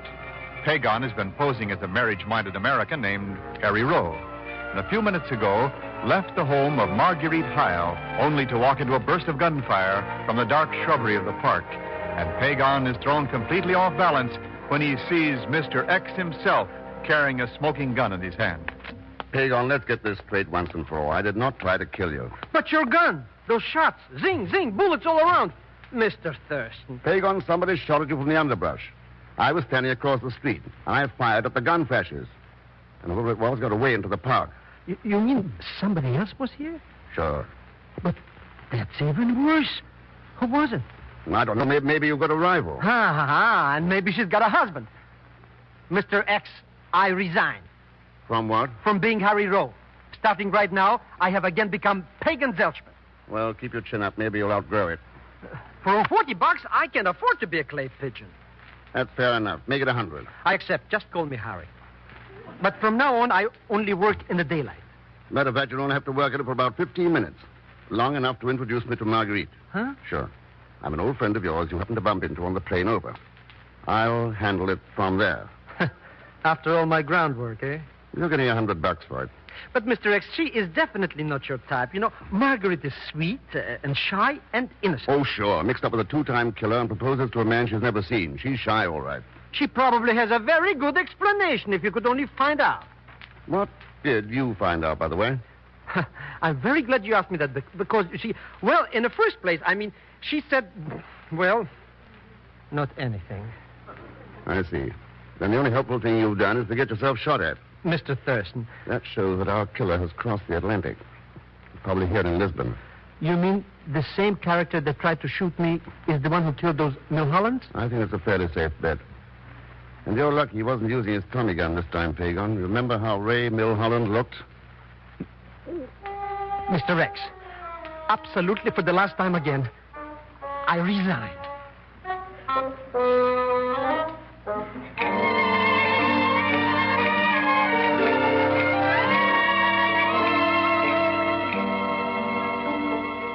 Don't quite understand it, Mr. Thurston. Why did Harry rush away so suddenly, right after the two of you arrived here? Some appointment he remembered, wasn't that it? But after all, I'm engaged to Harry, you know. We're going to be married. So he tells me. But it's sudden, wasn't it? Well, yes, in a way. Are you going to be in Lisbon long, Ken? Maybe a week. Why? Oh, no reason. I just wondered. I imagine you will be rather busy. I won't see much of you. Oh, now, a pair of sweethearts like you and Harry wouldn't want to be bothered by having an outsider around, would you? Well, I mean, you are such a good friend of Harry's, and I certainly wouldn't want to come between you. Forget it, Marguerite. I can understand a man's wife always comes first. Well, I suppose that's right. Of course, we're not married yet. You're as good as married, though. Sometime this week, so Harry tells me. Yes. Yes, that's right. I'll bet you can hardly wait. I don't know. Sometimes I... No, nothing. Marguerite, come here. Ken, what is it? You don't have the slightest desire to get married to Harry Rowe. No? Then what do you think I do want, Ken? Oh, you are a good guesser, Ken. All right, then, let's have it. What do you mean? When you feel this way, why are you going to marry him? I hadn't met you then. It's got to be a longer answer than that. All right. I didn't care anything about Harry Rowe. I'd never seen him before last night. But I wanted to get into the United States, and by marrying him, I could do it. And the fact that a deal of that kind's not too legal didn't bother you any, huh? How'd you get in touch with Harry in the first place? The man gave me his name. What man? I don't know, Ken. I only knew him as Mr. Jones. What difference does it make? Plenty. How much did you pay him? Nothing. Oh, now, come on. Wait a minute. But I didn't, Ken. I did some work for him. What kind of work? No, I can't. Please don't make me tell. I don't know much about him, Ken, but I do know he's dangerous. I'll buy that one, all right. Well, if you want, you want.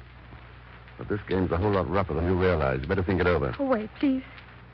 You don't have to leave now. I don't have to, Marguerite, but maybe I ought to. Oh, I guess you have not seen it.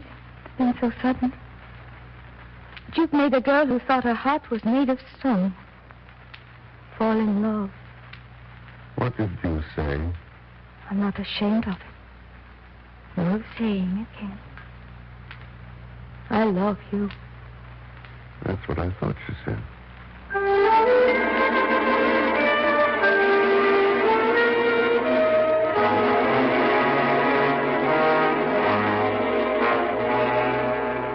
But, Mr. Thurston, it's impossible to understand it. For me, she was strictly a cold fish, but for you, I don't get it. Never mind, Pagon. The main thing is she didn't kick through with the list. And that's what's important. List? What list? The names of wealthy women she's introduced to this man who calls himself Jones. Not only the ones who are still here, but the 20 or so already married and gone to the States. Did she tell you who this Mr. Jones is? No, but Pagon, I'm expecting a visitor. As soon as he gets here, I'll tell you both who Mr. Jones is. But if Margaret didn't tell you, then how did you find out? From the chief. He phoned about an hour ago in answer to that cable we sent him yesterday. That's something else I don't understand, Mr. Thurston. You told him to check all the passenger lists on planes from New York to Lisbon for the last 6 months. That's right. And to look for repeats of the name of anybody who flew over between the time of the murders in New York and the time you were shot at here. And he found somebody like that? Just one man with a lucky hunch. I wonder if that... Hello. Hello, Ken? Marguerite. Ken, I've decided to give you that list you want. Oh, good for you. When? Tonight, I'll pick you up in my car. We'll drive somewhere. Will around 9 be all right? Perfect. All right, Ken. Until 9, then. Au revoir. Bye, Marguerite. That's it. The one break we need. My fiancée, and she calls you up. Now, Pagon, you've still got Clarabella. How do I know if I have or not? Anyway... Who is there? I don't know. Mr. Jones, maybe? Let's hope not. Come in. Good afternoon. You are Senor Thurston, no? That's right. And you? Lieutenant Moreno, Special Division Lisbon Bureau of Police. At your service. Come in, Lieutenant. And this is Mr. Zellschmidt. How do you do, Senor? Hello. I was told you would give me the name of a man, Senor. That's right. He's wanted for 2 murders in the States, possible blackmail and conspiracy against the government. I don't know his Lisbon address, but you'll probably have it in your files. And his name, Senor, is? Mr. Olan Lee. Never heard of him. Olan L-E-E. L-E-A. L-E-A. Olan Lee. We shall apprehend him at once. Are there accomplices? Only one that I know of. And the name? No, Lieutenant. I think I better handle that one myself. Matter of fact, my investigation of the accomplice won't be completed until tonight.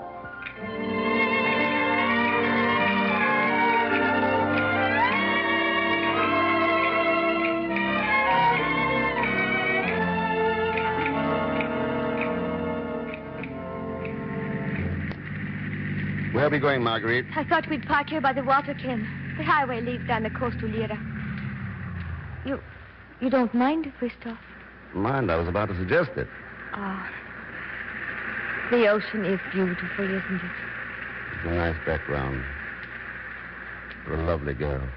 Thank you, Ken. Nights like this when the moon is full, it shines off the water. You get to believing that everything in the whole world is beautiful. It's too bad it isn't. You look at the moon and you think, maybe it could be beautiful after all. Here's the list, Ken. Oh, thanks. This is it, then. The names of women who've tried to buy the one thing Uncle Sam never sells. Citizenship. Why did you do it? Because I wanted to go to the States, and I didn't have any money. Mr. Jones promised he'd get me there if I bring these women to him. I'd met a lot of them here and at Biarritz. I'd taught them English. I was a fool. But I didn't know about the blackmail, Ken, know about the murder. Maybe you didn't at that. Oh, you've got to believe that at least. I didn't know. Maybe I'm a fool, too, Marguerite. I believe you. Oh, why didn't I know you before? You know, for one of the few times in my life, I can say that, too. Listen, what is it? I don't know. It's coming from the trunk of this car. Stay back, Marguerite. I'll take a look. All right, come out with your hands up. Hello, Mr. Thurston. Oh, pagan. It was getting very uncomfortable that What time. the devil were you doing in there, anyway? Oh, I just came along for a briefing. You know, technique, Clara Bell. You follow me, Mr. Thurston? I follow you, pagan. But why do you call him Pegon, Ken? It's Harry Ross. I'll tell you all about it later, Marguerite. Wait. When did that car pull up in the shadows over there? I don't know. I didn't... Let me answer that. 5 minutes ago. Now, don't move, Thurston. You know what a Tommy gun can do. Mr. Bond. Well, good evening, Mr. Lee. Lee? So the police haven't picked you up yet? No. And thanks for the tip. I'll stay away from my apartment. I didn't know he'd followed Ken. I didn't tell him anything. Believe me, I didn't. So it's Ken, is it? I see why you shot out your mouth, Marguerite. He's in the list, Ken. That's all he wants. Don't bother, Thurston. I'll take it from you later. All right, Lee, but one thing. Let's leave Marguerite out of it. That's up to her. I still got plenty of use for her. Well, how about it, baby? You gonna go with Thurston or stay with me? Ken, he's going to kill us. Me, not us. Play it safe, Marguerite. Well? I don't want to die, Ken. I'm not asking you. No. No, Ken. You'd never ask anything of any woman, and you'd never give anything. Just the same, it's all a woman could ever want. It's all I'd have ever wanted, Ken. But I don't have any choice. Well, you win, Mr. Jones. Hey, it's plain and smart, baby. You got the right idea. Sure, I'm a smart kid, all right. Goodbye, Ken. I've got to take him, Ken. Let go that gun. All right. Now, you, Thurston. Why, you... You dirty, rotten dog.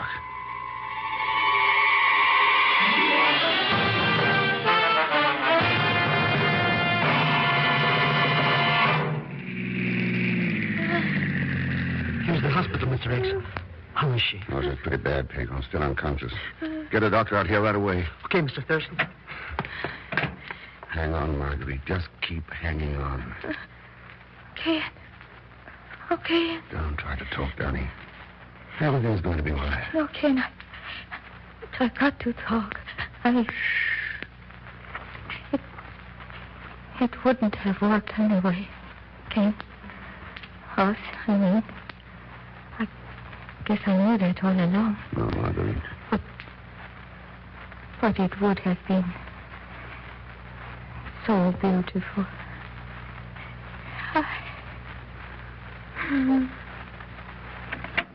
The doctor's coming right now, Mr. Thurston.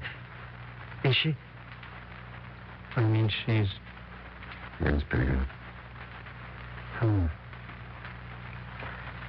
What will we do, Mr. X? I don't know. I guess I better call the chief. She saved our lives. Yes. Mr. Thurston, you liked her very much, maybe. I don't know, Pagan. What difference does it make now? The world's rid of old Lee, and the world's lost Marguerite. Maybe that's the way it has to be for some reason. Oh, what the heck? The only thing we can do, I guess, is to send a cable. Investigation successful. Mission completed. Case closed.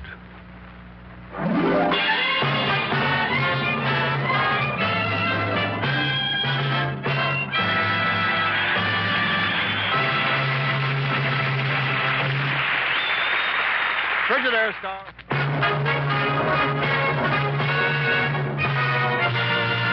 And now Frigidaire star Herbert Marshall. Next Thursday is the second anniversary of VJ Day, so we're giving up our time for a special program. But we'll be back in our regular spot on Thursday, the 21st, 2 weeks from tonight. And, of course, that includes my pal Leon Belasco as Pagon Zellschmidt. And don't forget, 2 weeks from tonight, when next I return as The Man Called X. Good night. Frigidaire's Man Called X is directed by Jack Johnstone, with music composed and conducted by Johnny Green. Tonight's story was written by Maurice Zimm and Les Crutchfield. And so until next week, same time, same station, this is Wendell Niles speaking for Frigidaire, made only by General Motors. All characters and incidents used are fictitious.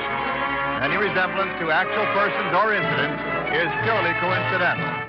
Remember, not next week, but a week from Thursday, we'll be back with Mr. X. And every Thursday, for the best in entertainment, tune in and stay tuned in to CBS, the biggest show in town. CBS, the Columbia Broadcasting System.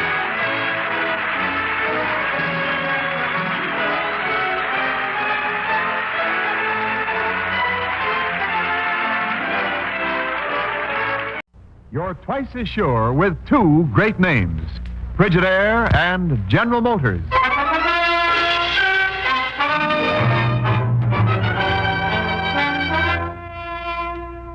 Frigidaire presents Herbert Marshall as The Man Called X. Wherever there is mystery, intrigue, romance, and all the strange and dangerous places of the world, there you will find The Man Called X.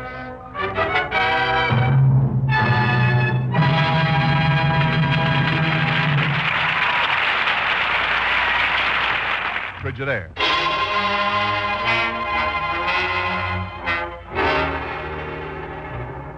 And now Frigidaire presents Herbert Marshall as Ken Thurston, The Man Called X. I tell you, Ken, this thing has to be stopped. Thousands of lives are at stake, man. Stop pounding the desk, Chief, and tell me about it. I just got in from Calcutta this morning, you remember? Oh, good Lord, Ken, of course. This thing has me so worked up, look, here. Take a look at this wall map. You see this town in Arizona near the Mexican border? Nogales, what about it? Well, somewhere down there, a deadly plague is spreading, and it could run wild over the whole country. Smallpox. Smallpox? 6 deaths down there in the past week and a half. Other cases being reported almost daily. Last year, it popped up in California. A few months ago, here in New York. Now it's down there near Nogales. It's anybody's guess where it'll hit next. Any idea where the carriers are coming from? 4 of the 6 dead men down there appeared in the territory only a couple of weeks ago. They carried no American papers or identification. And the Mexican border only a broad jump away. Right. Somebody's smuggling aliens across the border, and they're smuggling in the smallpox. So long, Chief.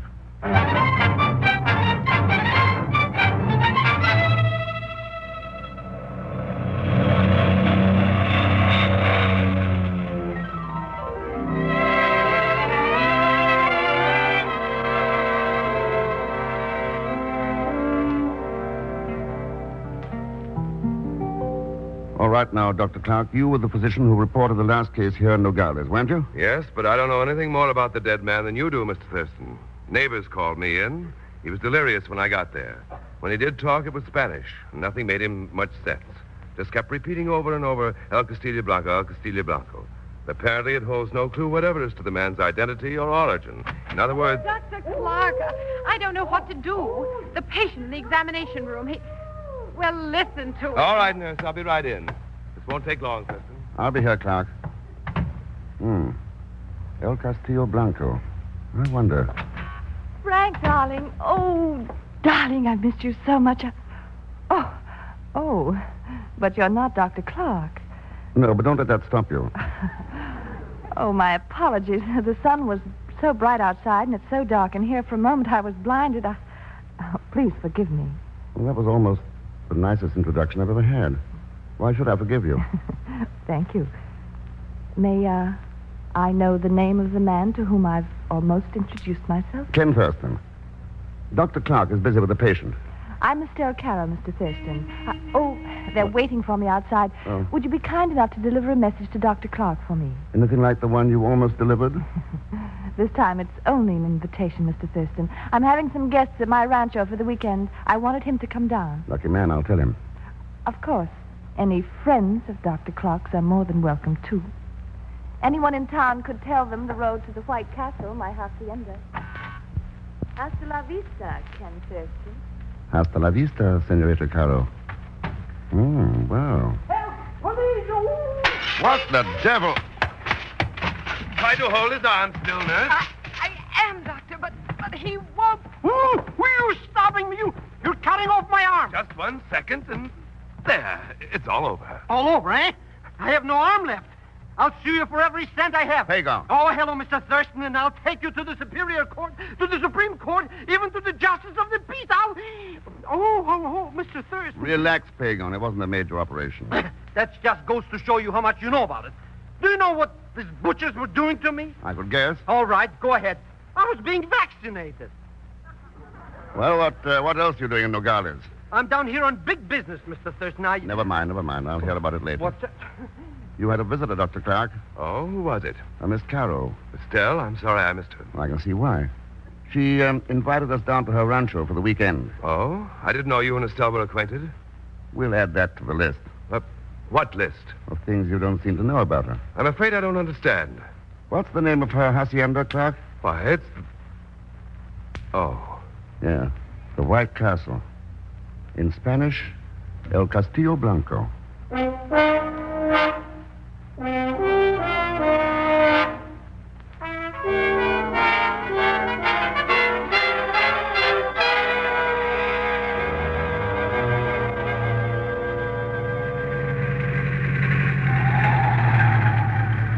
Some jalopsy, huh, Mr. X? Drives like an aeroplane. No wonder. You haven't had more than one wheel on the road since we left Nogales. Why were you so set on driving me out to Senorita Caro's? Oh, strictly business. With a guest of hers. And how much is your chauffeuring going to cost me? Not 1 penny, outside of gas and oil and normal depreciation on the car. Maybe a few incidentals like that. Mr. X, what happened? There's your answer, Pagan. Oh, for a moment I thought somebody was shooting at us. Oh, somebody is. Hit the gas. If we can make that next bend in the road. Ah, there goes a tire.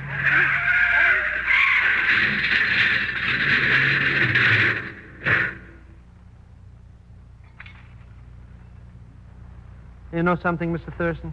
We didn't make it.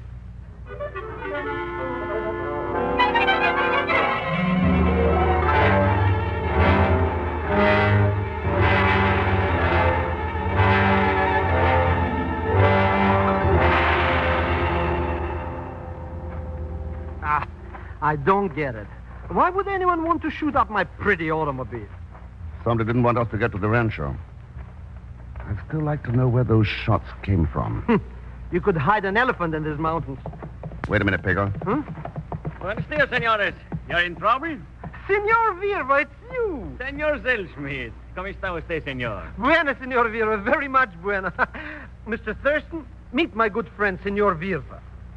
Glad to know you, Senor Verva. It is my pleasure, senor. But what has happened to you, walking in this lonely country? Car trouble. On our way to the White Castle Rancho. Oh, and the rancho is still some miles away. But I am a guest there also. Why do you not wait in that shady arroyo while I ride for horses for you? If you could add a well-chilled martini to that formula, Verva, it'd be perfect. Bueno, I shall see that one is waiting for you upon your arrival at the hacienda. Patience, amigos. I will be back pronto. You see, Mr. Thurston? It pays to know men like me. Influential friends all over the world. Yeah, I've met some of them. Oh, that's right. But Senor Virva is different. A lovely fellow. He wouldn't hurt even a fly. I figured that. You did? Yeah. He wasn't carrying that high-powered rifle, just to hunt down flies.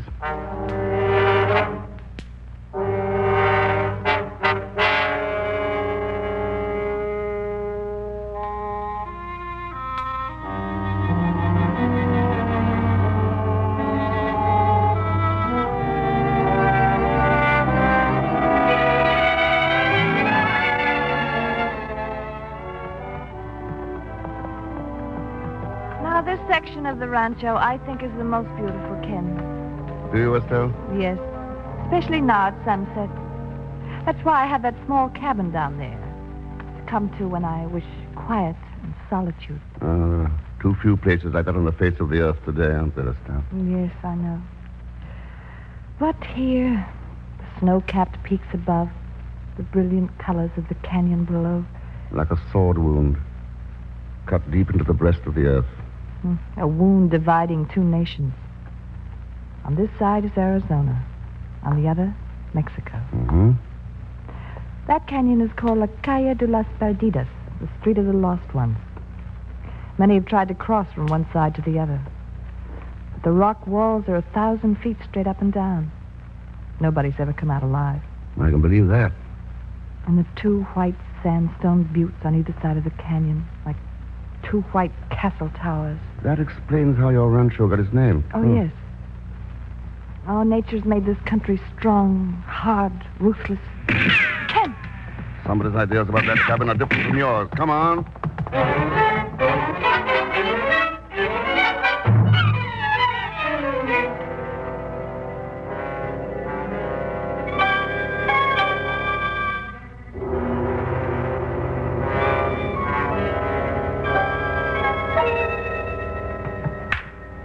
All right, you dirty rat, talk.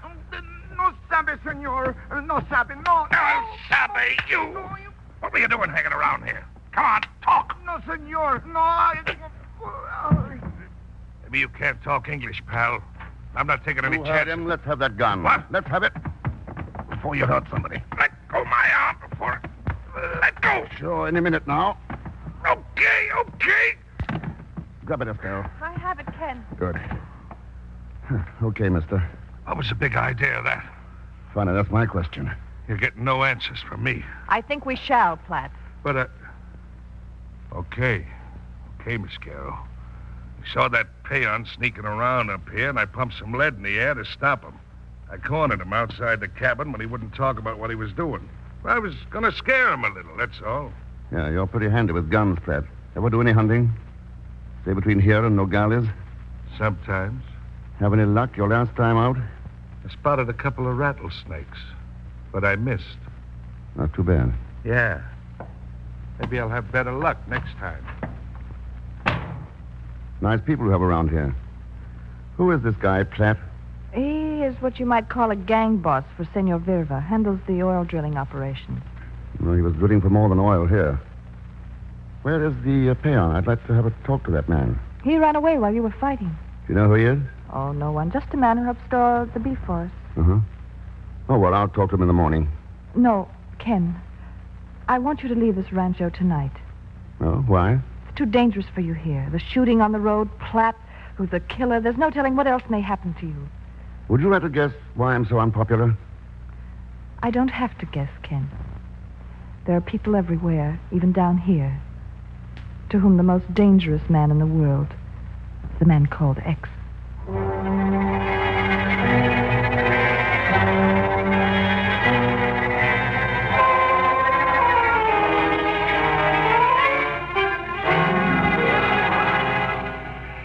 Mr. Thurston, I don't understand it.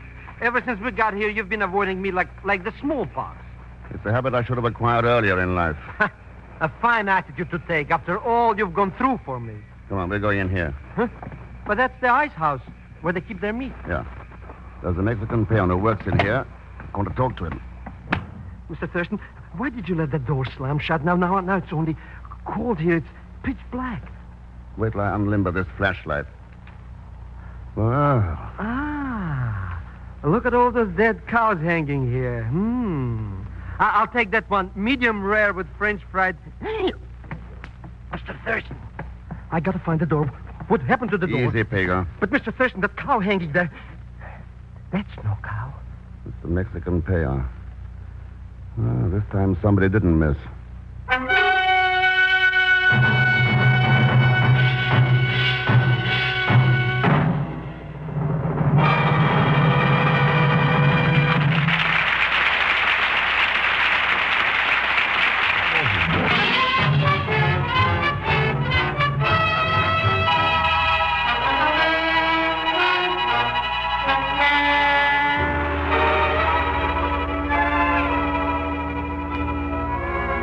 Now to return to Frigidaire's Man Called X, starring Herbert Marshall. A Estelle Caro's guests are all assembled in the living room of her hacienda, and Dr. Clark is speaking. I'm afraid there's no telling how long the man's been dead, Thurston. The cold in the ice house ruined any chance of determining the advance of rigor mortis. No, that means no checkable alibis. And you can't tell a killer without his alibi. Surely, Senor Thurston, you're not suggesting it one of us. That's your idea, Verpa, not mine. I don't like your attack, Thurston. No man likes death, Dr. Clark. Whether it's from bullets or smallpox. Smallpox? Frank, didn't you say you had something to tell Ken about that? Yes, Estelle. Just before I left Nogales, Thurston, I learned that a smallpox epidemic has been raging in Masagua for the past 60 days. Masagua? Yes, it's a little Mexican town just across the border. Aha. My uncle Ahmed has a third cousin twice removed who lives there. I don't know. Well, thanks for your hospitality, Estelle. Thanks for Ken, you're not leaving. That was your advice, remember? I'm taking it. Well, I didn't think it was like you to quit in the middle of a game. Well, sometimes it's smart to quit when you're winners. If you don't believe me, ask the peon. I don't want to cash in my chips with a bullet in my head.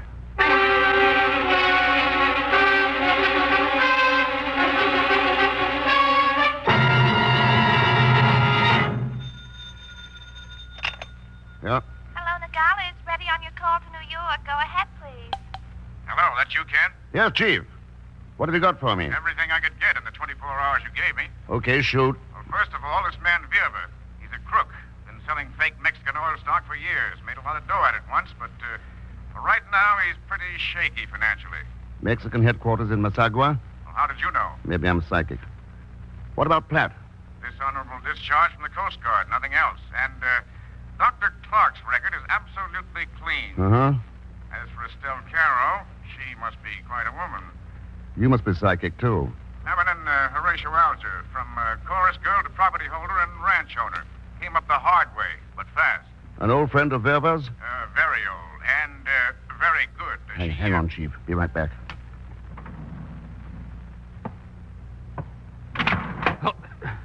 Well, Verba, come all the way to Nogales just to make a phone call? Why not, Thurston? Then why not use the telephone? It works better than an ear against the wall of this booth. Or does it? That depends upon what one wishes to hear. Uh-huh. Well, have you heard enough? I think so. At least I have heard enough to offer you some good advice. That's a habit people are getting into. What's yours? Simply this. In the event you're thinking of visiting Masagua, remember, there are other things on foreign soils that can be just as deadly as smallpox.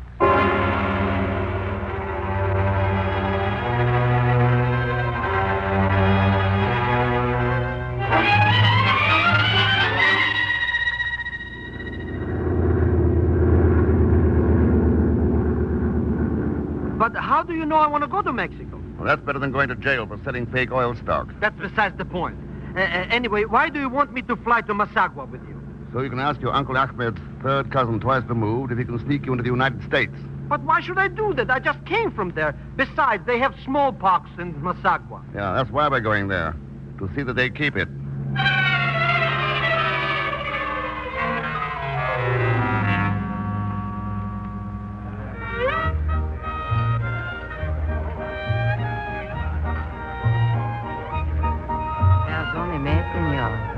Seem lonesome. You would like company, no? Yeah, only I didn't realize it until just now. Sit down, won't you? Gracias. You are a stranger here in Masagua? Temporarily, yes. Oh? Then you do not intend to remain? Not if I can help it. But maybe I'll have to. You know how it is sometimes. I am not so certain that I do, senor.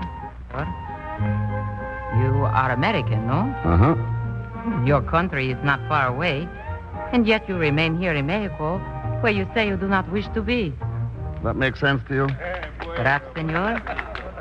Perhaps not, but I enjoy stories. Tell me more. Okay. I know one about a man who wanted to get back to the house where he was born. Mm-hmm. But for certain reasons, its doors were barred against him. And the walls were too high to climb. See, senor? What is the end of the story? Well, that's all I know. I never did hear the rest of it. What a pity. For that story could have had a happy ending. Oh? Si, senor. For if that man had money, $1,500 American money, maybe he could have found people to remove those walls for him. Maybe. But what if he didn't know where to find them?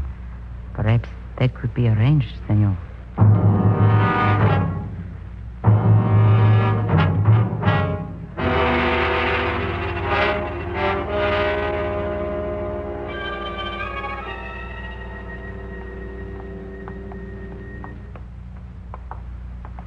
It is this way, senor. Down this alleyway. No spotlights on these transactions. Senor? Oh, that's American, for it's dark here. Oh, see. Ah, but we have arrived.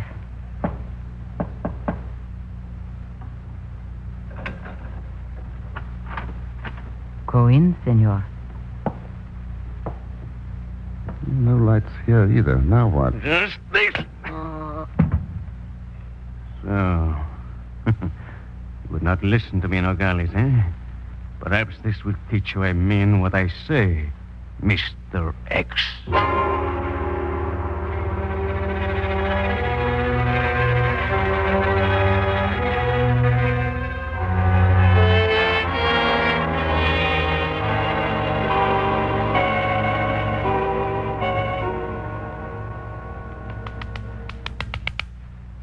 Wake up, Mr. X.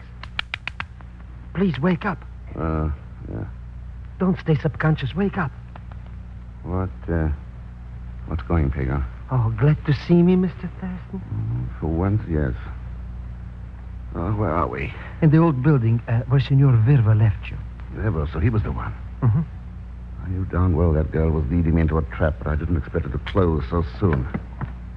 Oh. How'd you get here? I saw you and the girl leave the tavern, so I followed. I thought maybe she might have a friend up for me. Oh. And when you went to the building, I waited, and Verva and the girl came out. I went in, and here you were. Well, how'd you make off with Uncle Ahmed's kinfolk? Oh, Mr. Thurston, they're the souls of the earth. For $2,000, I can get you sneaked into the United States. Is the extra $500 your commission? Huh? When do I leave? Well, one bunch left tonight, but too early. You missed it. Oh, no, I didn't. Come along. But, Mr. Thurston, you can't catch up with them now. I'm not going to. I'm going to meet him at the other side.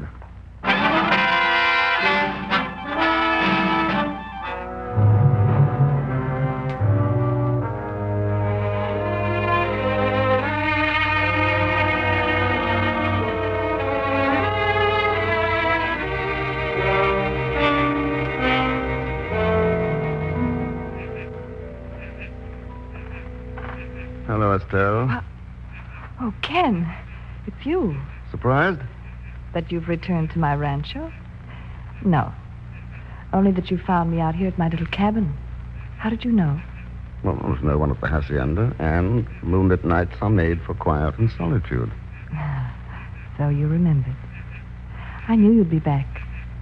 But tell me, Ken, why? Don't you know?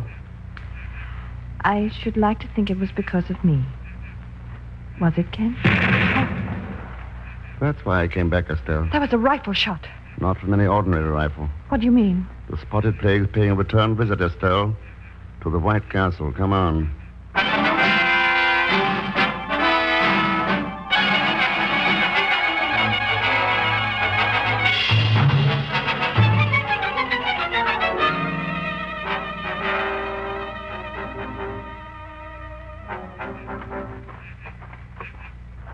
Okay, now we can see all right from here. But what is that? Ken, look. Yeah. There's something stretching all the way across the canyon. What is it? That's a bridge. A bridge of rope and slats. How is that possible? The shot we heard was a lifeline being fired across the canyon. The kind they use in the Coast Guard. And there's the man who fired it. Pulling it back to this side with the bridge attached. And those men on the other side are waiting to cross. Without benefit of quota or medical examination. At $1,500 ahead. Ken, he's starting to fasten down the bridge now. Yeah. Okay, Platt, it's quitting time. What the? Thurston! That's right, Platt. I see you're having company tonight. May I join the little party? You just dealt yourself into a game you can't win, Thurston. Better look around before you call, Platt. Up in the hills. In the hills? What are you talking?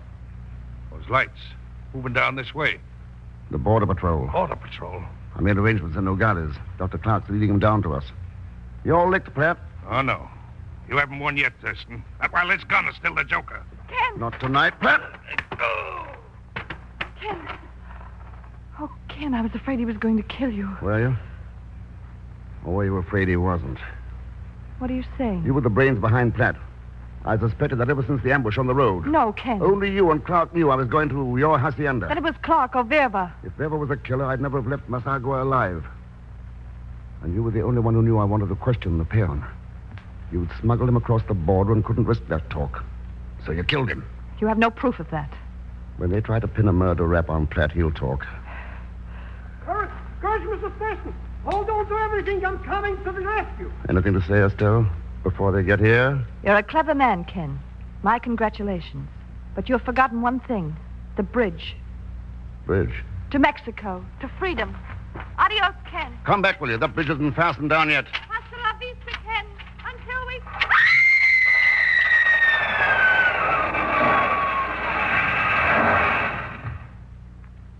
Good Lord.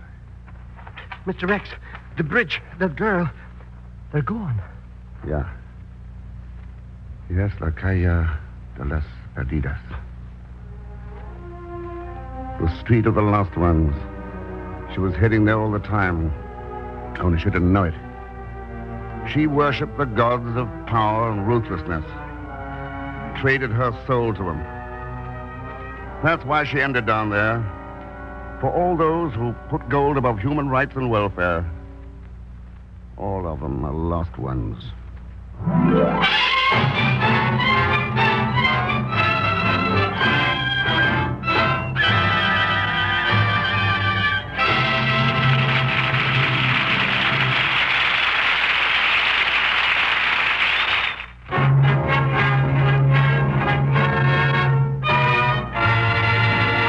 Now, Frigidaire star Herbert Marshall. Thanks for being with us. Next week, a story called The Least of These. I read it. It's pretty exciting. I think you'll like it. Of course, Leon Belasco will be on hand as Pagon Zellschmidt. So join us, won't you, when next I return as the man called X. Good night.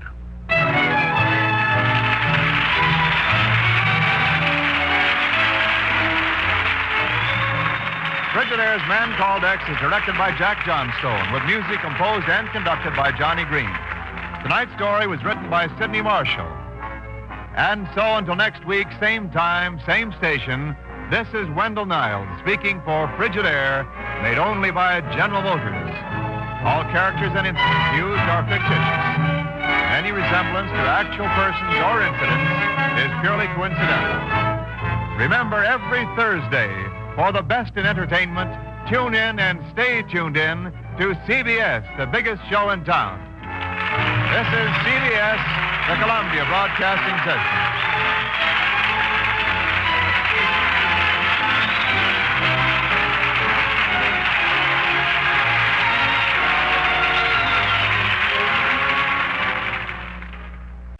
Herbert Marshall as Ken Thurston, the Man Called X.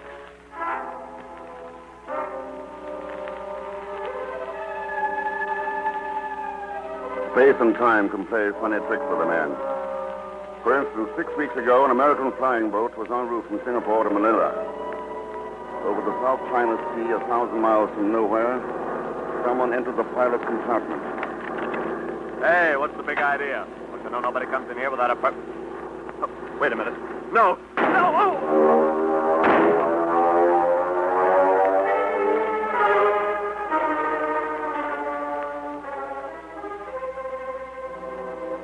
That plane was never heard from again. But 6 weeks later, on 1,500 miles away, on a dirty side street in Saigon, in French Indochina, two men stood looking at the body of a third. Mon Dieu, it is Professor Gibbons. But this is incredible. I do not understand, Inspector Abbé. Jean, this man you see lying there died 6 weeks ago. But this is not possible, Monsieur l'Inspecteur. His body is still warm. Nevertheless, Jean, it must be so. I know him. He is American. And he was on board the plane that disappeared at sea 6 weeks ago.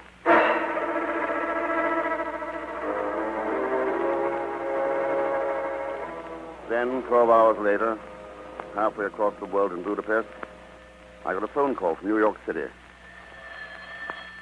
Hello. airport. It'll fly you to Tehran. From there, a charter job will go non-stop to Karachi, India. Your papers are cleared to there. The rest of the arrangements you'll have to make yourself. Nice work, Chief. But now, stop making like a travel bureau and tell me what's up. I don't know. That's what I want you to find out. Yeah, where? In Saigon. Ken, you remember a flight from Singapore to Manila? That missing plane, sure. What about it? Well, that plane was carrying some of the finest scientists our country ever had. All of them experts on the Pacific. They were just completing a round-trip survey of our mandated islands. A darned important survey. I know. It's about time some 2 million natives out there got a crack at real civilization, freedom, and education. Yeah, but, Chief, why call me about it here in Budapest? Well, I just got a cablegram from Police Inspector Abe in Saigon. Abe. Yeah, Professor Gibbons, one of the anthropologists aboard that plane, turned up there a few hours ago. Dead. A knife in his back. Murdered. Think you can make sense out of that? I'll let you know, Chief.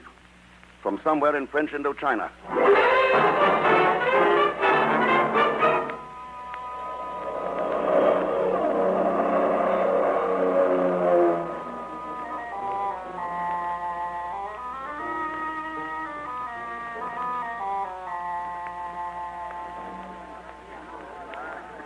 Pardon, Mr. Thurston. I'm Inspector Beaumont of the French police. Welcome to Saigon. Thanks. Only, I didn't know I was expected. Mais oui, monsieur. We have been notified. Our facilities are at your disposal, including one automobile. This way, please. Chief Inspector Abe has been awaiting your arrival with great anticipation. Abe, now, he's the one who identified Professor Gibbons, isn't he? Oui, monsieur. The inspector had met Monsieur Professor before the war, when he was conducting anthropological expeditions in Cochin, China. So he has more than an official interest in his affairs. Oh, here is my automobile, monsieur. If you will be pleased to enter. Oh, thanks very much. I assure you the pleasure is entirely mine. Mr. X?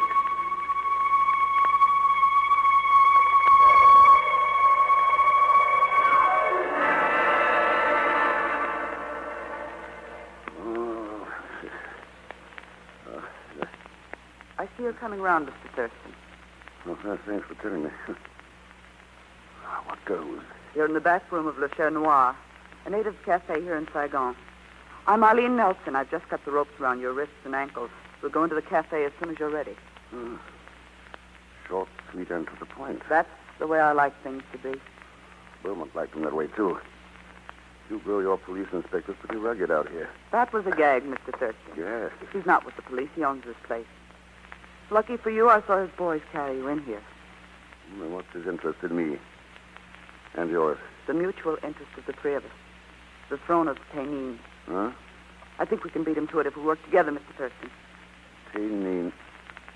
2 questions, Miss Eileen. Shoot. What makes you think I'm interested in this throne? And if I am, why should I string along with you? 2 heads are better than one, Ken. Besides, you're smarter than Professor Gibbons was. Smart enough to know what to choose when it's between $2 million and death.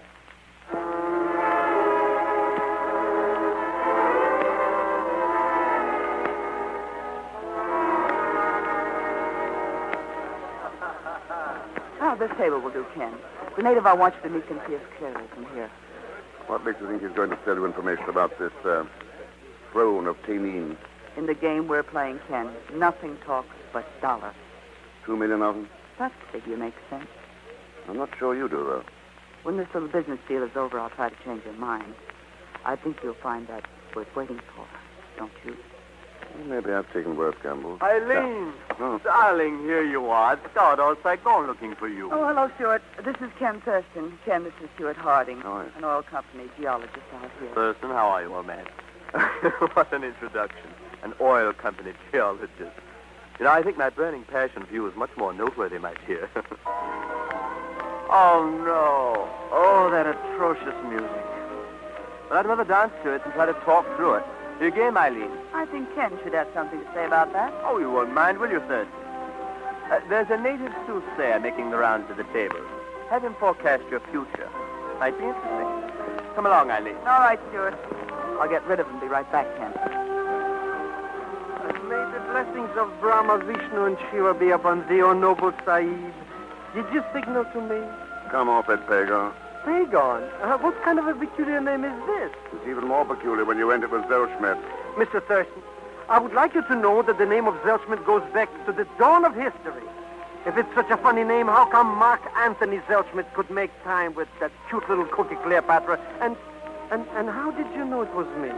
Pagan, there's not a turban or a fake beard in the world that can hide the dollar signs in your eyes. Huh? What are you doing inside, girl? Well, it's a long, sad story. And the saddest part being this is a lousy racket. Fortune-telling. Wait, there's no future in it. Then give me a reading about the present. Pagan, what do you know about the murder of Professor Gibbons? I didn't do it. I got friends who'll give me an alibi. Can those underworld friends of yours give you information about the throne of Temin? Huh? Or its connection with Professor Gibbons and a missing plane over the South China Sea? Mr. Thurston, I haven't heard from nothing but drones, missing planes, or murders. Okay. But something connects the three, and I... Pagan, take a look at that table to the left. The table to the... Mr. Thurston, I don't think that native over there likes us. Look how he's glaring. Friend of yours? Don't be funny, he's a dacoit. And you know what a dacoit is? Yes. That's coach in China for torpedo. And torpedoes kill people, and I don't like the way he's looking at us. Mr. Thurston, someone turn out the light. Curse of Shiva, wir fahren die. Look out, Pagan. Death to the unbeliever! Mr. Thurston, what happened? Why doesn't somebody turn on the light? Why doesn't somebody turn on the light? You'd only open your eyes, Pagan. You'd see that somebody has. If I'd open my... Oh, you're right. The lights are back on. What was the big idea of setting the table over me? Take a look at my chair. That knife right through the back of it. The dacoit did it. Could be. And it could have been someone else. It could have been Ken, but it wasn't. You sound pretty sure, Eileen. I am. I saw that dacoit before the lights went out. He was the man who was going to tell us the information. Apparently changed his mind. Yes, and so have I. Our partnership is dissolved, Ken. Oh? Why this sudden change of heart? If the dacoit wanted to play that rough, he must have known you were working for the other side. So from here on in, it's no holds barred, Mr. X.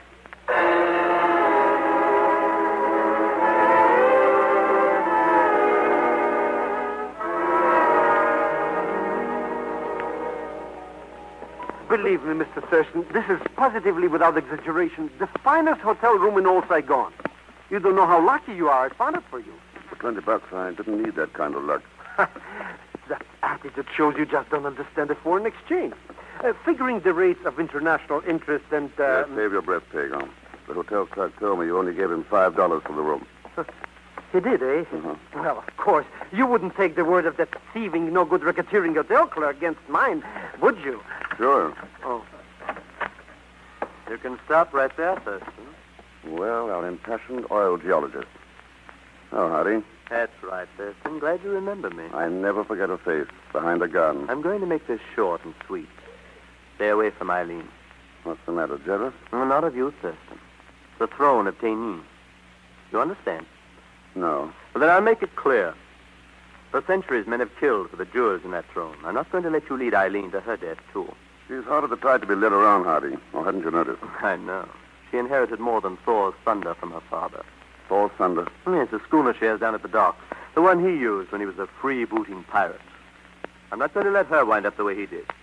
Why not talk it over with her instead of... All right, let me have that gun. Let go of my arm, Thurston. Let go. Sure. As soon as you drop it. Oh! All right. Get it, Pickle. As good as got. Okay, Hardy. Now let's get some things straight. I don't like guns being waved in my face. I guess I have acted like a fool, Thurston. I'm sorry. How can I apologize? By answering some questions, fast. What's the throne of Tenin? And what do you know about Professor Gibbons' connection with it? I thought you knew. The throne is a fabulous legend in Cochin, China. It had been lost for centuries, and Professor Gibbons claimed to have found it just before the war broke out. Go on. Well, as thrones go, it was a comparatively small affair, easy for him to hide away when he left Saigon just before the Japanese invaded. I see. So now it's just sitting somewhere waiting for someone to find it. And the $2 million worth of jewels encrusted on it. Eileen thinks she can find it? Yes, but she doesn't stand a chance. Not with Beaumont, the dacoit who almost knifed you, and the other murderers and cutthroats who are trying to find it, too. You're not helping her by shoving guns into people's faces, Hardy. I know. I must have been out of my mind. But Thurston, I'd do anything in this world to keep her out of trouble over that throne. Then relax and let me take over. I'll do my best to keep everyone out of trouble, including me.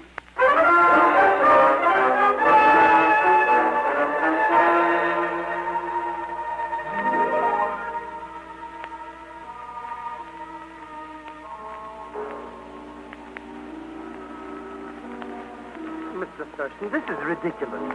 Looking for Eileen Nelson's boat at this hour of night? Is there? Of course. Anybody could tell you that looking at that pretty Petunia that she's innocent like a baby. She has nothing to do with nothing. Any better suggestions? Sure. Beaumont. He's the man you want. Such a no good. You know, he wouldn't even pay me a salary when I was working at his cafe.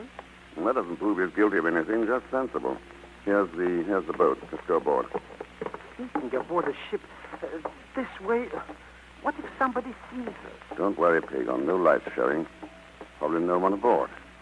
And then what do you expect to find here anyway? Clues? To what? That gorgeous throne? To the missing American scientist. Let's try the main cabin. That should be it. Go in. What did I tell you? There's nothing in here. Well, how can you tell without any light? My natural trust in that Eileen Nelson. I'd rather trust this flashlight. There. You see? Just like I said, there's... Mr. X. Well. It's the throne. That's the throne of Taimeen. Yeah, all $2 million worth. Sitting right in the middle of the cabin aboard Eileen's schooner. Now, where's your natural trust in her? I won't believe it. Beaumont fooled her. He fooled her into telling him use this place to hide the throne. It won't wash, Pagon. If anyone's been fooled, it's Beaumont. Look on the floor behind the throne. On the floor behind? Yeah. With a knife in his heart.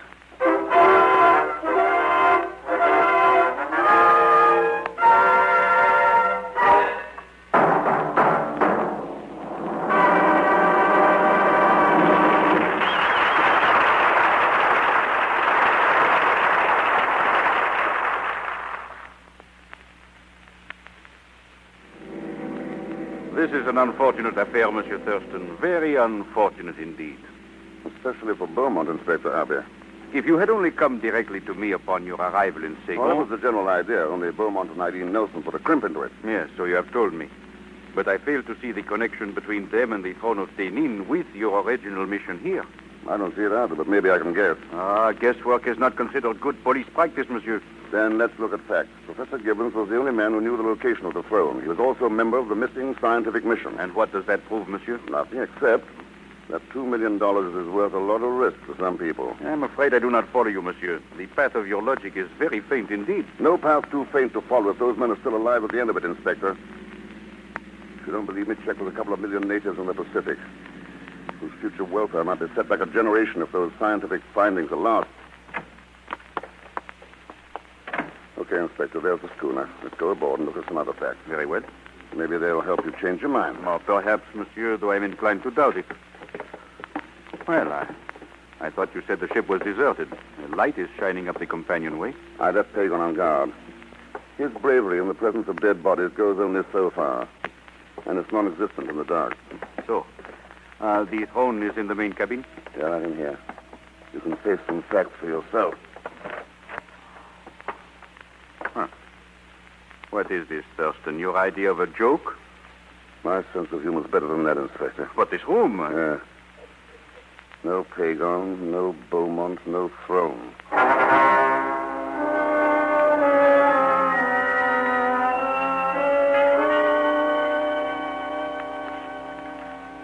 You have there our entire file on the case of Professor Gibbons, Monsieur Thurston. We investigated everything, even the earth found on his shoes and clothing.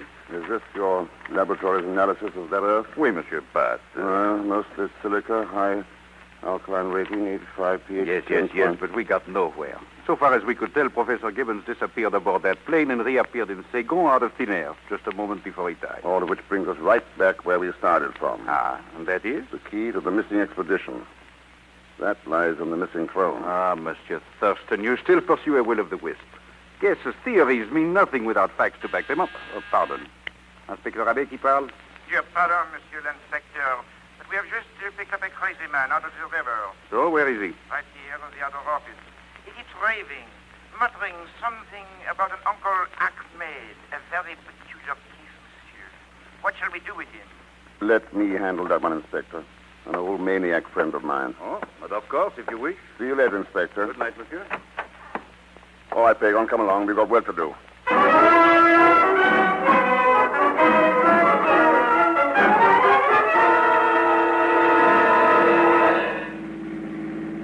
And that's what happened, Mr. X. It was stuffy in that cabin. I went up on the deck for a breath of fresh air. And somebody did what I've often been tempted to do. Huh? Conked you over the head. Mr. Thurston. Well, anyways, the next thing I knew, I'm making like a fish in a river. I never want to see boats in water again. That'll make it kind of tough for you. You're going back to the docks right now. Huh?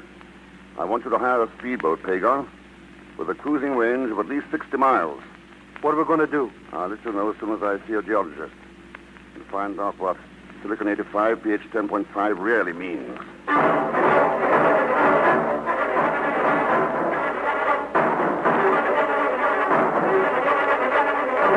There's no doubt about it, Thurston. From the analysis you've given me, that soil can come from only one place in Indochina, the island of Kwai Lung. Kwai Lung? Where's that, Hardy? It's a volcanic upthrust some 20 miles down the coast. Geologically speaking, it's a beautiful specimen, but unfortunately, it can't be examined. Why not? Well, it seems the Japs left it booby-trapped with countless landmines. Several tourists were killed there last year, and the authorities have barred it to the public. Oh. I hope I've helped you, Thurston. Sort of makes up for the way I behaved earlier. But may I ask what your interest is in this soil? Professor Gibbons died in Saigon, Harding, but the dust on his shoes came from the island of Kwai Lung.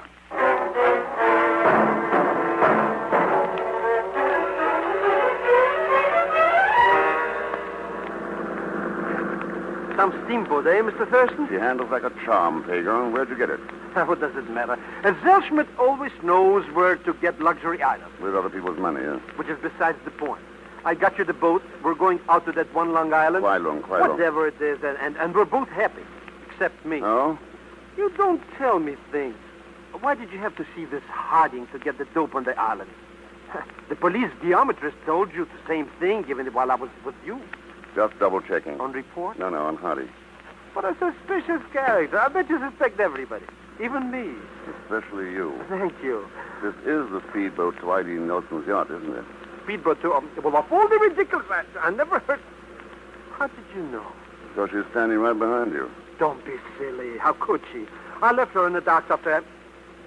Miss Nelson, you triple-crossed me, and please put down that gun. Let that be a lesson to you, Pagon. Never trust a woman. Never trust the Zellschmidt, Eileen. Well, now what? Now that I've learned where you're going and where the throne is, I'm taking over. Any arguments? Oh, no.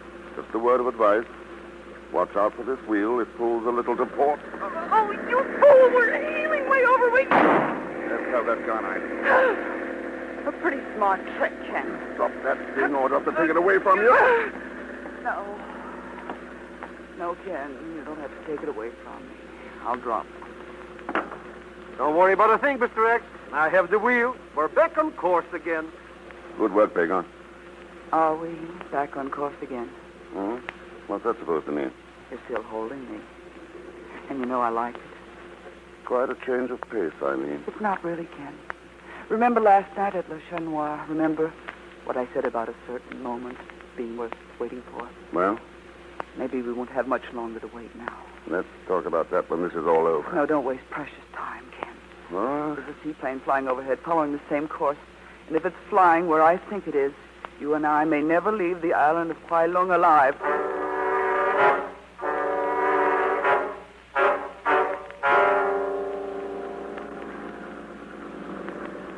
Mr. Thurston, I don't like this. How can we land at this place? People get killed here by bombs and things.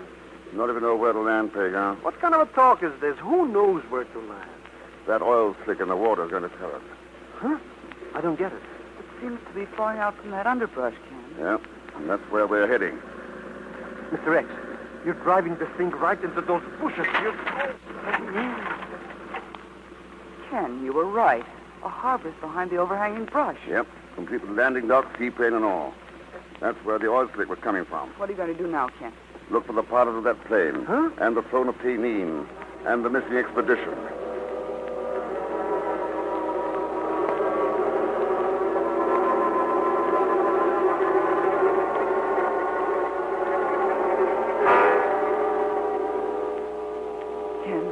Was it smart to leave Pégan alone on the dock? No, it would have been smarter to leave you there, too. Not for me, it wouldn't. Don't trust me? I trust no one where $2 million are concerned. Huh? Hold it, Eileen. What is it, Ken? Look down that slope. The small clearing over there. Ken, look at them. Yeah. Ragged, bearded, in chains. The men you were looking for? Yeah. Brilliant men of science, trained down there like animals. Oh, thank God they're still alive. Save your thanks, Thurston. They won't be for long. Inspector Abbey. Yeah, that's the executioner's gun in your hand, Abbey? It is, Thurston. I've had it ready, waiting for you. But you disappoint me. You do not seem the least surprised at my being here. Why should I be? Your own geologist knew that the soil on Gibbons' shoes came from here, but you made no attempt to investigate. Ken. Sure. He knew Gibbons had hidden the throne, and when he learned Gibbons was off on that scientific mission, he decided to go after it. Quite right, Thurston.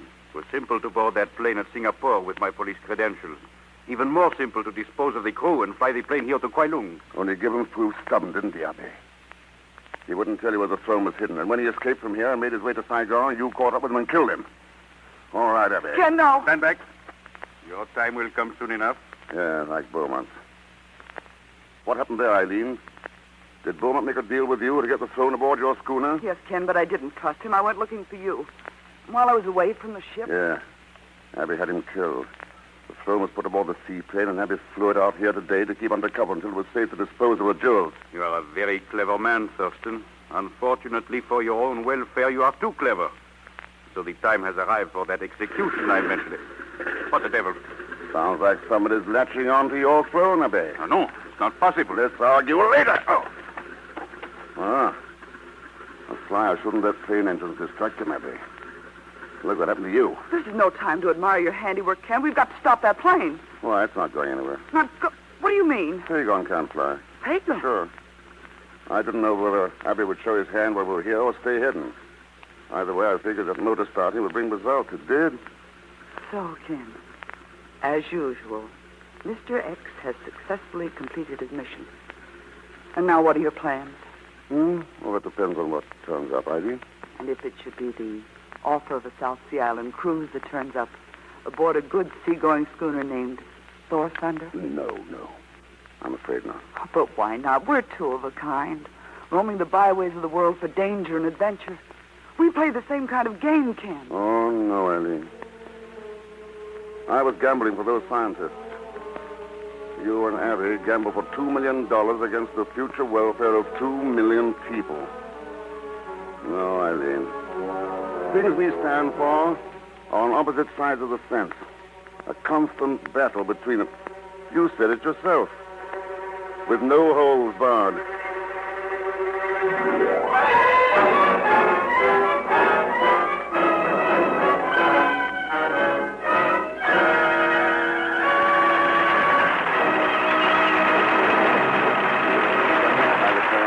A Man Called X. Good night.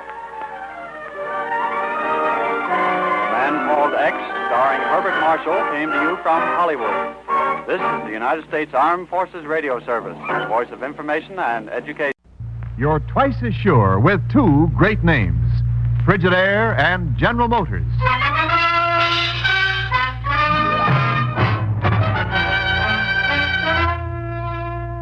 Frigidaire presents Herbert Marshall as the Man Called X. Wherever there is mystery, intrigue, romance, in all the strange and dangerous places of the world, there you will find the Man Called X.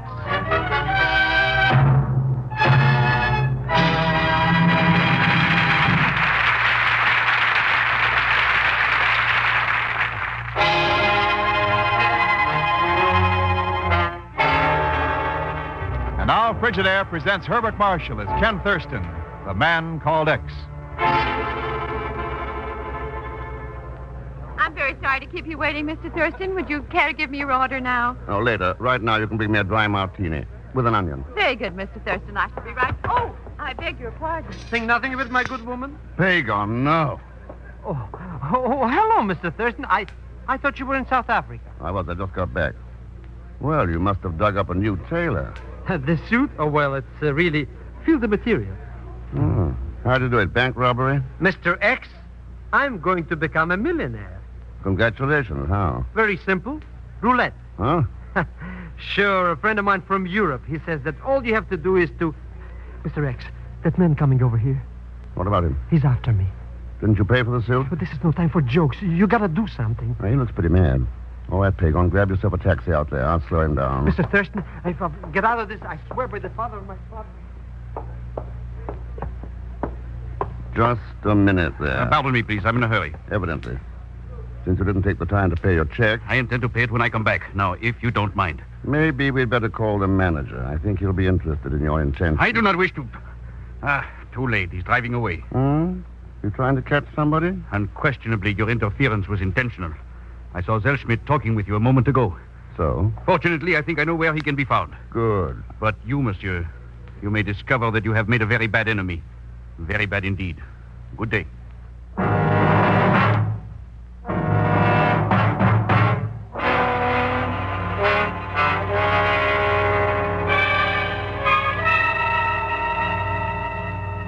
Several years back when he showed up in Washington. I don't know whether you remember him or not, Ken. Dr. Wagner, sure, Chief, the French scientist. That's right. Specialist in nuclear physics. He'd got out of France just one jump ahead of the Nazis. Claimed he'd solved the nuclear reaction of hydrogen and helium, unlimited power without the need for uranium. Yeah, I remember him. That was early in 41, when John Public thought nuclear energy was scientific fiction. What happened to him? Why, he died, Ken. Oh? Yeah, 2 weeks ago in French Guiana. A newspaper clipping came in yesterday. What about his process? Did he leave any papers or notes? According to this item, they were holding the stuff pending a claim by next of kin. That's a pretty important secret to be kicking around for just anybody to get hold of. Well, that's how it looked to me, Ken, so I cabled the authorities in French Guiana yesterday. Got an answer this morning. Said Dr. Wagner's papers had already been picked up, and by an operator from this bureau. What? Yes, Ken, and hang on to your hat. According to the cablegram, the name of the operator was Zellschmidt. Pagan? Good Lord. Yes, he's in plenty deep this time. All right, Chief. I'm on my way.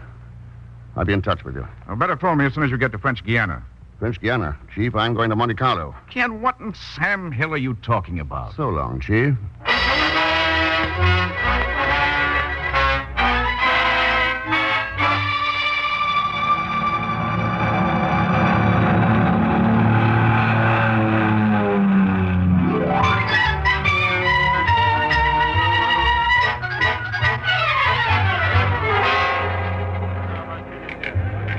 The betting is closed. Sorry, monsieur. No more bets. Perhaps the next time.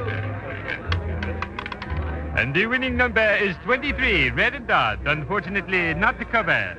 Faites vos jours, madame et monsieur. You don't seem to be interested in roulette, monsieur. Huh? Oh, I'm just a kibitzer met myself. I probably shouldn't start a conversation with a complete stranger, but, well, here in Monte Carlo, we tend to become very informal. A good system. I like it. You don't live here? Oh, no, not here. Down the coast at Nice. Oh. My name is Jeanette Quayle, monsieur. My name's Ken Thurston. How are you, Miss Quinn? Place your bet, ladies and gentlemen. Quickly, please. Faites vos jours. I've noticed you watching the little man with the beard at the next table. Oh? Is he a friend of yours by any chance? No. Strange-looking fellow. You don't happen to know him? No, Monsieur Thurston. Oh, pardon me, Mum. On number 13, croupier. Oui, mademoiselle. Your lucky number, Miss Quayle? Why not? What might be unlucky for one could easily be very fortunate for another. Just a hunch. The betting is closed. No more bets, please. Yeah, I had a hunch myself a little while ago. Oh? Did you play it? Oh, no, not that kind. I had a hunch you were going to speak to me. But why? Well, I noticed you yesterday, sitting 3 tables away in a New York restaurant. And the winning number is 7. Red and dot, not covered. Too bad, Miss Quayle. Oh, well, you can't win all the time. You're a very observant man, Monsieur Thurston. Perhaps we should have a long talk sometime. Au revoir. Yeah. Au revoir, Jeanette.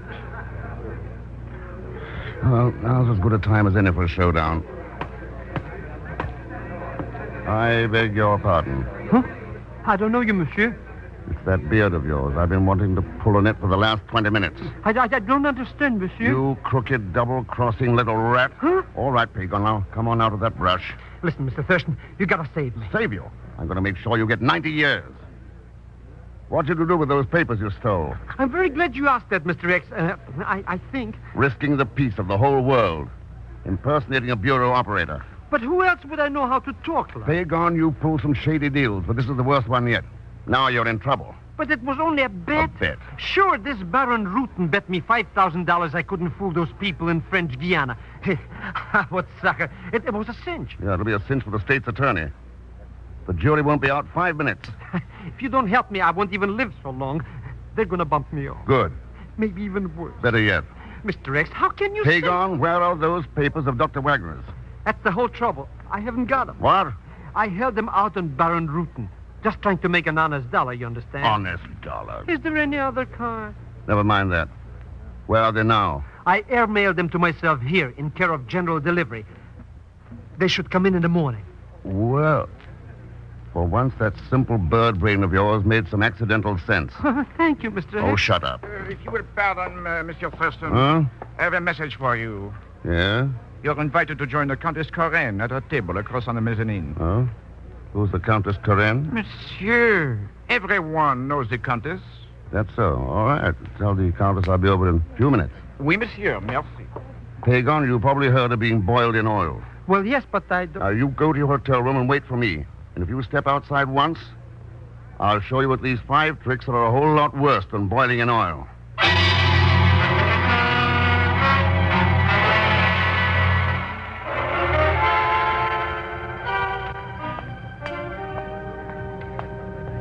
One moment, monsieur. Your name is Thurston. That's all right. Inspector Malmquist, Monaco Department of Police. I'd like to see your identification, please. What for? The customs boys took care of all that. As a matter of routine, yes, this is special. There has been a complaint. Oh, by whom? The complaint was made by me, Monsieur Thurston. Oh, yeah. I take it you're the Baron Rutten. That is correct. And a man who can be a very bad enemy. Yeah, you told me that in New York. Well, what's the complaint, Inspector? Your passport first, please. Thank you. Baron Routon believes you to be a jewel thief who was wanted by the Paris police a few years ago. Well, ordinarily, I'd be willing to accept the Baron as an underworld authority, but right now I've got a date upstairs with the Countess Corinne. Countess Corinne? You are a friend of hers? I'm joining her at her invitation. These papers seem to be quite in order. I'm afraid you made a mistake, Baron Routon. Well, I did not realize... My apologies, Mr. Thurston. If my department can be of service at any time, you have only to call on me. Thanks, Inspector. I'll remember that. I may want to make a complaint myself sometime. Never know.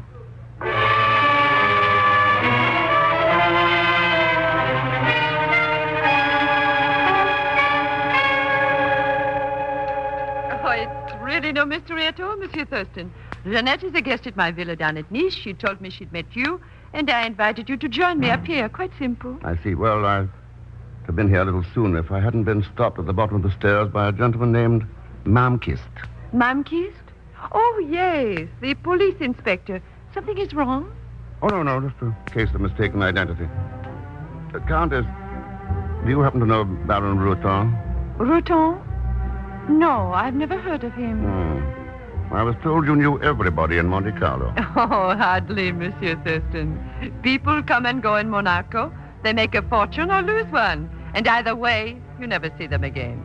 Well, the world is pretty much the same way. On a bigger scale. I suppose so. When you think about it, life itself is a kind of tremendous roulette wheel. People bouncing around the rim and not having a great deal to say about the matter. That's quite an idea. And it doesn't offer much incentive for living, does it? Why not? Everyone has the same chance. Well, maybe, except once in a while, somebody discovers a new way to fix the wheel, so nobody has a chance. Fix the wheel? Countess Corinne, one sure method to make zero come up on the next spin would be a new kind of nuclear weapon.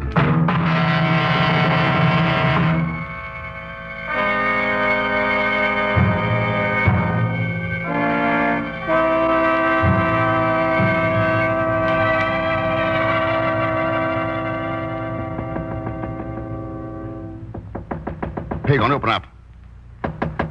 Pagon! Well, Won't you come in, Monsieur Thurston? thanks, Jeanette. Of course, I could have the wrong room. You don't look much like Pagon Zellschmidt. Well, I hope not. Then you did know the little man with the beard. Found to be both did. Oh, looks like you've been pretty busy. Bad guessing. The room was torn up this way when I got here. Oh? Where's Pagon? Under the bed? No, I already looked. He seems to have stepped out, Ken.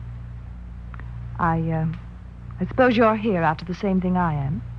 It's a little hard to say. Well, what are you after? Oh, all right. Be difficult. Anyway, someone has already beaten us to it. Could be. At least Pagon didn't walk out of here by choice, so where do we go from here? Oh, maybe a lot of places if I knew you better. But I don't yet, so... You're not leaving already? I thought I might. You wouldn't detain a lady, Ken. It depends. I'd detain anybody to stop the wagon of formula from being turned loose on the world. I think you would. Well, I don't have it. You can take my word for that. Unless, of course, you'd care to search me. No. You're really quite trusting. Very likely we'll see each other again. So I hope you won't mind if I say good night now, Mr. X.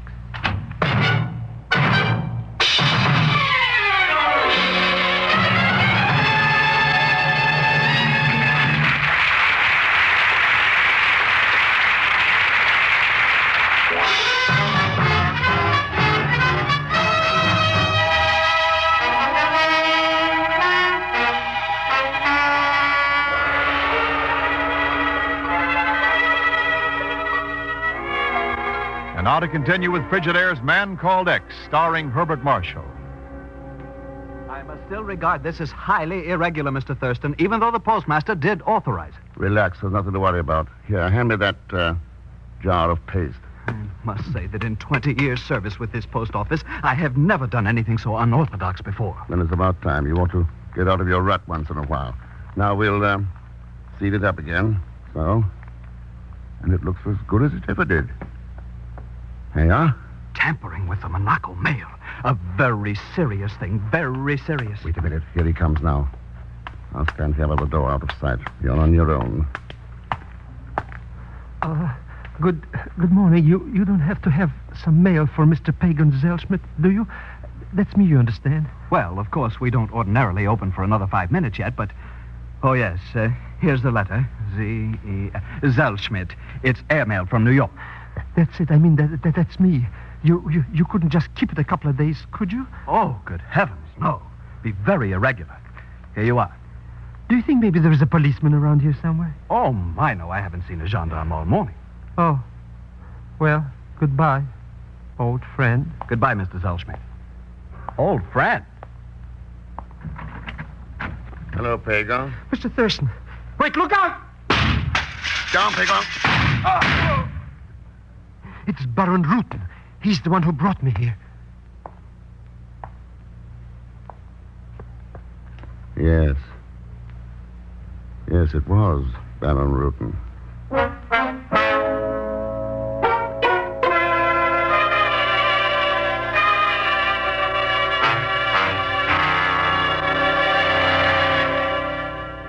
Mr. Thurston, I swear by the father of my father... So help me, Pagon, if you don't tell the truth. All of it. I'll mop up this hotel room with you. Even after I saved your life? You saved nothing. I knew you'd never walk into that post office alone. Where were you all night, anyway? Lying unconscious in some filthy dungeon where that Baron Rutten put me after he dragged me out of this hotel. See anybody besides Rutten? Only some rats. They chewed on my beard. Pagon, how's Jeanette figure in this? I don't know. I met her on a plane from New York. She was so charming. And you were so talkative. So that's how she found out about me. Mr. X, I swear I didn't... All right, Pagon. Let's get this straight. Rutten looked you up in New York and made you a $5,000 bet. You went to French Guiana, picked up Wagner's papers, came back to New York, and gave them to Rutten. But you held out one envelope marked secret. I only wanted to do my duty, Mr. Thurston. Yeah, you only wanted to soak him for more money later. Okay. So Rutten found out what you'd done and turned on the heat. You mailed the envelope here to Monaco and grabbed a plane over. How did Rutten know you'd come here? I guess because he was the one who told me about the roulette system. What was this system, anyway? Oh, it's very simple, Mr. Thurston. You go to table number 7 in the casino and wait until 23 comes up on the wheel. Then you play 13 3 times and 0 once. That all? Oh, sure. Baron Rutten said I could make $1 million, maybe $2 million. Why don't we go down and try it, Mr. X? That's exactly what I'm going to do. Good, I'll get my coat. What for? You're not going anywhere. But... Don't leave the room, Pagan. See you later.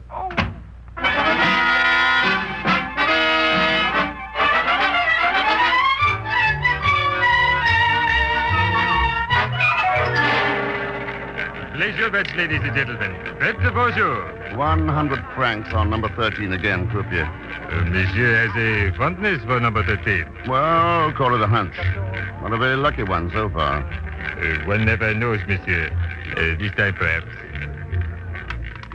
And the winning number is 26, red even. Too bad, monsieur. Oh, well, that's the way with hunches. Perhaps monsieur would like to try number 13 again? No, this time I think I'll play a 0. Monsieur intends to play 0? That's right. But monsieur, no one wins on 0. Very well, monsieur. Ladies and gentlemen, this wheel is temporarily closed. Your bets will be taken by any of the other tables. And now, monsieur, you will come with me, please? Why not? This is one hunch that looks as though it may have a payoff.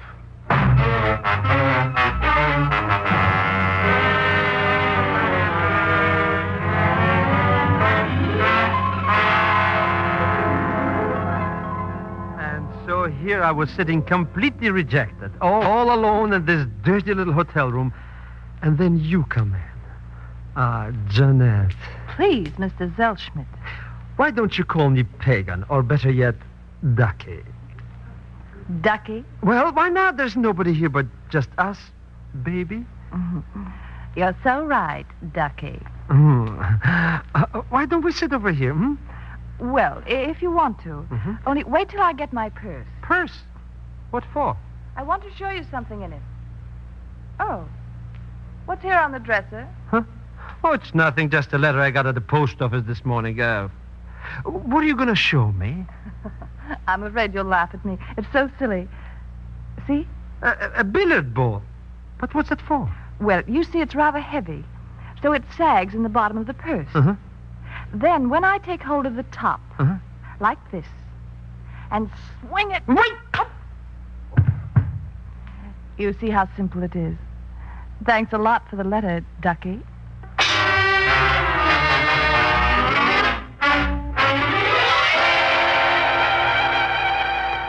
We have arrived, monsieur. About time. We've been walking through half the town. One moment, please. Oh, hello, Pierre. Mr. Thurston. Inspector Malmquist. Monsieur played the correct list of numbers. Correctly? I don't know what you're talking about. I think I do. That'll be all, Pierre. Good night. But, monsieur, Why don't we sit down, Inspector? There's evidently some mistake here. I don't think so. It's an old trick among espionage agents. Getting in touch with one another by playing a certain sequence of numbers at some designated roulette wheel. Now, look here. This one happened to be rigged up for Pagan Zellschmidt. The idea being to eliminate him after he'd done that job in French Guiana. And you'd forgotten to let Pierre know the deal was off. Are you implying that a man in my position... Just what is your position, Inspector? I checked with the Monaco police today. They've never heard of you. You have Dr. Wagner's papers. That's right. All I need now is the brain behind this thing. Somehow I don't think that you or Baron Rutten fits the bill. Well, any answer there?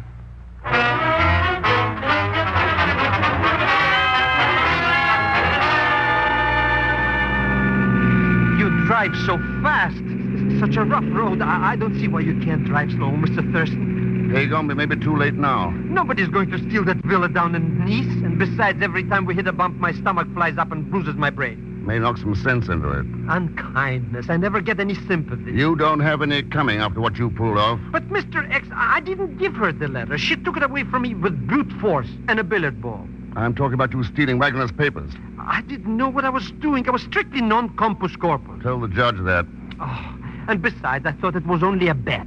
I didn't know what it was all about. No, I don't think you did. And that's the only thing that may save you. I knew you would fix it, won't you, Mr. Thurston? My very dear friend. I don't know, Pagan. That depends on the way things turn out. When we get to Nice. Mr. X, can't this car go any faster?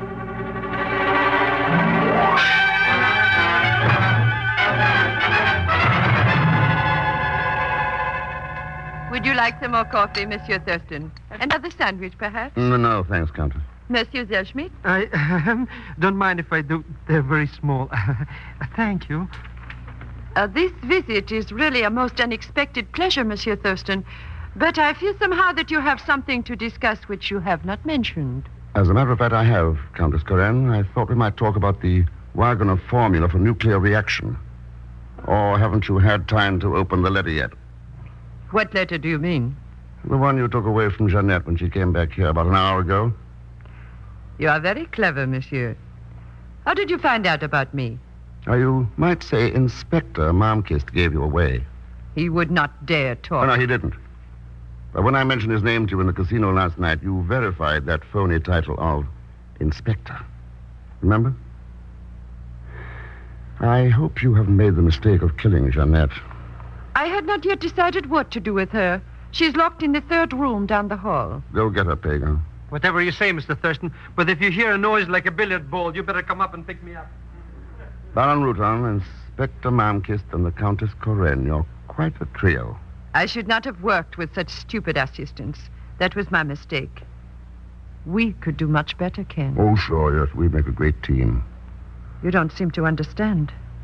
The person who controls the Wagner formula controls the world.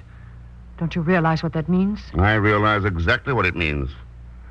That's why I'm here. I see. Well, I suppose I may as well accept the fact that you won't change your mind. And, of course, you're planning to break through that door. From where you are sitting, you can't stop me without shooting. And I don't think you will. Mr. X, you're going to let her get away. Stop her, Ken. She's got the formula. You're both wrong. But she keeps a plane out there. She knows how to fly it. She'll need to know more than that with a half-dozen men of the French Sûreté sitting out there waiting for her. But... And as for the papers, one man's already died for. I have them here. You took them away from her. Pagan, I took them away from you. Huh? I've had that sealed envelope since this morning in the post office. There was nothing in the letter you picked up but a folded newspaper. Well, it was a very dirty trick to let me get... Wait a minute. Jeanette. She's another one, Mr. X. Grab her. Nice idea, Pagan, only it's pretty rough treatment for the daughter of a prominent French scientist. You? Dr. Wagner? How did you find out, Ken? I didn't. I was guessing. But there's a strong family resemblance, and I couldn't see how you figured in this any other way. Well, I've been a guest of the Countess for several months. That's how she found out about my father's formula. Jeanette, you knew who I was. Why'd you keep on fighting me? You had a legal claim to the papers? Yes, but I didn't know whether you'd want to do the same thing with them that I do. Oh, and what's that? Destroy them. I know how my father felt during the last months of his life. I had letters from him. Ken, burn that envelope, please. Don't even open it. I'm afraid that's impossible, Jeanette. I've already opened it. Oh, no. Mr. Thurston, that was dishonest. Pagan, don't tempt me. Too late. Oh, it's horrible. That depends. Inside of this envelope is something that's already caused the death of one man. And will probably send 2 others to prison. Like to have a look at it? Here. Mr. X. There's nothing but ashes. That's right. I think Dr. Wagner knew we'd understand what he was doing. Then he destroyed it himself. You've got plenty of reason to be proud of your father, Jeanette. He was a great man. With death staring him in the face, he deliberately wiped his name off the list of the world's immortals because he felt it was best for his fellow human beings. No small man could do that. The secret will be found again someday by somebody else. But before that happens, oh, if only we'll have the sense to grow up. Stop gambling the future of the whole human race on a wheel where every number is 0.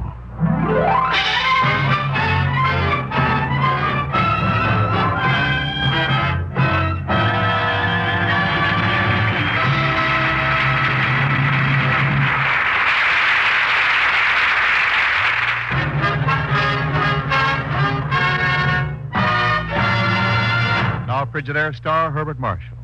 Thanks for being with us. Next week, our story is called All That Glitters. And I think you'll enjoy it because it's packed full of excitement and mystery. As usual, Leon Velasco will be along as Pagon Zellschmidt. So join us, won't you? When next I return as the man called X. Good night.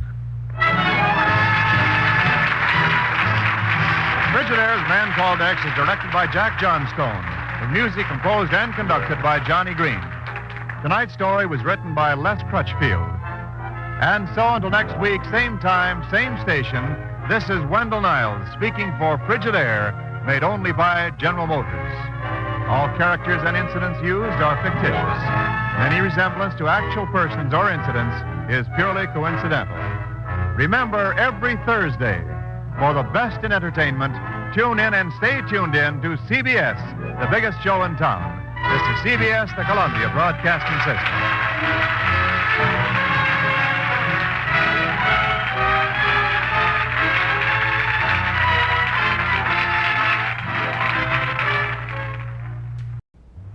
You're twice as sure with two great names, Frigidaire and General Motors.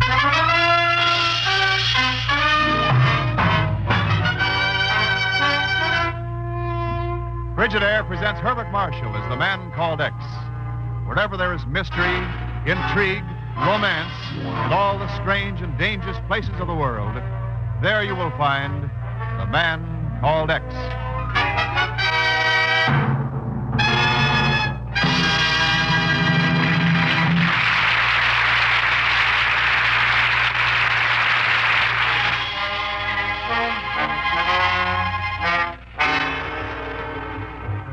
Now, Frigidaire presents Herbert Marshall as Ken Thurston, the Man Called X.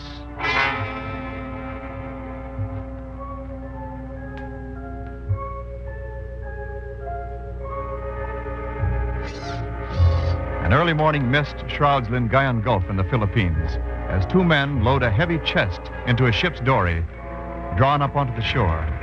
Suddenly, from the nearby jungle, a voice hails them. You! At that boat! What are you doing there? I say, you hear? Si. In the name of the Philippine Republic, I demand you identify yourselves. Si, amigo. We will identify ourselves like this. You fool. You've killed a government agent. What else could I do? Anything but that. You've forgotten who arrived in Manila last night? But there can be no connection between him and this. Anything is possible, you idiot. With a Man Called X.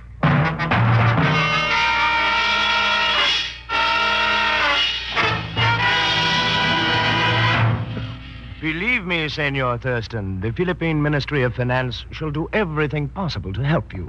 Thanks, Senor Leone. That's liable to be a pretty big order. I know. The territory of Macau is Portuguese, 500 miles across the South China Sea near Hong Kong. We have no jurisdiction over it. Nor has the United States, but something's got to be done to stop the international black market in gold that's operating there. Si, senor. It is a constant threat to the efforts of your country to maintain a worldwide economic stability. What's more important, it means starvation for a lot of the people in this world. Now, the Bureau believes that the bulk of that black market is being supplied by Philippine gold. Gold that normally would be earmarked for the United States. Senor Thurston, we have reached the same conclusion. And something occurred this morning which may have a bearing on it. What was that? One of my men was killed at Lingayen Gulf. There were signs that a small boat had landed nearby. And we found this upon the sand. Leone, that looks like a Chinese gambling chip. It is, senor. It is a marker that came from the Lotus Blossom, a notorious gambling hall in Macau. Uh-huh. Our agents tell us that the Lotus Blossom is operated by a woman known as Madame Hung Shang, who has an interest in every underworld activity in Macau. Including black markets, in gold. What would your guess be, Senor Thurston? I'll let you know, Leone. When does the next plane leave for Hong Kong?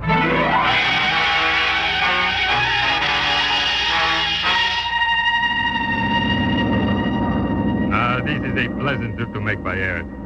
You will be in Hong Kong for some time, Senor Thurston? I'll have to let my business decide that, Dr. D'Amico.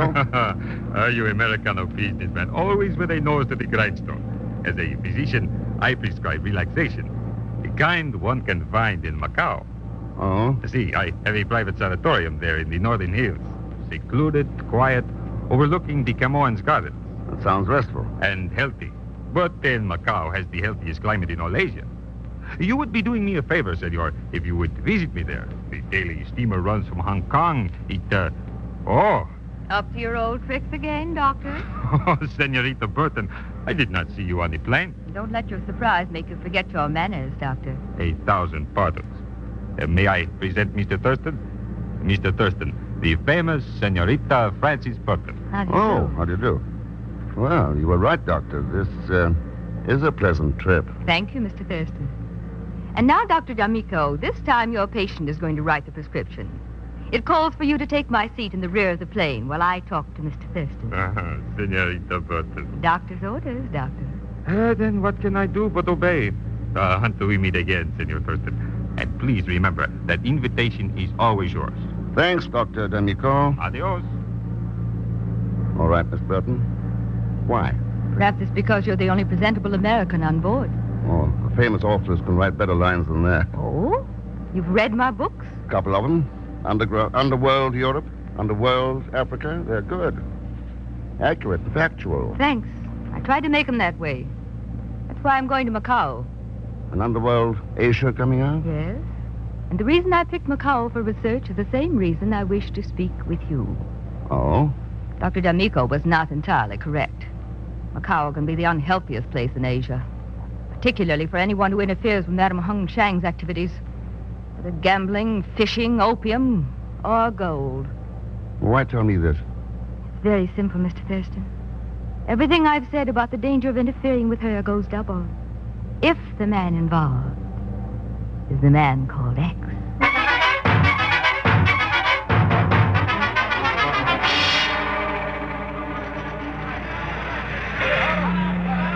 I am very sorry, sir. The steamer to Macau is already overcrowded. There are no cabin accommodations left. Then, I'm very sorry, sir. Not even that will help you get a cabin. What a dope. Turning down good American dollars like that. Pagan. Hello, Mr. Thurston. Pagan, what in the world ever brought you to Hong Kong? My Uncle Ahmed. He told me about this black market in gold in Macau. So when I tried to figure where you'd be, where else? You mean where there's gold, there's Zellschmidt. And pretty lucky for you. Where else could you get a ticket for a cabin on that steamer? And practically for nothing. How much, Pagan? Believe me, it's a bargain, Mr. Thurston. Only $75,000. Chinese dollars. Only $50 American money. Is it a deal? I'll give you $10 cash. You know something, Mr. Thurston? It's a deal.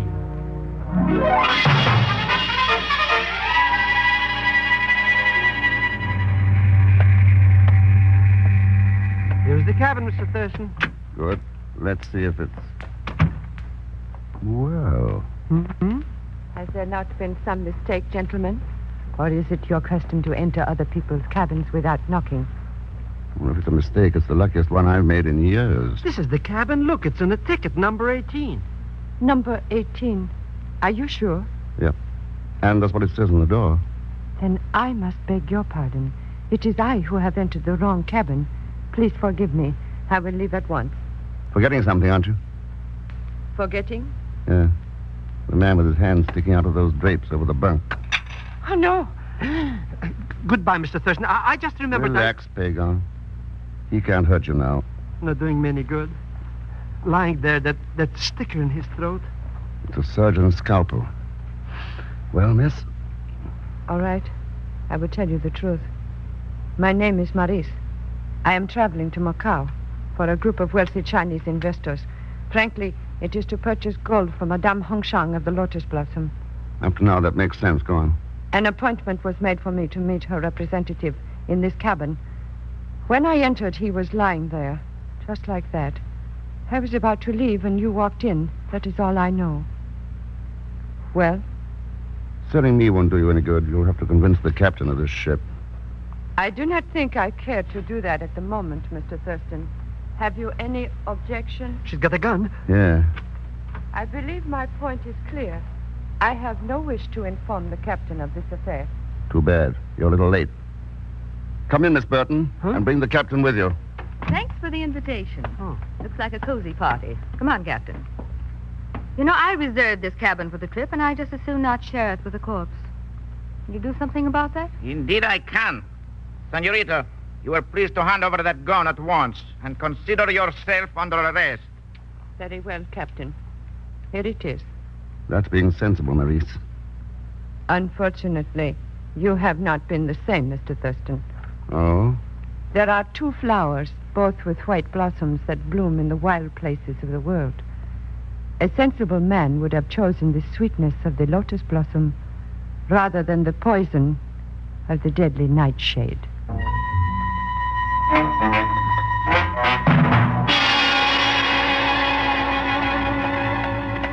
This is the Playa Grande, Ken. Macao's main promenade. Your hotel, the Ascension, is at the end of it.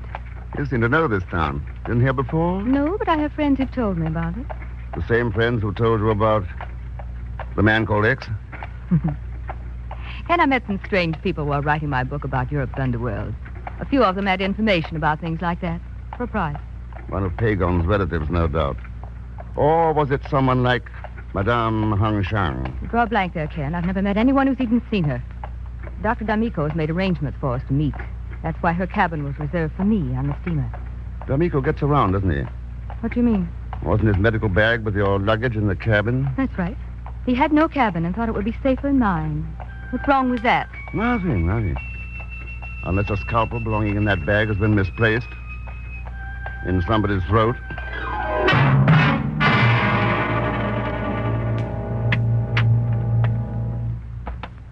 Hello, Mr. Thurston. Back to the hotel so soon? All right, Pagon. Stop trying to steam open that radiogram and give it to me. Mr. Thurston, I was just making some tea and sort of fanning the steam away. Could I help it if it loosened the envelope? Bad news, Mr. Thurston? That depends on how you look at it. It's from Signor Leone. His answer to the one I sent from the steamer giving a description of the dead man. That was silly. Why should Signor Leone know anything about him? I don't know. Except that the message says, description that of Joseph Matalia, Philippine Treasury agent. Dead man, Filipino agent. Mr. Thurston, what's this all about, anyway? What are you doing here? That's top secret, Pagon. Oh? Some people would pay a small fortune to find that out. Huh. They would? Sure. Especially Madame Hung Shang, or even Dr. D'Amico. Mr. Thurston, now that I'm working for you again, don't you think I should know all about this? I don't know. There's no telling what some people might do if they found out I was here about the sale of gold. Gold? Yeah. Philippine gold. To be offered to the black market. Don't you worry, Mr. Thurston. I'll keep clammed up like an oyster. Well, I better be leaving. See you later, Mr. Thurston. Okay, Pagon. Okay.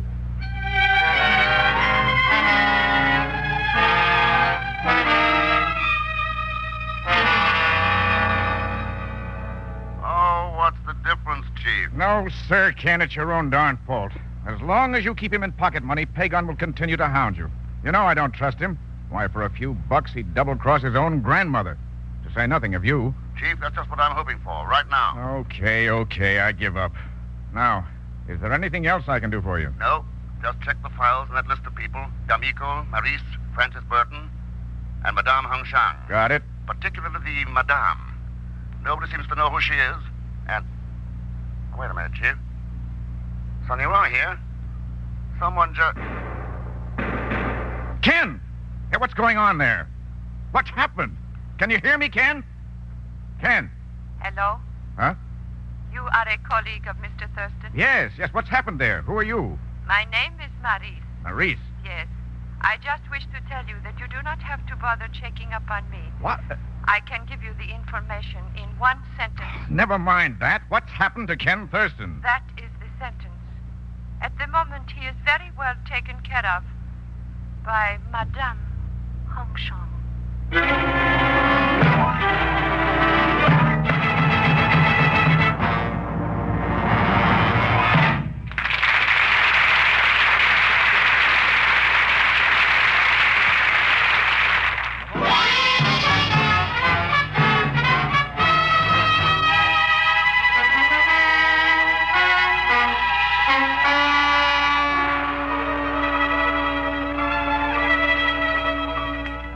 Now to continue with Frigidaire's Man Called X, starring Herbert Marshall. Ken Thurston is in Macau, attempting to halt the illegal flow of Philippine gold into the black market. Gold originally earmarked for the United States. While reporting to the chief, his phone conversation is interrupted by gunshots, and the beautiful Maurice informs the chief that Ken is in the hands of the infamous Madame Hung Shang. Now, sometime later, Ken has regained consciousness in a sumptuously appointed Oriental apartment. You are feeling better now, Mr. Thurston. I guess I'll do. What gives, Maurice? You are in my private quarters at the Lotus Blossom. So you're Madame Hung Shang. That is right. Are you surprised? Not particularly. What went on back in my hotel room? Assassins were attacking you, Mr. Thurston. My men arrived in time to dispose of them. However, they were afraid you might shoot at them by mistake during the confusion, so they rendered you unconscious. Cautious little creatures, aren't they? What were they doing there anyway? The captain of the steamer released me at once, of course. They accompanied me to your hotel. I was most anxious to discuss certain business with you. Concerning murder? Concerning gold. Oh? Particularly a certain shipment from the Philippines due to arrive in the morning. I wish you to secure it for me. What makes you think I'm tied up with anything like that? For money, one can secure almost any kind of information in Macau. Uh-huh. If you deliver the gold to me, you will be entirely safe here. If not? I see. How much time have I? Until dawn tomorrow. Generous, aren't you? Your answer, Mr. Thurston. I'll let you know, Maurice, at dawn.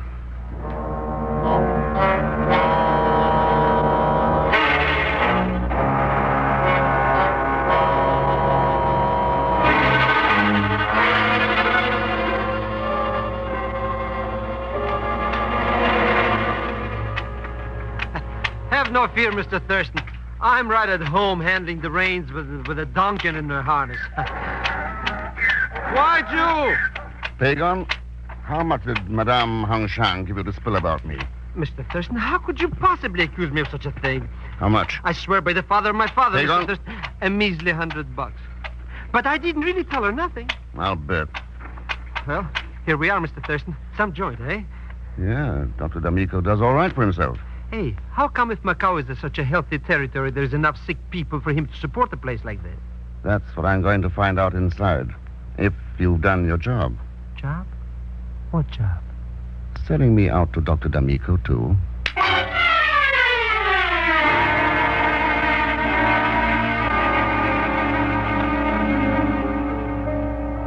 I am very pleased, Senor Thurston, at your quick acceptance of my invitation. I figured a little visit here might be helpful, Dr. D'Amico. A very wise decision, my friend. We can be quite comfortable here on the patio. Please, be seated. Thanks. And now, Senor Thurston, let us get down to business. That makes sense. What's on your mind? Philippine gold. Well, you've got a lot of company. Perhaps, but not competition. What makes you think so? I have a customer with a great deal of money. He spends it foolishly. So foolishly, he is willing to pay $51 an ounce for that gold. Quite a difference between that and the legal world ceiling of 35. Why does he do it? You know as well as I, senor, that gold is the only thing of value in the world today. I can think of a few others. Peace. The welfare of the peoples of the world. This is no time for abstract philosophies. Now, it has come to my attention that you have a certain interest in this Philippine gold. In a way, yeah. And naturally, you wish to sell it to us. Oh, I'm afraid not. And why not? Price doesn't appeal to me. Then what price would appeal to you? Maybe those abstract philosophies. Well, goodbye, Dr. D'Amico. You are intending to leave now? Mm-hmm. Any objections? I regret to say I have. Sebastian. Si, senor. What the... You see, senor, you will have to make up your mind here. And for your own sake, I would advise you to hurry, Mr. Thurston.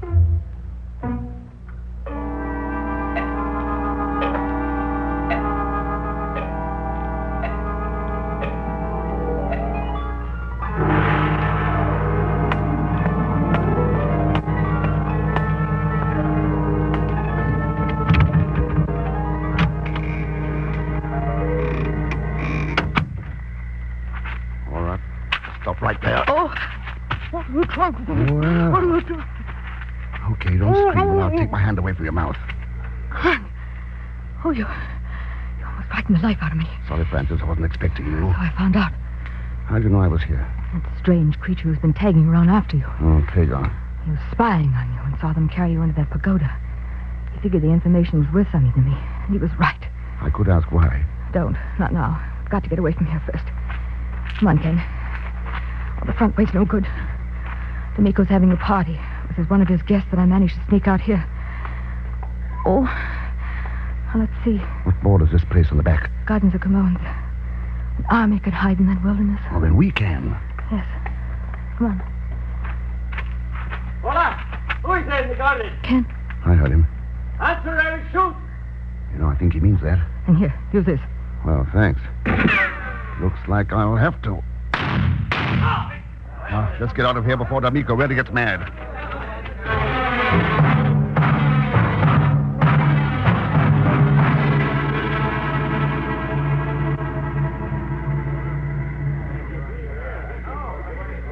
Okay, Francis. They've gone back into the house. You can talk now. Talk, Ken. Yeah. You were going to explain your rescue act, remember? Simple. When Pagan told me what had happened to you, I realized that you were right. Amico was dangerous, possibly a killer. And you were really my friend. You change friends fast, don't you? No woman's perfect. Even I can be fooled. You do all right. Do I, Ken? Any reason to think otherwise? I don't know. Ken, it's funny. Usually I've had command of situations like this. Now, shoes on the other foot. You don't like it? No. But it might be worthwhile. With a little encouragement. I expected a woman like you to take, not ask. Sometimes a woman like me might even beg. Now, too, Francis. The pattern's too deep. What is it, Ken? Those bells. You know what they are? Yes.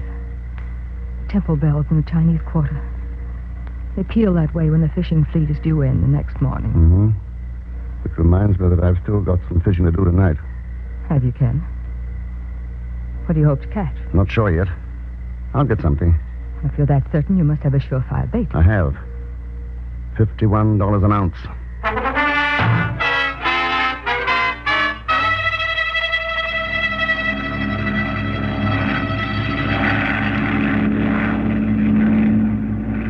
Mr. Thurston, this is ridiculous. How does anybody fish from a flying boat? And at 5 a.m. in the morning? Relax, Pagon. Just keep your eyes peeled for a fishing boat. Fishing boat? But we already passed a whole flock of fishing boats. Yeah, they're due to dock at Macau at dawn. Wait a minute. Huh? What do you see below there? Just another boat. Falling behind the fleet a little? Or trying to catch up. Hang on to your hat, Pagon. We're going down to find out which.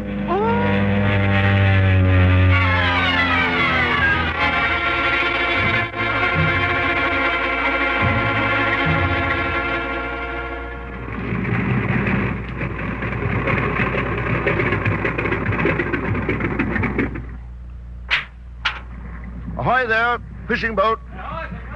Nothing wrong. Pull over and throw us a line. I'll explain on board. Did you have to land on the windy side of the fish boat? Mr. Thurston, already it doesn't smell so good in here. It'll be worse when we get aboard, Pagon. But why do we have to visit such a dirty thing anyway? Mr. Thurston, that boat, it's getting pretty close. Isn't it time it slowed down? Not if they intend to ram us. Ram us? Mr. Thurston! Overboard, Pagon. Jump.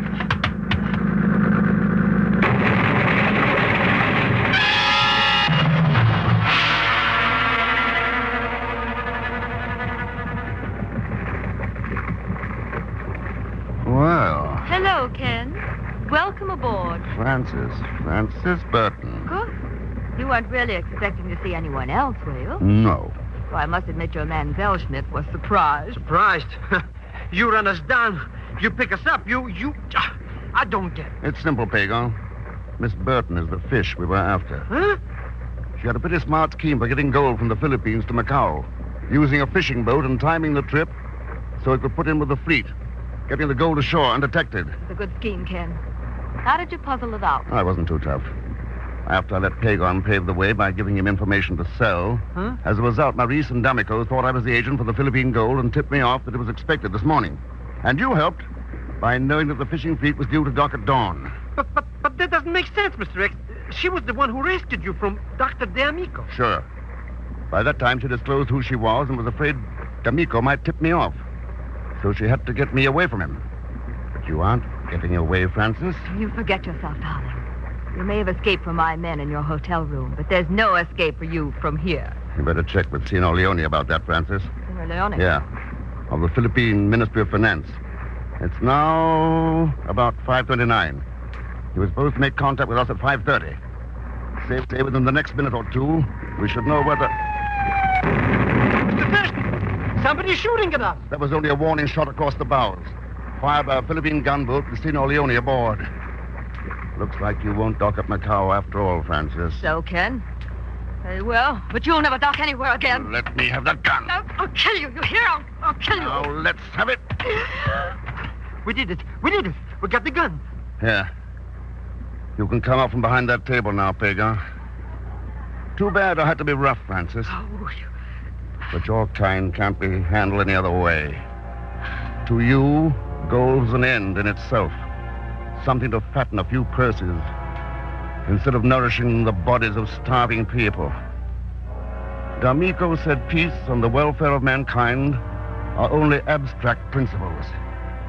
If you think so, just ask the people. They'll tell you. And how they'll tell you.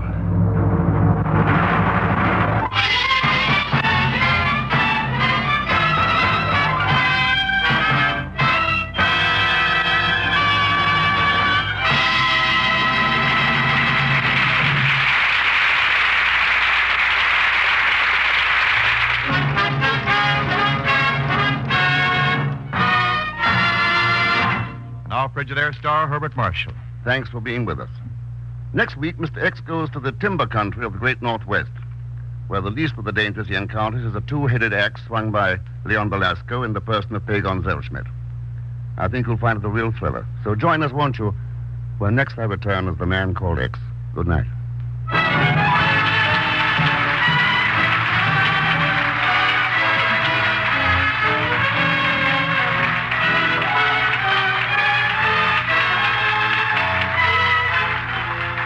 Frigidaire's Man Called X is directed by Jack Johnstone, with music composed and conducted by Johnny Green.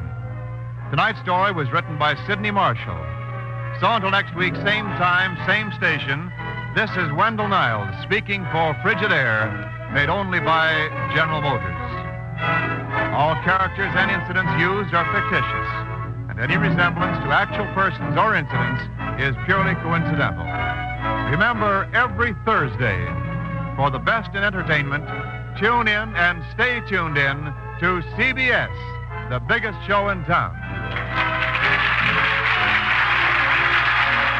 This is CBS, the Columbia Broadcasting System.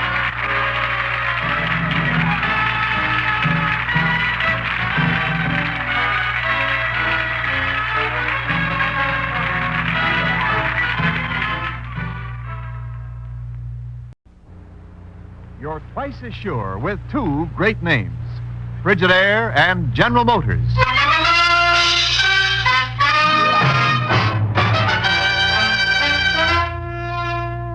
Frigidaire presents Herbert Marshall as the Man Called X. Wherever there is mystery, intrigue, romance, in all the strange and dangerous places of the world, there you will find the Man Called X.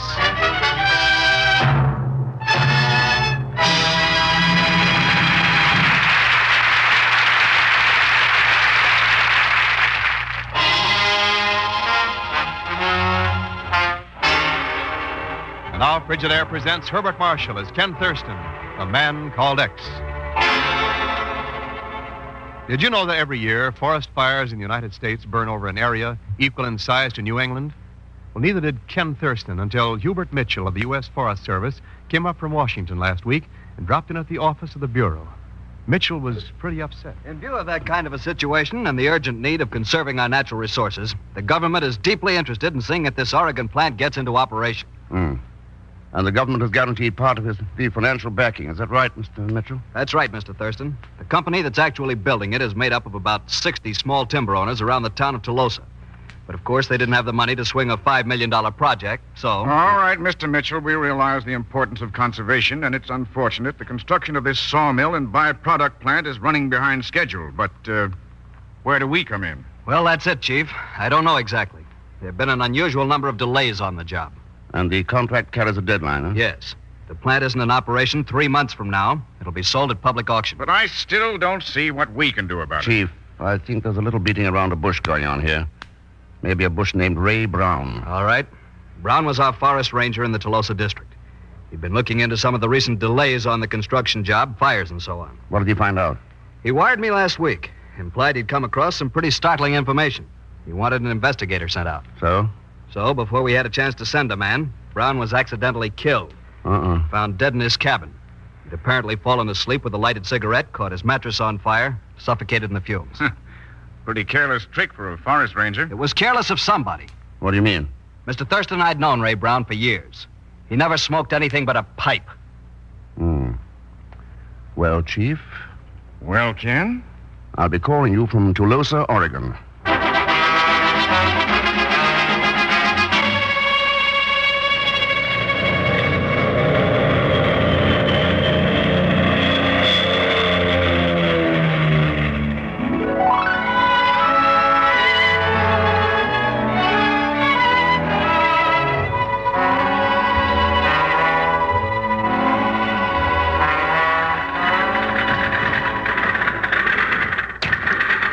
Country through here, Mr. Crum. Yep, prettiest scenery this side of the pearly gates. Do you drive down to the junction every day? Nope, meet the train 3 days a week, Mr. Thurston. Run my store up in Tolosa the rest of the time. I see. Not many folks come in on airplanes like you did. They don't, eh? Nope, ain't in that big a hurry to get here. You ain't figuring on going into business here, are you? Oh, no, just gonna have a look at the new plant, that's all. Be quite a sawmill if they ever get it done. Understand they've run into some trouble. Yep, calamities, fires, acts of the Almighty. First one thing and then another. Good thing you're not figuring on going in business, Mr. Thurston. Why so? Not enough business to go around. Ain't hardly enough for me. What do? You close up your store when you go on these trips? Yep, folks will come back. Shut it down another hour every day while I sort out the mail. Oh, you're the postmaster, too? Oh, sure. I have been postmaster Look. Isn't that smoke up ahead there? Yeah. Brush fire. Car parked there aside the road. Now, what in tarnation? Somebody's fighting it.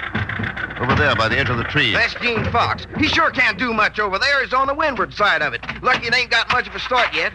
Come on, let's give him a hand. Got some shovels here in the back. Here. All right, let's go. This way, Mr. Thurston. Over here, Gene. Let's hit it off here in the draw. Okay, coming over. All right, Mr. Thurston, let's start working on it along here. Just sling dirt, that's all. Won't be too hard to stop. Another 5 minutes, though, and it'll have been in the trees. What's that? That line of poles back of the ridge there. Temporary power line. Supplies all the power for the construction work. I see. Hiya, Howard. Driving past and seen the brush burning over here. Good thing you did, Mr. Thurston, Mr. Fox. Come on, Gene, sling dirt. All right. Some crazy fool threw a cigarette out of a car. I'd say somebody did a lot more than that. Huh? What do you mean? Surprised you didn't notice it, Mr. Fox. Over there, along the edge of the road, there was a strong smell of gasoline.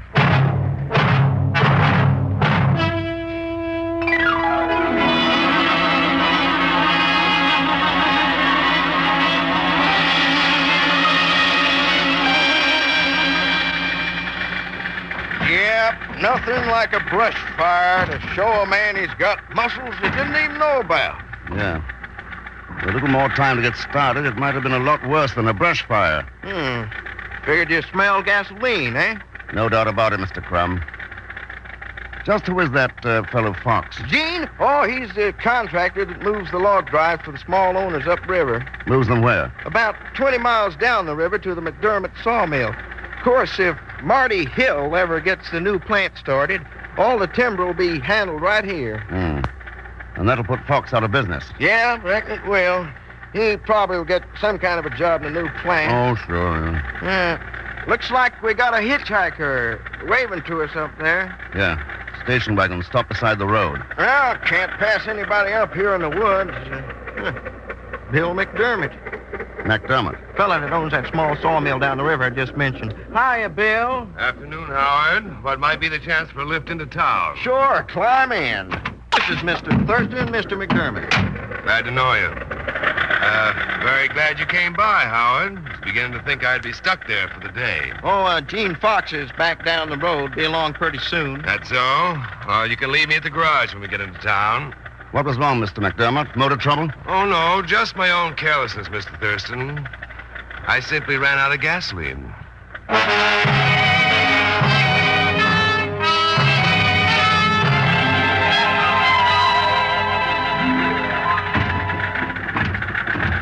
Well, here we are, Mr. Thurston. Thanks. Nice looking place. Best general store in Toulouse. Only one, as a matter of fact. Come on in.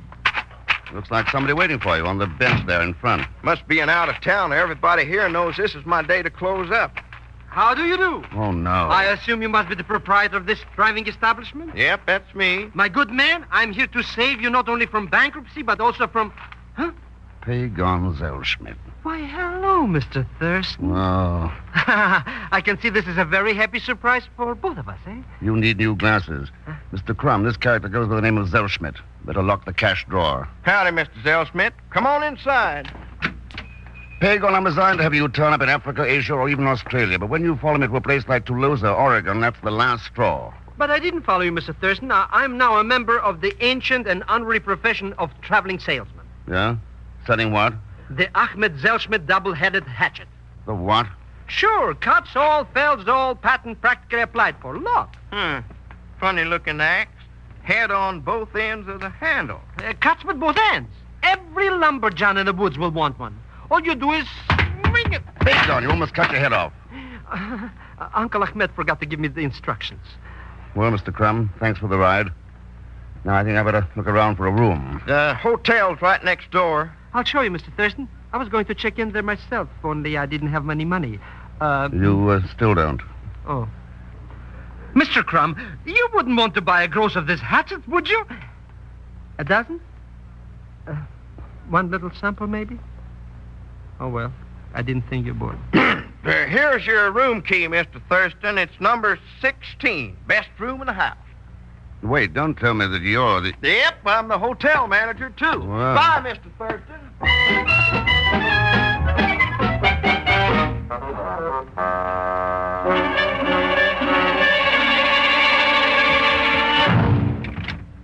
It doesn't seem to work, Mr. Thurston. Hey, maybe it's the wrong room. No, it's number 16. Huh? Maybe if we try to turn it Why there. don't you come in? The door's unlocked. Hey, there's a girl inside, Mr. X. Yeah. Well, so there is. Hello. I'm Elaine. Come on in, Mr. Thurston. Thanks, Elaine. Boy, what a luscious little chipmunk. Pagon. But. All right, I'm going. You don't have to hint around about it. I could be in the wrong room, of course. You're not. I knew you'd get number 16. Out-of-towners always do. And why are you here? Oh, couple of reasons. For one thing, I wanted to tell you not to believe everything you hear. I seldom believe any of it. What's the other reason? Let's say I just wanted to size you up. Oh? And what's the verdict? I think you might be pretty tough to handle, Mr. Thurston. Uh-huh. We'll find out as things develop. You're not leaving? Oh, we'll have plenty of time. You know, only two people could have told you about me. McDermott or Gene Fox. Well, I know both of them rather well. William McDermott in particular, since he happens to be my father.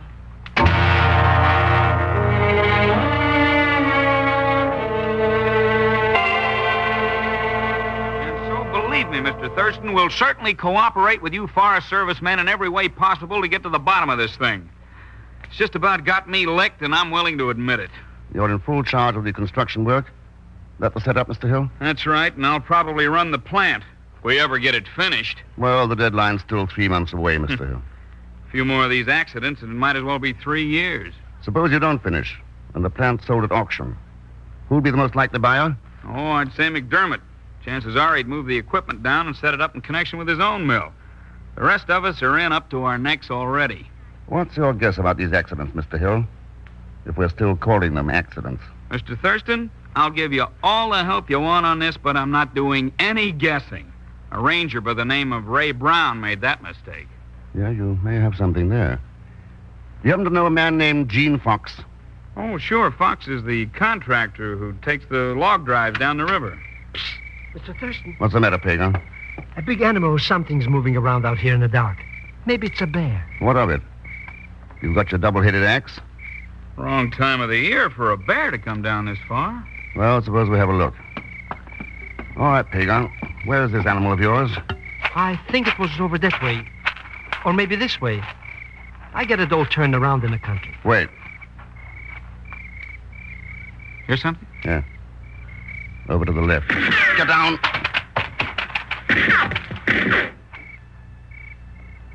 Whoever it was must have beat it. Yeah. Rotten shooting. That light from the door made us perfect targets. Well... Mr. Thurston, I think they're coming back. Huh? Steps coming this way, all right. It's somebody in the path. Here now, what the tarnation's all this ruckus about? Oh, it's Howard Crumb. Discharging weapons in the middle of the night, people hightail it down the path like they was crazy. Oh? You saw somebody out there? Yeah, Bill McDermott, running full speed, didn't even stop to say howdy, middle of the night, too. You're keeping pretty late hours yourself, Mr. Crumb. Even for a storekeeper, postmaster, and hotel manager. Just you never mind, Mr. Thurston. Gotta get to the bottom of things. Gotta know what's going on. Ain't nobody that's got a better right to know. After all, I'm the constable around here.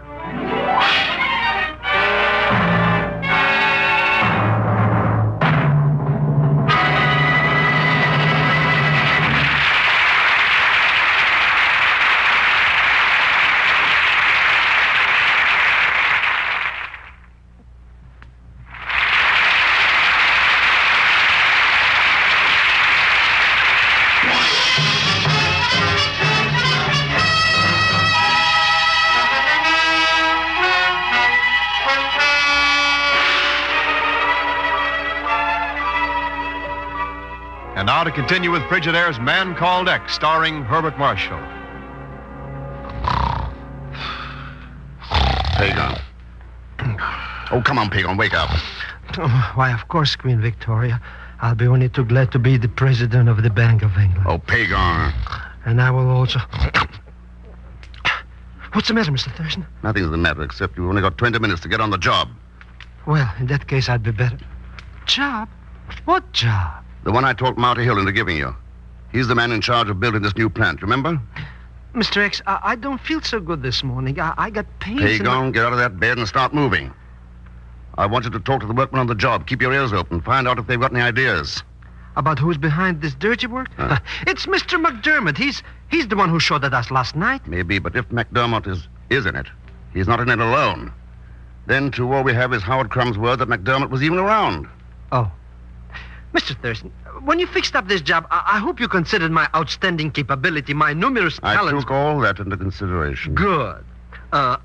Assistant manager maybe at about $200 a week? Pagan, the job pays 90 cents an hour. Digging ditches. Hooray, then I'm... Oh, no!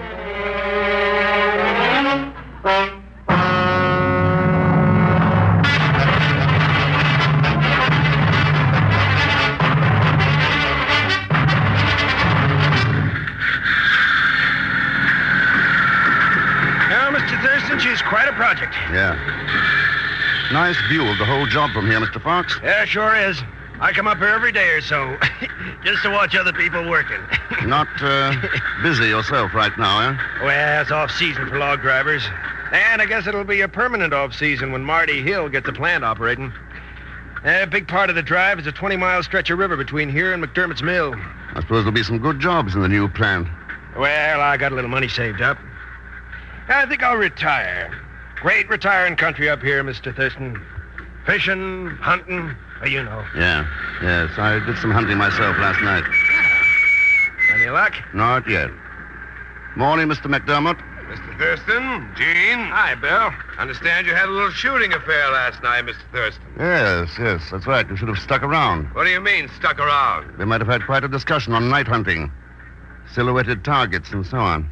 If you're thinking I was the one behind that gun, Mr. Thurston, you better do some more guessing. Oh, I thought maybe that was the same gun there on the seat beside you. I've been taking too many chances for too long. From now on, I'm protecting myself. I'd advise you to do the same. Good day. Mr. McDermott, I've never stopped doing exactly that. Yeah, I heard about that shooting last night, Mr. Thurston. You got any ideas? Better than that, Mr. Fox. I'm pretty sure who did it. We are. Hey, Mr. Thurston. Pagon?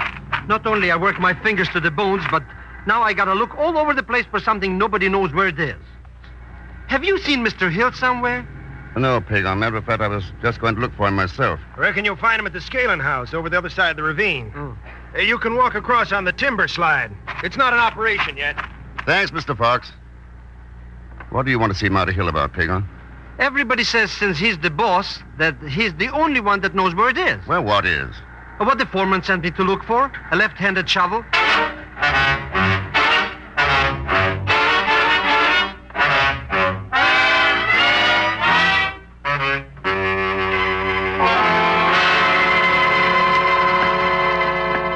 Watch your step, Pagon. This slide is pretty steep along here. For me, Mr. X, it's nothing. Did I ever tell you about the time my Aunt Tallulah was a tightrope walker in the circus? Yeah, you told me. And she you started to... You told me. Oh, I did? Hey, what is this timber slide we're walking on? Looks like a wooden sidewalk up on stilts. When the plant starts up, the logs will come in at the far end back there, slide across the ravine on this wooden sidewalk, and go on into the plant. Oh. Now, what have you found out so far? Anything? Uh-huh. I'm very glad you asked that. There's one guy down there that claims he... Oh, you mean about this sawmill? Oh, he was talking about a babe he used to know in Sioux City. Great. That's a lot of help. Anyway, it was a very interesting thing. He said... Pagon, listen. Huh? Get over the edge there. Hang on to the brace underneath. Hurry up. Mr. X, what is it? Logs coming down this slide. Hang on.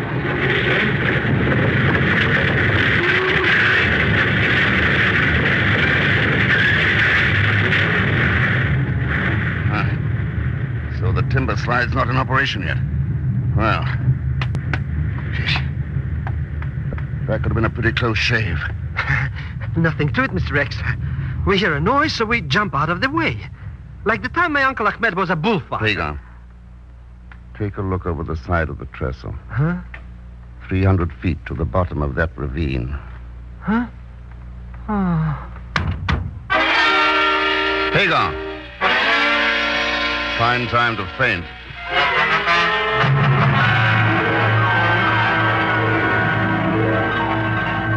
Are you lost, Mr. Thurston? No. As a matter of fact, I was looking for you, Elaine, among other people. Really? How did you happen to know where I was? I saw you tie your horse over here in the trees. Knew you'd be around somewhere. Been hunting? No, riding. I brought the rifle along in case I ran across anything worth shooting. Anything or anyone? Meaning? That rifle's a little surprising. Judging by the empty cartridges I found, you used the pistol last night. Well, that's quite an interesting opinion. Oh, it's more than that, I'm sure of it. Who are you trying to kill, me or Marty Hill? See that little stump about 75 yards up there at the edge of the path? Oh, nice shooting, Elaine. If I ever shot at anyone, I'd hit them, Ken. You can bet on it. All right. So you meant it as a warning, then. Why? If I did anything like that, it might be because I like you. Maybe, but that's not the reason. I do like you, Ken, a whole lot. That makes it worse. Worse? Oh, Ken, I'm scared. Oh, Elaine, Mr. Thurston, are you all right? I was. Uh-huh. I see what you mean. Mr. Schmidt. I've been looking for you for the last half hour, Mr. Thurston, all over this forest. Wish I'd known it, Pagon. I could have set a trap in the trail. Why aren't you working? Oh, I got fired. I see. How'd you manage it? I wasn't doing anything. That I believe. I was only building a fire to cook some coffee. Trying to keep my body and soul together, you understand? Oh, sure. How should I know those little sticks I used marked the place for some kind of a railroad? Railroad? Uh-huh. Railroad, Pagon. You may have dug up the answer to the whole business. I did? Well, thank you, Mr. Thurston. What did I do? I think it'd be a pretty good idea if we stopped beating around the bush, Mr. McDermott. I'm not trying to frame you for anything you're not guilty of. All I want is some information. All right, Mr. Thurston. What do you want to know? Anything you can tell me about the new railroad. There isn't one yet. Planned to build one over a year ago, even surveyed the route. Then when this new plant came up, they decided to swing the route around and come in from the north. I see. Wonder if you'd mind marking that on this map. Both routes, the old one and the new one. Sure, glad to. It swings up through the canyon, then follows the river. Where do you plan to get timber after the new plant starts operating? Then runs due south. We've got plenty to keep going for years. There. Hope you get this straightened out. I think I'm about to, Mr. McDermott. Thanks. And don't do any prowling up around Tolosa tonight. This time the gun might be pointed the other way.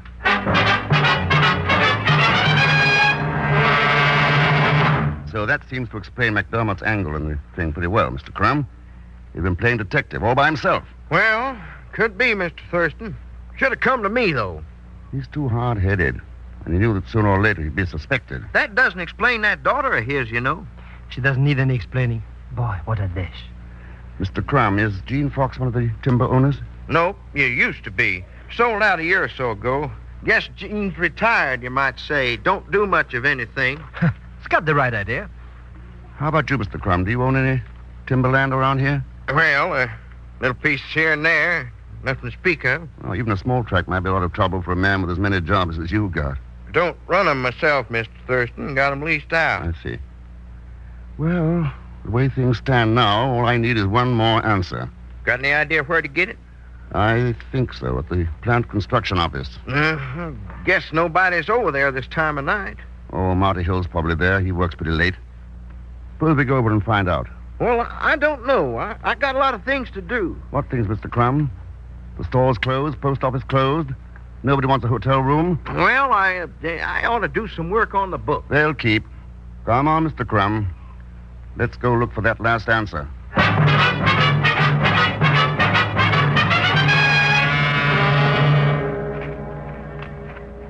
I don't think anybody's here, Mr. Thurston. No sign of life. Well, the light's on, though. Come on. We going inside, Mr. Thurston? Any reason why not, Mr. Crumb? Good evening. Mr. Thurston. Ken. Didn't know you had company, Mr. Hill. How are you, Elaine? Well, she... I was just passing by, Ken. Stopped in to say hello. You stopped in for the same reason you've been hanging around here for days, playing detective. Same as your father has. But I thought Father Relax, Elaine. He's not involved in this. I got a map here, Mr. Hill. I'd like to ask you a question about it. Well, if it's anything about the construction here, maybe I can answer it. You'll notice two lines marked there, the proposed routes for the new railroad. The old plan and the new one. Yeah, that's right. If your plant here fails and is sold at auction, McDermott will probably buy the equipment and set it up downriver.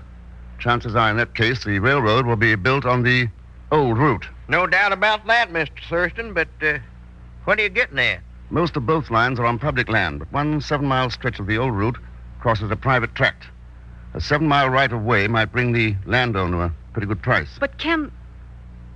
Oh, nothing. Wonder if you could tell me who owns that tract, Mr. Hill. You own that yourself, don't you, Marty?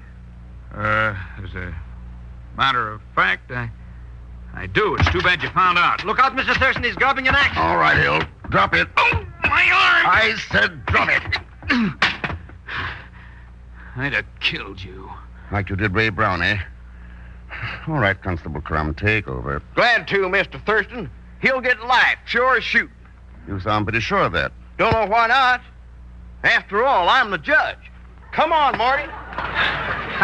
It's a good thing for him he didn't have one of Uncle Ahmed's double-headed hatchets. He would have killed himself. Pagon, that's exactly what he did. Huh? Anytime somebody starts out to cheat the people who trust him, he's picking up a double-headed axe. And while he's cutting out a profit for himself with one end, he'll cut his own throat with the other. There's no way he can keep from it, because there are two things put together exactly alike. A double-headed axe and a double cross.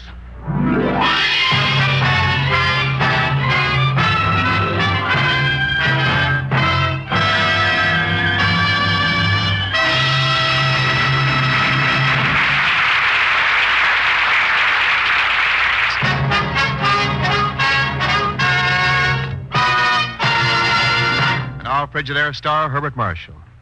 Let me remind you of something. That everybody benefits when everybody gives to the community fund. Make your contribution now and make it generous. The money you give comes right back to you because the community fund helps make your hometown a better town for you and for everybody in it.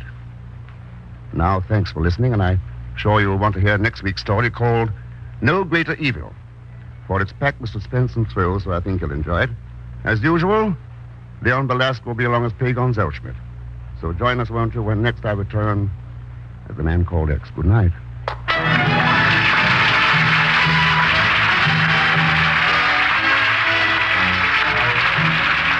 Frigidaire's Man Called X is directed by Jack Johnstone, with music composed and conducted by Johnny Green. Tonight's story was written by Les Crutchfield. And so until next week, same time, same station, this is Wendell Niles speaking for Frigidaire, made only by General Motors. All characters and incidents used are fictitious. Any resemblance to actual persons or incidents is purely coincidental. Remember, every Thursday, for the best in entertainment, tune in and stay tuned in to CBS, the biggest show in town. This is CBS, the Columbia Broadcasting System.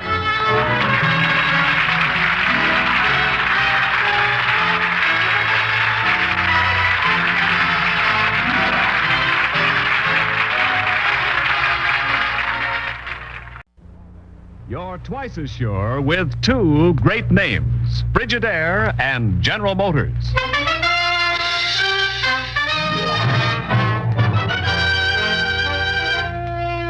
Frigidaire presents Herbert Marshall as the Man Called X. Wherever there is mystery, intrigue, romance, in all the strange and dangerous places of the world, there you will find the Man Called X.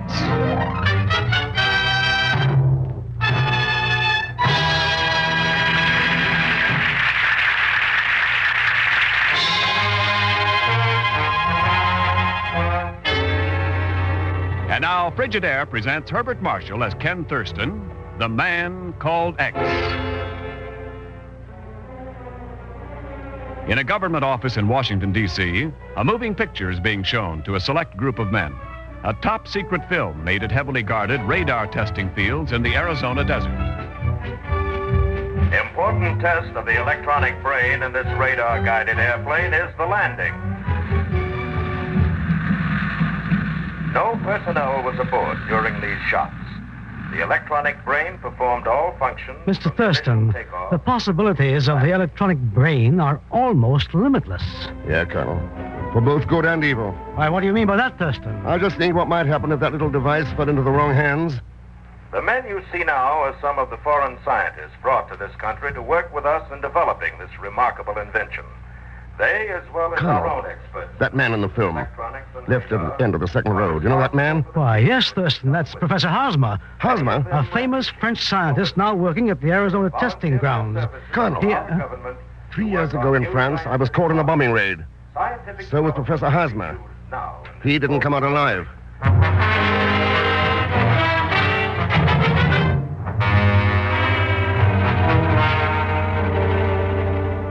Well, of course Hosmer's alive, Ken. And his papers, when he came over here, were in perfect order. Chief, I tell you, I saw his laboratory in Calais blown to bits. His death was never reported for security reasons. Well, then who's the man you saw in that picture? The one supposed to be Hosmer? That's just it. I don't know. That's why we got to check on this thing. Yes, Ken, maybe you've got something there. The electronic brain is our secret now, for use in peacetime aviation. But if it got into the wrong hands, it could be turned into a terrible weapon for destroying lives instead of saving them. Ken, you're right. Okay, then, Chief. I'm heading for Arizona.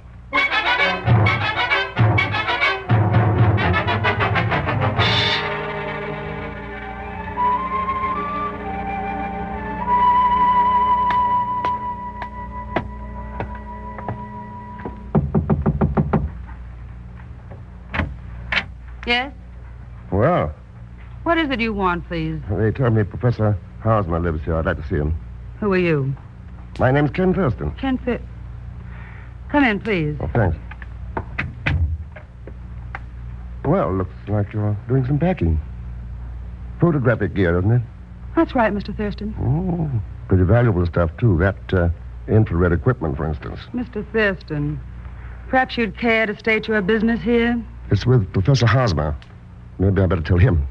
He's not around right now. I'm Jean Alexander, his secretary. I'm sure I can handle it for him. Oh, I don't mind waiting. I'll stick around till he gets back. You'll have a long wait, Mr. Thurston.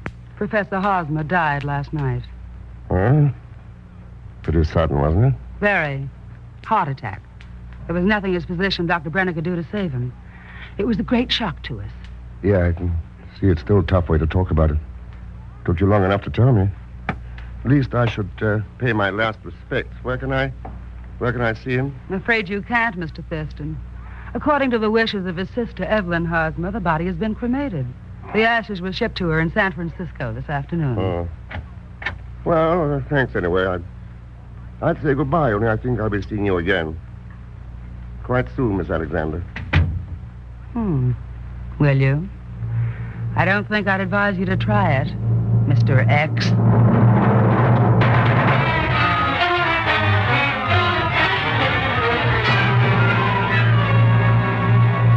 Attention, please. Flight 7 for San Francisco, now loading at ramp 3. Flight 7, now loading at ramp 3. Mr. Thurston, wait for me. Well, what the... Don't go, wait. Oh, no. Hello, Mr. Thurston. Hey, Gonzalez-Schmidt, what are you doing in Phoenix?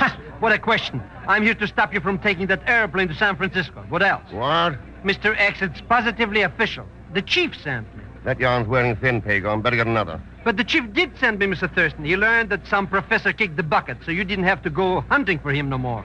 And won't you back in New York? Well, you'll have to wait a while, Pagon. I've got to help the poor bereaved sister, Professor Hosmer, bear up under her sorrow when she receives his ashes. Huh? The chief won't take that for an excuse. Oh, I think he will, Pagon, when he remembers that electronic brain and the fact that our files show Hosmer hasn't got a sister.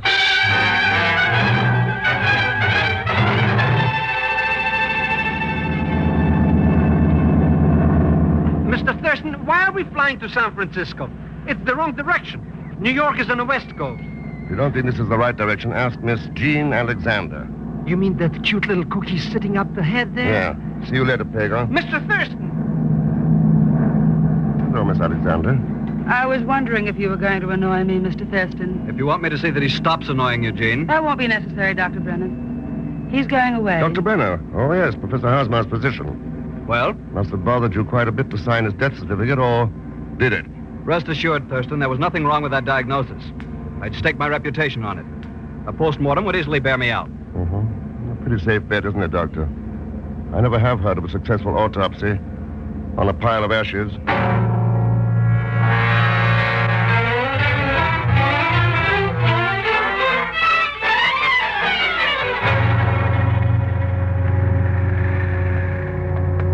Now, Pagon, you stay here while I go to see Evelyn Hosmer. If Dr. Brenner drives up and starts shooting, just holler, and I mean holler. Don't you worry about the thing, Mr. Thurston, Albert. Huh?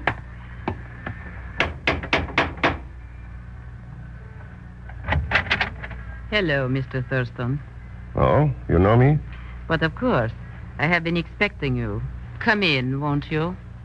I never refuse a lady's invitation when it's backed up by a cold automatic. You are very sensible, Mr. Thurston. The living room is that way. You will go first, please. I see your brother got here all right, Miss Hosmer. You are referring to the urn containing his ashes, no doubt. It arrived quite safely. Oh, so did that projection machine. For picture slides, isn't it? Part of my dear brother's photographic equipment. What's it doing here? You do not have to answer that, my dear. Hello. When did you come in? A moment ago, my dear Thurston. But before we continue this conversation, you have seen my gun, no doubt. Lest you are tempted to indulge in foolish heroics, please turn your back to me. Why not? Thank you, Mr. X. What are you doing here? Who are you? My dear Evelyn, that's nothing for you to be alarmed about. I'm your dear dead brother, Professor Hosmer. Brother? I've merely dropped in to collect my ashes.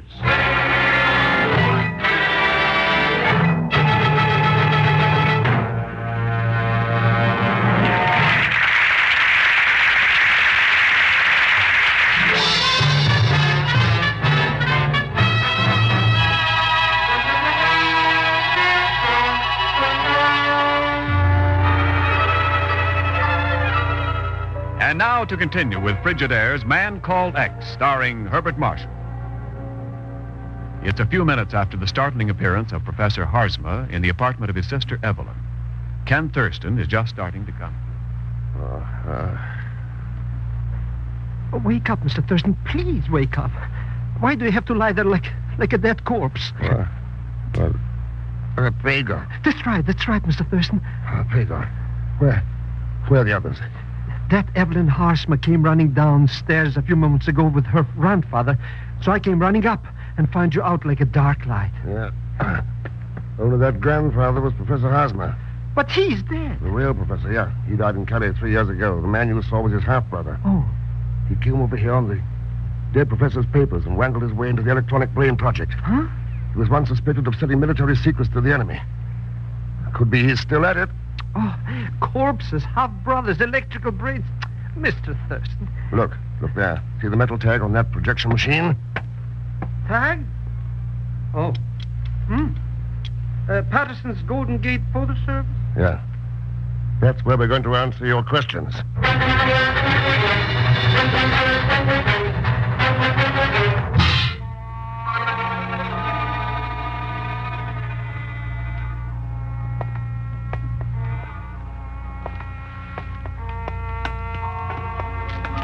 Mr. Thurston, there's no lights in the picture shop. Nobody home. Patterson's delivery truck parked out there. So he's probably around somewhere. Try this back door. Come on. It's dark like the inside of coal here. This flashlight will help. Look at this place. What a mess. Cameras. Hey! Mr. Thurston. Pagan, that's Evelyn Harsma. Oh. But who did it? And why was she killed here? Maybe that projector will tell us. Looks like she was operating when she was shot. Still a transparency in the film holder. Let's see. Look. There's a picture on the screen. It's that luscious little lady who was on the plane with us. Yeah, so it is. And look at that lovely bathing suit she's wearing. Mr. Thurston, did you have to turn off this light so soon? Let's switch on another one, Pagan. This one. Huh? What's that? An infrared tube attached to this projector. And I have an idea. Let's see. Double feature's no good, Mr. X. This one's got nothing but squares and lines in it with funny figures. That's an infrared photo of a blueprint, Pagan. A blueprint of part of the design of the electronic brain. It is? Yeah. Pasted between two identical ordinary transparencies. Takes infrared light to show it up. Imagine that. Harsma made infrared photos of all the plans, then cooked up a fake death to clear himself of any suspicion. And the urn contained negatives instead of ashes. A perfect way to ship him safely. Wasn't so safe for that Sister Evelyn. She wasn't assisted.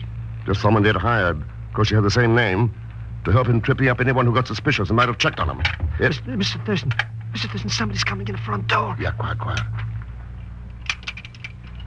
Okay, I've got the negative. Now to the back door fast. Shh.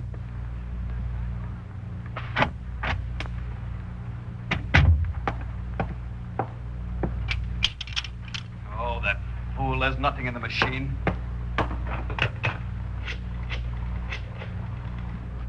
Hello, this is Brenner. I'm at the shop. There's no negative in that projection machine. All right, I'll look around. We haven't any time to waste. I'll drive the truck over as soon as I make a final check. Okay, Pagan, I've heard enough. Let's go. That's all right. Pagan, I'm going to get into the back of the Patterson Company's truck. There's a chance I'll be hitchhiking a ride to where Harsma is and the plans. What am I supposed to do? Call the chief. Tell him to send out a coast-wide arrest order for Harsma and Brenner on a charge of espionage. Now, beat it. Okay, Mr. Thurston, you can depend on it. Yeah.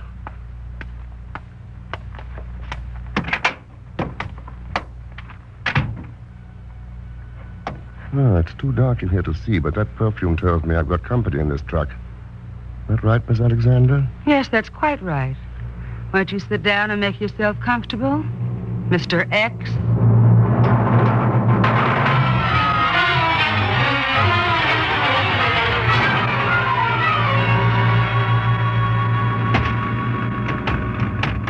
Go on, Jean. Can Professor Harsma planned this fourth step to protect himself from enemies, foreign agents who'd known him overseas. They were after him because of his knowledge of the electronic plane mechanism.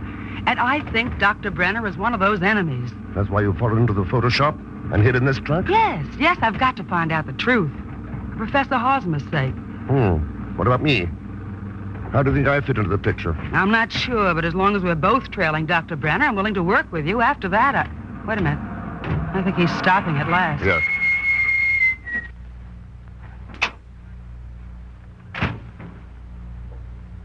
Ken, what if Brenner comes back here before we get out? And somebody's liable to get hurt. We'll know in a minute. Looks like he's gone. Come on, G. Fog out here. It's so thick you can't see 5 feet away. Where could we be? An hour out of San Francisco. All this fog, surf, and the smell of pines. We could be somewhere near Half Moon Bay. Quite right, Thurston. Professor Hosmer. We are at Half Moon Bay. Unfortunately, the fog prevents you from seeing it, but I can tell you that it's a beautiful place in which to live. And even a beautiful place in which to die.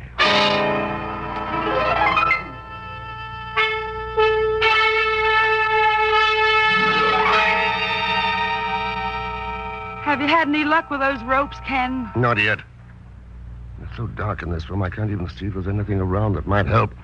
Do you think he'll keep us in this old house very long? I doubt it. The films are no good to him until he gets them out of the country somehow to sell. If we... Listen. What's that? Shortwave radio set in the next room. Now listen. Do you know what it means, Ken? Yes, listen. Yeah. Rendezvous. South American freighter. Down the coast. At a place they're calling CR. CR? Yeah. He signed off. And he's made his contact. He won't need us anymore. Looks like it. Our only chance is to get out of these ropes before we... Ken, who is this? Easy, Gene, easy. Mr. Thurston. Pago. Mr. Thurston, then you are here. How'd you... Oh, never mind. Save it for later. Get out your knife. Cut these ropes. It's as good as done. You realize, of course, Mr. Thurston, I couldn't leave you on the perch that way. So I followed you. Believe me, that taxi cost a fortune. There. Good. Now cut Gene's. Ah, the cute cook in a bathing suit. A pleasure. What did the chief say when you called him? When I called who?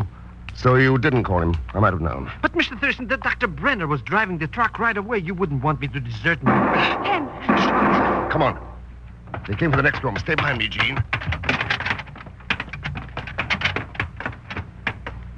Well. Professor Hosmer. Dead. Yeah. Brenner didn't miss. Brenner?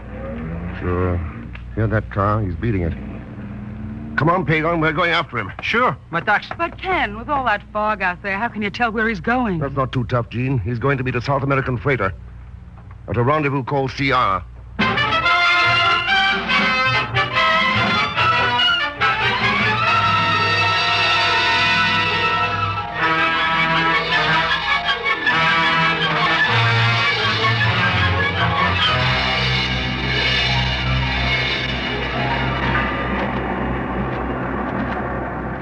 This is it, Pagon. The Cape Reseda Lighthouse. And you think that Brenner the Good is out here? It figures. Down the coast from Half Moon Bay. CR for Cape Reseda, and there's his car. Yeah. Look out to sea. There, where the wind's lifting the fog. You mean that little light out there? Blinking on and off? Yeah. The freighter is signaling its position. And there, up in the tower, an answering light. That's where Brenner is. Come on, Pagon. But, Mr. Thurston, we haven't got any guns. And he likes to shoot people. Why don't we go back to Half Moon Bay and join that lovely gin? Quiet. We're going into this lighthouse.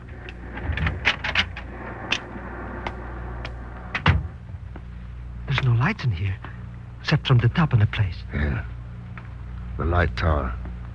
And that's where Brenner is. Where's the lighthouse keeper? This is an automatic light. Come on. Up the stairway. But it's 2 stories high up there. I get dizzy in high places. A kleptomaniac, you understand? Oh, Mr. Thurston. Who is it? Who's down there? It's him. It's him. He's seen us. Who's there, I said? It's Thurston, Brenner. Thurston? That's right. I'm coming after those films. You're wrong, Thurston. You'll never live to get them.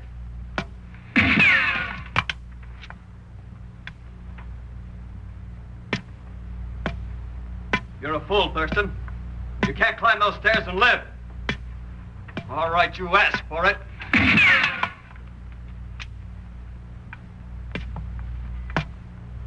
You're mad, Thurston. Go back. All right, you've had your last chance. This time you're close enough so I can't miss. So you wouldn't listen to me. All right, you see how you got paid off. You were a sucker, Thurston. You... No.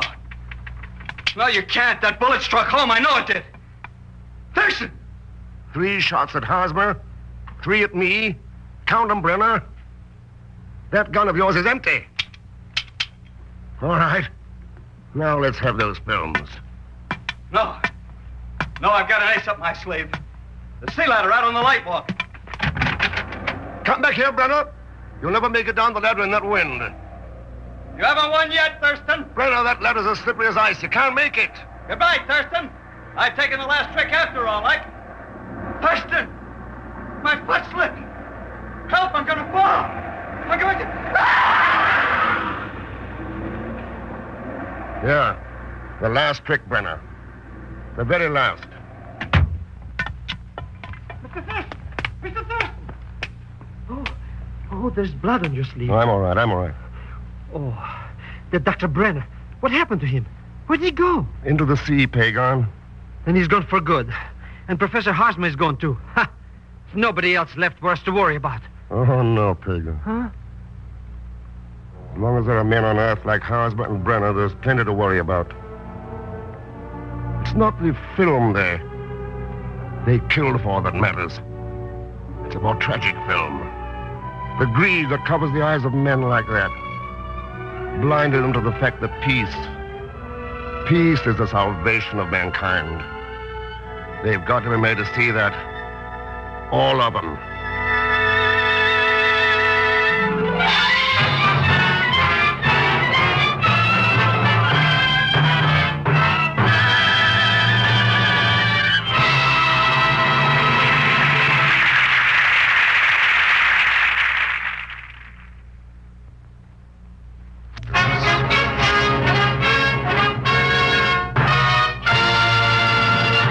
Frigidaire star, Herbert Marshall.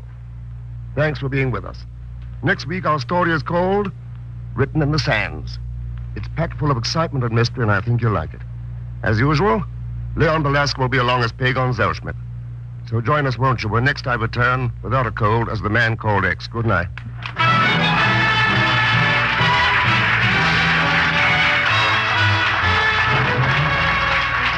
Frigidaire's Man Called X is directed by Jack Johnstone, with music composed and conducted by Johnny Green. Tonight's story was written by Sidney Marshall. And so, until next week, same time, same station, this is Ken Niles speaking for Frigidaire, made only by General Motors.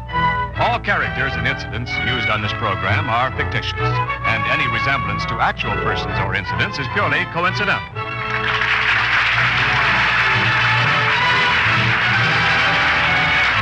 This is CBS, the Columbia Broadcasting System.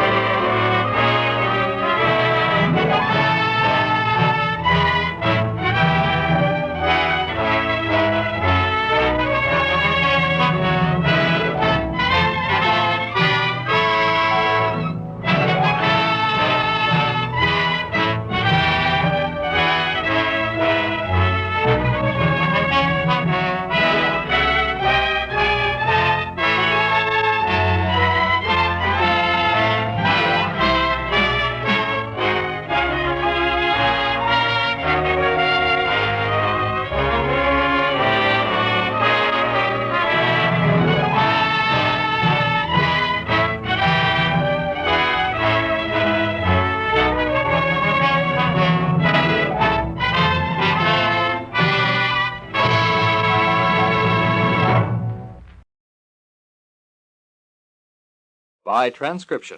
You're twice as sure with two great names, Frigidaire and General Motors.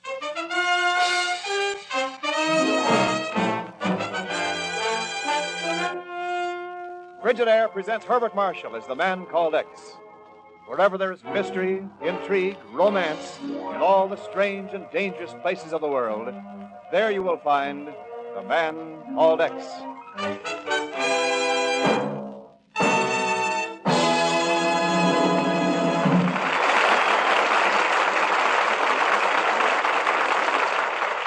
You're twice as sure with two great names, Frigidaire and General Motors.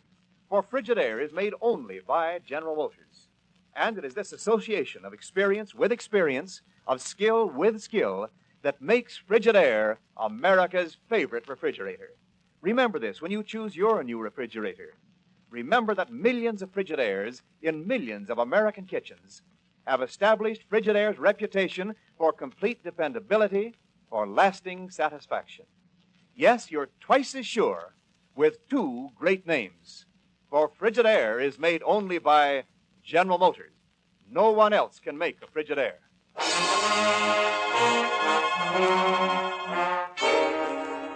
And now Frigidaire presents Herbert Marshall as Ken Thurston, the man called X. Ken Thurston, care of the Bureau, and so on. Imperative you come to Algeria immediately.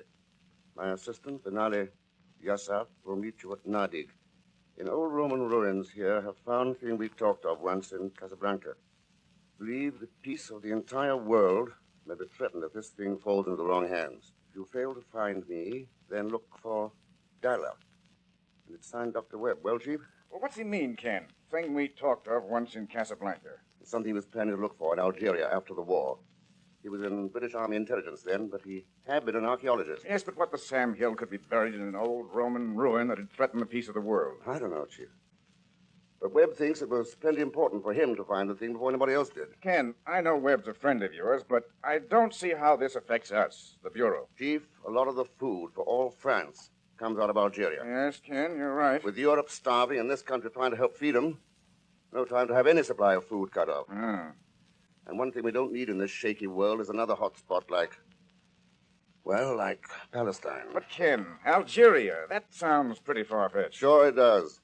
Sounded the same way in 1914. About a little town in Serbia. But in the next 4 years, because of that town, over 100,000 Americans died. Chief, I'm going to Algeria.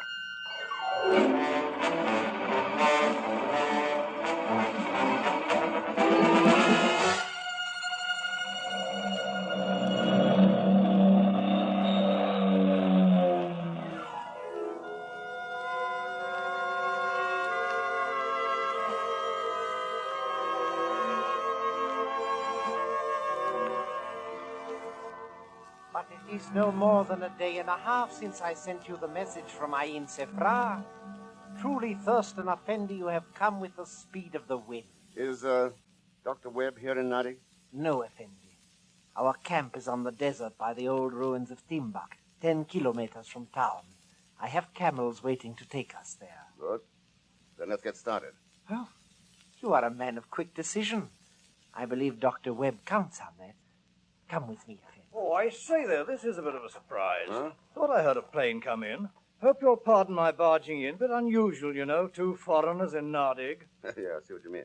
My name's Ken Thurston. Llewellyn, George Llewellyn. Happy to know you, old boy. Over from London? No, from the States. An American, I say. You are a long way from home. Well, we both are. Oh, I live up in Algiers. I run an export business.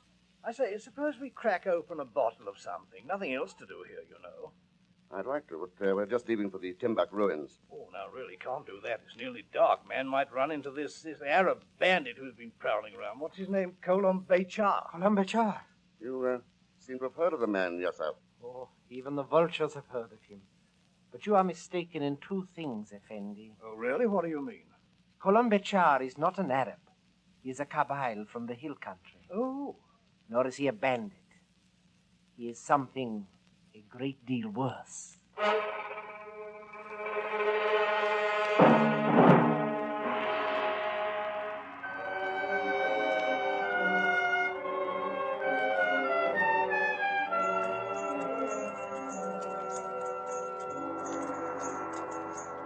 now, son of 1,000 devils. This here way stop, brother of a turtle. Pull now, up! Thurston Effendi, we have arrived. Yeah, something's gone wrong at this camp, yourself. Look at that tent. Yes, the ropes are cut. It lies up on the ground. My word, appears somebody's really made a mess of things around here. Dr. Webb! Dr. Webb! Never mind, Mr. Llewellyn. Webb won't answer. Oh, I say. Hold the flashlight, yourself. Oh, I say. Wheresoever a man may be, death shall overtake him, though he hide in lofty towers. Mechtub, it is written. Only in Webb's case, it was written on his back with a bronze knife. Oh. Ever seen one like this before? Yes, Thurston Effendi. Such knives are made by the people of the hill country, the Kabyles. That's what I thought. Seen them in bazaars in Tangier and Tunis. Wicked-looking little instrument. By the way, yourself, you're not an Arab, are you? No, Effendi. I am a Kabyle. Halt, monsieur!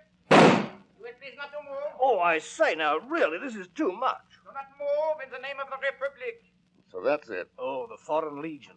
Now, Captain, all is well. I have them covered. Now, go, gentlemen. I order you hold and desist in the name of the Great White Father in Paris. Pagan Zelschmidt, on now. Whatever's going on, I've got to stop him. Mr. Thurston. Nice uniform, Pagan. Where'd you steal it? But I didn't. I only Detachment. Retire 10 paces and look for clues or something. Oui, mon capitaine. I shall keep everyone covered. That's a cheerful prospect. Mr. Thurston, you gotta help me shake this little character. He thinks I'm a captain, and he's not only follows me around like a bloodhound, he's also a nuisance. Well, why don't you let him be captain a while? Why, say, maybe I could. It's very stupid. Hey, you, look, I want to talk to you. Well, yourself, with Dr. Webb gone, I better try to find Dalla now. Dalla? Oh, the name seems to be familiar. Seems I've heard of a dancer by that name. A girl up in Algiers. Dalla Effendi is the most beautiful girl in North Africa. Maybe I ought to go to Algiers. Good idea, and if you have an extra seat in the plane, I'd like to go along with you. Okay, I'm ready, Mr. Thurston. Let's go to Algiers. Pagan, what in blazes did you do with your clothes? Oh, I sold them for 10 francs. I told you he was stupid. Merci, Monsieur Zelschmidt. Think of it. I am a captain with 2 uniforms. Brave new world. And now, Mr. Thurston, if you would be so kind as to lend me one of your extra suits. What extra suits? Huh? You don't mean? Oh, no. Mr. Thurston, you can't let me go running around Algiers with nothing on but my ABCs.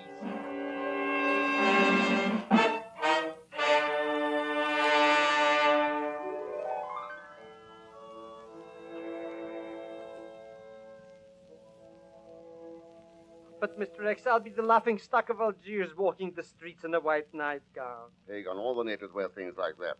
Now, get on up to the Casbah, see if you can locate Dalla. When you find her, come back here to the hotel and let me know where she lives. You got it?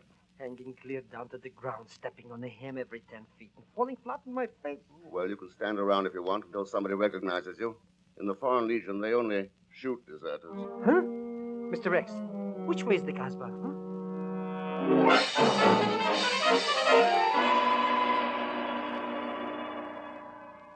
And so I walked on and on. Mr. X, up one dark, sinister alley after another. Mile after mile through the Casbah, risking my life, facing terrible dangers on every side. Pagan, did you find Dalla? But I'm coming to Yes that. or no? Oh, I'm disillusioned. All the way back there, I kept thinking you would say, Pagan, you would say, you have risked your life in my service. Here is 1,000 francs. Pagan, something's been turned loose around here that a pretty smart man thought might threaten the peace of the entire world. I haven't got a lot of time to waste. Did you find out where that girl lives? Huh? Oh, sure, I found out. Mr. Thurston, maybe I could have 200 francs. All right, it's quicker than trying to bargain with you here. Then maybe only 100 and... Mr. X! You can faint later. Now, where is she? Where is she? Mr. X, come with me to the Casbah.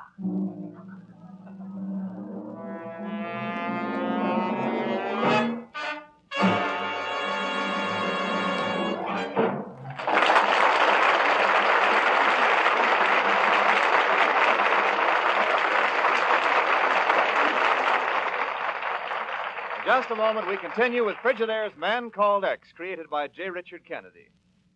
This is Wendell Niles speaking. Think for a moment how you would design a new electric range. Well, Frigidaire engineers asked for the opinion of hundreds of women just like you. That's how they were able to match your ideas so closely.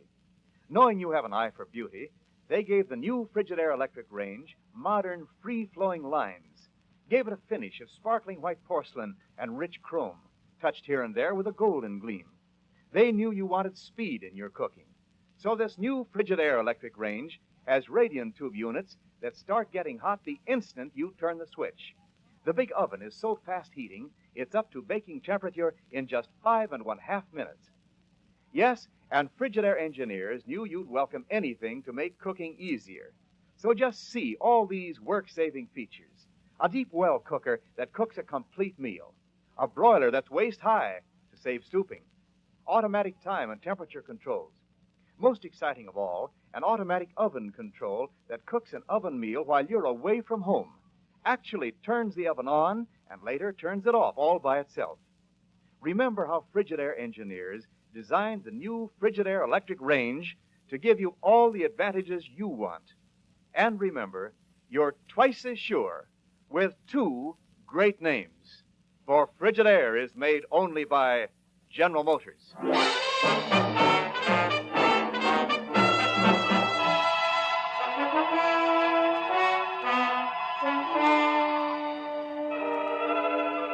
And now to continue with Frigidaire's Man Called X, starring Herbert Marshall.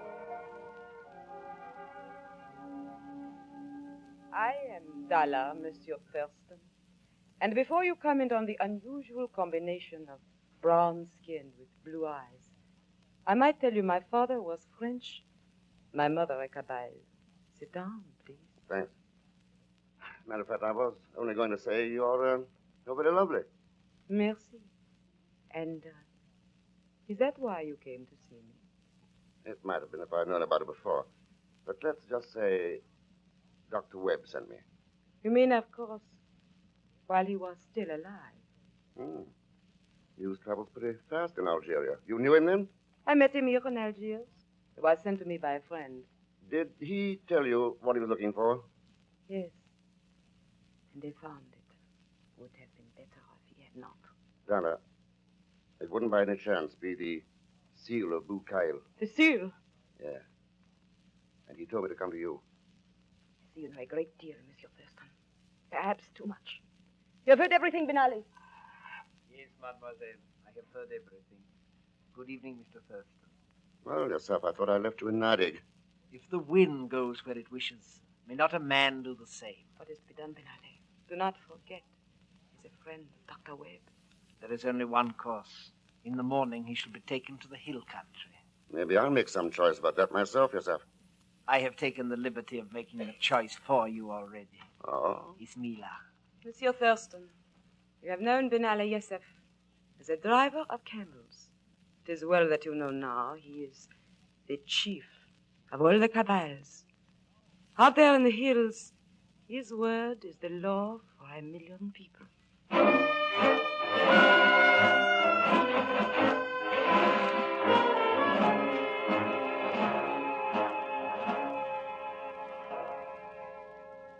beginning not to like this so good, Mr. X. At least 24 hours now we've been prisoners in this little room. What gives you the idea we're prisoners, Pagan? If we're not, then why doesn't something happen? Isn't this Yusuf fellow the head boss of all those people? All right, then. Relax. If Yosef's right, we won't have to wait very much longer now. Wait. That's all you have been saying. Mr. Thurston, I think I'm going to scrum out of the joint. Sure, go ahead. Of course, if you do manage to get out of these hills, you'll probably still be shot as a deserter. But I didn't join the Foreign Legion. You see, I was on this boat and I got kicked. I disembarked very suddenly at Algiers. Then I borrowed that uniform and started out... He's arrived, Thurston Effendi, just as I told you he would. He's out here in the Great Hall now. All right, Joseph. Let's go. You have a gun, Effendi? Yep. Straight ahead? Yes, come with me, please. I say to you, the time is now. For 1,000 years we have lain in the hills and waited, shivering before the hearth fires, led by old men with water in their veins. The time is now! Colombachar! One has come for you, Colombachar. Well, so the daring Monsieur Thurston has come to the hills, walked into the lion's den. Hello, Petra. I'm taking you back to Algiers. So, you hear this, man? He comes to take me a prisoner to Algiers. He comes to destroy your leader, me, who will bear the seal of Boucaille. What say you to that? And what do you say, Monsieur Thurston? I'm taking you back to Algiers, Bichar. Men of Kabyle! Men of Kabyle, silence! I am your chief. The light of your own council fires, you have made me so. And I say to you that Colombe-Char lies. He does not possess the seal and never will. His words bring only evil to the hills. Let no hand be raised to help him. This I command you. He is your prisoner, Mr. Thurston.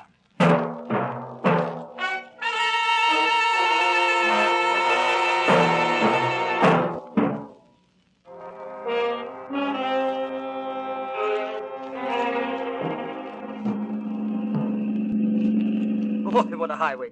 60 miles an hour, this car hems like a billiard table.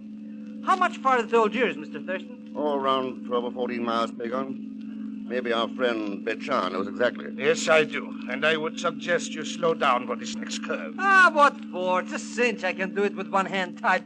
Hey, there's a truck parked across the road. It's a roadblock. Jam on those brakes, Pagon. This is why I told you to slow down. Hey, look. A whole gang of stick-ups. The men with the rifles take their orders from me. I had no intention of going to Algiers, at least not under escort. I'll take your gun now, Monsieur Thurston. At 10 to 1 odds, I'm not going to argue here. Merci, monsieur.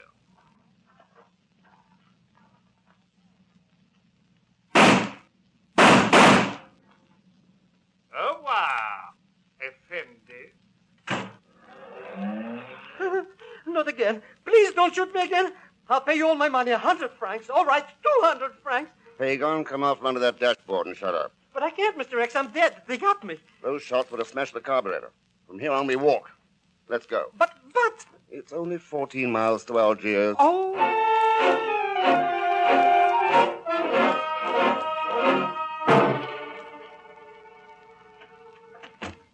Hello, Darla. Ken. Monsieur Zelsmith. Nobody answered the door downstairs, so we came on up. Were you expecting somebody else? No. Ken, no. I heard someone on the stairs. I did not know who it was. Oh, I see. Yosef turned Colum Beshar over to us. He escaped while we were bringing him in. Yes, I know. That's why we lost no time coming here. One thing we can't do is to let Bechar get a hold of the seal. The man who holds the seal of Boucaille can command the Kabyles to his wishes, Ken. Yeah. Yes, it's the old symbol of unity in the hill tribes, isn't it? Lost since the days of the Roman conquest. Until Dr. Webb dug it up. They still believe in it, Ken. They would still follow the seal. The selfish, greedy ones, at least. The others, they would be drawn in. Yeah. And then civil war, death, disease, starvation here, and famine in France. And that's what Colombe Bechar was planning. That's why he murdered Dr. Webb. Yes, Ken. Yes. All right, Bechar, come out of there with your hands up. You're covered. The situation seems to be reversed again, Monsieur Thurston. Permanently this time. Ken, I tried to think of some way to tell you he was hiding here. Yeah, I got the idea. All right, search him, Pagon. Well, I'll be only too glad. Oh, no, you don't. Look out, Dalla. If you shoot, you'll kill her. I'm getting out of here. Let me go. You haven't got a chance. Let me go. All right, I will let you go. He knocked her out, Mr. X. Got away. Look, see anything out of the window? I don't know. No, nothing yet. Oh, it's all right, Dalla. Take it easy. Okay. Hey, there he goes, Mr. Thurston. What did I shoot? No, Pagon. He didn't get away. Was that? He's in there. Yes, Dalla. Oh, Pagon, go down, find the commanding officer. Tell him I'll talk to him later. Okay, Mr. Thurston. And say, what about that Judge Llewellyn guy, too? Oh, he's just an old busybody with too much time on his hands. You mean, I mean that... On your way, Pagon. How do you feel, Dalla? Oh, I'm all right now. Why'd you do it? Why'd you risk your life to get mixed up in this thing? Ken, I could not let Bechar have the seal. It is here, you know. Dr. Webb, he gave it to me. There was no one he could trust. He was afraid to keep it in camp. Yeah, I thought you had it. There wasn't any other reason for Webb telling me to find you. But there's more to it than that, Dalla. I told you my mother was a Kabyle, Ken. The hill people, they are my people. They have found a way of life that is good. They've learned to raise crops and sheep sing in the village at night. Colombecha would have given them only the sound of war in place of that. I have heard those sounds, Ken. Yes, so have I. You said the seal was here, Dollar. Yes, I hid it here in the charcoal brazier. There. It holds too much power for any man to destroy it. Carved in obsidian, inlaid with gold. That's all there is to it. And a thing like that is the price of death. The price of peace is even higher, Ken. I paid it. What do you mean? Colombecha was my brother. The price of peace. How many times will that price be paid? How often has the world said never again and solemnly written the words in the sand? And how many times has the world stood by while the storm blew the words away? Must they always be lost? Forgotten? Are they being forgotten again? Now?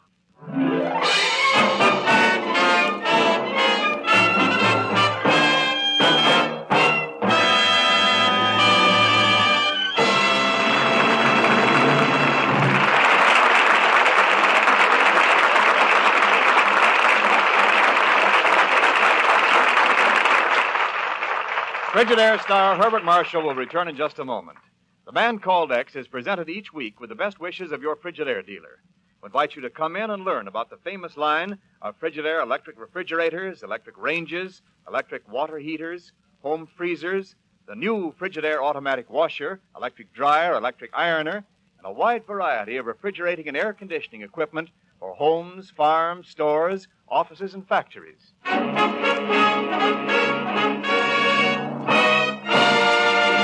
Our Frigidaire star, Herbert Marshall. Thanks for being with us. Friends, there are millions of people in this world who need food.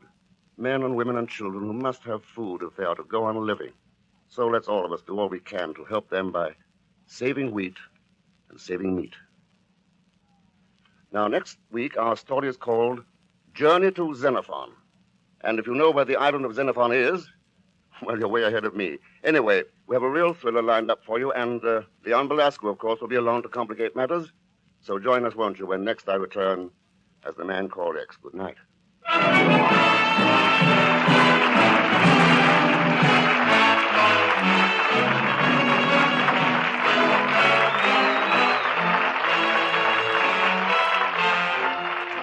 Frigidaire's Man Called X is directed by Jack Johnstone, with music composed and conducted by Johnny Green. Tonight's story was written by Les Crutchfield. So until next week, same time, same station, this is Wendell Niles speaking for Frigidaire, made only by General Motors. All characters and incidents used on this program are fictitious. Any resemblance to actual persons or incidents is purely coincidental. The Man Called X, starring Herbert Marshall, came to you by transcription and returns next week at this same time over these same Columbia stations. This is CBS, the Columbia Broadcasting System. You're twice as sure with two great names, Frigidaire and General Motors.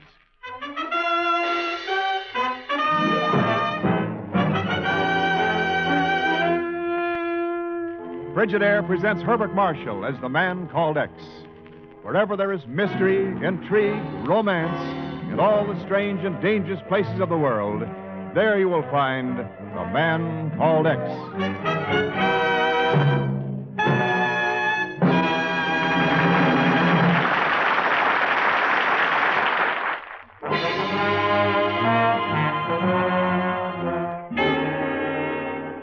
Now, Frigidaire presents Herbert Marshall as Ken Thurston, the Man Called X.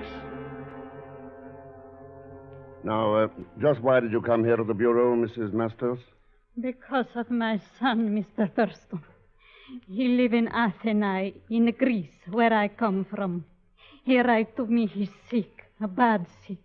He need medicine. I see. My friends tell me of a Greek business here. They will send him a wonder medicine. The name I have here. Streptomycin. Ken. Yeah, I see, Chief, yeah. They ask $100. I have only a little money, but I give them. That is 2 months ago. Yesterday, I have a letter. My son is dead. Oh, I'm sorry. The letter also say medicine never arrives. I think there's something wrong, mister. So I go to company today. What company, Mrs. Masters? The Sedor Mercantile Company. But the man will not help. Only tell me, come here. What do you think, Chief? Ken, the Bureau has a report on 500 units of streptomycin shipped to Athens 60 days ago. Mm-hmm. It was lost overboard while being transferred to another ship near the island of Xenophon. An unfortunate accident, that's all. Is it? I wonder what 500 units of a rare drug like streptomycin would bring on the Greek black market. Oh, probably $500,000. Ken? Yes, Chief. I'm paying a visit to the Sador Mercantile Company.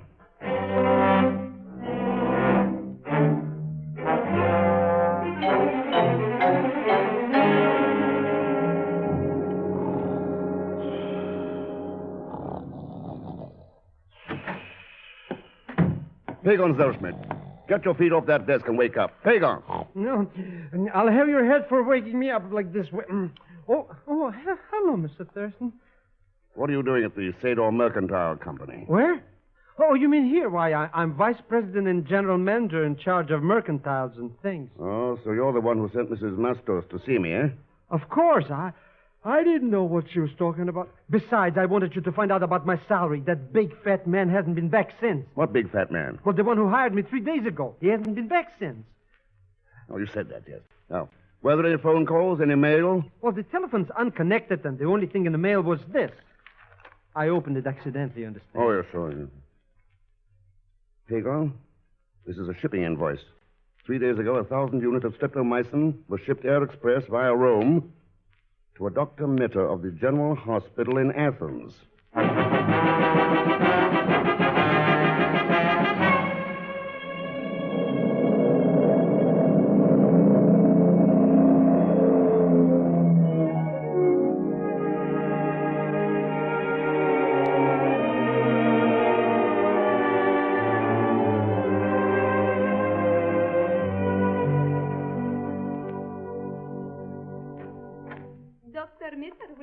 Mr. Thurston. Oh, thanks, nurse. Well, You seem surprised, Mr. Thurston. I am. I didn't expect Dr. Mitter to be so feminine. Someone should have told you the name is Eleanor Mitter. Won't you sit down? Thanks. You wish to speak with me concerning streptomycin and the need for it here at Athens General Hospital? That's right, dear. What can you tell me about it? Mr. Thurston, with typhus and tuberculosis sweeping Greece like a plague, our need for it is desperate. Wasn't 1,000 units shipped air express a few days ago? Yes, but a special plane bringing it from Rome flew off course. It crashed off the island of Xenophon yesterday morning. That is why we are desperate. There's always the black market, Doctor. Mr. Thurston, there is no black market in streptomycin. Uh-huh. Well, thanks for the information, Dr. Miller. I'll see if I can scout up some for you. Bye, Doctor. Goodbye, Mr. Thurston. Good luck. Sparta 2573, please. Hello, this is Dr. Mitter. We need 50 more units at once. Yes, the hospital will meet the price. By the way, Mr. Thurston was just here. He might possibly be taking the steamer to Xenophon. It's also possible that Mr. Thurston is the man called X.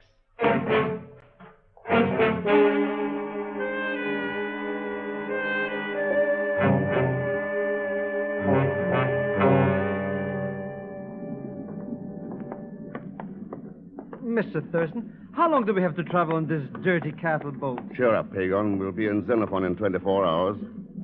Now, this should be our cabin. Uh-huh. Yes? Hello, you must be Colonel Creighton. And if I am? Well, the passenger agent tells us we'll be sharing this cabin. Miserable arrangement. The idea of a member of the King's personal guard being forced to share his quarters with strangers. We're not complaining, Colonel. Why should you? Well, just bear in mind, please, that this enforced proximity does not entitle you to any social amenities. Now, if you'll excuse me, I shall leave for dinner.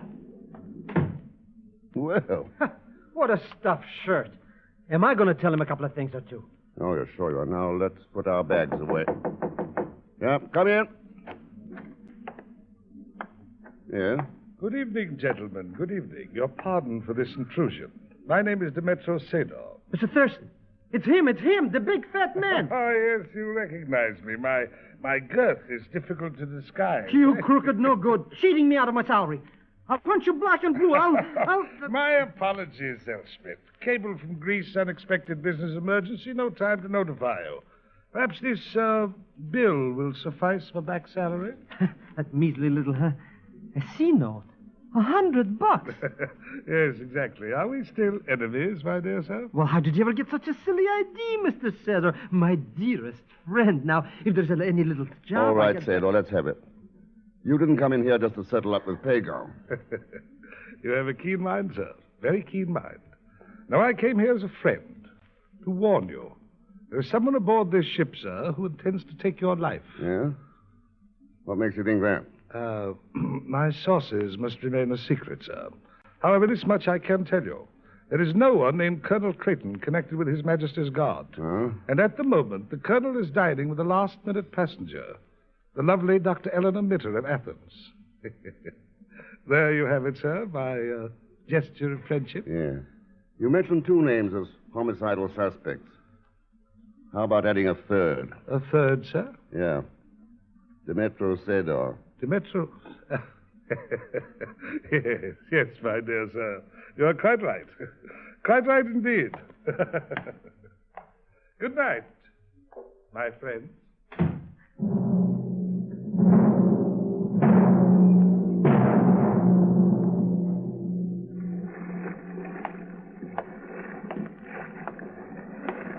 Mind sharing part of this rail, Dr. Miller? The deck is free to all passengers, Mr. Thurston. Thank you, thanks. Pretty lonely out here at this hour of night, isn't it? That's why I chose it. I prefer quiet and solitude on the nights before I operate. You going to operate? Yes, that's why I'm traveling to Xenophon. The pilot of the plane carrying the streptomycin had his skull fractured in the crash. There's a funny thing about that crash, Doctor. Is there? Yeah, I checked on it. The weather was calm and clear. The pilot reported no mechanical trouble. Too bad if he died during the operation and couldn't tell how it happened. There are other things more dangerous to human life than a scalpel in the hands of a trained surgeon, Mr. Thurston. Now, if you'll excuse me, I think I'll retire. Good night. Good night, Doctor. Mr. Thurston, we're going to be killed, murdered, even die, maybe. Now, whoa, Pagon. Who's going to commit all this mayhem? Colonel Creighton, that's who. I saw him in the cabin just now, cleaning a cannon. Well, anyway, it's a caliber 88 automatic. He's going to kill us. No. Yo! Get down.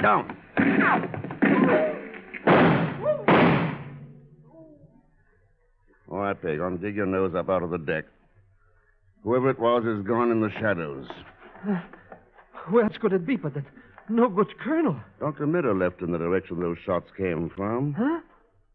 Look over there now. What do you see? In that darkness? Nothing but a big shadow. Mr. Thurston, it's moving. It's coming towards us. A pleasant journey, this one to Xenophon, isn't it, Mr. Thurston? Yes, a very pleasant journey indeed.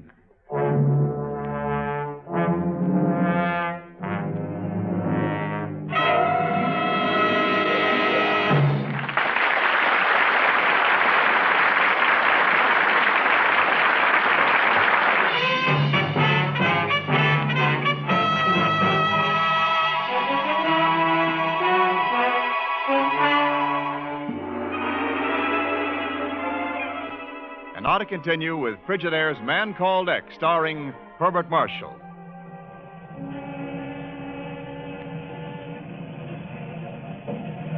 Mr. Thurston, why don't we get off this floating cattle car? Sometimes, Pagon, cargo's a lot more important than passengers. We've got to wait till they're through unloading. But how come that Dr. Mitter sneaked out ashore? Special priority. We've got an operation coming up. Maybe if I play sick, too, we can... Mr. Thurston, look out! Somebody's jumping on us. Relax. That's nothing but the shadow of the cargo net swinging overhead. Imagine that. But why do they keep swinging it over our heads all the time? Ah, my dear Thurston. Viewing the harbor, I see. That's right, Sador. I was wondering where that plane of yours crashed. Ah, yes, the unfortunate accident. Notice that mooring buoy in the bay and the ship anchored nearby? That marks the spot. Ah. Looks like that boat has diving tackle rigged on it. Your eyes are as keen as your brain, sir. Yes, that is a sponge diving boat, one of my fleet, Mr. Thurston. So you're in the sponge business, too, huh? Quite right, sir. I find it a dull venture, but quite profitable. As profitable as selling wonder drugs on the black market? You joke, of course, sir. No, I do not think the sponge business would be as profitable, but perhaps far less dangerous. That is my answer, sir. A good one, is it not? Yes, a very good one indeed. What's so good about it? He didn't answer nothing. That's why it's good, Pager. Huh? Well, anyways, with him and Dr. Mitter out of our way, we got nothing to worry about. Hey, Mr. Thurston, that cargo net stopped right over us. Jump, Pig, on the net. Slipping. Come on. Jump.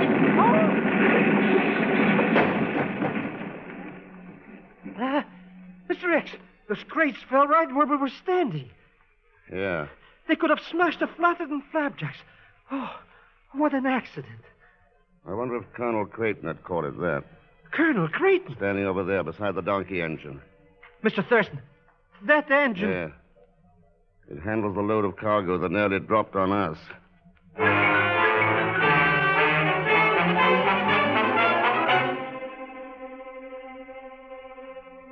So, Ken, you've come to the hospital to check up on me. No, not quite, Eleanor. I want to talk to your patient, the pilot. That is, if he is still alive. He's alive. The operation was successful. Come, I'll take you to see him. Ken, I hope this will end the suspicions you have.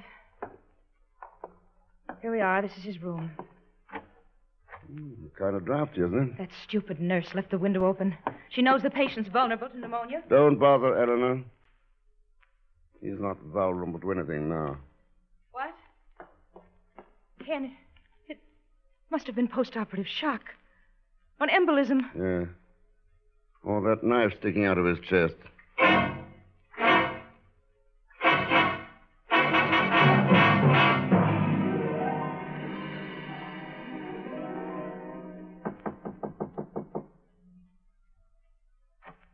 Yes? Hello, Sador. Ah, Mr. Thurston. Come in, sir. Come in, please. Thanks. Oh, welcome surprise, sir. Most welcome. Though I must confess I expected you to call. Yeah, we've got a few things to talk over. Sador, you operate the black markets here in Xenophon. Why not admit it? Why not, sir? Why not indeed? The airplane pilot is dead. There are no witnesses here.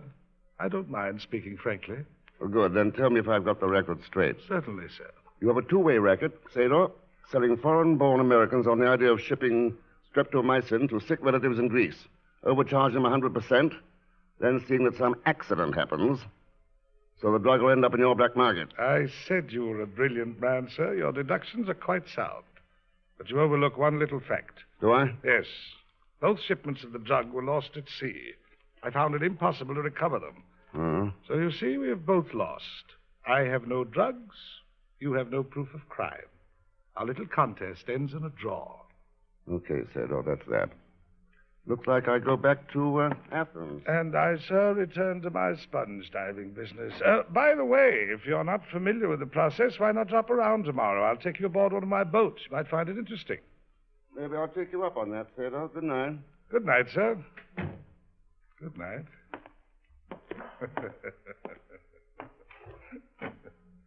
Well, my dear, did you hear it all? You always were a talkative fool, Dmitro. Why did you mention the diving? My dear Eleanor, it pleased me to be apparently frank, yet tell him nothing. Now he will leave Xenophon, and we have nothing further to worry about. You mean I have nothing further to worry about? Huh? Does that mean that I have? Don't be foolish, my dear. What could it possibly be? Just this, Dmitro. Just this.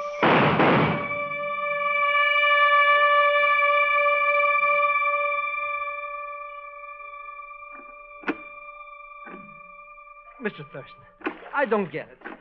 You rush into the hotel room, rush me down here to go rowing, and don't even tell me what's cooking. What have you been doing, anyways? Oh, calling on Dmitro Sador and Colonel Creighton. Look, Mr. Thurston, I won't ask you about Colonel Creighton. Not even about that no good Sador. Just answer me one thing, please. Why are we growing in the middle of the ocean in the middle of the night? Huh? Pagon, we're going to dive for sponges.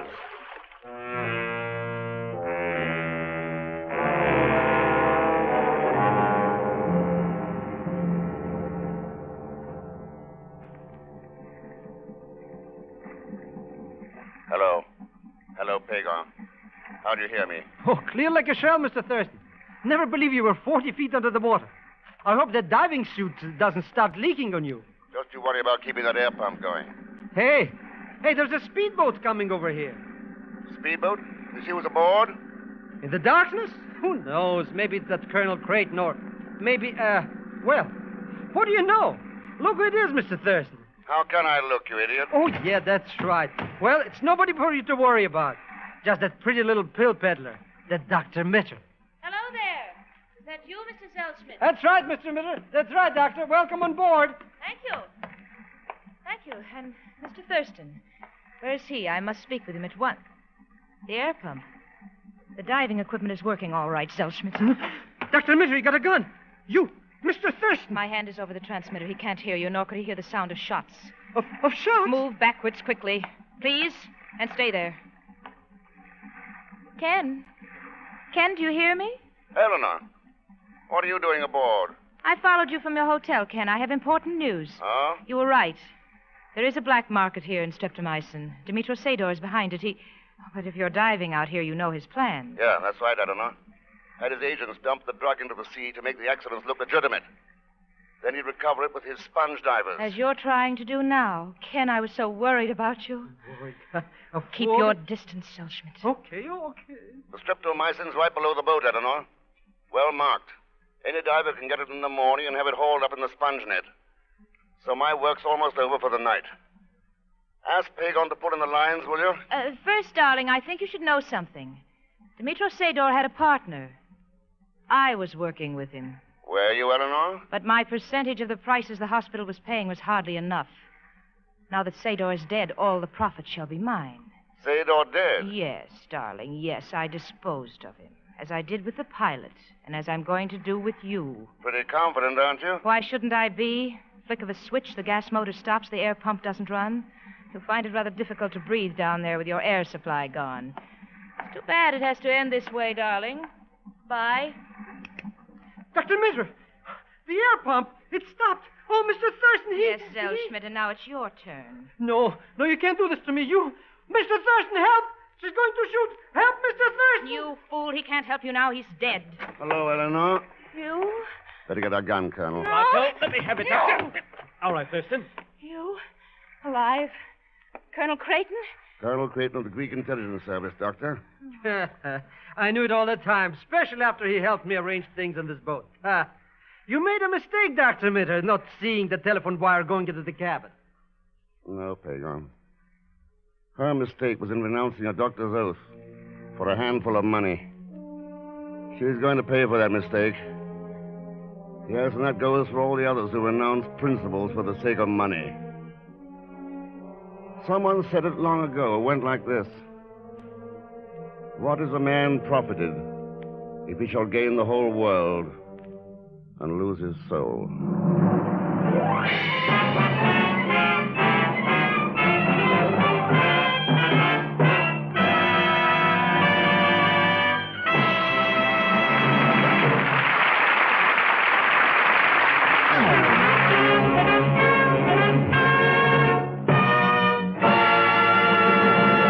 Now, Frigidaire star Herbert Marshall. Thanks for being with us. Next week, our story is called Report from the Arctic. And I think you'll like it because it's one of the most absorbing stories I've seen in a long time. Leon Belasco, of course, will be along as usual in the role of Pagon Zellschmidt. So join us, won't you, when next I return as the man called X. Good night.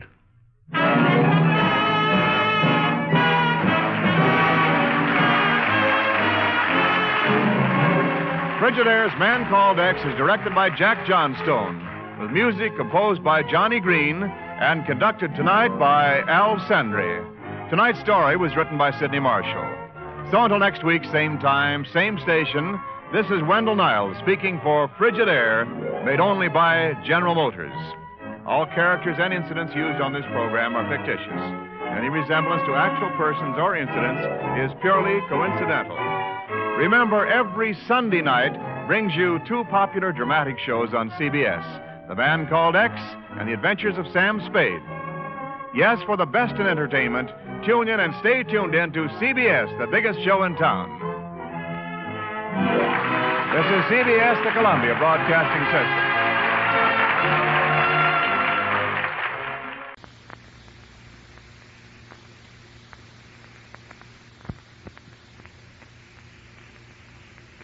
Here's your pass to the Globe Theater.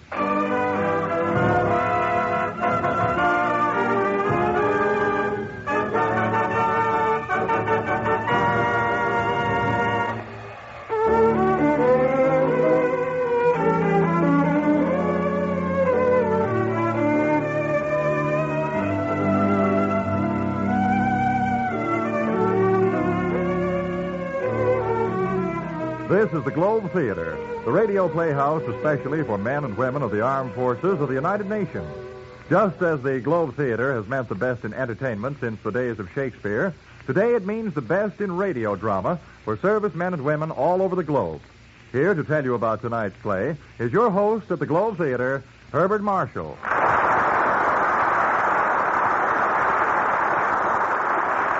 Thank you, and hello, everyone. Your favorite seat is ready and waiting for you here at the Globe Theater. No extra charge for lodgers. And tonight's bill is one that I trust will be well worth the hearing. There is one type of character that every actor longs to play, whether he be Sir Aubrey Smith or Roddy McDowell. That is the role of the quick-witted, romantic adventurer who moves through Monte Cristo-esque experiences, confronted with innumerable dangers, but usually confounding his adversaries by sharp thinking and subtle humor. Always, of course, there is a lovely girl who makes the confounding all the more worthwhile. As I say, such is the part that every actor longs to play. Now, there are decided advantages about being your host here at the Globe Theater, for that means that I'm also the casting director. And when a fat, juicy part of the title I've just described turns up, whom do you suppose was chosen to portray it? Well, not Sir Aubrey Smith or Roddy McDowell. I need only add that the title of this play is The Man Called X. What happens is of an exciting nature, I think you'll agree. So, let's up the curtain and let the play begin.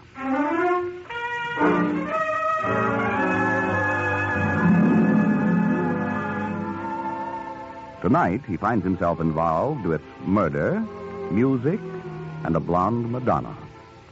But at the moment, he and Nancy, his best girl, are sitting in a booth in a smart cocktail lounge in Midtown Manhattan. Ken, darling, Yes, dear? you'll get a kink in your neck staring at that blonde. Why don't you just go over and sit with her at the bar? I won't mind. Oh, Nancy, I look at other women only to remind myself that not one of them can compare with you, my sweet. Oh, that's better, Angel. Pietro? Yes, sir? 2 martinis with onions. Yes. I don't know why I ever fell in love with you, Ken. You know, I should have gone for a really attractive gent. Like that one over there. Where? At the bar, sitting next to that blonde gal you've been ogling. You see him? Yes. Why, great Scott. Bill Nesbitt. Huh? Somebody call me? Bill, over here. Oh, for the love of Ken Thurston, I haven't seen you Since last college reunion. Nancy, this is Bill Nesbitt, my old roommate, and the best all-American tackle ever. Bill, this is my fiancée, Nancy Bessington. She thinks she's a reporter. I'm glad to meet you, Nancy. Oh, thanks, Bill. I've been following your career, Ken. Congratulations. You always were interested in solving unsolvable puzzles. How about you? I understand you're the finest synthetic chemist in the country. I've done a little in synthetics. Your drinks. Fine. Join us, Bill? What? And take him away from his beautiful blonde? What blonde? That girl sitting next to you at the bar. Oh, she's not with me. I don't even know her. Oh, and fine. Sit with us, huh? Well, I've still got half a drink at the bar. I'll get it. Hey, seems like a nice guy. He is. Hey, it's swell seeing you again, Ken. Go on, sit down. What are you doing? Well, I'm on my way to Italy. Italy? Sounds mighty mysterious. Secret stuff. Say, have either of you the time? 4:10. Oh, gee, I've got to make a phone call to the office.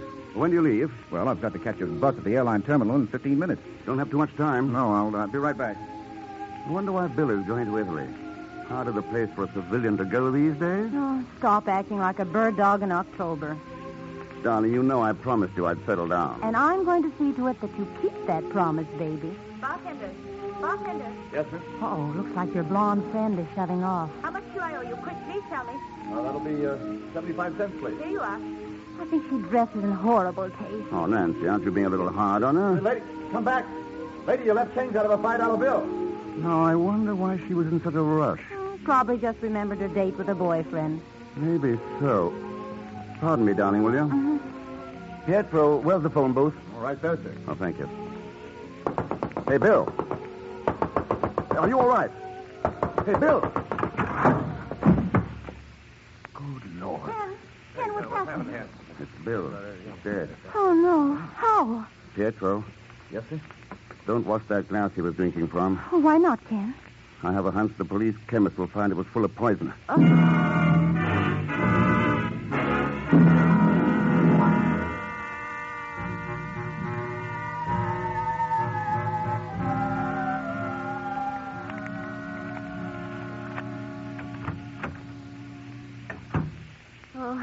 it's good to get back in my own apartment.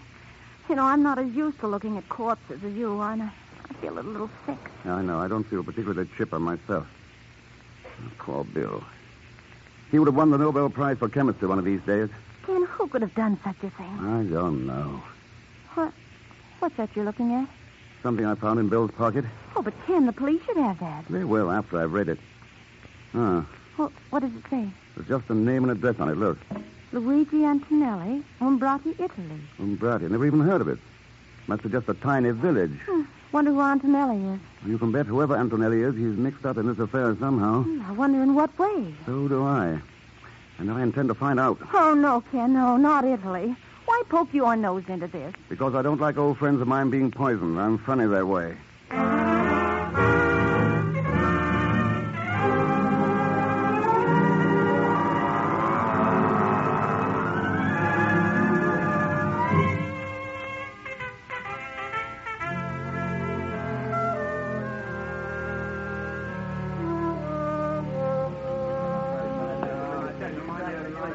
So this is the town of Umbrati. Si, Senora Thurston? Not much of it left, eh? The Nazis. They make ruin everything before the Americans succumb. Well, they didn't ruin your spaghetti. It's a masterpiece.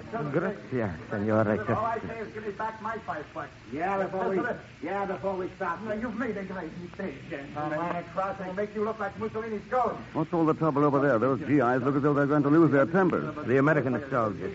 They know like the souvenirs, what they buy from Castro the peddler. See him over there. Castro the peddler, eh? That's good. You know him? That, my friend, is an understatement. I must meet Castro the peddler. This is the last time we ask polite. Yeah. Come on, boys. 1, 2... Here, boys. What's the trouble? Mr. Thurston! Egon Zellsmith, what mess are you in now? Oh, you are a savior. As I What's he done, boys? This drifter tells us he's a genuine Italian curiosity. Look what mine says on the bottom. Made in Newark, USA. Egon, give the gentlemen back their money. Oh, but Mr. If you don't, they'll tear you limb from limb, and I'll sit and applaud. Mr. Thurston, you are a sadist. Here you are, fellows, $20. That's better. I'm shocked, Egon. You, a common peddler. There's more to this than meets the eye, though, isn't there? No, I'm just a poor peddler that peddles. Yes. I can make you a better financial proposition. Mr. Thurston, those words are like the soft wings of a bird. How much? 50. 100. 50. All right. What do I steal? Not yet. Do you know a man called Antonelli? You are lucky. I am more than familiar with that name. Well, who is he? Luigi Antonelli was professor of music at the University of Florence. What the devil would Bill want with the professor? Did you say was? Yes. Alas, Signor Professore Antonelli died yesterday. Today is his funeral.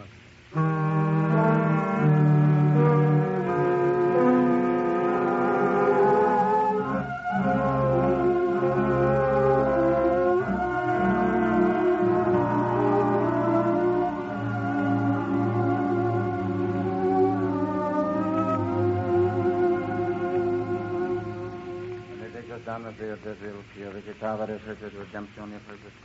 back, Aegon. Here, behind this tombstone. I dislike graveyards intensely. But this funeral fascinates me. Why are there only those two mourners? Alas, Signor Antonelli had but few friends. Who are those two women? His sister and her daughter. They've just arrived from Rome recently. Oh, so they just came down from Rome, did they? Yes. Well, a few days ago I saw that girl sitting at a bar in New York. Impossible. She just came Aegon down. agrees me to tell you this, but you are lying. Mr. Thurston, if you did not pay me so well, I would be hurt to the quick. How well do you really know these two women? Tell me the truth. I have never spoken to them. For $50 more, would you tell me the real truth? Aha, in that case. I thought so. But cash? In a cemetery? Well, the dead will not object to a small financial transaction. Cash, please. Oh, all right, here you are. Good. Now, the truth is this. I pretend to be a peddler. Those charming ladies pay me to stay in this town so I can notify them should anyone try to get near their house. Why are they so eager to keep people away from that house? Who knows? Perhaps, I merely say, perhaps Signor Antonelli is not in that coffin at all.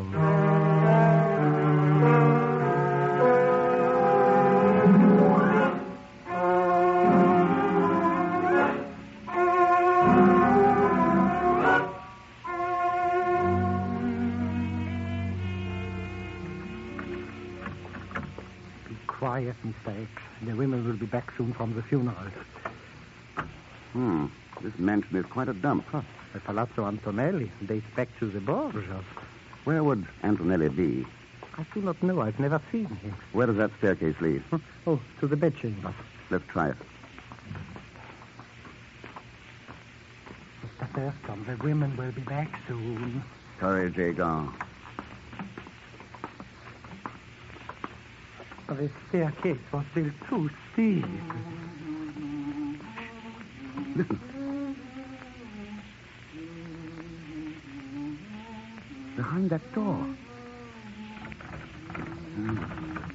Door's locked. Signor Antonelli, can you hear me? It gives me goosebumps to listen to that. Sounds out of his mind. But why is he being kept a prisoner? I will give you 50. If you were to offer me $1 million, I could not tell you. These women confide very little to me. Then you're slipping, Aegon.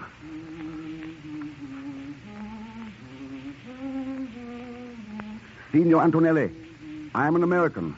I know you are being held a prisoner. Can you hear me?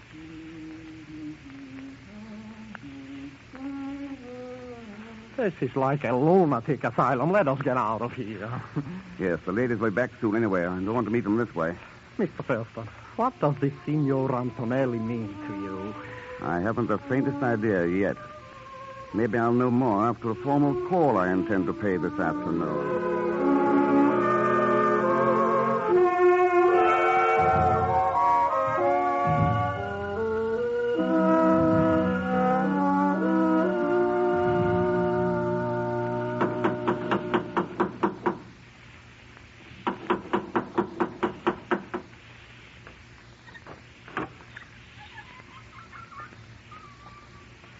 Signore?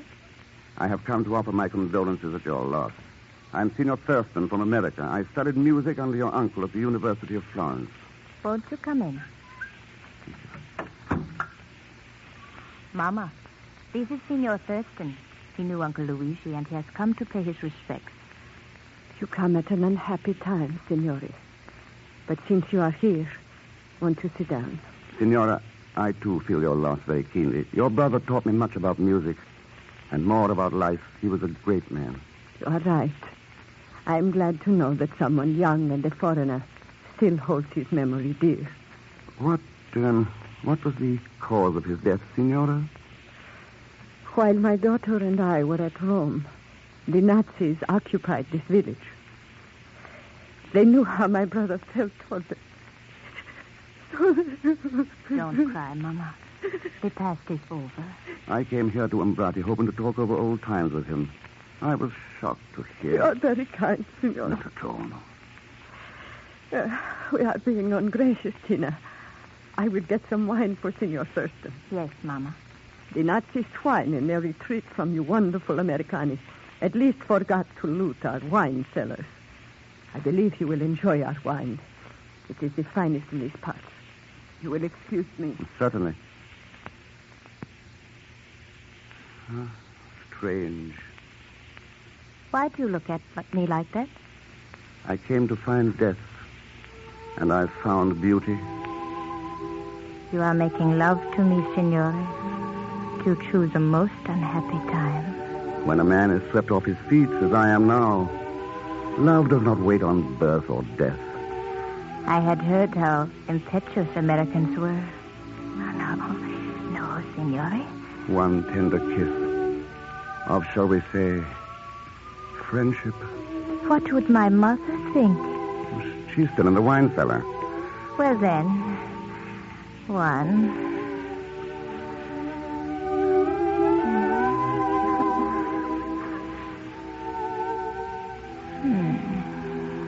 Your name?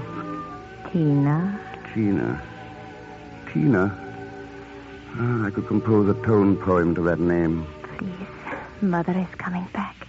Mother has no sense of timing. Those steps are hard on an old woman. Here, Tina. Pour Signor Thurston's glass. What an exquisite goblet. Yes. Botticelli made it for our ancestors. Probably the Borgias? Signore does not know his history. The Borgias were poisoners. So they were. Here, Signore. Taste it and tell me if you ever had a finer Barolo. Yes. Drink, Signore. But, neither of you joining me? No, Signore. Then I insist your daughter at least take part in an old American custom. It is called the loving cup. When a man meets a girl as exquisite as you are, Tina, he asks her to drink first from his glass. Tina is too young to drink. Oh, surely an exception can be made. My daughter accepts your flattery, Signore. However... It isn't flattery. To look at your daughter is to have some of the chill taken from the memory of her dead uncle. You have not touched your wine, Signore. I wouldn't think of it until your daughter first sipped from my glass. I have told you I cannot allow my daughter But I insist. It is difficult to know where flattery ends and rudeness begins with you. Come now, Tina. Surely you can't object to drinking your own wine? Or can you? Of course not. No, certainly not. Well, then. Very well. Tina, no. You did not really think I was going to drink it, did you, Signore? Considering that it would probably kill you, I doubted it very much. And now the comedy is over, Signore. Oh, I see you know how to use a revolver also. Yes, and I must insist that you stand quite still, or I will shoot a hole between your very attractive eyes. Egon. Yes, Signore. Aha, Egon, of course, hiding behind the screen. I'm coming, Signore. Poor Mr. Thurston. You should not have come here. Egon, take care of this gentleman. As always, it is a pleasure to take care of Mr. Thurston. Show him to the cellar. And tie him up securely. Just my luck. Here I am having a quiet little party with two of the loveliest ladies in Italy, and I have to go to a nasty cellar with Egon.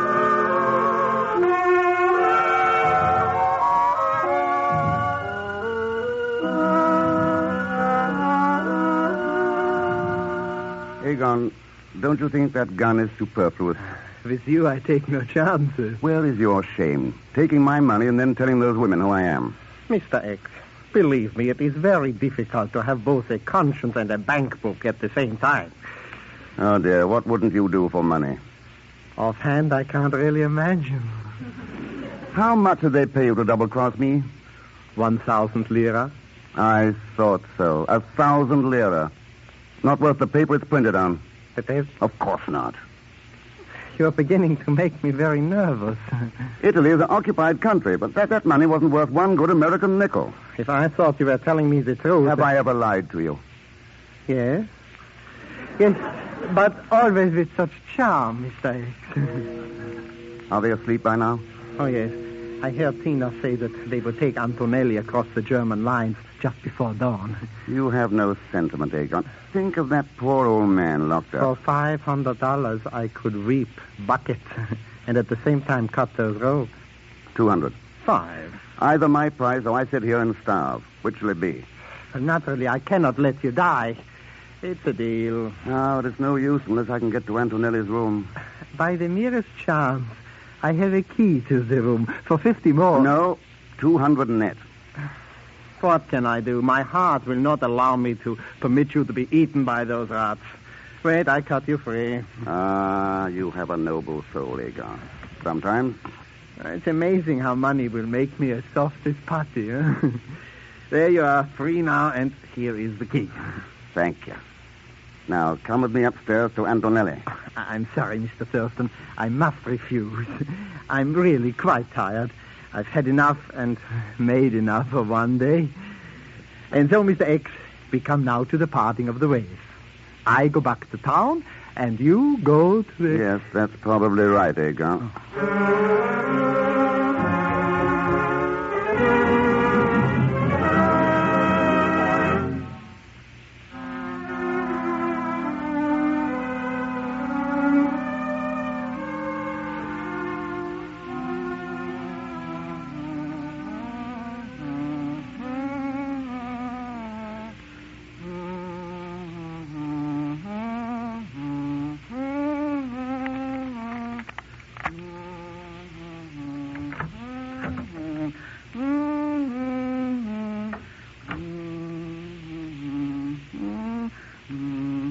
Antonelli. Signor Antonelli.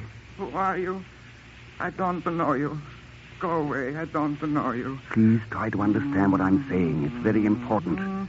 I've come to take you away. Away from those women. I don't know you. I don't. Yes, I know all that.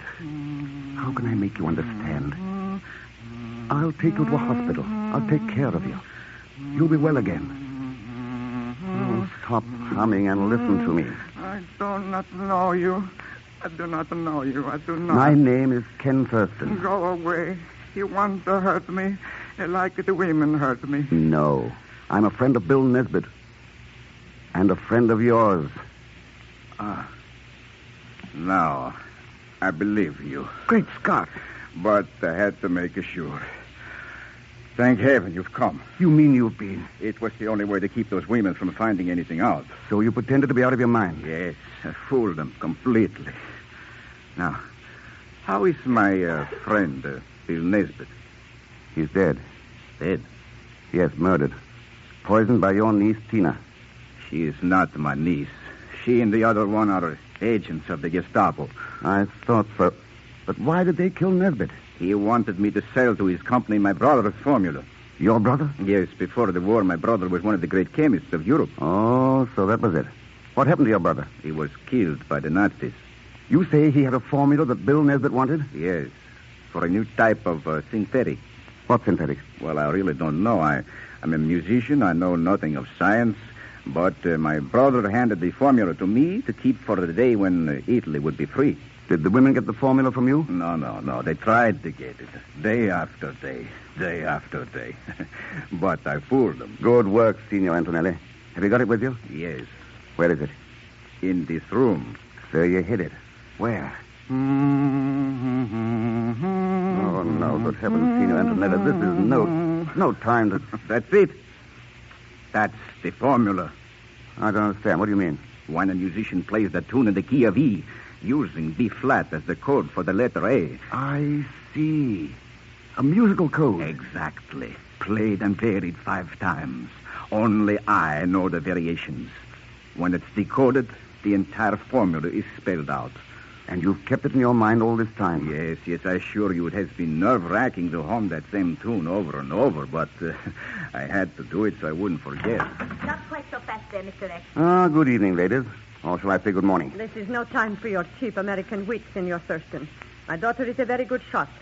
I would advise you to stand quite still. What are you going to do with me? It's all right, Antonelli. We are taking you to Berlin. They will beat me in Berlin. Don't beat me again. Shut up, you fool. So you're taking him to Germany? Yes. We have doctors there who can make that idiotic mind of his spill out its secrets. Keep still, you dithering lunatic. Let him alone, Mother. He is harmless. I cannot stand that humming over and over again. If he does not stop humming, I'll gag him. Don't hurt me. I'm just an old man who hates fascism. Take your hands off of me. Smart work, Antonelli. Hold up. No, you don't, you little witch. Let me go. Get the gun, Antonelli. I have it, Mr. X. Fine. Don't move, ladies. Shall I shoot them? Both of them? What is this? I don't understand. It's very simple. Signor Antonelli is not the fool you presumed him to be. He is not insane. No, Signor. It is you and your daughter, and people like you who are the insane ones. But now I think I shall do with you what they do with all mad dogs. Mother, I am afraid. Do not let him kill us, Senor Thurston. It will be a pleasure to destroy you both. No, Signor Antonelli. Let's not use their tactics. There will be judges for them. Judges made up of your own people. Hold up your hands, lady. Oh. You've caught them, Mr. X.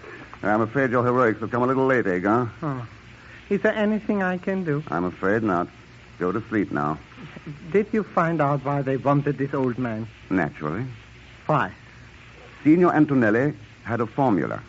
Tell me, Mr. X, what was it, huh? If the first note stood for chlorine, and the next 3 notes stood for oxygen, carbon, and nitrogen... Yes, what would it all mean? Wouldn't you like to know?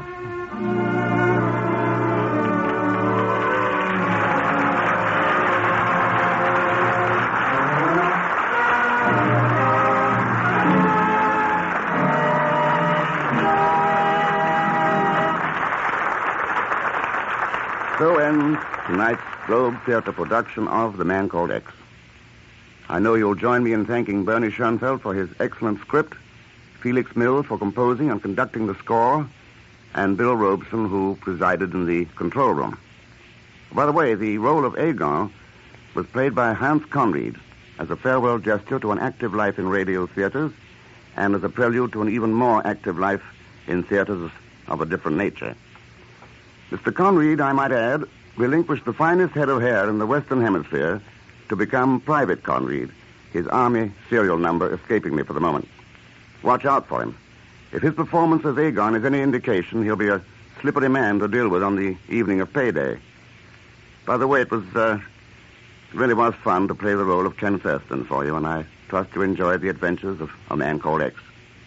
As for the next performance from the Globe, you'll hear Walter Abel, Louise Alberton, Ralph Bellamy, and David Bruce in a neat little thriller called Phantom Lady. Here's a short preview.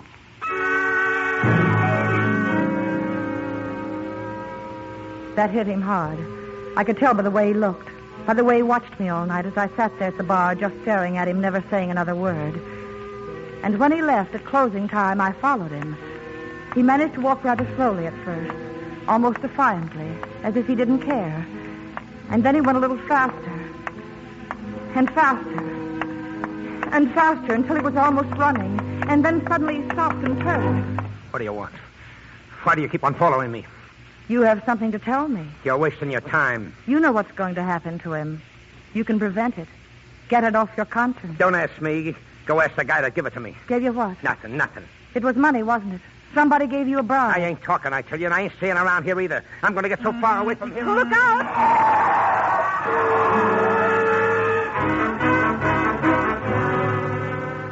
It's going to be a good show, and I know you'll want to hear it.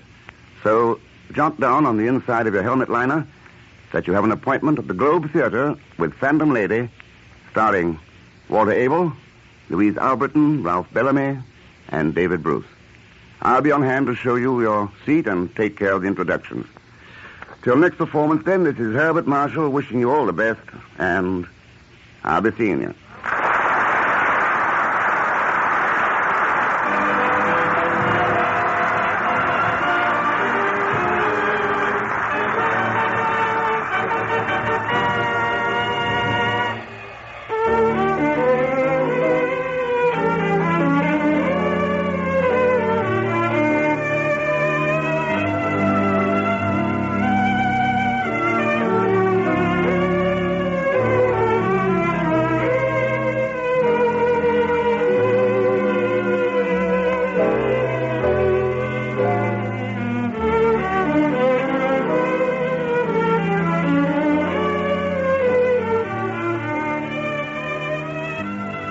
You have been listening to the Globe Theater with Herbert Marshall as host and master of ceremonies. The Globe Theater is presented for servicemen and women of the Allied Armed Forces all over the globe. Listen for our next Globe Theater production. Look to Lockheed for leadership.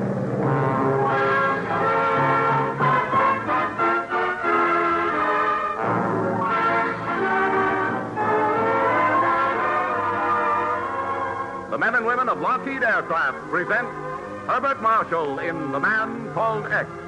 Produced and directed by Jack Johnstone.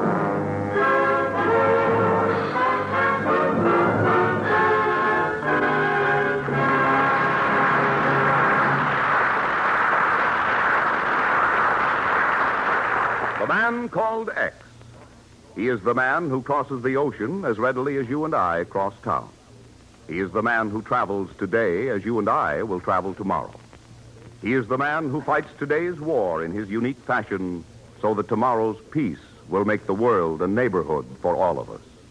He is the Man Called X.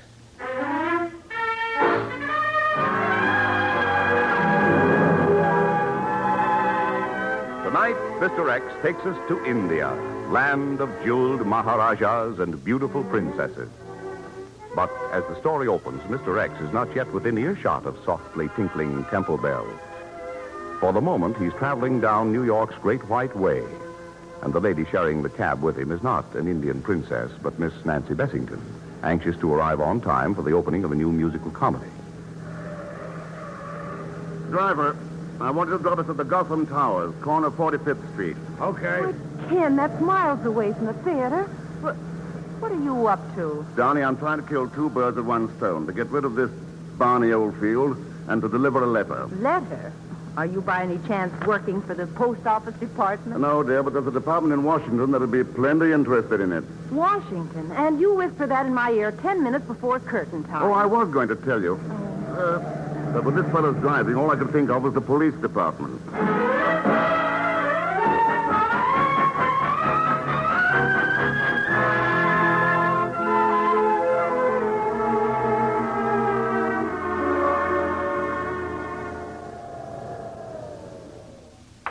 24th floor.